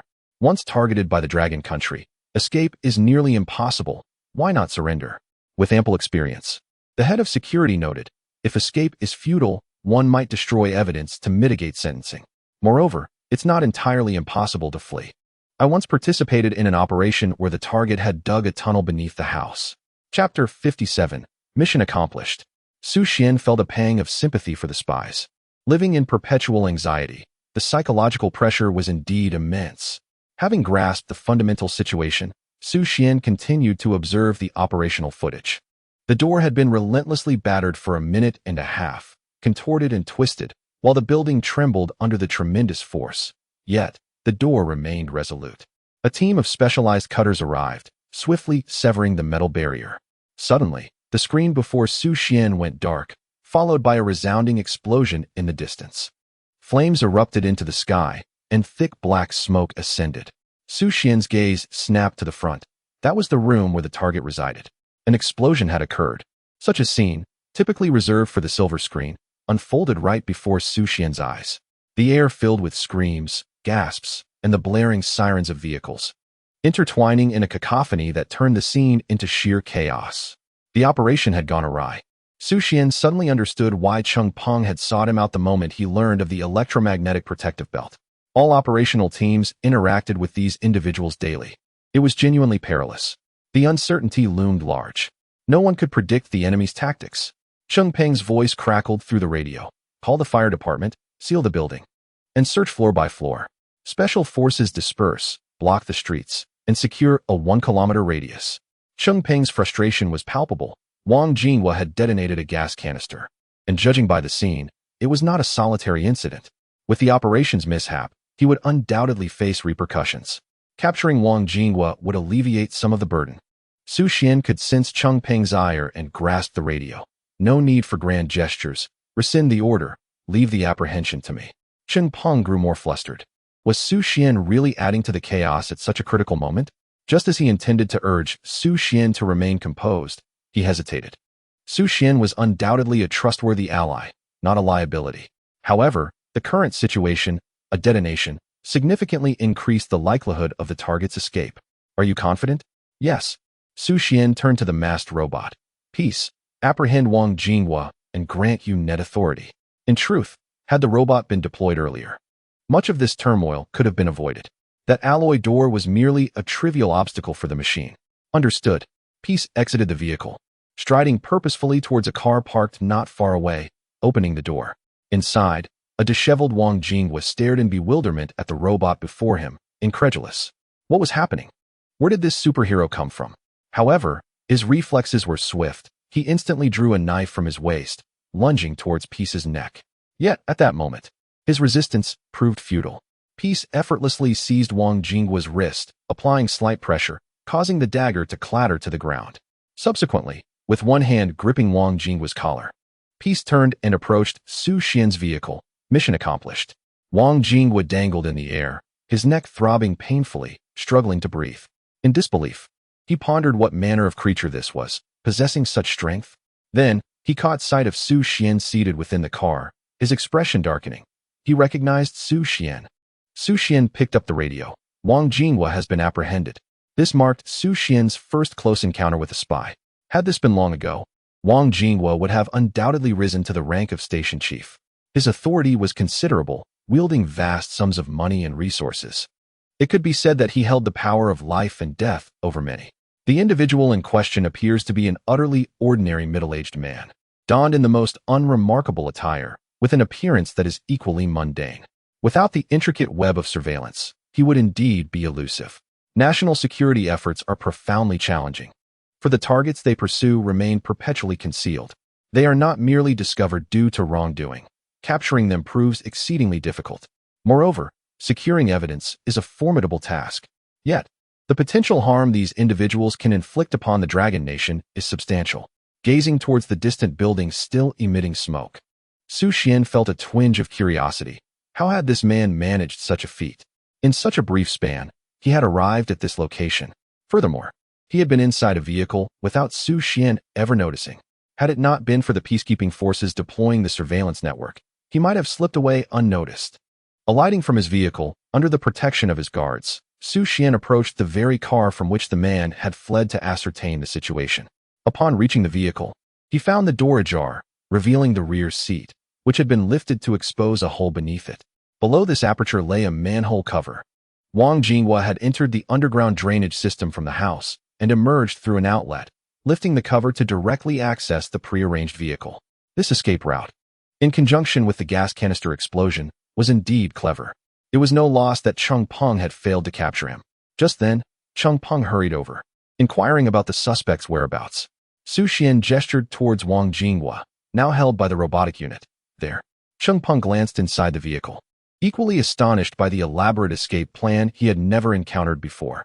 Simultaneously, he breathed a sigh of relief. Without Xu Xuan's intervention, capturing this individual could have led to dire consequences. Cheng Peng retrieved his phone, instructing the main team to withdraw, and then contacted Director Wen to initiate other apprehension operations. Director Wen had been eagerly awaiting the outcome and had witnessed the explosion. It was only upon Wang Jinghua's capture that he felt a sense of relief. Arrest all of his subordinates in a systematic manner. Indeed, those apprehended below may possess information about the upper echelons. Yet those at the top are often oblivious to the knowledge of those below. This would yield another significant bounty. Furthermore, this operation equated to the complete eradication of a vast network. Director Wen was somewhat exhilarated, deeming it a monumental achievement. What are the casualty figures on site? He inquired. No fatalities. The 3 special agents who breached the premises were shielded and suffered multiple fractures. The absence of deaths, with only injuries reported, rendered this operation a resounding success. On the return journey, Xu Xuan also received updates regarding the on-site casualties. 3 individuals were injured, which might seem trivial, yet all sustained fractures, including some severe ones.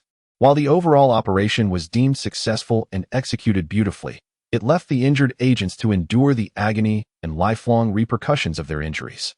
He resolved to develop further innovations to enhance urban combat capabilities, ensuring the safety of operational personnel. Meanwhile, in the subterranean depths, on a narrow platform at a corner of the drainage system, a middle-aged woman watched the closed-circuit television screen, her eyes reddened as she witnessed Wang Jingwe's capture. For an ordinary informant, a sentence of a year or 2 might be expected. However, for individuals like her, once apprehended, no information would be divulged. They had been exceedingly cautious, leaving no room for error. Each operation employed a variety of measures as a firewall against exposure. The authorities had no reason to locate them, let alone act without conducting preliminary reconnaissance. A direct operation signifies that the officials had unequivocally identified their target. Nevertheless, this development presented her with an opportunity. With Wang Jingwe's apprehension, surviving this tumultuous wave would enable her to seize control of the entire region. However, her aspirations were somewhat naively optimistic. Concurrently, several nearby cities initiated their own capture operations. The Bureau had long since prepared to close the net, apprehensive that premature action might allow Wang Jingwe to escape. Hence they remained passive. Now, unburdened by such concerns, they proceeded with vigor, coordinating various parties and leveraging information from the Luo network, significantly enhancing the likelihood of successful apprehensions. In addition to the direct informants, a substantial number of peripheral individuals, who occasionally provided photographs and information, were also apprehended in a short span. Chapter 58. The Art of Mind Reading. Many of those captured were ordinary individuals, willing to sell photographs of certain areas to Wang Jingwe for merely a few hundred yuan. Most of the photographs held little intrinsic value. Rather, it was the act of selling them that carried significance. Wang Jingwe would gradually entice those willing to engage in trade into a treacherous abyss through promises of profit. The sale of photographs was merely the initial step. Once the first transaction occurred, subsequent exchanges followed, each involving increasingly critical items, ultimately ensnaring them in an inescapable whirlpool. In a certain sense, the peripheral members now facing capture were, in fact, fortunate. When they inevitably found themselves unable to extricate themselves from this entanglement, they would be taken abroad for training. Post-training, they would become genuine intelligence operatives, living in constant fear while embedded in Longhua. As the mastermind behind the assassination plot, Wang Jingwe was taken to a detention center near a school. The slightly plump Wang Jingwe was bound to a chair, flanked by officers. Initially, they were merely apprehending a target, but following the explosion, their rage towards the current objective was palpable. Cheng Peng sat across from Wang Jingwe and inquired, "Name?" Wang Jingwe, no longer pretending to be mistaken for someone else, recognized upon seeing Xu Xuan that his true identity had been compromised. Curiosity piqued, he asked, "How did you find us?" Cheng Peng replied sternly, "Name." Wang Jingwe smiled but remained silent. Such rigid and forceful questioning could indeed enhance compliance. Although the effect was minimal, he instinctively resisted. Since he could never expect to be released, why should he cooperate? Wang Jingwe regarded Cheng Peng and stated, "That tactic is ineffective with me. You share what I wish to know, and I shall reciprocate with what I am aware of, an equitable exchange." Cheng Peng simply replied, "Name." Wang Jingwe smiled at Cheng Peng, yet remained silent, leading to a stalemate. Outside the interrogation room, Xu Xuan watched the two on the surveillance screen and inquired curiously of a nearby investigator. "Are they just going to remain like this? What purpose does it serve?" The investigator, a woman, observed Xu Xuan while simultaneously typing code, marveling at his brilliance but maintaining an impassive exterior. "Silence may provoke the other party's imagination," she noted, "yet the suspect possesses considerable experience, which may render it ineffective." Xu Xuan pondered for a moment.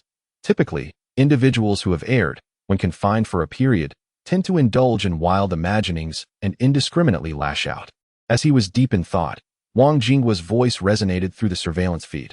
Wang Jinghua. He was consumed by curiosity regarding how the authorities had ascertained his involvement, and why he remained completely oblivious to it. Ordinarily, when suspecting a target, the first course of action should be reconnaissance, yet he felt no indication of being surveilled. It would be more prudent to cooperate during the preliminary questioning and subsequently exchange information. The young woman observing this scene felt a tinge of admiration. Indeed, he was the captain, effortlessly eliciting cooperation. Xu Xuan chuckled softly. In truth, the matter of cooperation held little significance. In other words, previous interrogations aimed at gathering evidence. However, there was no longer a necessity for evidence collection. The net had long since amassed sufficient proof for conviction. Moreover, with everyone apprehended, the evidentiary chain was indisputable. Xu Xuan was merely intrigued, hence he had come to witness the spectacle. After observing the commotion for a while, he turned to the young woman beside him, who appeared to be around 25 or 26. Did you join the national security through campus recruitment? The young woman was momentarily taken aback. She had not anticipated Xu Xuan would engage her in conversation. She promptly replied, yes, through campus recruitment. What is your role in the action team? Xu Xuan inquired. Intelligence, operational planning, and some logistics and communications, she responded, somewhat reserved. So, you lean towards a functional role rather than being on the front lines? He continued. Are there many injuries? Xu Xuan asked again. The young woman shook her head, then nodded. It depends. If we are merely seeking individuals on the periphery for intelligence, there are usually no injuries. However, pursuing higher-ups or capturing actual spies almost guarantees injuries. She added, those true spies, even without firearms, can turn anything into a weapon. And many can flee swiftly, fully aware of the dire consequences. They will never surrender easily. Xu Xuan contemplated and queried, what equipment do you think could significantly reduce the casualty rate for frontline operatives? The young woman glanced at the robot beside Xu Xuan. This? Xu Xuan also regarded the robot.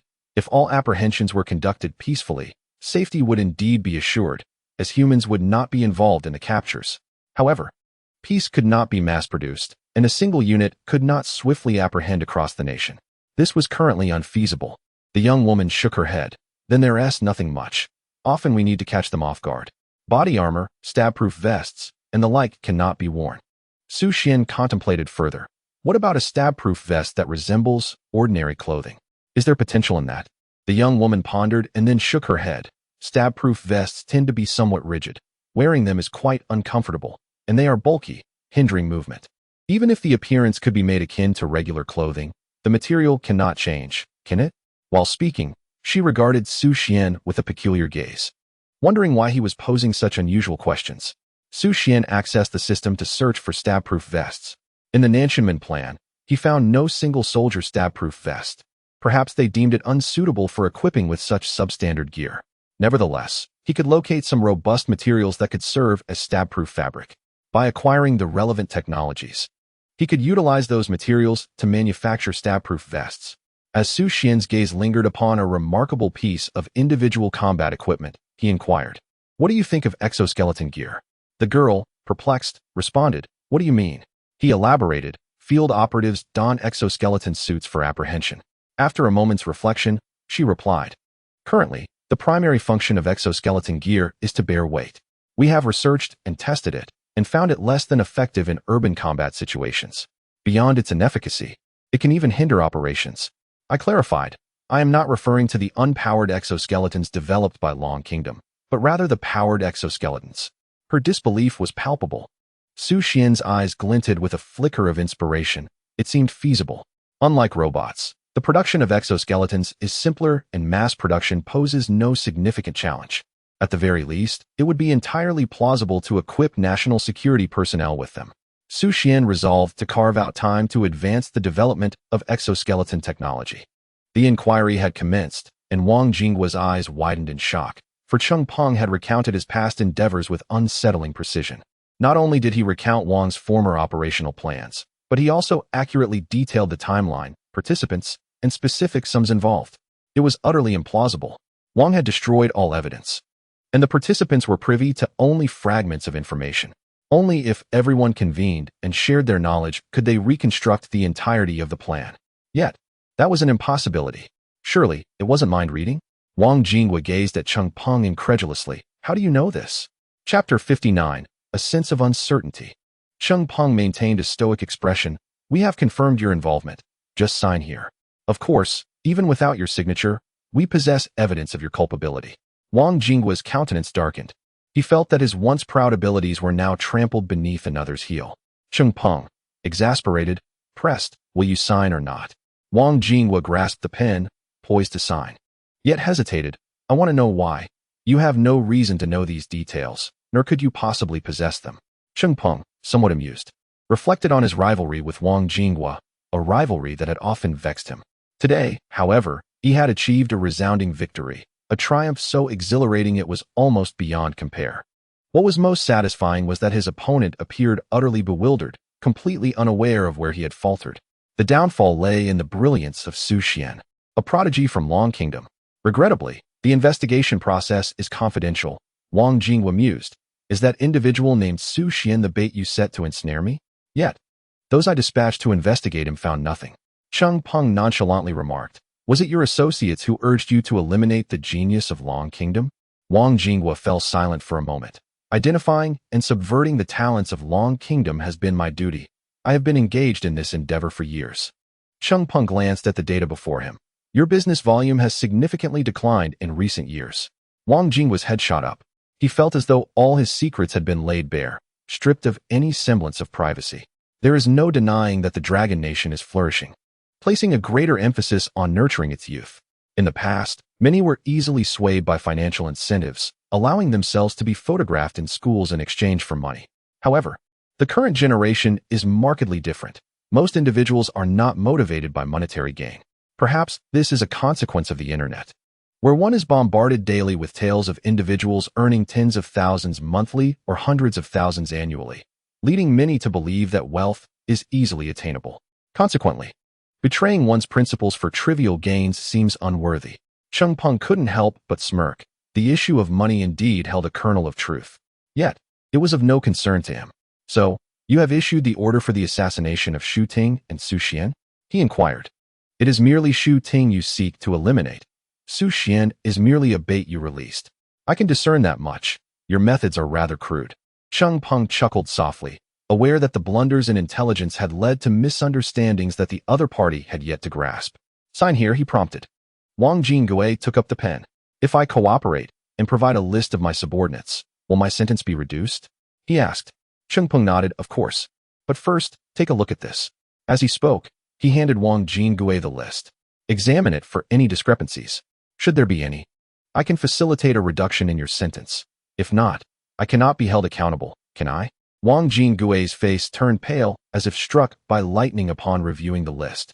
Every single one of his subordinates was included. The troubling part was that he had not even committed this list to memory. All names and contacts were stored solely in his mind. Each communication had been conducted through a phone relay, ensuring that none of these individuals were aware of his identity as the orchestrator. Logically, no one should have been privy to such connections. How could the authorities have acquired this information so flawlessly? He was utterly perplexed, racking his brain for answers that eluded him. Cheng Peng pressed on. Is there anyone else who has not been discovered? If so, write it down. And it could assist in reducing your sentence. A woman suddenly came to Wang Jingwa's mind. Could it be my wife? Cheng Peng merely smiled, refraining from answering, before turning and exiting the interrogation room, allowing him to stew in his thoughts a little longer. Upon stepping outside, Cheng Peng regarded Xu Xuan, his mood shifting once more. Had it not been for the interrogation of Wang Jingwa, he would have merely been astonished by the net system. After the questioning, he could now feel the sheer disparity. The unfathomable reality that Wang Jingwa faced was the net. It was a force capable of overturning his worldview. Everything was laid bare, rendering it truly terrifying. And the mastermind behind this net, Xu Xuan, was nothing short of a genius. Cheng Peng felt a flicker of relief that Xu Xuan was born in the Dragon Nation and studied at the Defense Science and Technology University. Had he been born abroad, the consequences were too daunting to contemplate. Xu Xuan glanced at Cheng Peng as he emerged, saying, I've seen enough excitement. I shall take my leave. Allow me to accompany you, Cheng Peng offered. I will drive you back to school and report to the bureau along the way. The convoy set off, heading directly to the university. Xu ensured that Xu Xuan was safely returned to the laboratory, finally exhaling in relief. In comparison to Xu Xuan, the panda was but a mere imitation of a national treasure. Xu turned to the team member who had been with Xu Xuan earlier, while I was in the interrogation room. Did Xu Xuan appear particularly pleased when reviewing the interrogation footage? Not at all, she replied. Did he say anything? The young woman pondered for a moment, then remarked. He inquired if there was anything that could reduce the casualty rate of frontline personnel. Xu heart raced. What did you say? I mentioned robots. But he replied that they could not be mass-produced in a short time and asked if I had any alternatives. Xu felt she was being elusive. Get to the point. There is no point. He also asked if exoskeleton equipment would suffice, to which I replied no. Of course, it would work. Xu shot her a look of frustration. She was unaware of the implications behind Xu Xuan's question, but Xu, having known Xu Xuan for some time, understood that such inquiries indicated the initiation of a new research project. If any other researchers had posed such questions, or even outright suggested launching a project, he wouldn't have cared. But Xu Xuan was different. In such a short span, Xu Xuan had already unveiled a plethora of technology. Was the exoskeleton equipment he mentioned comparable to the current official designs from Longhua? Xu felt an urge to make a phone call, but restrained himself. The Luoyang system was not yet fully developed, and the ongoing work on the combat vehicle required time. Patience was essential. Xu suppressed his anticipation. I should first consult with Director Wan. The recent operation had encountered complications, which did not conflict with his pursuit of merit. He still had to face the reprimand that awaited him. When Xu Xuan returned to the laboratory, Professor Lu hurried to greet him. The motor has been manufactured. In the center of the lab stood a 2.5-meter-tall object resembling a vase. This was the ventilation chamber, with electromagnetic devices and fan blades placed nearby. Xu Xuan conducted a brief inspection. We should produce several more. With experience, we can establish a production line to manufacture multiple components at once, thereby increasing the pace. Professor Lu couldn't contain his curiosity. Shouldn't we test this? Xu Xuan instinctively glanced at Elder Yin, who was indifferent. Xu Xuan's word was law. If he suggested a test, they would test, and if he deemed it unnecessary, then so be it. For Elder Yin trusted Xu Xuan. Professor Lu had never collaborated with Xu Xuan before. The fact that they would not test something he had painstakingly created left him feeling quite uneasy. After contemplating these matters, Xu Xuan nodded gently. I will arrange for the testing. Chapter 60. Accompanying the prince in study. Xu Xuan gazed at the engine, contemplating the testing procedure. The engine's power was immense, necessitating secure fixtures. Otherwise, the recoil upon activation would send the engine flying. Additionally, a spacious area was required. Xu Xuan recalled the military testing ground used for the robots, where they had numerous medium tanks weighing several tons, perfect for testing. He scrolled through his contacts, found General Lin's phone number, and dialed it directly. The call connected swiftly. General Lin, who also had Xu Xuan's number, chuckled. What can I do for you? I would like to use the testing site for the robots. I have a component that requires evaluation.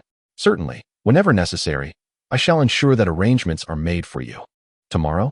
Regarding the testing conditions, is that heavy tank, which was damaged by the laser gun, still at the training ground?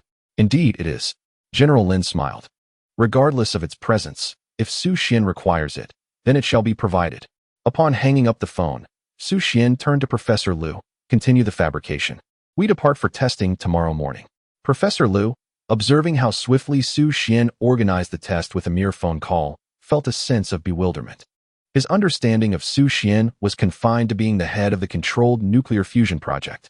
As for other matters, particularly various weapons and equipment, those are classified secrets, and insiders do not disclose information lightly. Professor Lu watched Xu Xuan leave, feeling a disconnection. From any perspective, Xu Xuan is a person of significant background. It appears he is involved in the Jinwu project for prestige, and it is his identity that commands the attention of Elder Yin and others, facilitating cooperation in Xu Xuan's research. Being in the midst of this, their sentiments were even more pronounced. Does Xu Xuan have research? He had not observed any. Xu Xuan produced blueprints for them to manufacture, while he spent his days in the office upstairs, seemingly preoccupied with something unknown.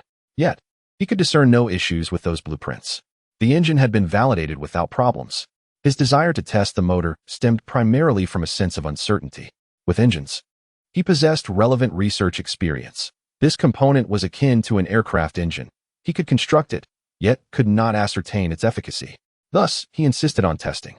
However, the essence of this request for testing was rooted in confusion and uncertainty about what has consumed his time recently and whether it held any true significance. Elder Yin watched Xu Xuan depart and gently patted Professor Lu's shoulder. Do not overthink. Prioritize manufacturing. He understood Professor Lu's current thoughts all too well, for in a sense, he too had traversed this path. He had once been bewildered, but ultimately realized that trusting Xu Xuan was sufficient. Success does not need to be claimed by me. Once again, the team busied themselves, knowing that tomorrow's test would reveal the situation. Xu Xuan returned upstairs, continuing to tap away at the keyboard, contemplating the matter of exoskeleton equipment. The complexities of manufacturing and developing exoskeleton gear posed little challenge for him. In a mere 2 or 3 days, he could produce it. For an individual soldier, exoskeleton equipment is akin to a miraculous artifact. It enhances speed and strength, representing a significant advantage on the modern battlefield. In other words, all existing weapons and equipment designs cater to the capabilities of ordinary individuals. Thus, when a more powerful individual emerges, these tools become incompatible. The same applies to tanks. Many anti-tank weapons are designed specifically for tanks. If a new amphibious vehicle were to appear with unparalleled mobility, the various weaponry aimed at tanks would become ineffective against it. This also elucidates why many pieces of equipment remain concealed, with their specific performance parameters classified. Should their capabilities be disclosed, adversaries would develop countermeasures, thereby diminishing the effectiveness of the new equipment. The iterative development and upgrading of weapons and equipment foster rapid technological advancement. Xu Xuan is confident in his ability to remain at the forefront. The exoskeleton equipment has been prioritized, ensuring that Xu Xuan can operate with enhanced safety, while also providing greater security for the state security personnel. Notably, there exists a significant likelihood that the exoskeleton gear could be mass-produced. Even if mass production is not feasible, manufacturing a few hundred units in a laboratory setting poses no considerable challenge, thereby facilitating their use by state security operatives. Gathering his thoughts, Xu Xuan resumed his typing, estimating that within the final week, the network would be ready for printing. He felt a surge of anticipation, as one of the core functionalities of the Nanshiman project. Once he successfully created it, he would possess the highest level of authority. Should he desire, he could even become a deity within the digital realm, able to access any information online at will. While Xu Xuan busied himself, General Lin personally arrived at the testing range late at night, brimming with excitement. What weapon would be tested this time? The previous trials with the laser gun and robots had greatly impressed him. Although they are not yet applicable on the battlefield, having the technology brings the day of practical application closer. Unable to sleep due to his exhilaration, General Lin reflected on the last time he felt such excitement, during Xu Xuan's equipment tests, and prior to that, the launch of an aircraft carrier, which signified an enhancement in operational range. What new weapon would this testing reveal? Impatient, General Lin took charge of the testing site himself. He insisted on utilizing the heavy tank that had already been destroyed, which had yet to be dealt with. However, to conduct a proper test, it would not be appropriate to rely solely on a destroyed tank. Thus, he hastily arranged for 3 intact heavy tanks to be brought in, along with several combat vehicles. Early in the morning, General Lin awaited Xu Xuan's arrival for the tests. Upon Xu Xuan's arrival with the convoy at the training ground, he was somewhat taken aback and quickly exited the vehicle to greet General Lin. What brings you here? If you're testing weaponry, how could I not come to observe? It's not weaponry. It's the motor, General Lin replied, momentarily perplexed. Testing a motor at the training ground?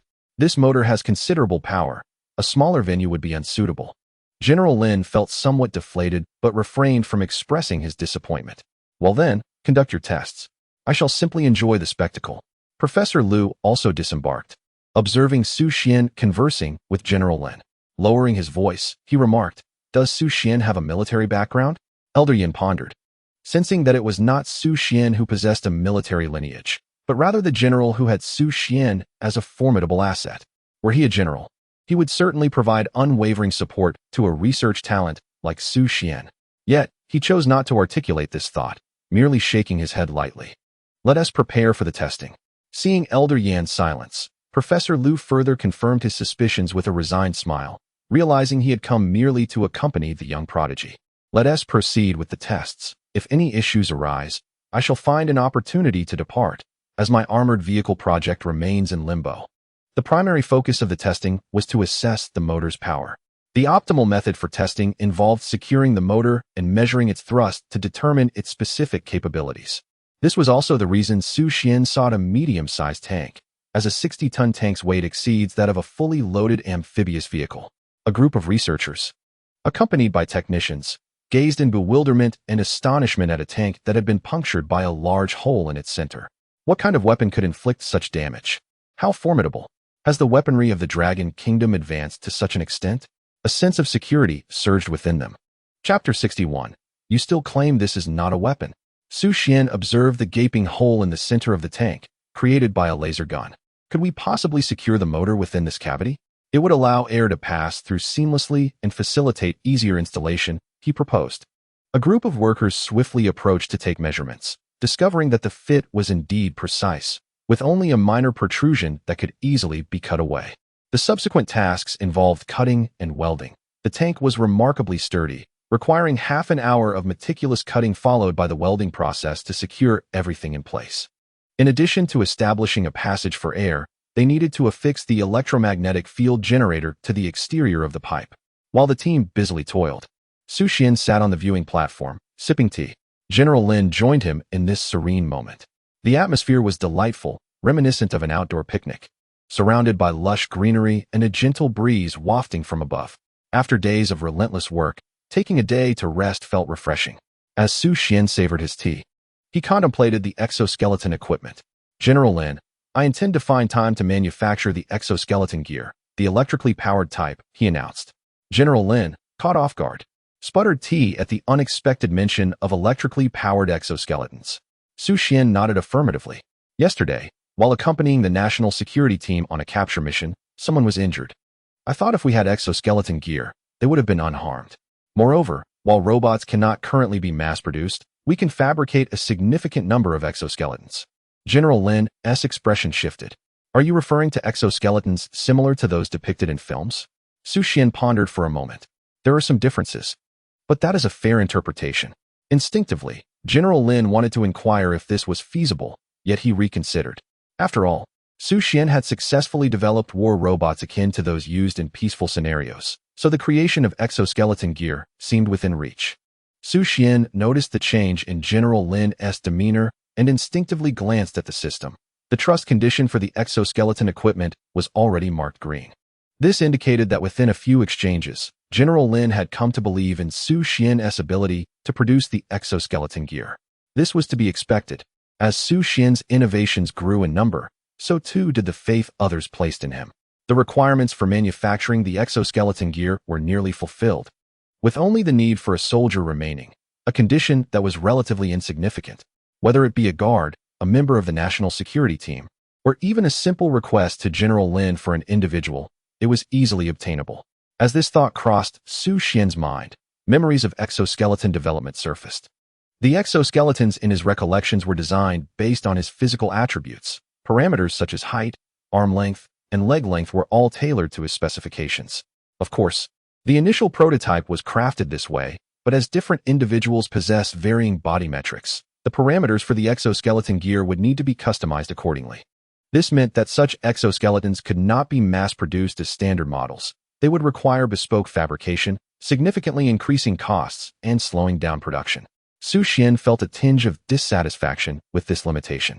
As Xu Xuan's dissatisfaction began to surface, a new memory emerged within his mind, a memory pertaining to the development of an adjustable mechanism. For instance, some individuals possess long legs while others have shorter ones. Thus, standardized exoskeleton equipment is inevitably unsuitable. The system's memory unveiled a novel sequence concerning the adjustable device, which allows for the modification of certain primary components' lengths without compromising the exoskeleton's performance. Provided that the physical differences are not significant, the same model of exoskeleton can be utilized. Upon assimilating all the memories, Xu Xuan's eyes sparkled. This system could indeed adapt the product according to specific needs. The potential for operability seemed vast. However, it might not necessarily be adjustable. Further testing would be required at a later opportunity. At that moment, a staff member approached briskly, stating, "The welding is complete. Mr. Yin has requested that you conduct an inspection."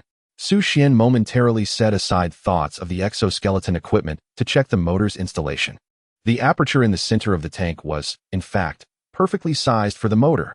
Once the motor was positioned, it fit seamlessly without any gaps. The welding was executed flawlessly. Every point of contact had been joined using high-carbon welding material, specifically employing the exquisite fish-scale welding technique, which was quite aesthetically pleasing. Upon entering the tank, Xu Xuan found himself in awe of the welder's skill. From the exterior, it appeared that only the points of contact had been welded, yet within, it was evident that the tank had been expertly beveled. This meant that the original contact point between the tank and the motor was merely a small dot. However, after the beveling, a triangular space was created at the junction. The welder meticulously filled this triangular void, expanding the contact area from a single point to 20 centimeters. What an impressive welder! Next, Xu Xuan proceeded to inspect the motor. The connection points were flawless, and the electrical connections were error-free as well. While Xu Xuan conducted his examination, the staff transported a pre-prepared battery into the tank and connected it to the motor. After verifying the circuitry was intact, Xu Xuan nodded affirmatively. "All is well. We can proceed with the test.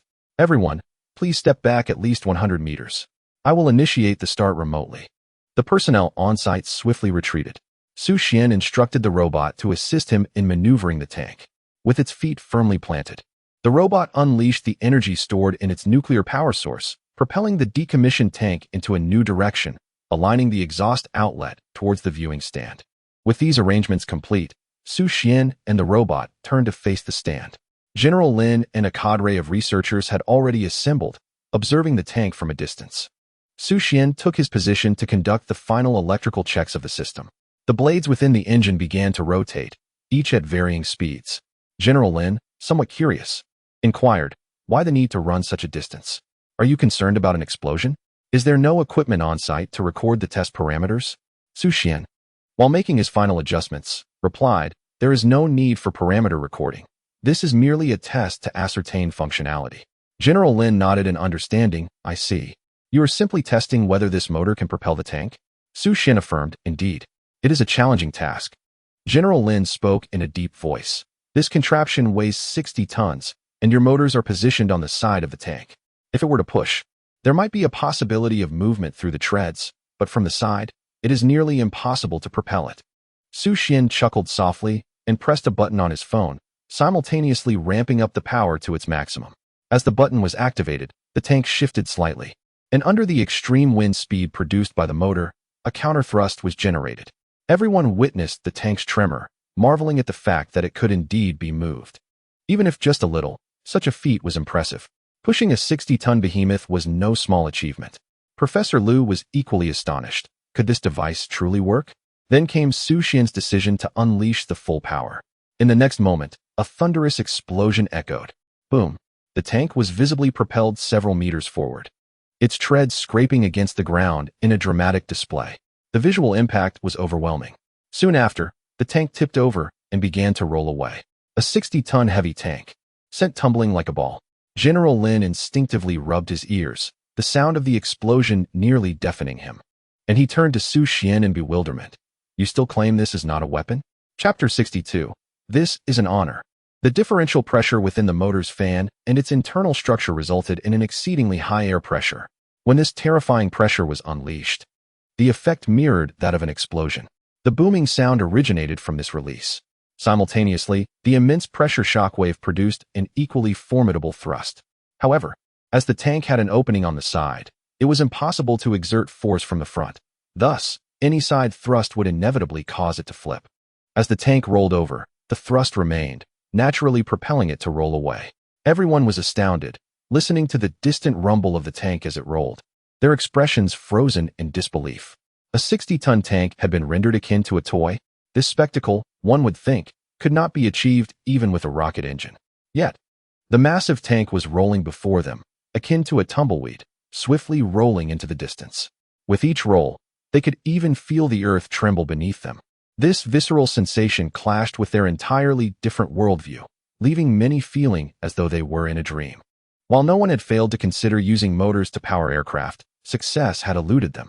Beyond small drones reliant on rotor blades, any company or faction attempting to achieve electric propulsion had met with failure, primarily due to insufficient power. In simple terms, the energy released instantaneously through fuel is far greater and can provide significantly more thrust. Yet, Xu Xuan had succeeded in harnessing air to achieve an even greater propelling effect. Professor Liu and the others were left in awe. Professor Liu had even prepared to exit after the testing, as he could hardly believe that the design Xu Xuan casually presented could yield such impressive results. Even if it did, it would be merely average, given the standards of the world. But now, Xu Xuan had effectively slapped him with the reality of the outcome, a slap of such magnitude that it threatened to shatter his entire worldview. He had previously thought he was merely assisting the crown prince with his studies, feeling somewhat underappreciated in his role as a mere manufacturer. Now, however, he perceives serving Xu Xuan as a tremendous honor. It is no wonder that Elder Yin treats Xu Xuan with such respect, fully cooperating and even offering him reassurance. Was he truly the frog at the bottom of the well? The other researchers shared a similar sentiment. Although they had constructed the motor, they merely followed the blueprints, rendering them akin to laborers. They had no inkling of the motor's extraordinary power. Its instantaneous explosive force could upend a tank, and its sustained power could allow a tank to roll continuously. If it were a 10-ton special tank, it might be understandable, but this was a behemoth weighing 60 tons. In the deafening silence that enveloped the crowd, General Lin was the first to break the stillness by applauding. What an impressive motor! Is this intended for use in a fighter jet? With such power, once developed, its flight performance would undoubtedly surpass that of the most advanced fighter jets currently in existence. Xu Xuan glanced at the overly enthusiastic General Lin, clarifying, "This motor is not destined for a fighter jet." General Lin was momentarily taken aback, his curiosity piqued. With such formidable power, what else could it possibly be used for? Was it intended for a transport plane? A bomber? Certainly not for a rocket. Given the vacuum of space, Xu Xuan, observing General Lin's speculative expressions, revealed, "It is not for aircraft. It is designed for armored vehicles." General Lin's brow furrowed in confusion. Is it meant to accelerate the armored vehicle? I see little necessity for that. Under favorable road conditions, an armored vehicle can easily reach speeds of 100 kilometers per hour. In complex terrains or areas devoid of roads, a more powerful propulsion system may only increase danger. After all, with higher speeds, a single bump could lead to a rollover. Noticing Xu Xuan's expression, General Lin kindly suggested, "Your design concept seems to have a minor flaw. Perhaps it could be adjusted slightly." Xu Xuan responded, "It is not meant to accelerate the armored vehicle. It is intended to enable it to fly. I am currently developing an amphibious armored vehicle." An amphibious armored vehicle? Xu Xuan first paused the motor remotely, as the noise from the tank was somewhat disruptive, and then explained, "This vehicle can operate in water, on land, and in the air." General Lin remained bewildered. The concept of an amphibious armored vehicle was overwhelming. He struggled to envision its application. What inspired such a design concept? He queried, attempting to understand from the researcher's perspective. Xu Xuan envisioned the final product of the amphibious armored vehicle. Its functionality was exceptionally versatile, designed to adapt to any scenario.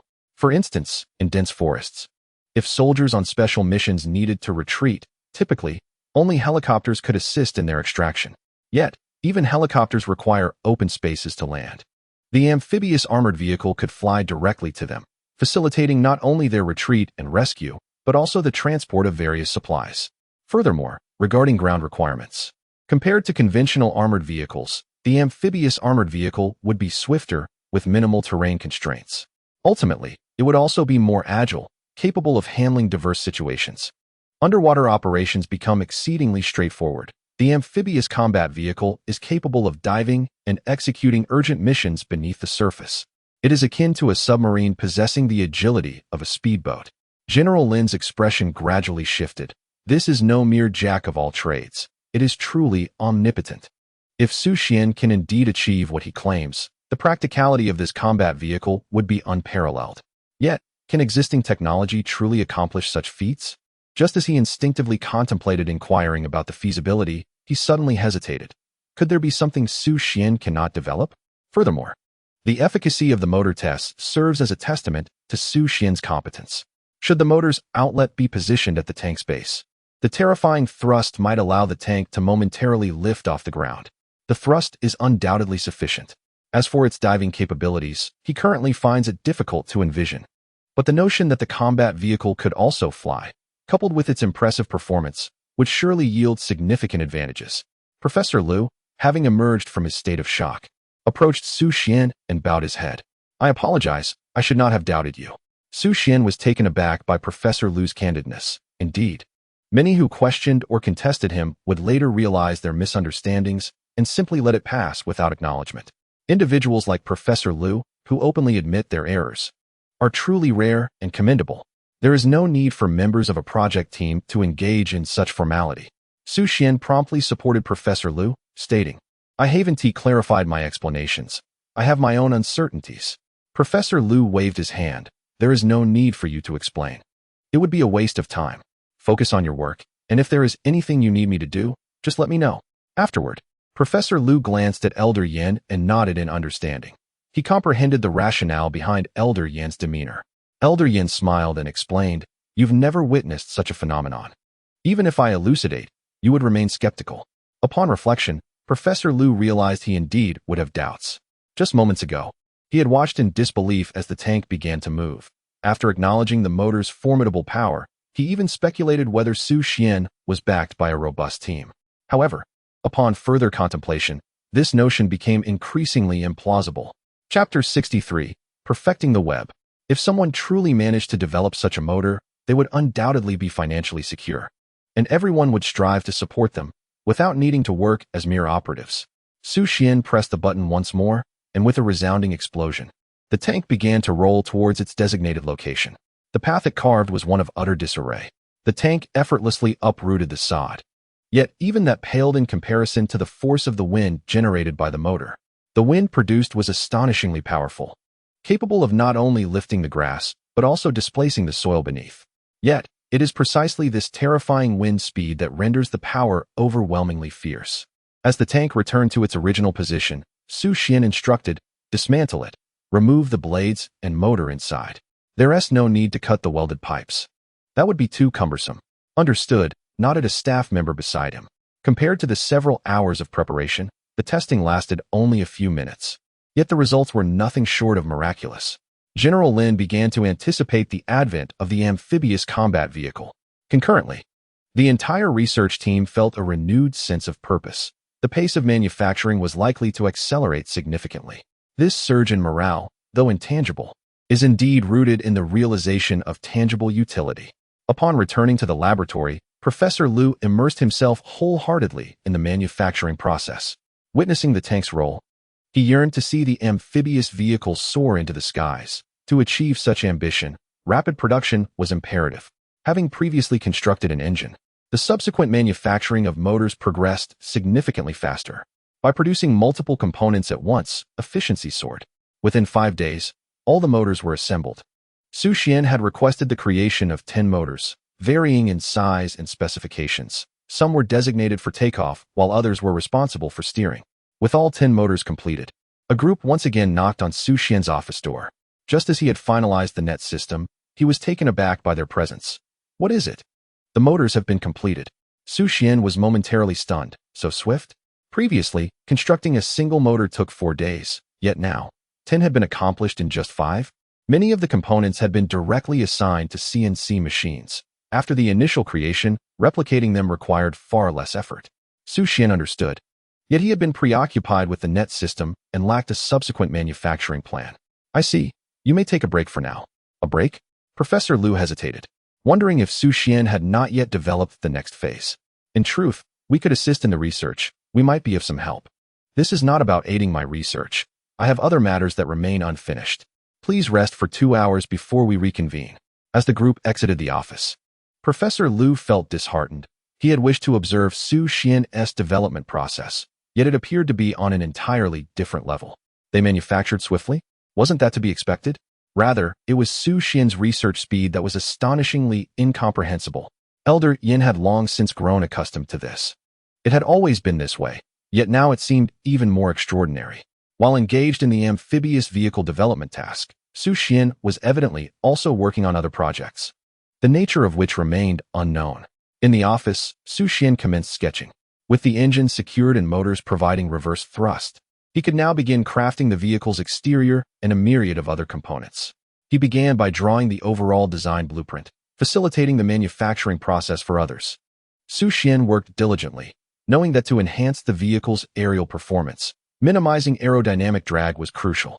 The most effective method to achieve this was to adopt a sleek design akin to that of a sports car or to shape the vehicle like a fighter jet. However, such designs would clearly deviate from the essence of an amphibious vehicle. Thus, he opted for a more intricate approach by incorporating guiding curves on the vehicle's exterior.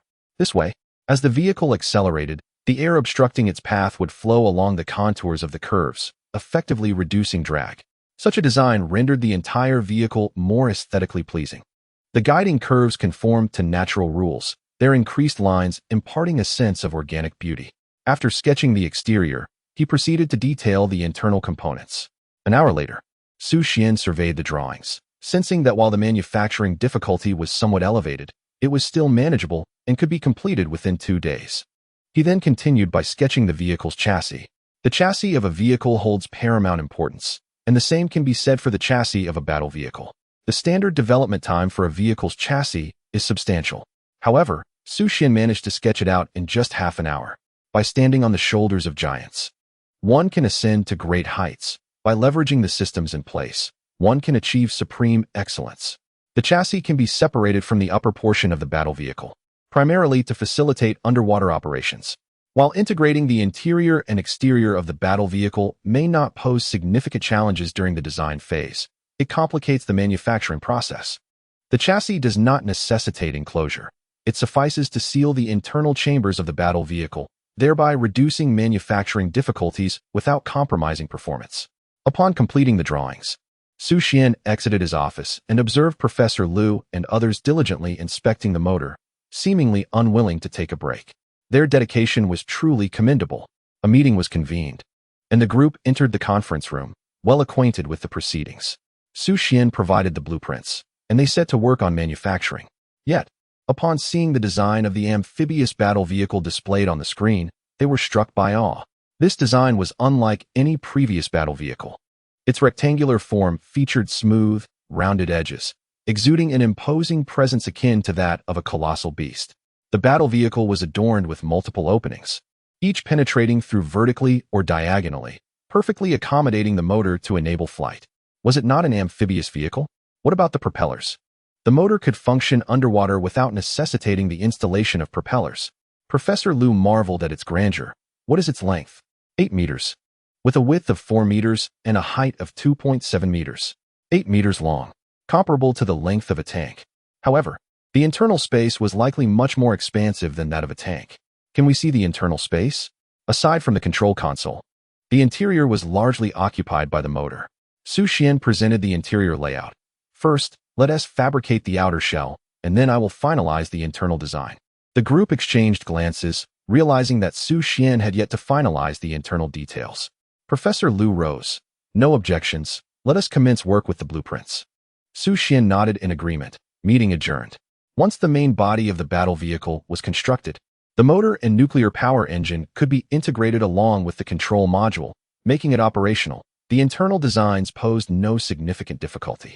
After delegating the manufacturing tasks, Xu Xuan returned to his office to finalize the web system before heading straight to the supercomputing center. He had spent the better part of half a month perfecting the web system, and now he was eager to see it in operation. Chapter 64. The Deity of the Cyber World. The supercomputing center was less crowded than before, yet when Zhu remained, his eyes bloodshot. They had apprehended numerous individuals over the past days, yet leaks had occurred, allowing some to escape. Capturing those who had evaded during the initial surprise was considerably more challenging. Even with the assistance of recovery and information filtering functionalities, subsequent apprehensions proved to be arduous. Moreover, the number of individuals to apprehend is overwhelming, and the manpower is severely lacking. Everyone is working tirelessly, including him, who finds himself resting briefly on a folding bed out of sheer exhaustion. It feels akin to having been accustomed to poverty, suddenly confronted with an abundance of lavish feasts. How could one resist indulging? Previously, capturing fugitives was a formidable challenge. Even an ordinary criminal, if somewhat clever, could evade capture for an extended period. The difficulty escalates exponentially when dealing with spies who have received professional training. Now, it resembles harvesting vegetables from a garden, necessitating a fervent pursuit. Observing Xu Xuan, when Xu suddenly became animated. Does the net have a new feature? Xu Xuan had visited 3 times in total. During his first 2 visits, he had introduced the pursuit function and the information analysis capability. The pursuit function proved immensely beneficial to national security, while the information analysis function, as one might expect, provided epic enhancements to the pursuit capability, eliminating the need for numerous personnel to sift through information. He was filled with anticipation for the potential third feature. Xu Xuan handed over a USB drive. The net system has been perfected. When Xu was momentarily taken aback, to what extent has the functionality improved? After pondering, Xu Xuan replied, it's difficult to quantify. Simply put, it has evolved from a function to an omnipotent system. When Xu was once again stunned, could Xu Xuan be exaggerating? Surely not, for there was no need to do so. This implied that the net was truly all-encompassing, a deity of the digital realm, holding the USB drive. When Xu cast a curious glance at Xu Xuan, wondering if it was indeed as remarkable as it sounded, he then eagerly connected the USB to the supercomputer and pressed the power button. All the lights on the supercomputer illuminated and began to flicker rapidly, indicating that the computing power was fully engaged. A vast stream of data cascaded across the large screen, resembling a waterfall of information. This process continued for 10 minutes, after which a face composed of blue light dots appeared on the screen. The face lacked eyes and a nose, merely presenting the outline of a human figure interwoven with a network. A somewhat mechanical synthetic voice emanated from the speakers. The supercomputer is unable to meet the computing power demand. Should expansion be considered? Xu Xuan stepped forward. No expansion. What percentage of the current system's computing efficiency meets the complete requirement? 0.7%. When Xu was taken aback, merely 0.7? Did that mean Xu Xuan intended to create a supercomputer with performance exceeding this existing supercomputer's capabilities by over 100 times? How much would that cost? Several hundred billion. Perhaps? This exceeded his expectations. Xu Xian's brow furrowed. He had previously suspected that this supercomputer was inadequate, but he hadn't anticipated its performance to be so dismal. Nonetheless, it was reasonable, as the net typically relied on future cutting-edge supercomputers as its foundation. Let us refrain from expansion for now and temporarily assist Wenju in investigating the whereabouts of their targets. Understood. The moment the words were spoken, the face on the screen vanished, replaced by a series of escape targets. Maps appeared, marked with red dots. Those captured by the cameras were displayed directly. Even those not visible to the cameras could be pinpointed, and the red dots were in motion. This was real-time tracking. Wenju was genuinely astonished. Previously, he had to conduct multiple searches and inquiries, but now there was no need for such exhaustive exploration. The voice of the net once again resounded. I can provide an operational plan with a success rate significantly higher than your own explorations. If given the authority, I can directly command the capture, ensuring a 100% success rate. Wen's expression changed. Could a capture plan truly be formulated? This AI, once efficient, had now taken on an unsettling aura. Everything was laid bare. Coupled with its formidable processing power, a single AI equated to an army of thousands. Instinctively, Wen glanced at Xu Xuan. Will there be issues? Without intelligence, there will be no problems. Wen regarded Xu Xuan, knowing that while the net posed no threat, its control lay firmly in Xu Xian's grasp. They possessed only the net's permissions, while Xu Xuan was the true master of its capabilities. Wen quickly diverted his gaze. If Xu Xuan was not dependable, then no one was. One could not forsake safety for fear. I grant you authority to mobilize the action team. It was anticipated that within half an hour, all fleeing targets would be successfully apprehended. The supercomputing center fell silent. Everyone's eyes were glued to the large screen, witnessing the seamless transitions of capture footage. Targets were being easily apprehended one after another. During the camera switches, the commands and notifications from the net could be heard, detailing the weapons and capabilities of the targets, which were communicated to the operatives. Even the predicted escape routes had personnel stationed in advance. In 2 words, it was terrifying. For everything was calculated. There was nowhere to flee. Those about to be captured felt immense distress, as did those who were already in the throes of capture. While Wen and his colleagues suddenly found the situation utterly mundane. After such prolonged strategizing, the targets had vanished in an instant. At the 27-minute mark, All escapees had been successfully apprehended, with not a single one slipping through the net. As one listened to the report from the net, he turned to Xu Xuan. Is it truly reliable? Can it invade any network at will? Will it develop a thirst for knowledge? Xu Xuan shook his head. No. It is merely a sophisticated piece of code. It may seem to engage and perform relatively flexible tasks, yet these are all preordained methods of processing. It possesses a certain degree of learning capability, but it is far from the threshold of self-awareness. With his experience in developing memory systems, Xu Xuan was confident. When exhaled slightly, placing his trust in Xu Xuan. So, regarding the earlier assertion of monitoring the entire Dragon Kingdom, is it currently unfeasible due to insufficient computational power? Yes. Without adequate computational resources, it cannot be accomplished unless numerous other computers are infiltrated to acquire their power. However, it is not yet the right time for such measures. Privacy retains its value. When nodded in agreement, recognizing that this issue transcended mere privacy, it also pertained to management authority. The Dragon Kingdom had not yet reached a stage suitable for a utopian society. Should the net be unleashed abruptly, it would conflict with many realities. For instance, if everyone were to browse unhealthy websites, they would indeed be met with warnings and blocks. Additionally, other minor infractions, though often overlooked, would be detected by the net. The actions of management personnel are scrutinized with utmost clarity. Any minor issues are swiftly identified.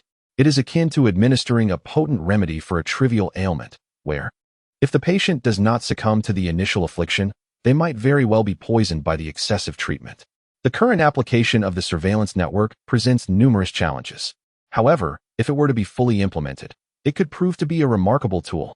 Chapter 65, Exoskeleton Equipment. Allow the national security apparatus to utilize this network to identify spies, enable the police to track fugitives, and investigate various cases. Clues and connections that officers might take considerable time to uncover could be revealed instantaneously by the network. Nonetheless, it is imperative to have a supercomputer. We cannot rely perpetually on the school's resources. Director, when turned to Xu Xuan, I will report on the network's developments.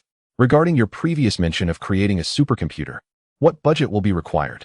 Xu Xuan shook his head, acknowledging that his earlier enthusiasm was somewhat impulsive. The advent of the network could herald significant transformations for Long Country. With its actualization, he found himself more composed. The time for action was not yet ripe. To put it simply, until profits are realized and sustenance is secured, internal management matters can be deferred. At the very least, it would be prudent to wait until Long Country can enjoy a comfortable existence akin to that of former overseas powers, amassing wealth while ensuring safety. At that juncture, the comprehensive deployment of the network would further enhance the quality of life for all. For the time being, it suffices to utilize the school's existing services for supercomputing. A monetary exchange will suffice. Director, when pondered briefly before nodding in agreement, recognizing this to be the most viable solution at present. As Xu Xuan exited the supercomputing center and entered his vehicle, he retrieved his phone, which now bore a new icon, a blue, web-like visage. Although the network was not yet fully operational, Xu Xuan could command any inquiry with mere orders. However, he was uncertain of what to investigate at this moment. He decided to call Professor Huang. Upon receiving the call, Professor Huang was somewhat surprised. It had been half a month since Xu Xuan last reached out, and he had not attended classes due to his preoccupation with new project developments. Professor Huang, may I borrow the laboratory again? Use it as you wish. Professor Huang replied without hesitation. You have the key. Feel free to go. Are you not utilizing the lab? Xu Xuan felt a hint of embarrassment. He had occupied Professor Huang's laboratory for over a month. I have been busy advising several students on their graduation projects, but if you have the time, you may assist as well. Your involvement would be akin to using a cannon to swat a mosquito. Xu Xuan chuckled. All right, I'll come by when I can. He was not only adept in technology, but also knowledgeable about the research processes. Positioned at a higher vantage point, he could certainly offer guidance to his peers without issue. After ending the call, Xu Xuan contemplated his own laboratory. The school had previously mentioned establishing one for him, and he was curious about its current status. He would inquire later. With this in mind, he made his way directly to Professor Huang's laboratory to commence the creation of the exoskeleton equipment. This equipment afforded Xu Xuan an additional advantage. The electromagnetic protective belt could remain activated at all times. Furthermore, compared to other apparatus, the exoskeleton equipment held a particular allure for him. The films showcasing those stunning exoskeleton suits are undeniably captivating. Xu Xuan, during his cinematic experiences, harbored a fervent desire to possess an exoskeleton akin to those depicted on screen. The fact that he has managed to create equipment surpassing the cinematic designs is purely a testament to his unwavering determination. This particular exoskeleton is exponentially more advanced than the prevalent passive exoskeletons globally. The primary function of passive exoskeletons lies in load-bearing. They utilize their structural integrity to transfer the weight of carried objects to the ground.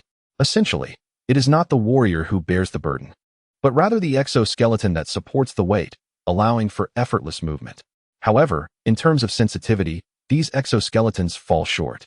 Running while donned in a passive exoskeleton can even hinder performance. In stark contrast, powered exoskeletons not only amplify strength, but also enhance speed and agility. It can be said that this exoskeleton significantly elevates a warrior's combat effectiveness. The entire exoskeleton exudes a sense of quality, beginning with its framework. Constructed from high-strength alloys that boast remarkable durability and resilience. Furthermore, the joints are designed to be both stable and intricate, perfectly conforming to human movements without any hindrance. Xu Xuan opted to commence his creation from the feet. The exoskeleton's feet take the form of a pair of ordinary shoes, designed primarily for comfort and control. The shoes feature high-top sections that contour to the legs, with an articulated structure at the ankles. They are comfortable to wear, to the extent that one hardly notices the control mechanisms. Xu Xuan dedicated half a day to crafting 2 pairs of shoes. The all-metal shoes weigh nearly 20 pounds collectively. While heavy, once donned, these metallic shoes, which nearly reach the knees, allow for remarkable freedom and comfort to squat, waddle, and leap without any restriction on movement. Next, the knee structure appears somewhat slender, yet this metallic framework possesses extraordinary strength. Combined with lateral metal reinforcements, it facilitates a more coordinated and natural motion between the thighs and calves. This design philosophy of the exoskeleton emphasizes assistance rather than control. Should the entire body be encased in a metallic shell, it would resemble a suit of armor, necessitating an upgraded control mechanism. Currently, the control method relies on sensing. The exoskeleton moves in response to the wearer's actions. Essentially, it is akin to attaching a small motor to a bicycle, enabling ease of use and increased speed. Yet it cannot yet achieve the autonomy of a motorcycle. Lastly, the waist and abdominal regions are paramount in the exoskeleton's design. The waist exhibits an extensive range of motion, allowing for movements in all directions, including twisting and stretching. This degree of mobility presents a significant challenge for the exoskeleton's functionality. In contrast to the rigid exoskeletons that provide no assistance, Xu Xuan's innovative exoskeleton is crafted from layered metallic scales, allowing for a seamless integration with the body's movements while also enabling the exoskeleton to move freely. Remarkably, this design even offers ballistic protection, given its capacity for defense. The protective capabilities are further enhanced. The exoskeleton is adorned with dragon scale-like metallic plates that cover the chest and abdomen, extending gracefully to the shoulders. This snugly fitted exoskeleton inherently possesses frontal ballistic resistance.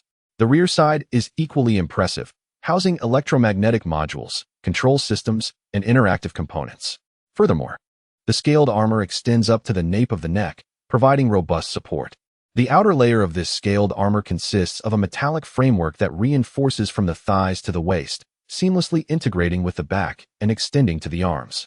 The coverage on the hands is substantial, resembling metallic sleeves, complemented by metallic wrists and gloves. Overall, the ensemble exudes a commanding presence. Complete with metallic knee-high boots and a form-fitting scaled armor on the torso, while the arms and hands are encased in a metallic shell. Xu Xuan dedicated 3 days to fabricate the entire structure, which currently operates without power. Gazing into the mirror at the nearly fully encased figure, save for the head, one may wonder, is this an exoskeleton? Or perhaps a steel battle suit without a helmet? Chapter 66. Design ahead of its time. A slight movement reveals the weight of the exoskeleton. Without power, it is genuinely exhausting, totaling over 30 kilograms, an encumbrance that most would find unbearable.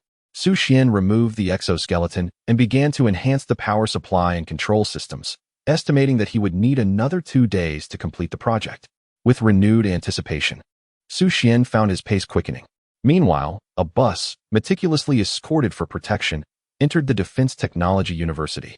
The individuals aboard were predominantly older, exuding a distinct aura characteristic of seasoned researchers. It was evident that they were among the foremost experts in their field.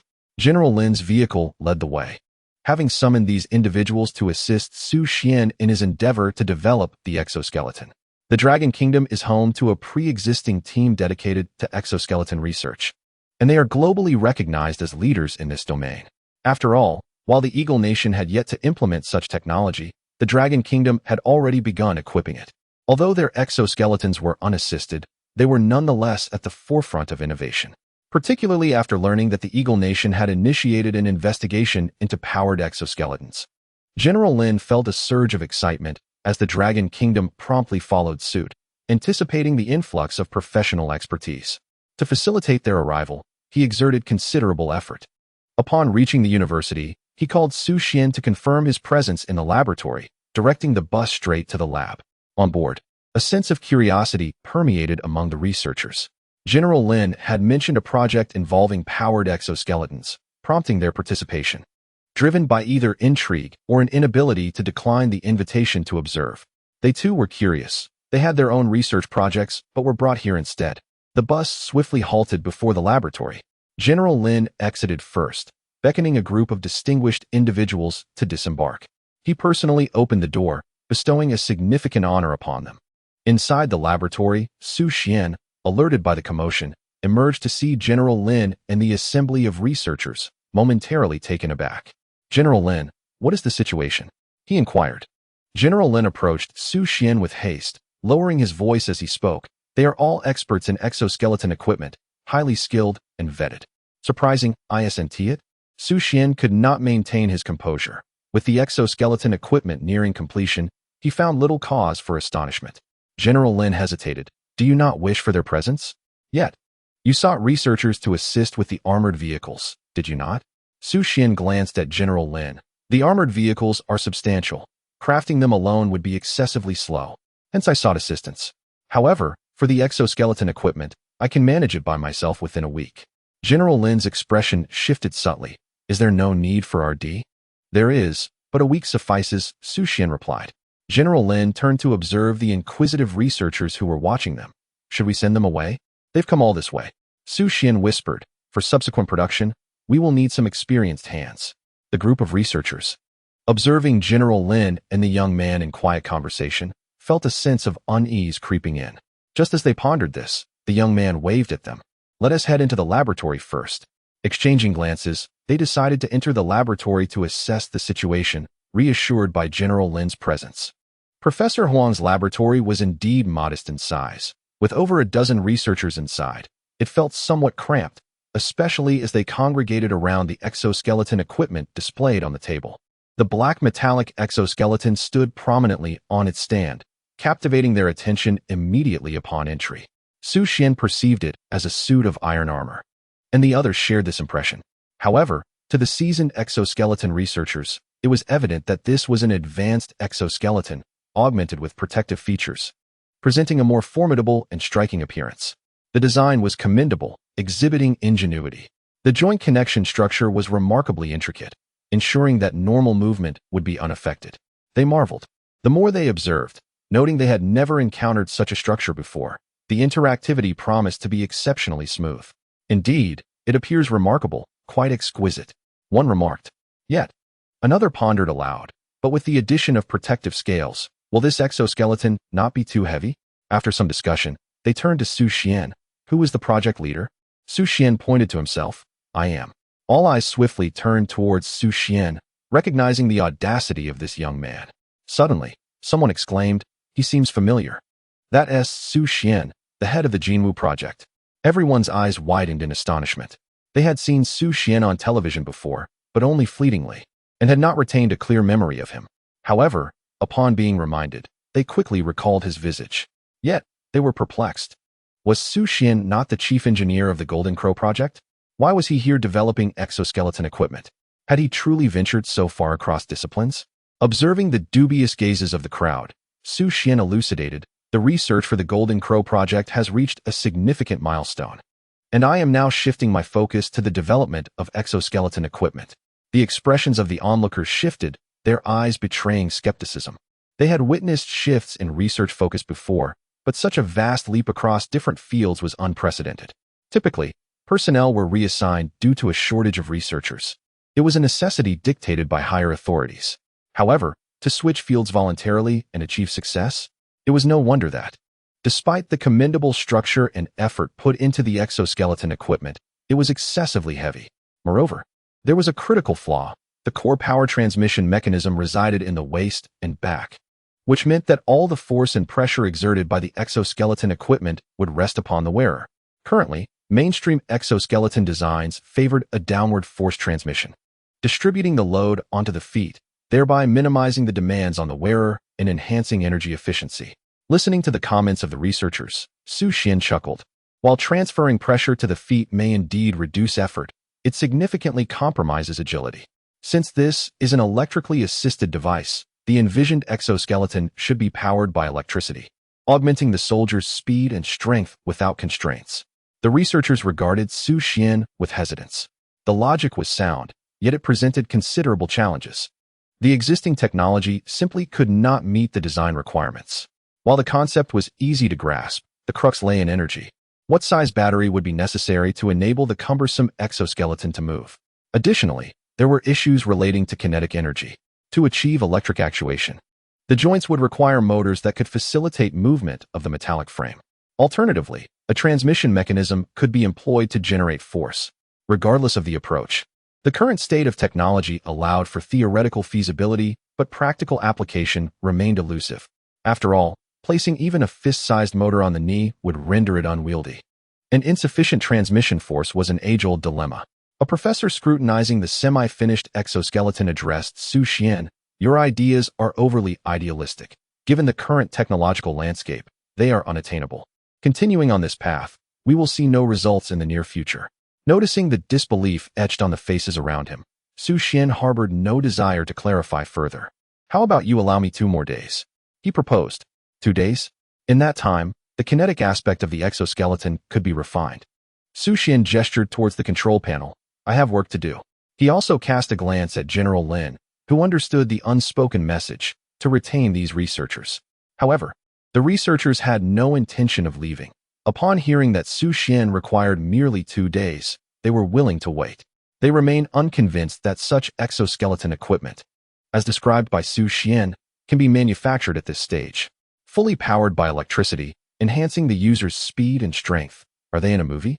A group continues to examine the exoskeleton equipment on the table. Their initial astonishment has turned into a deeper appreciation of its perfection upon closer inspection. Although they believe the design has flaws, upon meticulous observation, they find it flawless, attributing the issues to a misguided design concept. Had the design been sound, this exoskeleton could have been perfected by now. Such exquisite technology, if utilized in their envisioned exoskeleton, would undoubtedly be invincible. What a pity. Sugong, can you bring down this exoskeleton equipment? We wish to examine it closely. Certainly. Xu Xuan understands their eagerness to see it and knows that examining it will enhance their understanding, ultimately benefiting their future endeavors. A group of individuals carefully lifts the exoskeleton equipment. Over 50 pounds, indeed quite heavy. Once laid flat, someone immediately exclaims in wonder, "How is this ankle movement achieved? It aligns with the human foot and is remarkably agile. What a shame. Such an impressive structure would work wonders at the wrist, where it should be secured to support strength and significantly conserve energy. The wrist seems even more capable and agile, and when the wrist moves, it appears that the assistive device on the back also activates. Is this a transmission mechanism? But how much energy would that require? Moreover, controlling it seems quite challenging. Such remarkable technology would have been splendid for our exoskeleton equipment, yet now it feels like a wasted effort. Look at this waist. The overall structure is so exquisite. As they marvel, they also lament. They are astounded by this semi-finished exoskeleton, with many components they have never encountered, leaving them struggling to fathom how it was achieved. How much effort must have been expended? Their regret lies in the misguided direction. No matter how much is accomplished, it only amplifies the errors. Nevertheless, it is fortunate they are here to correct the project's course. Furthermore, many of the technologies within the exoskeleton are indeed advanced, The various connection structures are unprecedented, exhibiting flexibility and stability with a significant range of motion. Thus, it cannot be deemed entirely wasted, at the very least. There will be future applications and even substantial economic value. General Lin observes from the side, taking in the reactions of these top researchers, sensing their inability to grasp the situation. Exquisite intricacies and misguided direction, yet all their designs are flawless. Could it be that the direction is not erroneous, but rather their own cognitive limitations? General Lin remains silent, but unconditionally believes in Xu Xuan. When the laser gun penetrated the tank, he became a disciple of Xu Xuan. When peace was effortlessly established, he was a devoted follower. When a 60-ton tank rolled before him, he had transformed into a fervent believer. Where lies the irrationality? It is 100% reasonable. It is merely a group of frogs in a well, lacking experience and failing to believe in Xu Xuan's capabilities. The so-called misdirection is merely a reflection of the overwhelming difficulty in research and development. However, for Xu Xuan, such challenges are quite commonplace. It is indeed abnormal if the difficulties are minimal. General Lin, not in a hurry to depart, simply wished to observe when these researchers would awaken to the truth. He waited until evening, watching as the researchers extolled the virtues of the exoskeleton equipment, yet they remained convinced that Xu Xuan was misguided. This could perhaps be described as being blinded by a single leaf. If they were able to marvel for such an extended period, what could be so astonishing about developing a formidable transmission system and mobile energy source? General Lin sensed that they were rather lost in their own perspectives. As he pondered this, Xu Xuan had completed several small components and was now affixing them to the exoskeleton apparatus. What was this? A pressure sensor, designed to enable the exoskeleton to detect direction and assess the required power output. Everyone momentarily struggled to grasp the significance of this. A pressure sensing system? Seriously? Was he really preparing an electrically driven exoskeleton? Furthermore, how could such a simple pressure sensing device discern the force needed by the user and the direction of exertion? It seemed utterly implausible. At least from the current state of pressure sensor technology, such precision was unattainable. Moreover, the incorporation of pressure sensors indicated that the control mechanism for the exoskeleton would rely on human movement to drive the apparatus, which could easily blur the lines of control. For instance, if one were to raise an arm, a misjudgment by the sensor could lead to failure in triggering the desired response, resulting in the exoskeleton being lifted instead. This was manageable. It would merely feel heavier when raising the arm.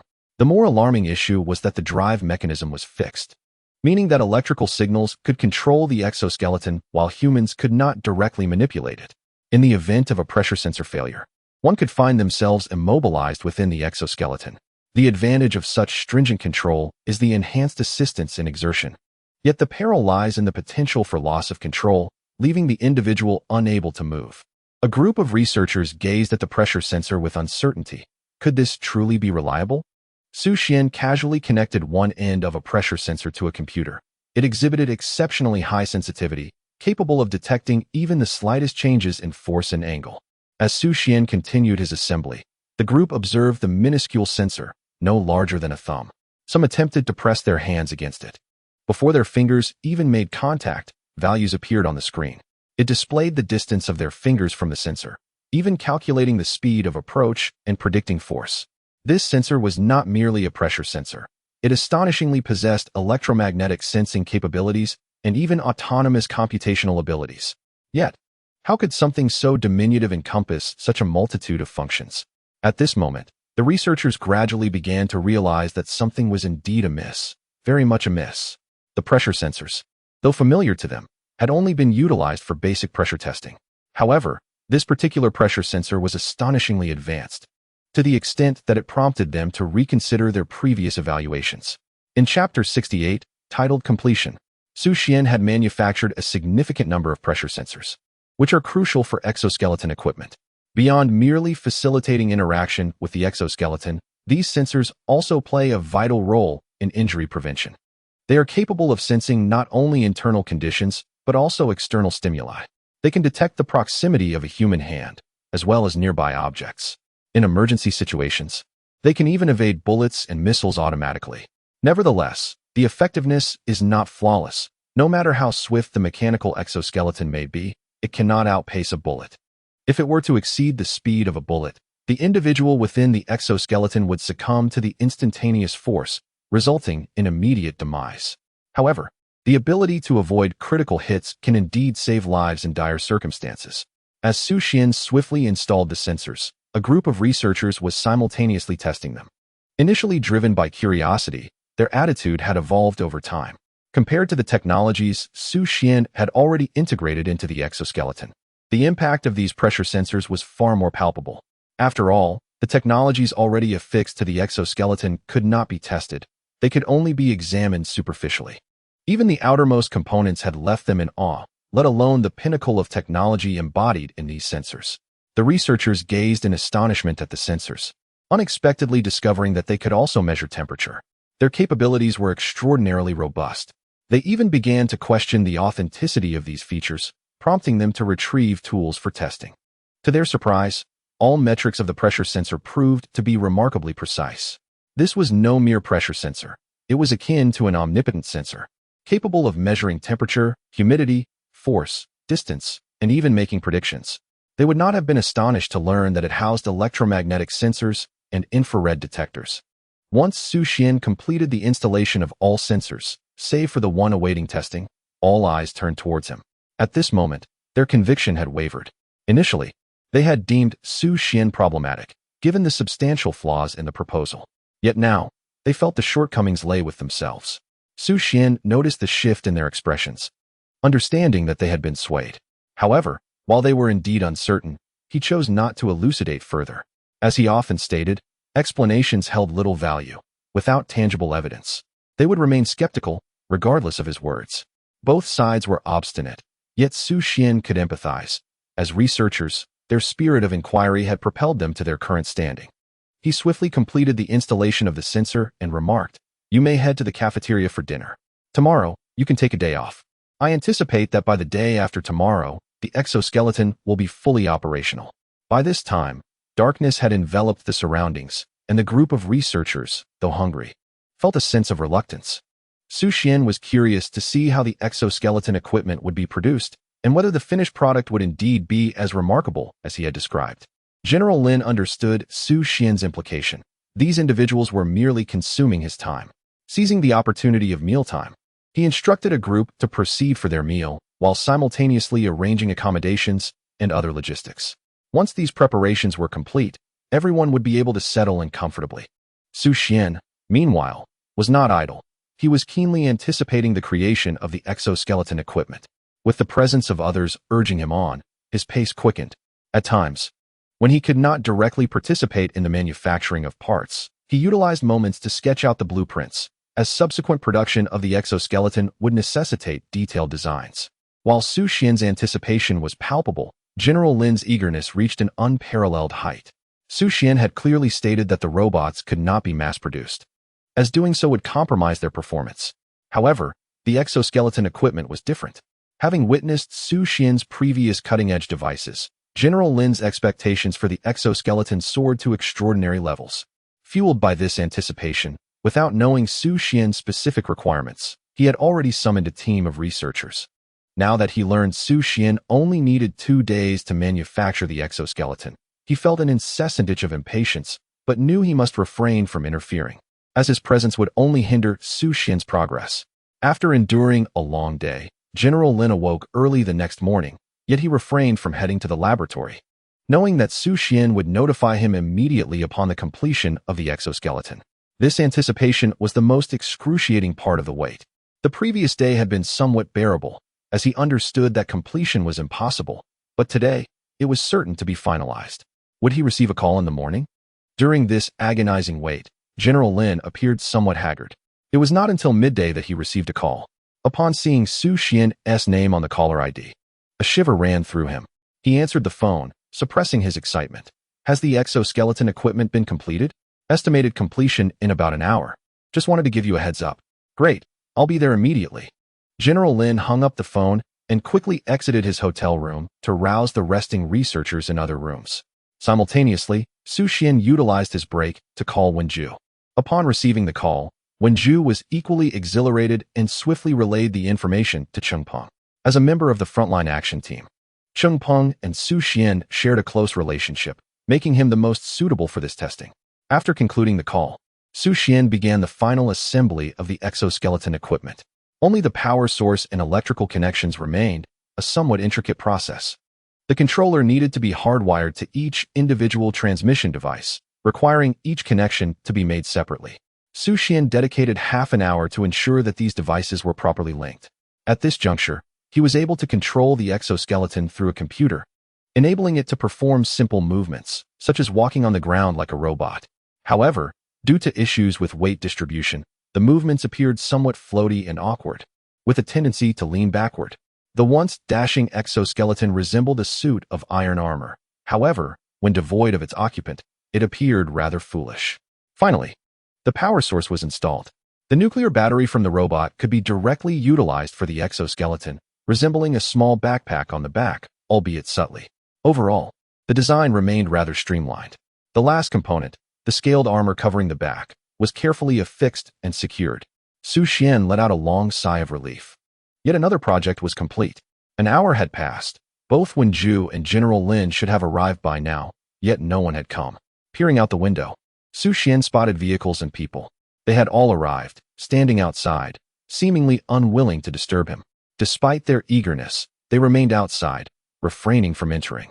Xu Xuan swiftly donned the exoskeleton and opened the laboratory door, extending his arms to showcase the completed suit. It's done.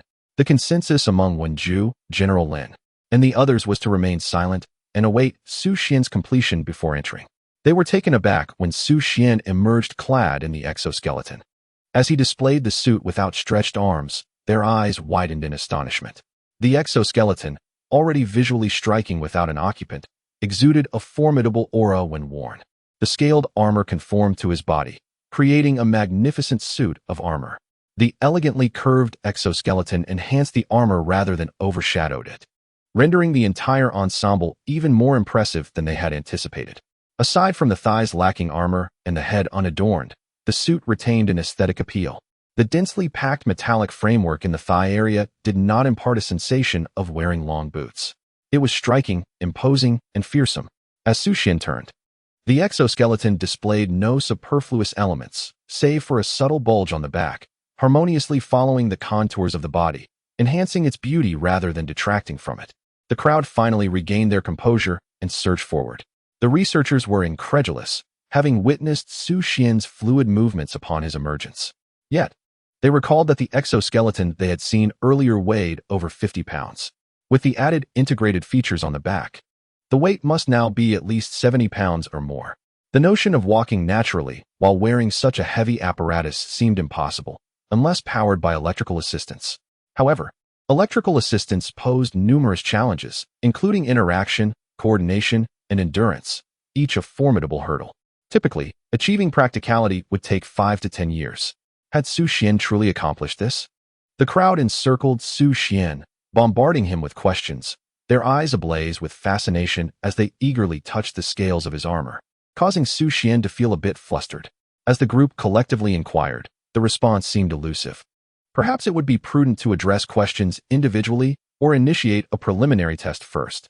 General Lin promptly interjected, urging everyone to step back and suggesting the test be prioritized, taking charge of the arrangements. Wenju then proposed the school's indoor sports arena as a suitable venue for testing. Very well, I shall coordinate the soldiers for the assessment, he stated. General Lin hurriedly attempted to make a call, but was intercepted by Xu Xuan, who asserted, the customized exoskeleton equipment is exclusively for my use. General Lin furrowed his brow. As a military official, he held a preference for standardized equipment. Customization, after all, often resulted in diminished manufacturing efficiency and elevated costs. While high expenses could be managed with additional funding, inefficiency rendered financial resources futile. Xu Xuan, observing the general's expression, reassured him, this is merely the first experimental model. I will subsequently develop a standardized, adjustable exoskeleton. Very well, let us proceed with the testing. A flurry of activity ensued as the group hastened to their vehicles, General Lin, Wenju, and others suppressing their anticipation and excitement, while a cadre of researchers remained enveloped in confusion. A nagging sense of disquiet grew stronger. Were they not here to participate in the research? Instead, upon arriving, they found a day's rest had led to the creation of the exoskeleton, leaving them feeling sidelined. Moreover, the exoskeleton, when worn by Xu Xuan, exhibited no apparent issues while walking. This indicated that the control interactions had been executed with remarkable proficiency, and indeed, the device was electrically driven. Even if the test yielded unsatisfactory results, improvements could be made. Overall, the technology embodied in the exoskeleton, allowing Xu Xuan to walk normally, had already outstripped their own efforts significantly. They remained preoccupied with how to facilitate interaction, with several methodologies still under concurrent investigation. The researchers exchanged glances, quickly regaining their composure, opting to observe the testing outcomes first. The indoor sports arena was bustling with activity, yet with a single call from General Lin, the venue was cleared. By the time Xu Xuan and his companions arrived, the sports arena stood empty, with soldiers and guards stationed at the doors and monitoring room to prevent any information leakage. Meanwhile, the school staff began transporting fitness equipment into the arena, preparing for the test within a span of 10 minutes. Amidst a throng of onlookers, Xu Xuan entered the expansive indoor arena, which featured a track, basketball court, volleyball court, and badminton court, now supplemented with the newly arrived fitness apparatus. General Lin turned to Xu Xuan, inquiring, "How shall we conduct the test?" Xu Xuan shook his head, replying, "I am uncertain. Shall we begin with strength testing? After that, we could assess speed. Should we run first, the strength test would become impossible to perform." Agreed. Under the watchful eyes of all present, Xu Xuan approached the barbell. The most effective method for gauging strength was indeed through the barbell, as it allowed for various grips and facilitated comparison, given the existence of world records. For the initial test, the guards prepared a 100-kilogram barbell for Xu Xuan. The deadlift is relatively simple, devoid of excessive technicality, and regarded as one of the safest testing methods. In contrast to more specialized strength assessments like the clean and jerk, this approach is more convenient and less fussy. 100 kilograms, equivalent to 200 Jin, was a weight Xu Xuan could barely manage in the past, and he now eagerly anticipates the actual outcome. Approaching the dumbbell, he slightly bends his knees and grasps the barbell with both hands. At this moment, Xu Xuan exerts minimal effort, as the exoskeleton suit automatically secures the barbell. He merely has to maintain his grip. The mechanical exoskeleton will not release its hold. This design is quite energy efficient. Next comes the lifting motion. Xu Xuan straightens his legs while engaging his core. He need only perform the initial movement, with the exoskeleton handling the rest of the force. The 100-kilogram barbell is lifted with remarkable ease. For General Lin and his colleagues, this is quite standard. 100 kilograms is hardly a significant challenge. However, for the researchers observing, it is somewhat astonishing. The coordination of the exoskeleton's movements is exceptionally seamless. Typically, wearing such devices would influence one's performance, an unavoidable reality. Yet, this exoskeleton is truly extraordinary. They did not observe any unnatural motion from Xu Xuan, nor was there any latency in the suit's response. It felt as though he were adorned in a soft, form-fitting garment, akin to a second skin, without hindering the wearer in the slightest. In this respect, the design of the exoskeleton surpasses their expectations by an immeasurable margin. During the second test, the weight was increased to 150 kilograms. General Lin noted that Xu Xuan appeared quite at ease and decided to add further weight. 200 kilograms. Xu Xuan had barely exerted himself previously. Chapter 70. The Test Unleashed. Lifting 200 kilograms in Xu Xuan's case, given his weight of only 130 Jin, would normally be impossible. Even disregarding body weight, being able to deadlift 200 kilograms would make one a formidable presence in any gym. It is worth mentioning that the world record for deadlifts has now reached 500 kilograms, a benchmark achieved irrespective of body weight. After all, the record-breaking lift is at 200 kilograms. General Lin gestured to his guard, "Add 200 kilograms." The previous test was merely a warm-up. This time, the performance of the exoskeleton would truly be revealed. After all, Xu Xuan could still manage 100 kilograms on his own, but 200 kilograms would require the assistance of the exoskeleton. The guard added weight plates to the barbell and then stepped back. Xu Xuan grasped the barbell and stood up. This time, it felt just as before. He sensed nothing unusual. He merely needed to execute the movement, entrusting all exertion to the exoskeleton. Amidst the anticipatory and astonished gazes of the onlookers, Xu Xuan effortlessly lifted the 200-kilogram barbell. His face showed no signs of strain, nor did he exhibit any visible effort. At that moment, A wave of awe washed over the crowd. Is the exoskeleton truly this formidable? With the current performance, it could easily toss the unassisted exoskeleton equipment several streets away. Continuing on, 300 kilograms. Xu Xuan was aware of the fundamental strength of the exoskeleton gear, yet he remained oblivious to its deadlift limit. Thus he decided to test it incrementally. This time, the guard did not wait for General Lin and the others to speak. Instead, he promptly approached to add weight plates. The previous addition was relatively effortless, but this time, each side bore a weight of 100 kilograms, necessitating the collaboration of two individuals to affix the plates. 300 kilograms of barbell. This weight had already reached the level of professional athletes. Many professional athletes, particularly those of lesser weight, would struggle to reach this magnitude. At the very least, Xu Xuan, weighing in at 130 pounds, would leave weightlifters of similar mass gasping at the sight of 300 kilograms. Once the guard had secured the weight plates, Xu Xuan tightened his grip on the barbell and gradually exerted force. At this weight, one could see the barbell slightly bending. Nevertheless, it remained steadfast as Xu Xuan lifted it. He had yet to fully exert himself. Merely the act of lifting was facilitated by the exoskeleton gear. The only noticeable change was in his center of gravity. 300 kilograms was excessively heavy, requiring him to lean back to maintain equilibrium. Everyone observed Xu Xuan effortlessly hoisting the 300-kilogram barbell, their expressions betraying a loss of composure. Was Xu Xuan, clad in exoskeleton gear, exhibiting more strength than professional athletes? Professional athletes represent a pinnacle of human capability, surpassing the majority of warriors in physical prowess. This also signified that an untrained individual had, at least in terms of strength, surpassed nearly all warriors. Xu Xuan lowered the barbell. Continue. For 100 kilograms. The guards found it increasingly arduous to add the plates, requiring two individuals to lift one side in order to place them. With both sides at 200 kilograms, the total weight reached 400 kilograms, a threshold that transcended the current limits of body weight. Xu Xuan grasped the barbell with both hands and effortlessly rose to his feet. 400 kilograms still did not represent the exoskeleton's limit. He still had not needed to utilize Xu Xuan's strength.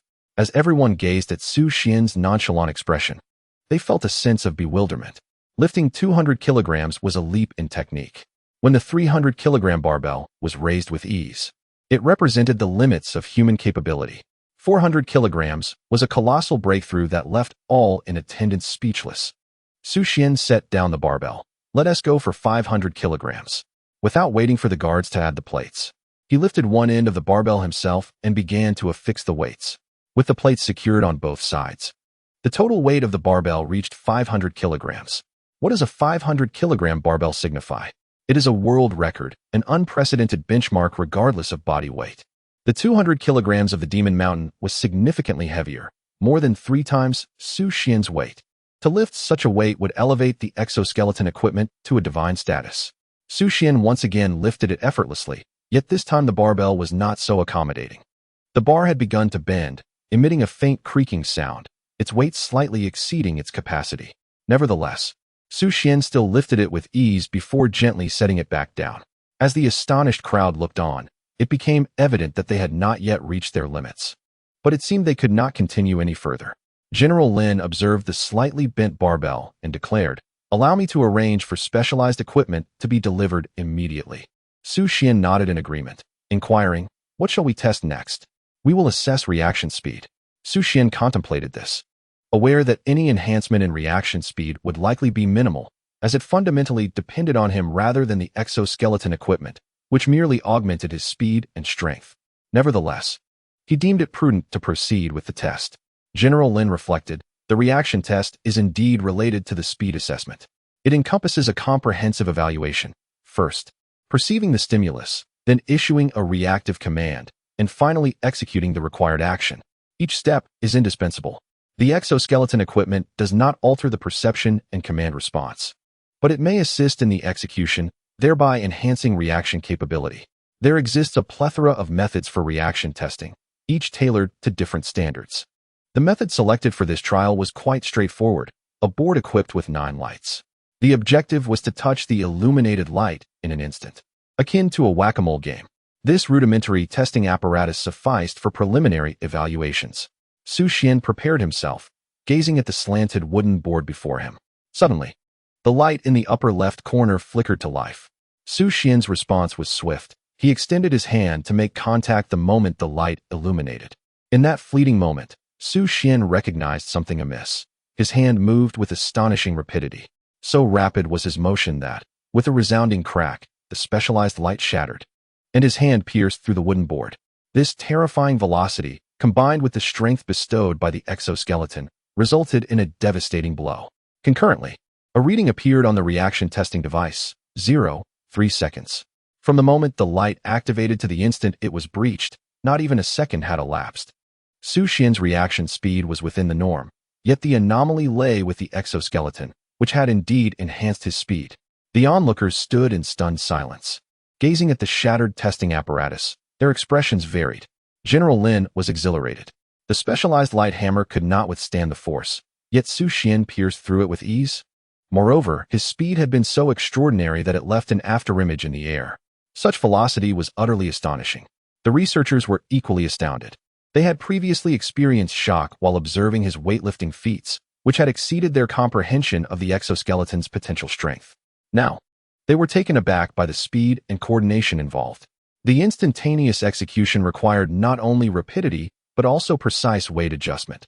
Otherwise, one could easily topple. Furthermore, the fluidity of the entire motion was nothing short of perfect, so flawless that it seemed surreal. Chapter 71. Was this not invincible? Xu Xuan gazed at the shattered testing device. Lamenting, the reaction test can no longer be conducted. General Lin waved his hand dismissively. The results have already been obtained. Let us now proceed with the speed test. The speed assessment was straightforward. It involved running a 100-meter dash followed by a 1,000-meter run on the indoor track. Everyone's eyes widened, for the running test provided a clearer insight into the performance of the exoskeleton equipment. Normally, wearing such gear would hamper speed, as the external apparatus affects one's running ability. Additionally, the greater range of motion and heightened overall coordination required make any issues readily apparent. Similarly, the quality of the exoskeleton can be discerned through running. It reveals both advantages and shortcomings with striking clarity.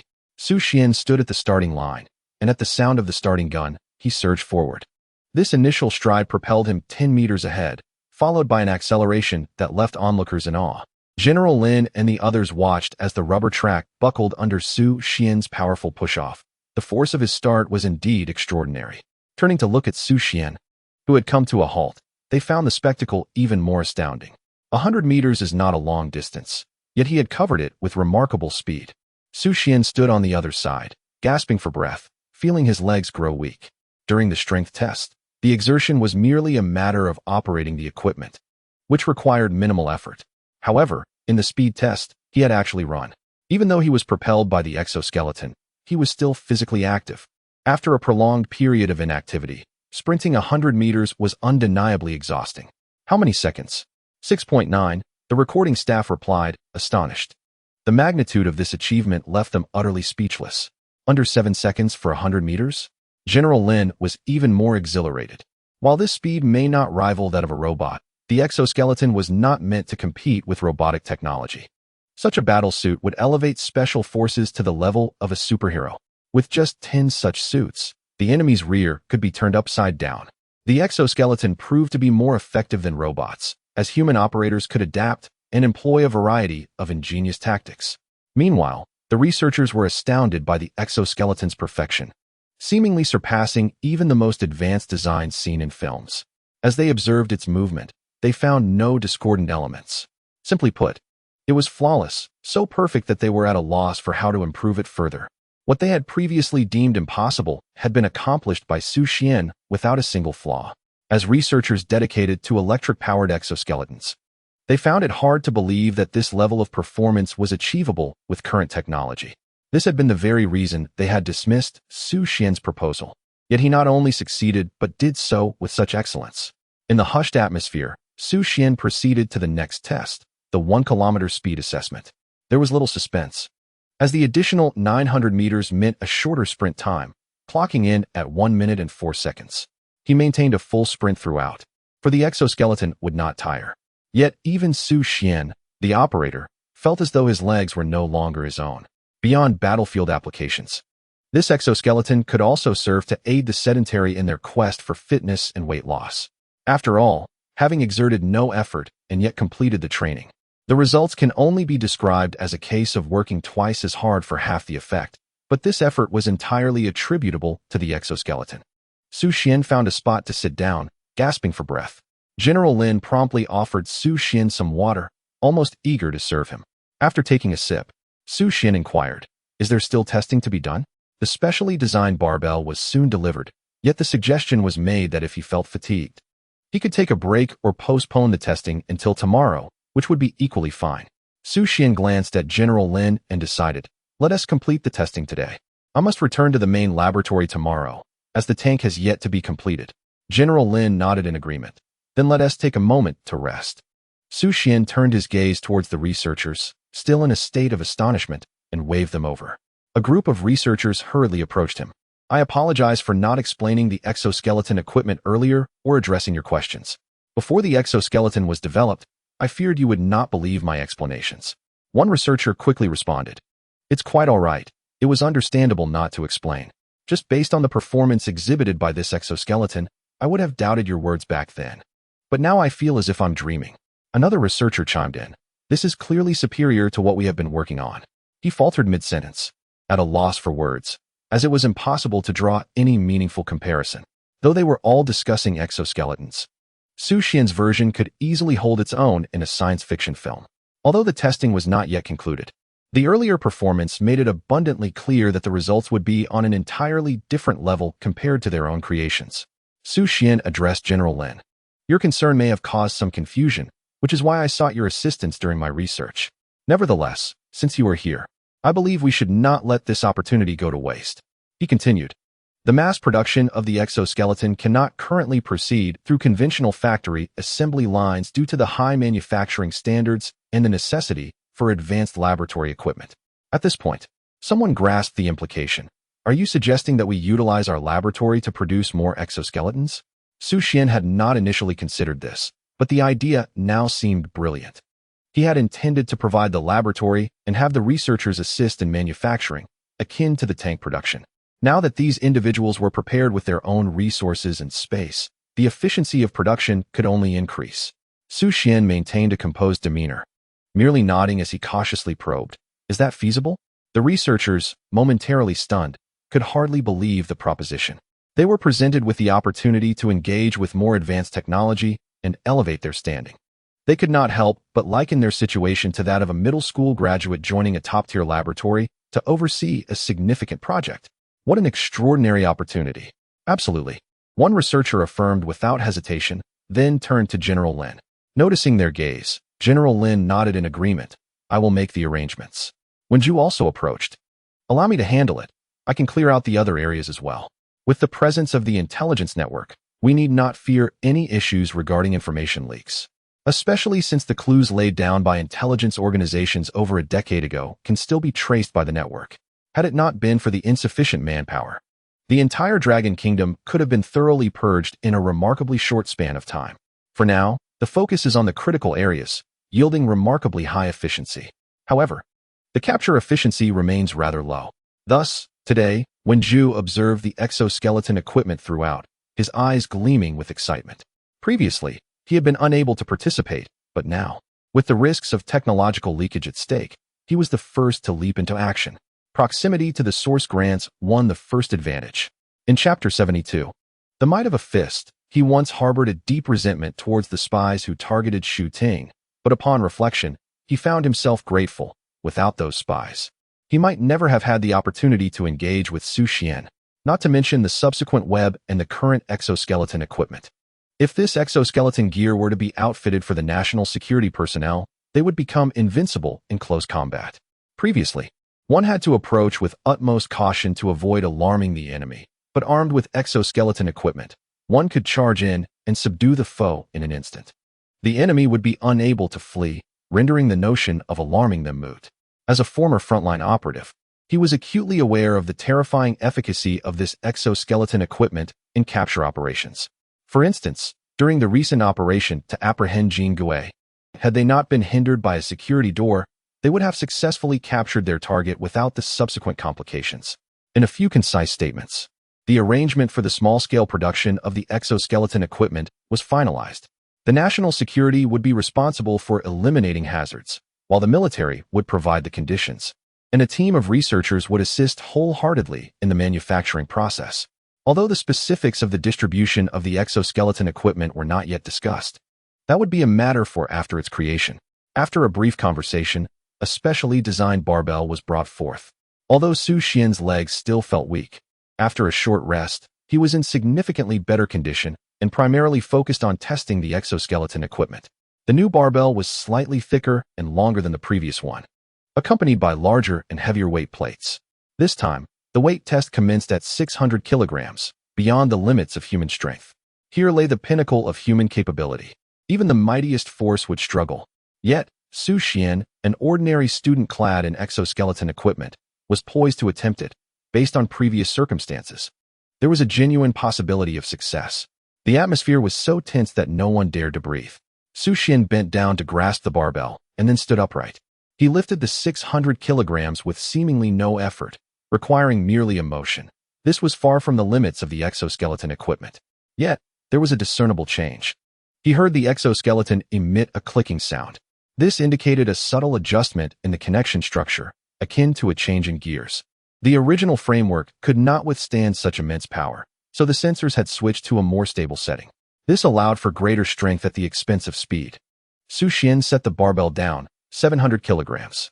Continuing with the deadlift, this time no one assisted him in changing the weight plates. At this level, an ordinary person would need to resort to a forklift. Otherwise, they could barely lift one end of the barbell. Yet, Xu Xuan single-handedly raised one end, along with the weight plates, eliciting astonished glances from those around him.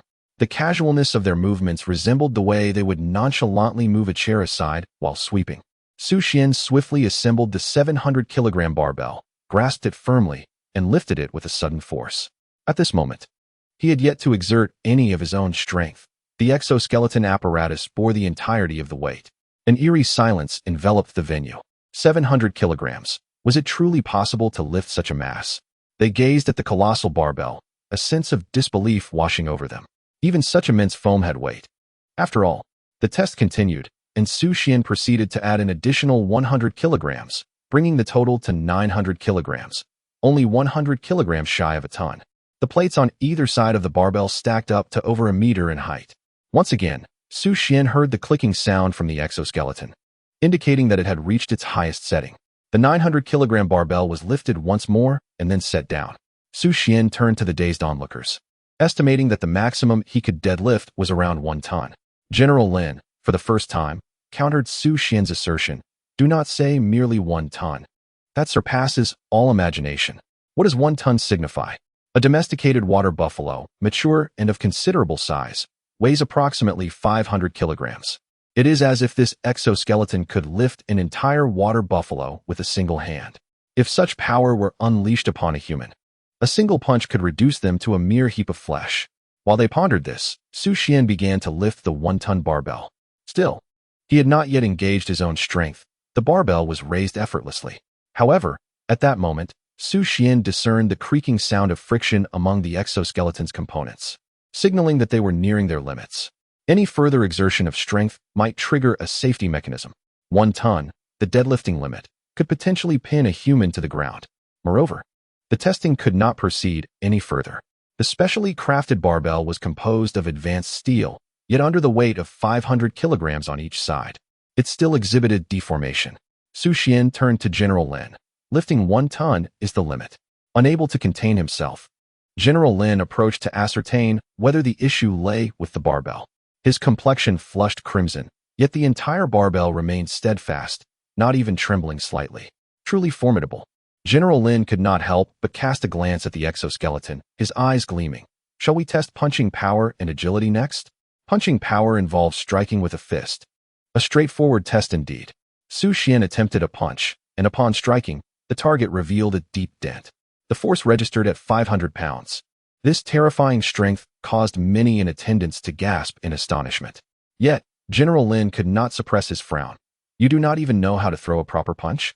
Xu Xuan, unable to hold back, retorted. Wasn't that a punch? The type of punch he executed lacked true power. it was merely extending his fist. A genuine punch involves channeling the entirety of one's strength, initiated from the feet, through the waist, shoulders, and culminating in the arm, culminating in a resounding impact. General Lin unleashed a punch against the target, producing a loud thud. While his strength could not compare to Xu Xuan's while clad in the exoskeleton, the force of his blow had a profound impact on Xu Xuan. Reflecting on General Lin's punching technique, Xu Xuan endeavored to replicate his form. This time, the force behind the punches was palpably more ferocious. The power generated by twisting the waist, combined with the forward thrust of the shoulders and the motion of the fist, created an immense strength. General Lin's expression shifted slightly. Although throwing a punch appeared straightforward, its execution was deceptively complex. Indeed, a genius is a genius, no matter the arena. The point of impact of the fist is where the power is unleashed. Grasping this sensation is the key to maximizing the force of a punch. Xu Xuan stepped forward once more and delivered another strike. Behind the target lay a pressure sensor capable of precisely recording the maximum force of this punch. A thunderous crash echoed as the target shattered, and the sensor was utterly destroyed by the force of the blow. Even the steel column securing the sensor exhibited a slight bend. The recoil from the impact left Xu Xuan's arm tingling and slightly pained. Yet, witnessing the devastation he had wrought filled him with an exhilarating sense of accomplishment, far surpassing the joy of striking wild rapeseed flowers with a wooden stick in his youth. Moreover, with the simple variations in force application, the strength he could wield increased, and the greater his power became, the more he could manipulate the mechanical exoskeleton. This implied that he had yet to reach his limits. Xu Xuan withdrew his fist and declared, "Let us conclude today's testing. We shall await the development of additional exoskeleton gear for specialized warriors to evaluate. Here, the exoskeleton cannot demonstrate its full potential." General Lin gazed incredulously at the demolished testing apparatus. The force required to obliterate such equipment was undoubtedly extraordinary. Chapter 73, The Exchange Conference? With the strength testing device rendered inoperative by Xu Xuan, he pressed a button, causing the locking mechanism of the mechanical exoskeleton scales to disengage. Taking a step forward, he emerged from the exoskeleton. The equipment then automatically folded into a compact size, akin to that of a medium suitcase, equipped with 4 wheels. He handed the exoskeleton to a guard for safekeeping. This arrangement would allow Xu Xuan to deploy it swiftly in case of emergencies for self-defense. Observing the compacted exoskeleton, General Lin's eyes sparkled with intrigue. Was this not invincible? Its convenience for transportation when not in use was remarkable. What was its weight? 42 kilograms. This weight made it easy to transport, even facilitating airdrops behind enemy lines. A formidable asset on the battlefield. Regrettably, it could not be mass-produced. Otherwise, the myth of the Dragon Kingdom's army would continue to thrive. Xu Xuan noticed General Lin's gaze shift toward a group of researchers and easily surmised his thoughts. Turning to the researchers, he instructed, "Let us return to the laboratory for a meeting."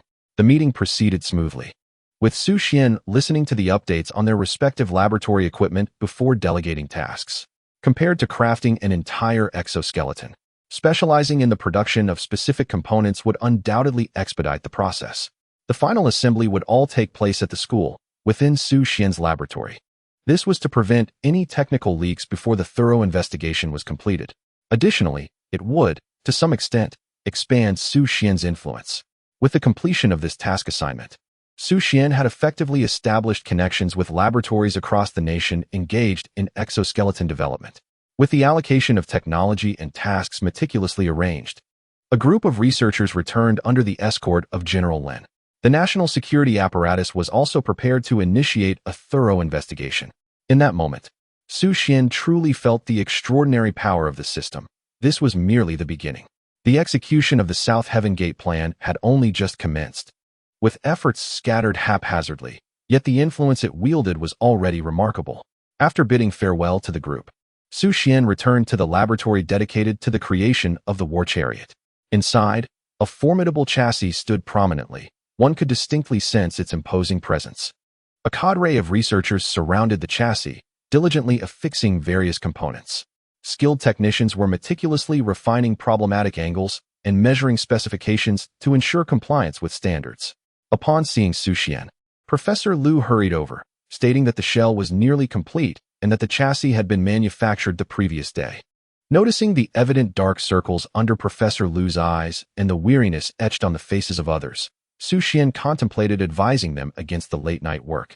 However, recalling his own all-nighter the previous day, he refrained. Once we finish, take a day to rest. I will begin designing the internal components of the war chariot today and provide them to you by tomorrow. This time, no one dared to question Xu Xuan, and they resumed their efforts to perfect the shell of the tri-service war chariot. Xu Xuan had initially estimated that they would not complete the new tasks until at least the following day, but their progress had exceeded expectations. Returning to his office, Xu Xuan continued his industrious work. The engine, motor, shell, and chassis of the war chariot were pivotal components. However, the intricacies of their manufacture posed even greater challenges. The interior required a multitude of preparations, starting with the interconnected control system, which necessitated keyboard input. As Xu Xuan sifted through his memories, he even pondered the feasibility of implementing a brain-machine interface technology. Yet, upon further contemplation of the South Heaven Gate plan, he decided to postpone this ambition.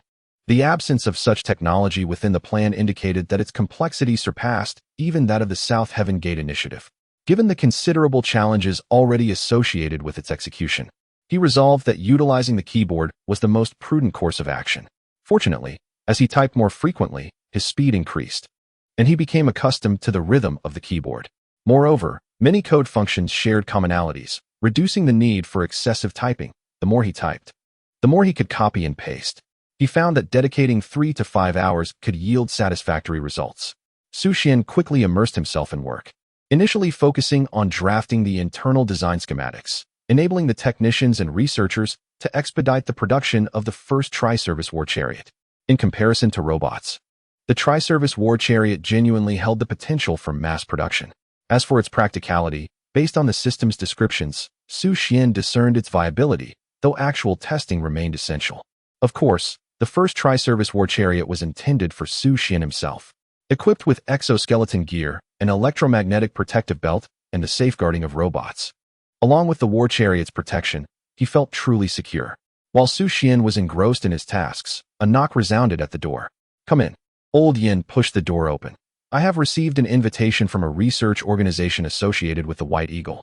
They wish to invite you and our team to participate in a seminar on controllable nuclear fusion technology." "I refuse.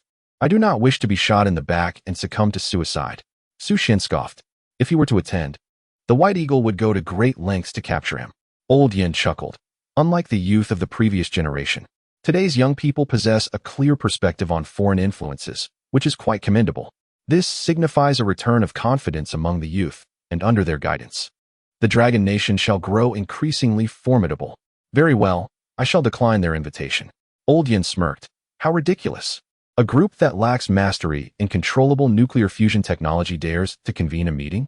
They even invite us to share our expertise? Had they not invited Xu Xuan, he wouldn't have even bothered to ask before declining outright. These individuals are clearly misguided, yet they shamelessly extend an invitation. The International Nuclear Physics Agency, organizing a forum on controllable nuclear fusion, surely aims to acquire technology from the Dragon Nation. Those lacking controllable nuclear fusion technology would readily agree to such an invitation. They lack the courage to approach the Dragon Nation for technology directly, but when someone leads the charge, they are more than willing to assist from the sidelines. Once everyone joins in, the Dragon Nation's absence will render it an outsider. A so-called International Nuclear Physics Agency suddenly published a statement declaring that controllable nuclear fusion could revolutionize the future of the world. This meeting, pivotal for global development, saw participation from all major powers except the Dragon Nation. The moment this news broke, it was widely disseminated by media outlets around the globe.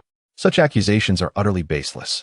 A group of beggars, fixated on a wealthy individual, claiming, "If you refuse to beg with us, you disregard our lives," is sheer madness. Yet, at times, logic is disregarded, especially in an era where public opinion can be easily swayed. Assertions regarding the Dragon Nation's disregard for the greater good and its technological blockade began to circulate on foreign networks. Gradually, these sentiments emerged within the Dragon Nation as well, prompting many citizens to speak out. When Xu Xuan received the news the following day, after assigning the task of tank manufacturing to Professor Lu and others, he received a call from Professor Huang urging him to remain calm and not to be provoked into attending the exchange meeting. Xu Xuan was genuinely perplexed. What provocation? Chapter 74. One man becomes a tiger. After hanging up, he immediately went online, only to find trending news stating that only the Dragon Nation had not participated in the Controllable Nuclear Fusion Technology Forum. Frowning, Xu Xuan entered the news page and first encountered the organizer's statement, followed by the comments. The most liked and replied comment read, "The Dragon Nation is like this. Having mastered the technology, it naturally does not concern itself with others." Xu Xuan could not contain himself. Who was it that first imposed a technological blockade? Did they not witness the recent technological sanctions from the White Eagle? As he continued to read the comments, Xu Xuan's frown deepened. They all criticized the Dragon Nation. This certainly raises suspicions. Xu Xuan swiftly swiped his phone to access the internet. He sought to uncover the origin of the recent comment he had encountered. The tone of such a statement was clearly misguided, and the multitude of comments and likes that followed was equally absurd. How could a remark so evidently flawed be elevated to the forefront?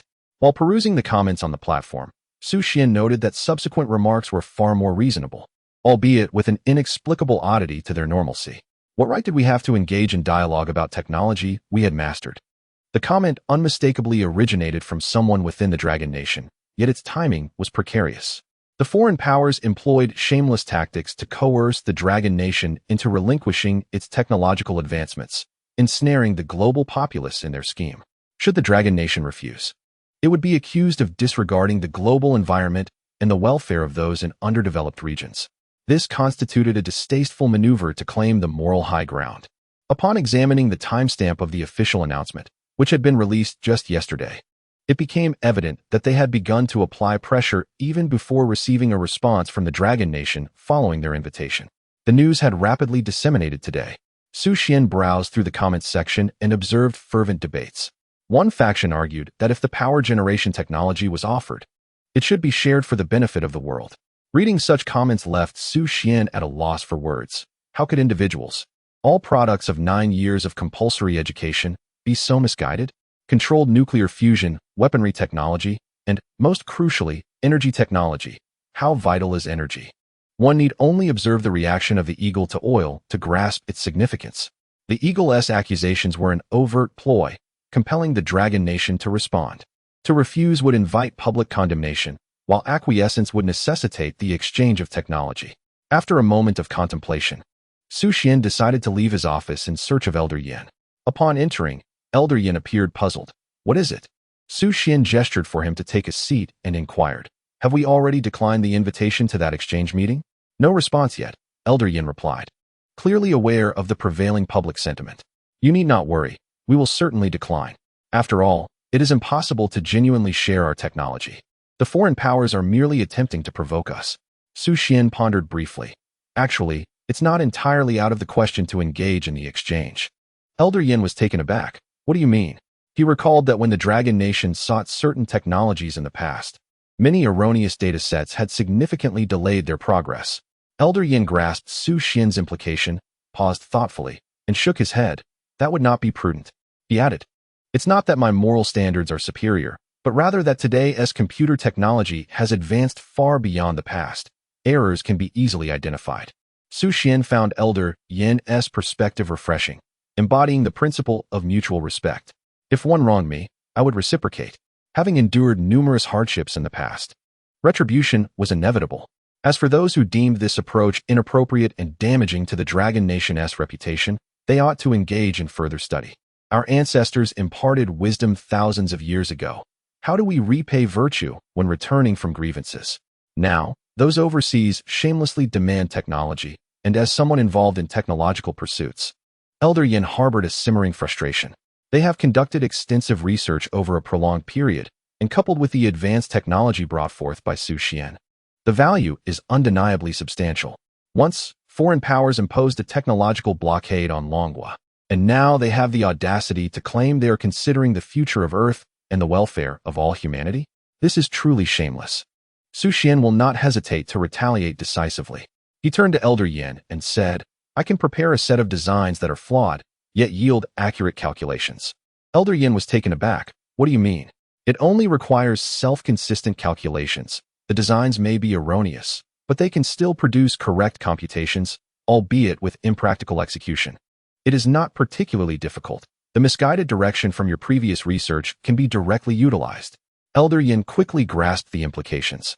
Their flawed approach could still sustain nuclear fusion for 2 hours. That would represent a remarkable breakthrough. At the very least, under the guise of ignorance from foreign powers. Achieving a 2-hour reaction time would surely suffice to deceive them. Elder Yan's eyes gradually brightened. How had he not considered this? To identify a problem necessitates verification. And even if an issue is uncovered, it would take considerable time to ascertain its origin. Years, in fact. By then, the opportunity would have long since passed. Ultimately, Longhua could assert that the materials provided were genuine, and if one fails to manage them properly, who is to blame? It is akin to the third brother, who, despite utilizing the same equipment successfully, saw planes crash and ships sink upon procurement. The various factories encountered numerous problems as well. This is undoubtedly not a matter of technical inadequacy, but rather a failure in execution. In the end, Longhua could merely state, if it doesn't work, I can manufacture it for you, charging exorbitant sums along with steep maintenance fees. Elder Yin looked at Xu Xuan. Can you truly not discern this? Indeed. Xu Xuan replied with a smile.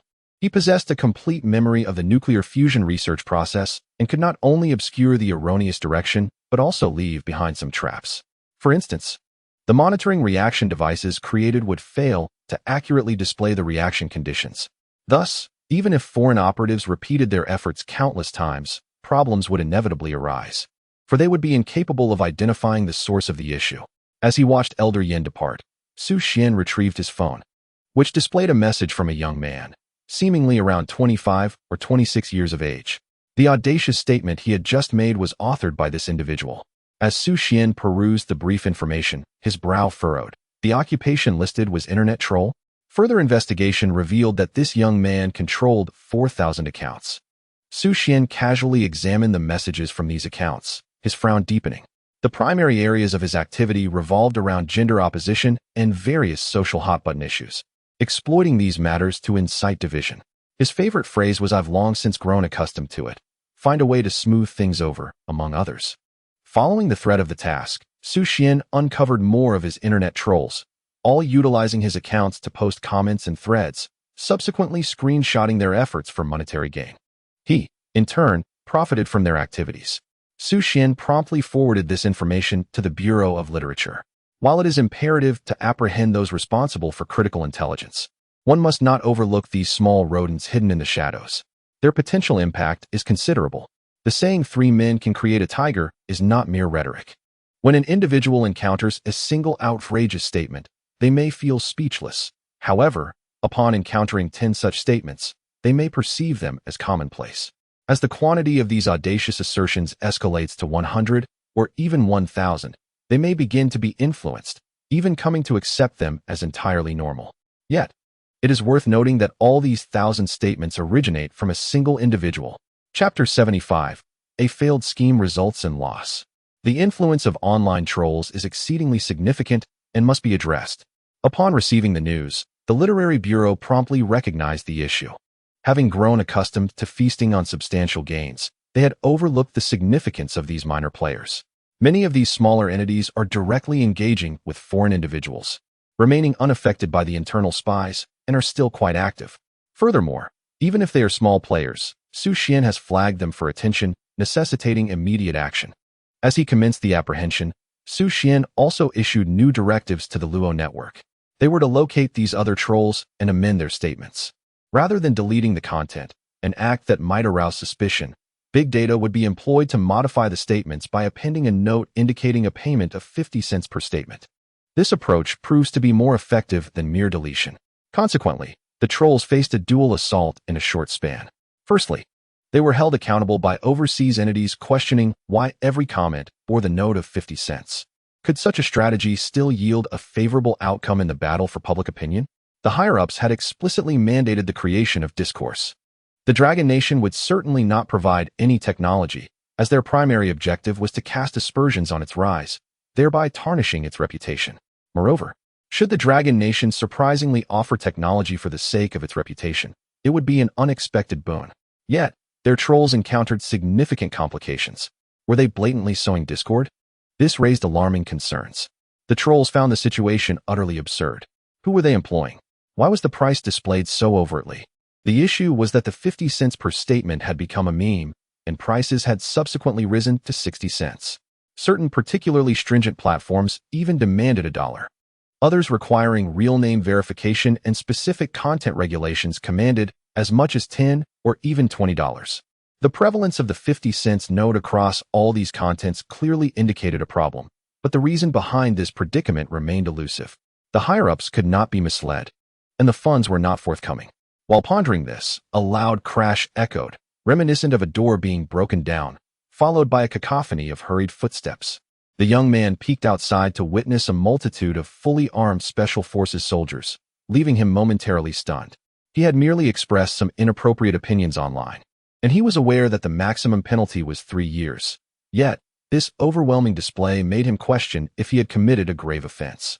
Almost instinctively, he prepared to shut down his computer.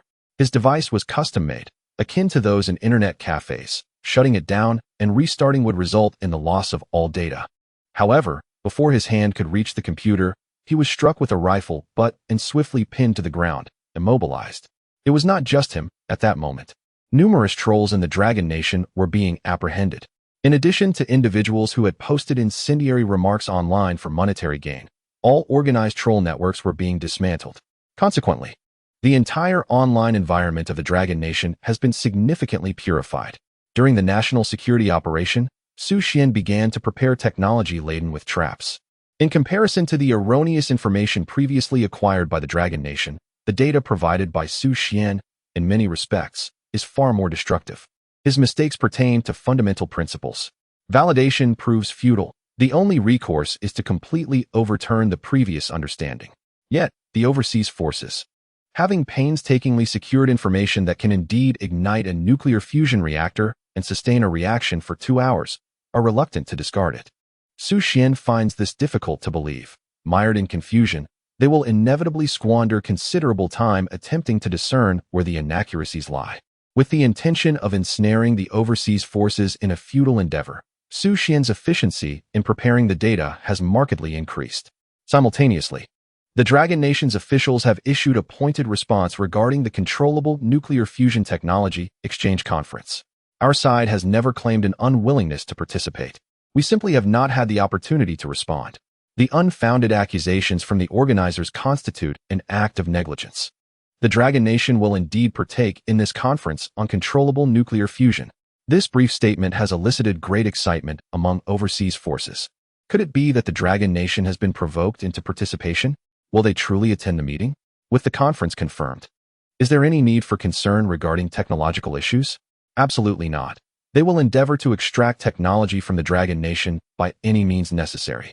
Initially, they sought merely to tarnish the reputation of the Dragon Nation, yet unexpectedly, a genuine opportunity to acquire controllable nuclear fusion technology has arisen. In this era, no technological advancement can occur without energy. The mainstream energy sources, from coal to oil, are inherently finite. The more they are exploited, the greater the depletion. Thus, various factions have begun exploring alternatives: wind, tidal, solar energy, and so forth, all of which are being harnessed as clean and renewable sources. However, for the current major powers, such renewable clean energy is merely a drop in the bucket. The advent of controllable nuclear fusion could establish an entirely new industrial foundation. Energy will flow abundantly. After the initial excitement subsides, the overseas forces' first reaction is one of unease. Something feels amiss.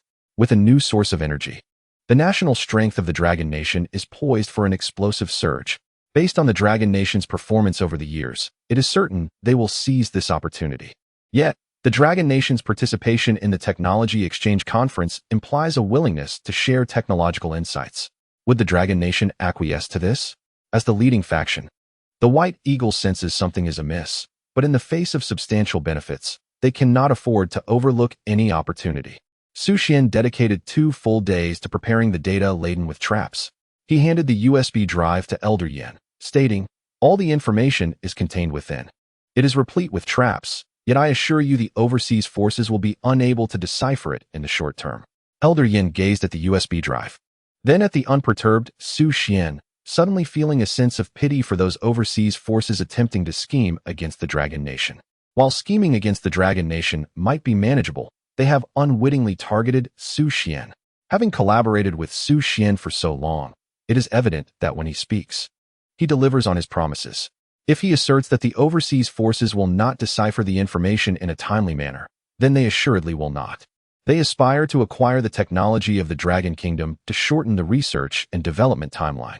However, given the current circumstances, not only is it improbable to reduce the development period, but it may also lead to even greater delays. Most absurdly, the technology prepared by Xu Xuan is fundamentally flawed. The problematic technology previously obtained by the Dragon Kingdom stemmed from data inaccuracies. Identifying the errors rendered the technology still usable for the foreign entities. Even if they suspect issues and painstakingly identify and rectify the problems, it remains futile. The overarching direction is erroneous, rendering their corrections equally misguided. Old Yen, feeling somewhat agitated, remarked, "I have informed the higher-ups that I will personally handle this." Xu Xuan furrowed his brow. Is that not dangerous? Old Yen pondered for a moment and replied, "Since it is a trap for them, the performance must be convincing. If I casually send someone with the materials, they will quickly discern the issues and will be relentless in their investigation. My delivery will appear more authentic, and considering my age, the risk is manageable." Xu Xuan contemplated and then removed the electromagnetic protective belt from his waist. "Take this with you. It will shield you from bullets." Old Yen examined the belt. "Shield from bullets? Well, I suppose I shall wear it. I can always make another later. Crafting a new one would only take 3 days." And Xu Xuan deemed it worthwhile to provide Old Yen, a researcher of his caliber, with a measure of safety. Chapter 76. Special Requirements. Old Yen accepted the electromagnetic protective belt with a smile, not taking it too seriously, as he viewed it akin to a talisman. After all, it appeared too small to be effective against bullets. Moreover, with the official protection arranged by the Dragon Kingdom, he felt secure. The meeting was convened under the auspices of the Bald Eagle, which would not permit any mishap to occur. Once Old Yen departed, Xu Xuan settled into his office chair and closed his eyes. Presently, they had fulfilled the requirements but had yet to manufacture the equipment. With only the amphibious assault vehicle in progress, the production of this vehicle was entirely within his purview, allowing him to devote time to the next technological endeavor. Having reviewed the South Sky Gate plan several times, he recognized the necessity for advanced laboratory equipment, which was currently unattainable. Thus, Xu Xuan conceived the idea of developing more sophisticated research apparatus to attempt the establishment of a high-level laboratory. However, this notion remained merely a thought, as the South Sky Gate plan lacked experimental devices, necessitating their independent development. At present, Xu Xuan was capable of research but could only proceed methodically, which would require considerable time. The optimal strategy would be to continue extracting technology from the equipment outlined in the South Sky Gate plan and subsequently utilize that technology to fabricate experimental devices. Employing technology to reverse engineer products would significantly reduce the complexity. To amass sufficient technological advancements, the most straightforward approach is to broaden the scope. Moreover, a crucial aspect lies in Xu Xuan's personal development. In terms of technological breadth, his current research focuses on explosives that had not been previously explored. For his personal enhancement, Xu Xuan chose the super soldier gene serum. The system's introduction to explosive technology indicated that the minimum power would be tenfold that of current explosive potency. As for achieving even greater power, it would depend on practical application. Currently, various explosive technologies have advanced significantly due to the looming threat of warfare. On this foundation, a tenfold increase would undoubtedly astonish the world. After all, others achieve incremental enhancements in explosive power, typically by 1 or 2%, but here, Xu Xuan is proposing a tenfold leap. This tenfold increase pertains solely to the potency of explosives, which are among the most fundamental aspects of weaponry. To narrow it down, the bullets in handguns and, on a broader scale, explosives within missiles exemplify this. If this tenfold power is applied comprehensively, it could lead to overwhelming dominance on the battlefield. While adversaries' grenades have a lethality radius of 15 meters, our grenades could extend that to 50 meters, with airdropped grenades proving even more effective than missiles. The range and impact of bullets would also be significantly enhanced, and artillery combined with more powerful explosives would yield unparalleled results. This would serve as a remedy for any fears regarding the inadequacy of firepower in the Dragon Nation. As for the super soldier gene serum, It is designed to enhance the overall attributes of warriors, including speed, strength, and reaction time. For soldiers, this serum would bolster survival capabilities in combat while simultaneously augmenting their fighting prowess. For Xu Xuan, it would enable swifter production of various equipment and enhance his cognitive agility, benefiting subsequent research and development efforts. Next, let us consider the requirements for these two products. Aside from the belief in their efficacy and the necessary materials, the laboratory requirements differ. The development of explosives can be conducted in a standard laboratory, whereas the super soldier gene serum necessitates a biological lab. Moreover, the super soldier gene serum requires 100 test subjects, a rather cumbersome process. Conducting human trials in the Dragon Nation is fraught with difficulties due to stringent regulations and protocols, which mandate animal testing before human trials. The development of certain pharmaceuticals may take considerable time, and further applications would also require extensive approval processes. The final condition for explosives is equally challenging to meet. It necessitates the experience of warfare. Xu Xuan gazed at the description with some hesitation. Compared to the requirements of previous technologies, this one appeared rather formidable. The Dragon Nation is a bastion of peace. Where could he possibly experience war? Yet, he harbored a strong desire for this explosive. In terms of weaponry, explosives are foundational, akin to the significance of energy in industrialization. Xu Xuan pondered that it might not be entirely devoid of opportunity, as numerous smaller factions are embroiled in intense conflicts. Perhaps joining one of these factions and spending a night there might suffice. Regardless of whether it would count, the Dragon Nation would likely disapprove. Furthermore, he must first produce the super soldier gene serum. Xu Xuan retrieved his phone and called General Lin, as the super soldier gene serum was, of course, intended for military use. When the time comes for special operations, super soldiers clad in exoskeleton gear, wielding laser guns, and equipped with grenades capable of inflicting damage up to 50 meters would be unstoppable. The call was quickly connected, and General Lin, upon receiving Xu Xuan's call, eagerly anticipated the revelation, especially given the continuous surprises of late. Xu Xuan got straight to the point. I am preparing to research the super soldier gene serum and require 100 soldiers for testing. General Lin was momentarily taken aback. Was this super soldier gene serum truly in need of warrior trials? He hesitated to respond, uncertain of what to say. Finding 100 individuals was not a challenge. Finding 100 who would willingly sacrifice themselves was equally feasible. Yet, without a clear understanding of the situation, could he truly send people into the fray? Coughing lightly, he pondered, had the super soldier serum already been developed? Not quite, although there were some ideas in progress, and the difficulty did not seem insurmountable. After a moment's contemplation, General Lin suggested, should we perhaps first conduct trials on animals? If the gene enhancement serum is intended for human use, altering an animal's genes to resemble those of a human could lead to even graver consequences. Realizing the urgency, he added, I am at the academy. I will come to find you for a discussion.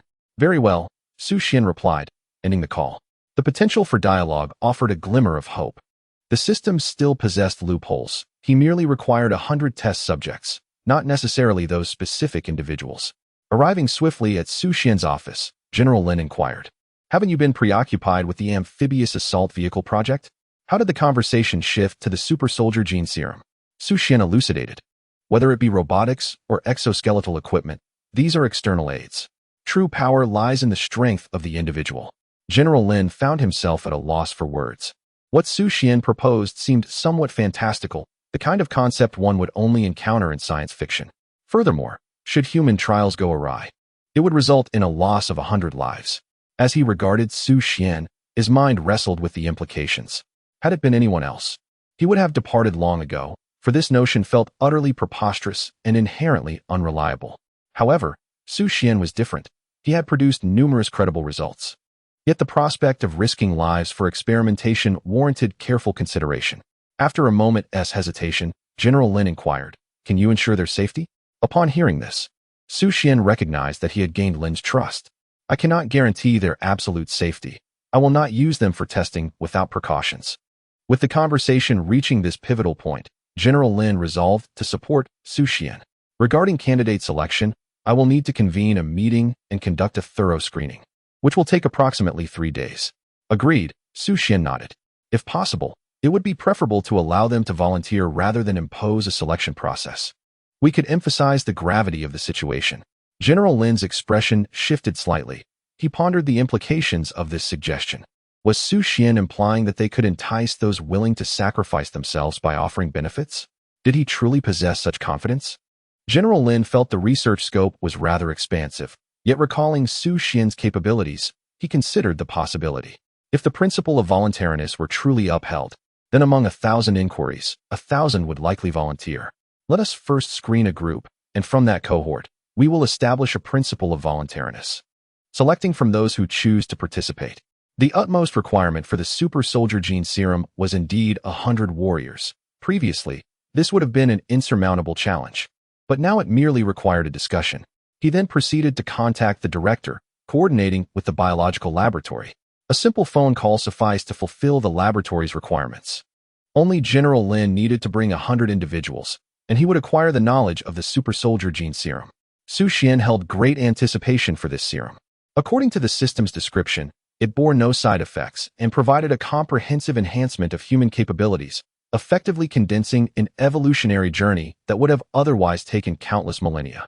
During the past 3 days, Xu Xuan remained industrious. Manufacturing an electromagnetic protective belt for personal safety was of paramount importance. As the 3 days elapsed, Xu Xuan proceeded directly to the biological laboratory, which was located off-campus, in a facility operated in collaboration between the school and a pharmaceutical conglomerate. Such partnerships were quite common, with companies leveraging academic technologies while schools received funding for research and opportunities to monetize their findings. Upon Xu Xuan's arrival, he found the laboratory devoid of personnel. All prior research materials had been removed, leaving the space immaculate and spotless. However, a peculiar scent lingered in the air, suggesting that small animals had once inhabited the area. In comparison to the mechanical laboratory, this biological laboratory featured additional zones such as sterilization areas and sterile zones, along with various negative pressure apparatuses. The equipment was undeniably expensive, with top-tier devices costing millions. After familiarizing himself with the laboratory, Xu Xuan received a phone call informing him that the external research personnel had arrived. Exiting the laboratory, he beheld military vehicles stationed outside, with soldiers standing in disciplined formation in the courtyard. A total of 100 men stood solemnly, prepared to face their fate. With the conditions met, Xu Xuan's mind began to flood with memories pertaining to the research on the super soldier gene serum. The information was vast and more intricate than ever before, as it encompassed the complexities of genetics. The super soldier serum involved modifications and compilations of existing genes, a process fraught with complexity, where even a minor error could lead to genetic collapse. Among the memories, he saw the very soldiers he had just encountered. The system had previously requested human participation, such as in the customization of exoskeletal equipment, which had only manifested as numerical changes. This time, however, it involved real individuals. The first soldier he had just met appeared, and after receiving the administered serum, he was confined to a room under observation. On the first day, the soldier lost all his teeth, followed by his hair and then his nails. By the 3rd day, his skin began to decay, culminating in death on the 4th day. The vividness of the memory was striking.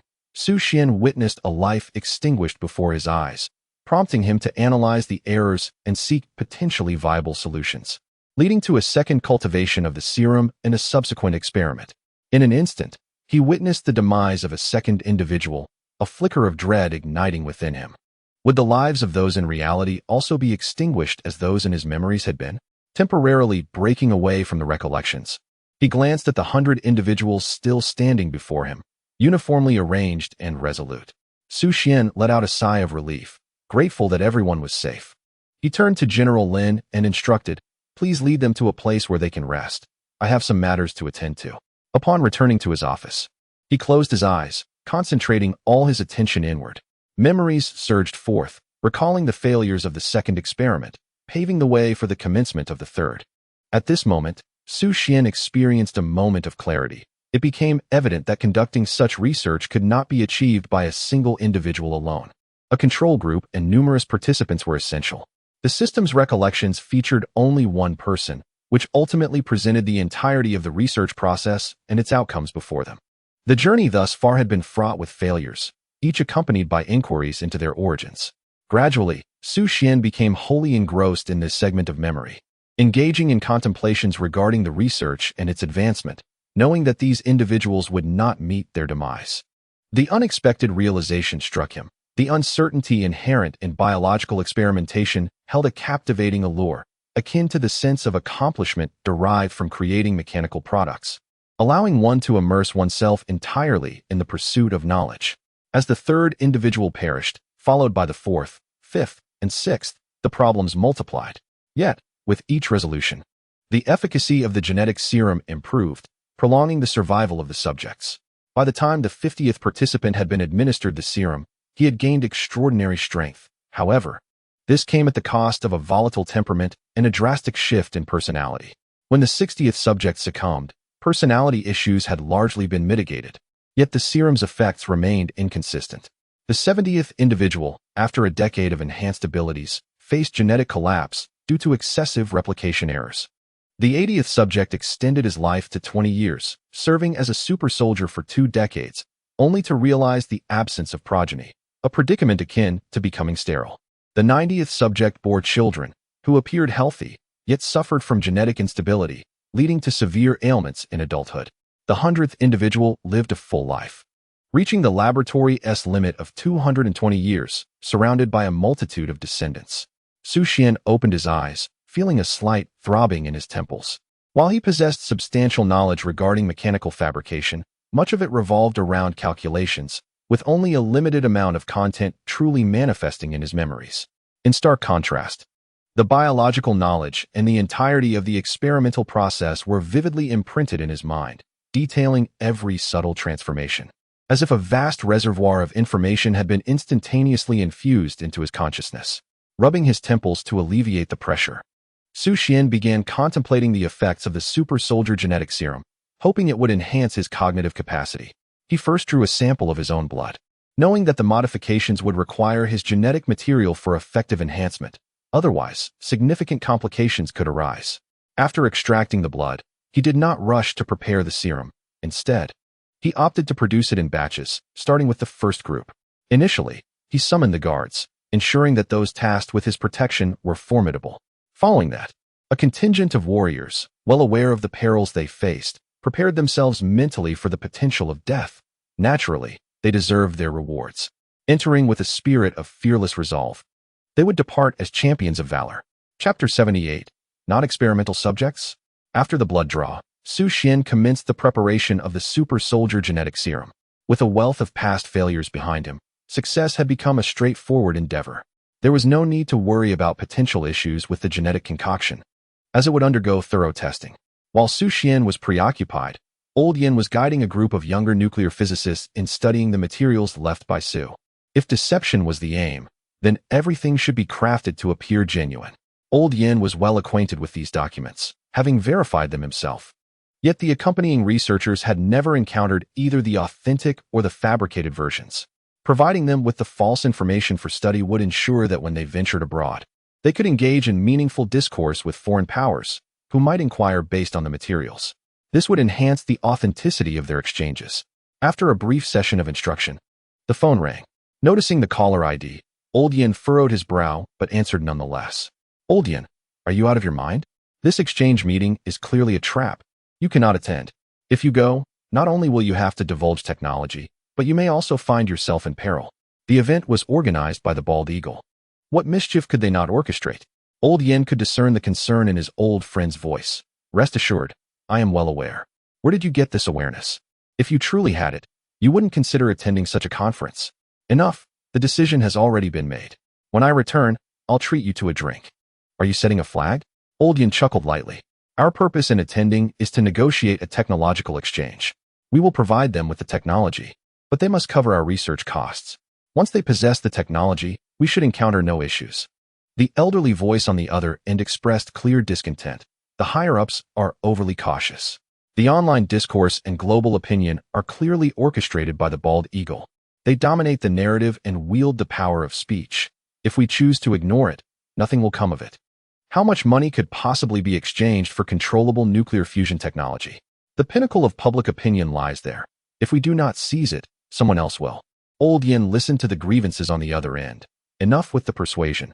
This is not solely a matter for the higher-ups. but also my own conviction.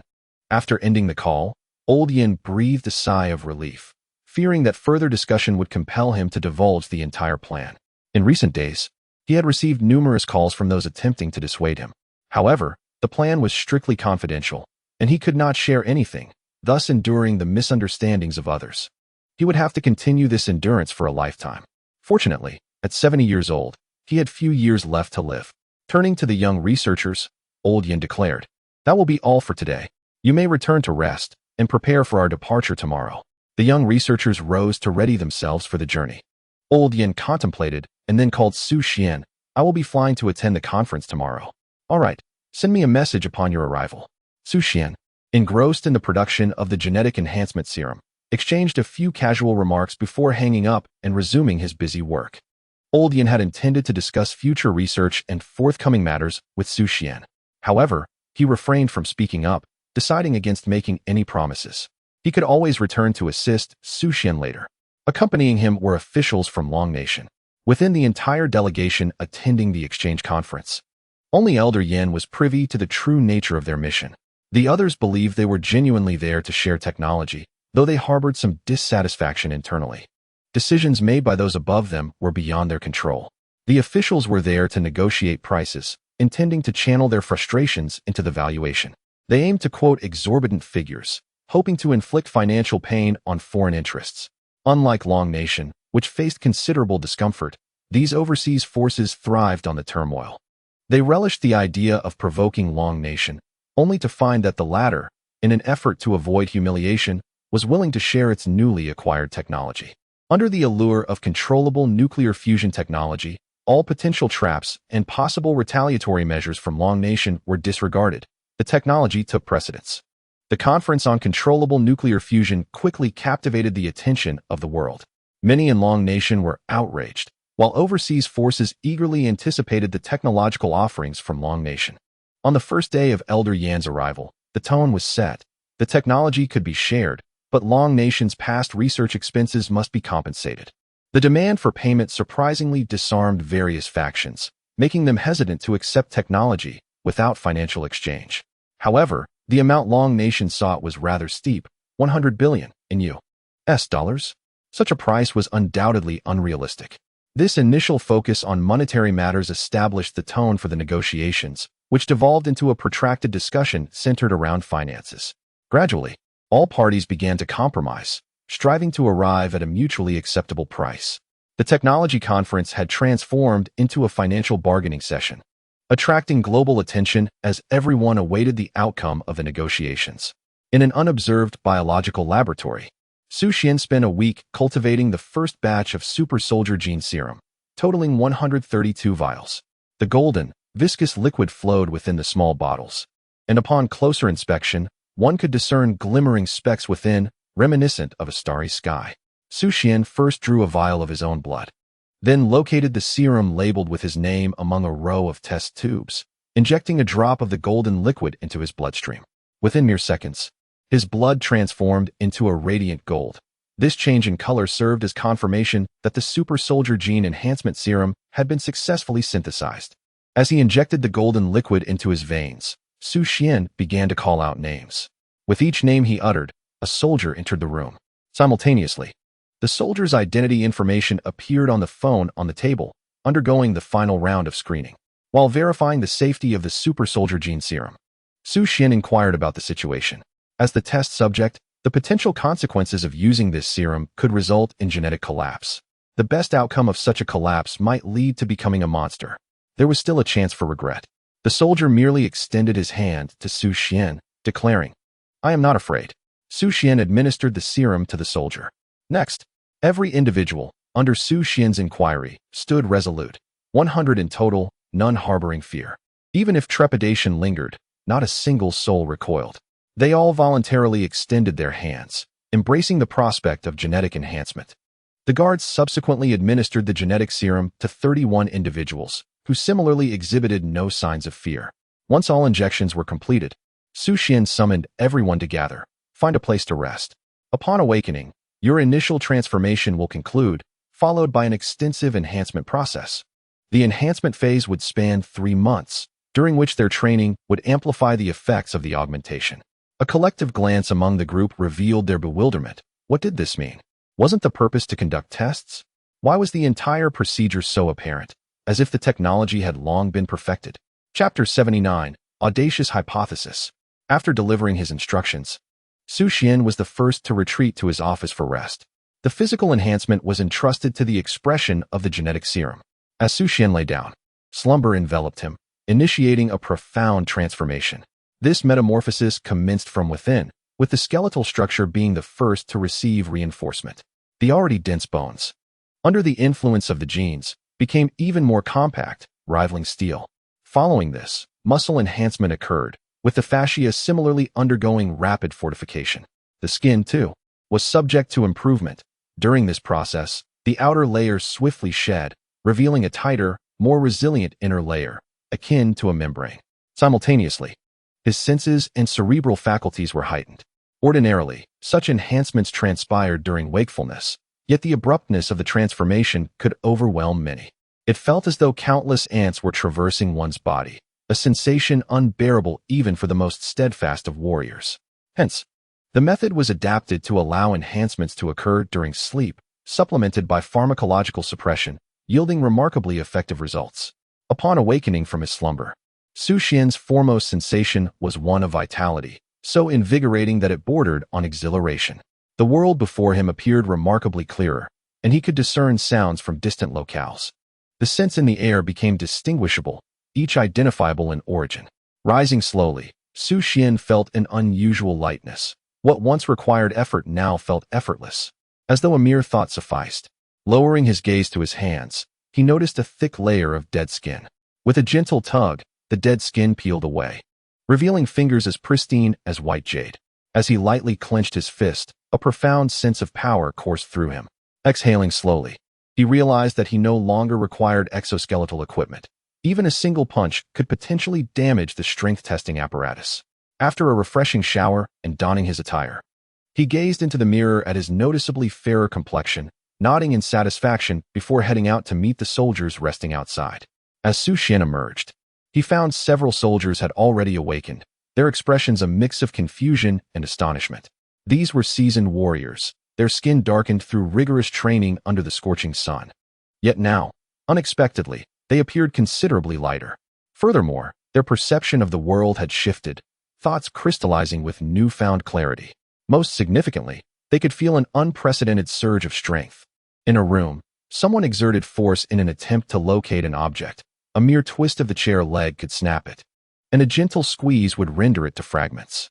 Amidst the astonishment, attention turned to Xu Xuan, who had entered the chamber. Observing Xu Xuan's fair complexion, the group gradually realized that he had also administered the enhancement serum to himself. Upon injecting the genetic agent, his mind became invigorated. This was not merely an experiment. Rather, the so-called experiment was fundamentally a test.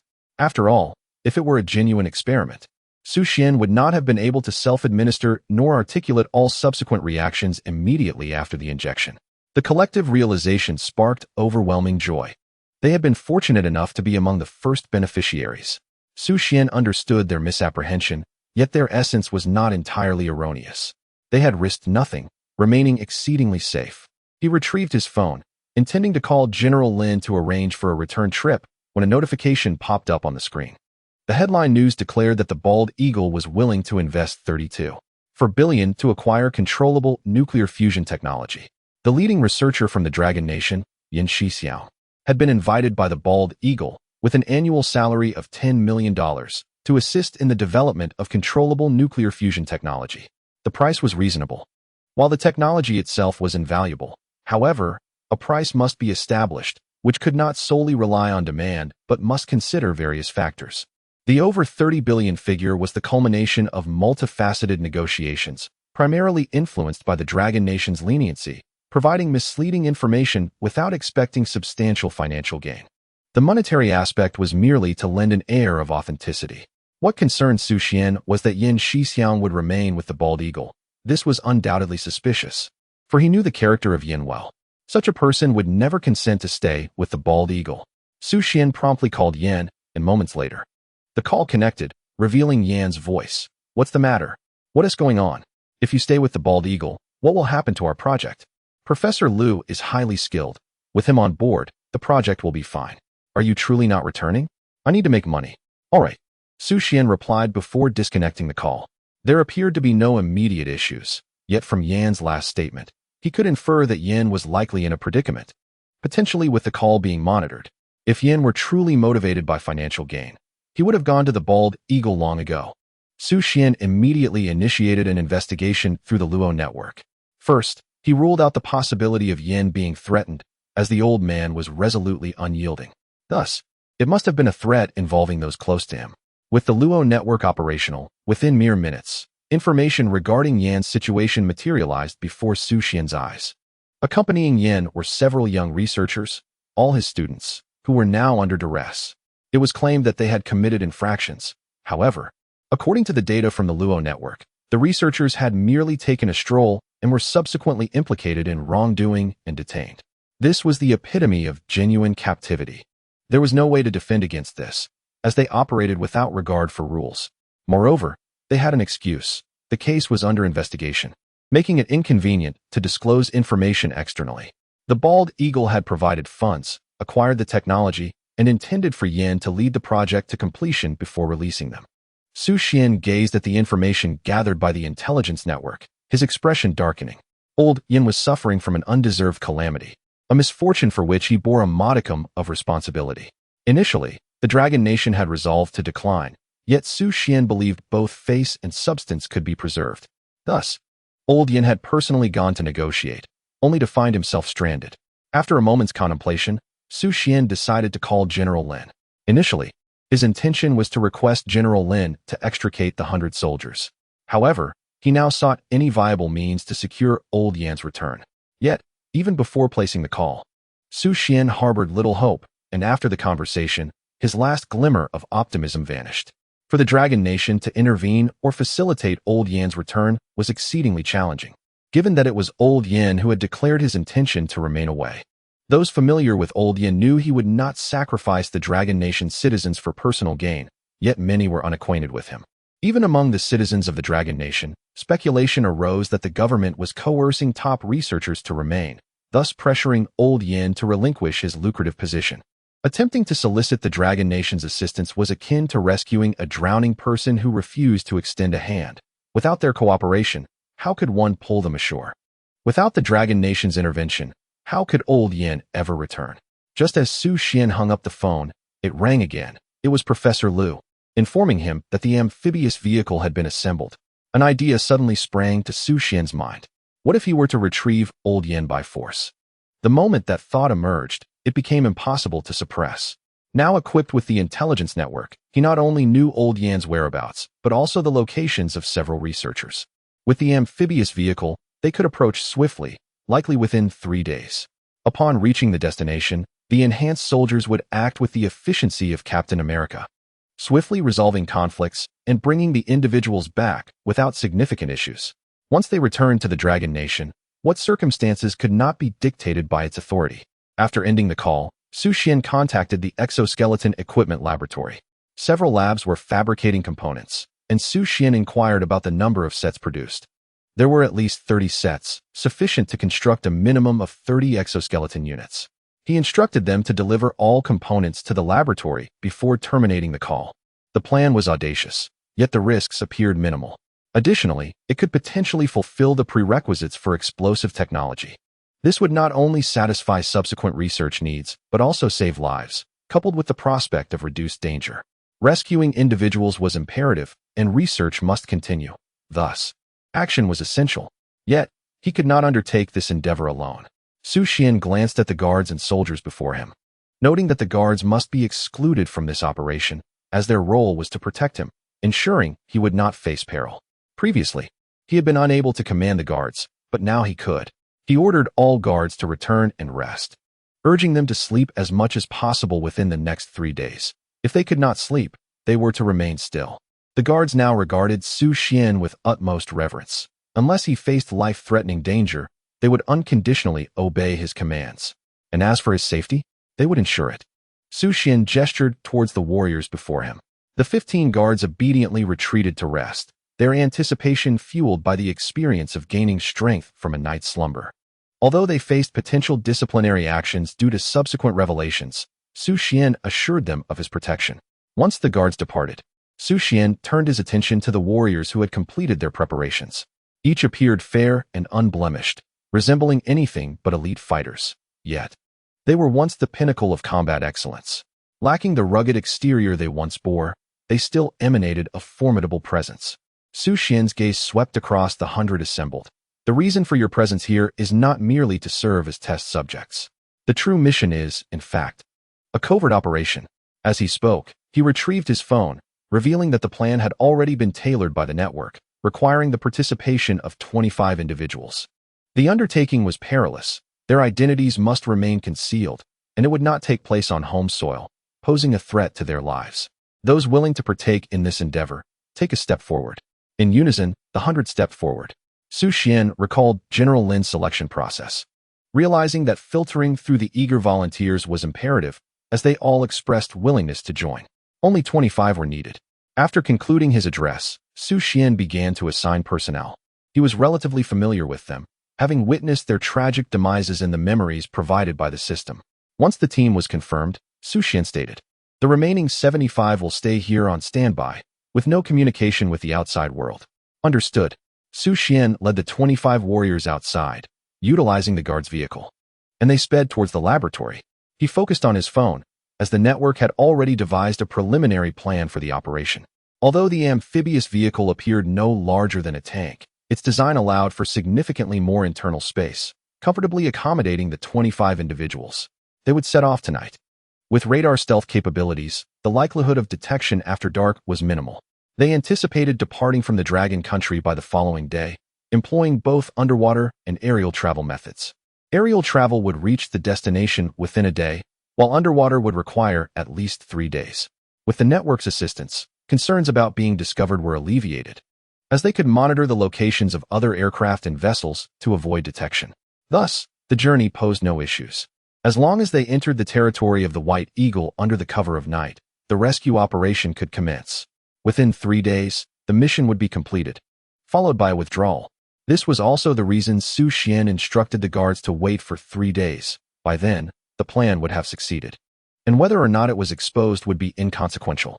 At present, the specific operational details were yet to be established, as the network could formulate further strategies upon arrival at the site. Having reviewed the plan in his mind, Xu Xuan and his team arrived at the laboratory. Outside, staff members were busy transporting crates filled with components for the exoskeleton equipment. Following a phone call, nearby laboratories had promptly delivered the parts, while those from farther afield were en route or airborne. Professor Lu and others eagerly circled the amphibious vehicle, their excitement palpable even from a distance, which Xu Xuan could keenly perceive. Although the amphibious vehicle was manufactured by them, they merely facilitated its creation. The true inventor is Xu Xuan. Nevertheless, despite Xu Xuan being the creator, they still feel a sense of accomplishment. Upon seeing Xu Xuan enter the laboratory, everyone hurriedly approached him. "The amphibious vehicle has been completed. Please take a look." As he spoke, Professor Lu unexpectedly noticed that Xu Xuan appeared considerably more refined than before. Had he applied makeup? This fleeting thought vanished as he dismissed it. The only thing that mattered now was the amphibious vehicle. Xu Xuan approached the amphibious vehicle. For this mission, the most crucial element is the amphibious vehicle itself. Its debut will involve a long-distance journey, which will undoubtedly test its capabilities. Before the trial, however, it is essential to ensure that there are no issues. Xu Xuan meticulously inspected all the components. Now, he needed to examine the various connections and wiring. During this process, a steady stream of parts arrived. Even from distant laboratories, aircraft were temporarily dispatched to deliver components. Upon landing, personnel immediately transported the parts to the site. The speed was remarkable. Everything would be delivered by 6 o'clock this evening. Xu Xuan estimated he could complete the inspections before 6. But the only concern was that Professor Lu and the others were eagerly awaiting the amphibious vehicle's testing. Having worked diligently for nearly a month, they were exceedingly anxious to witness the practical assessment of the vehicle. Moreover, these individuals were not soldiers and could not be commanded to leave.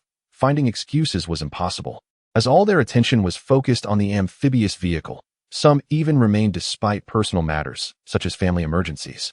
After contemplating for a moment, Xu Xuan decided to employ diplomacy before force. He now had 100 soldiers at his disposal. At 5:30, the inspection of the amphibious vehicle was completed without any issues, and it was ready for testing. The faces of Professor Lu and the others were filled with anticipation, even flushed with excitement as they rubbed their hands together. Can we begin the testing now? Xu Xuan gazed at the expectant faces. Elder Yin has yet to return. We must fetch him before proceeding with the tests. The group instantly sobered. Elder Yin was still at the White Eagle. Furthermore, it was publicly stated that Elder Yin had chosen to remain there and could not return at this time. Professor Lu pondered. Elder Yin will not be back anytime soon. Xu Xuan interjected. They are restricted, and the underlying reason is, in fact, due to me. Xu Xuan then looked at the assembled researchers. Thus, I intend to rescue him. Initially, the researchers were puzzled, but soon their thoughts shifted to the amphibious vehicle, and their expressions changed. No, this course of action could likely cause friction, with potentially severe consequences. Xu Xuan observed their anxious faces. If I execute this plan with precision, they will have no evidence linking us to the act. Furthermore, if we retreat out of fear, we shall only regress perpetually. Today, it is Elder Yin who is detained. Who will it be next time?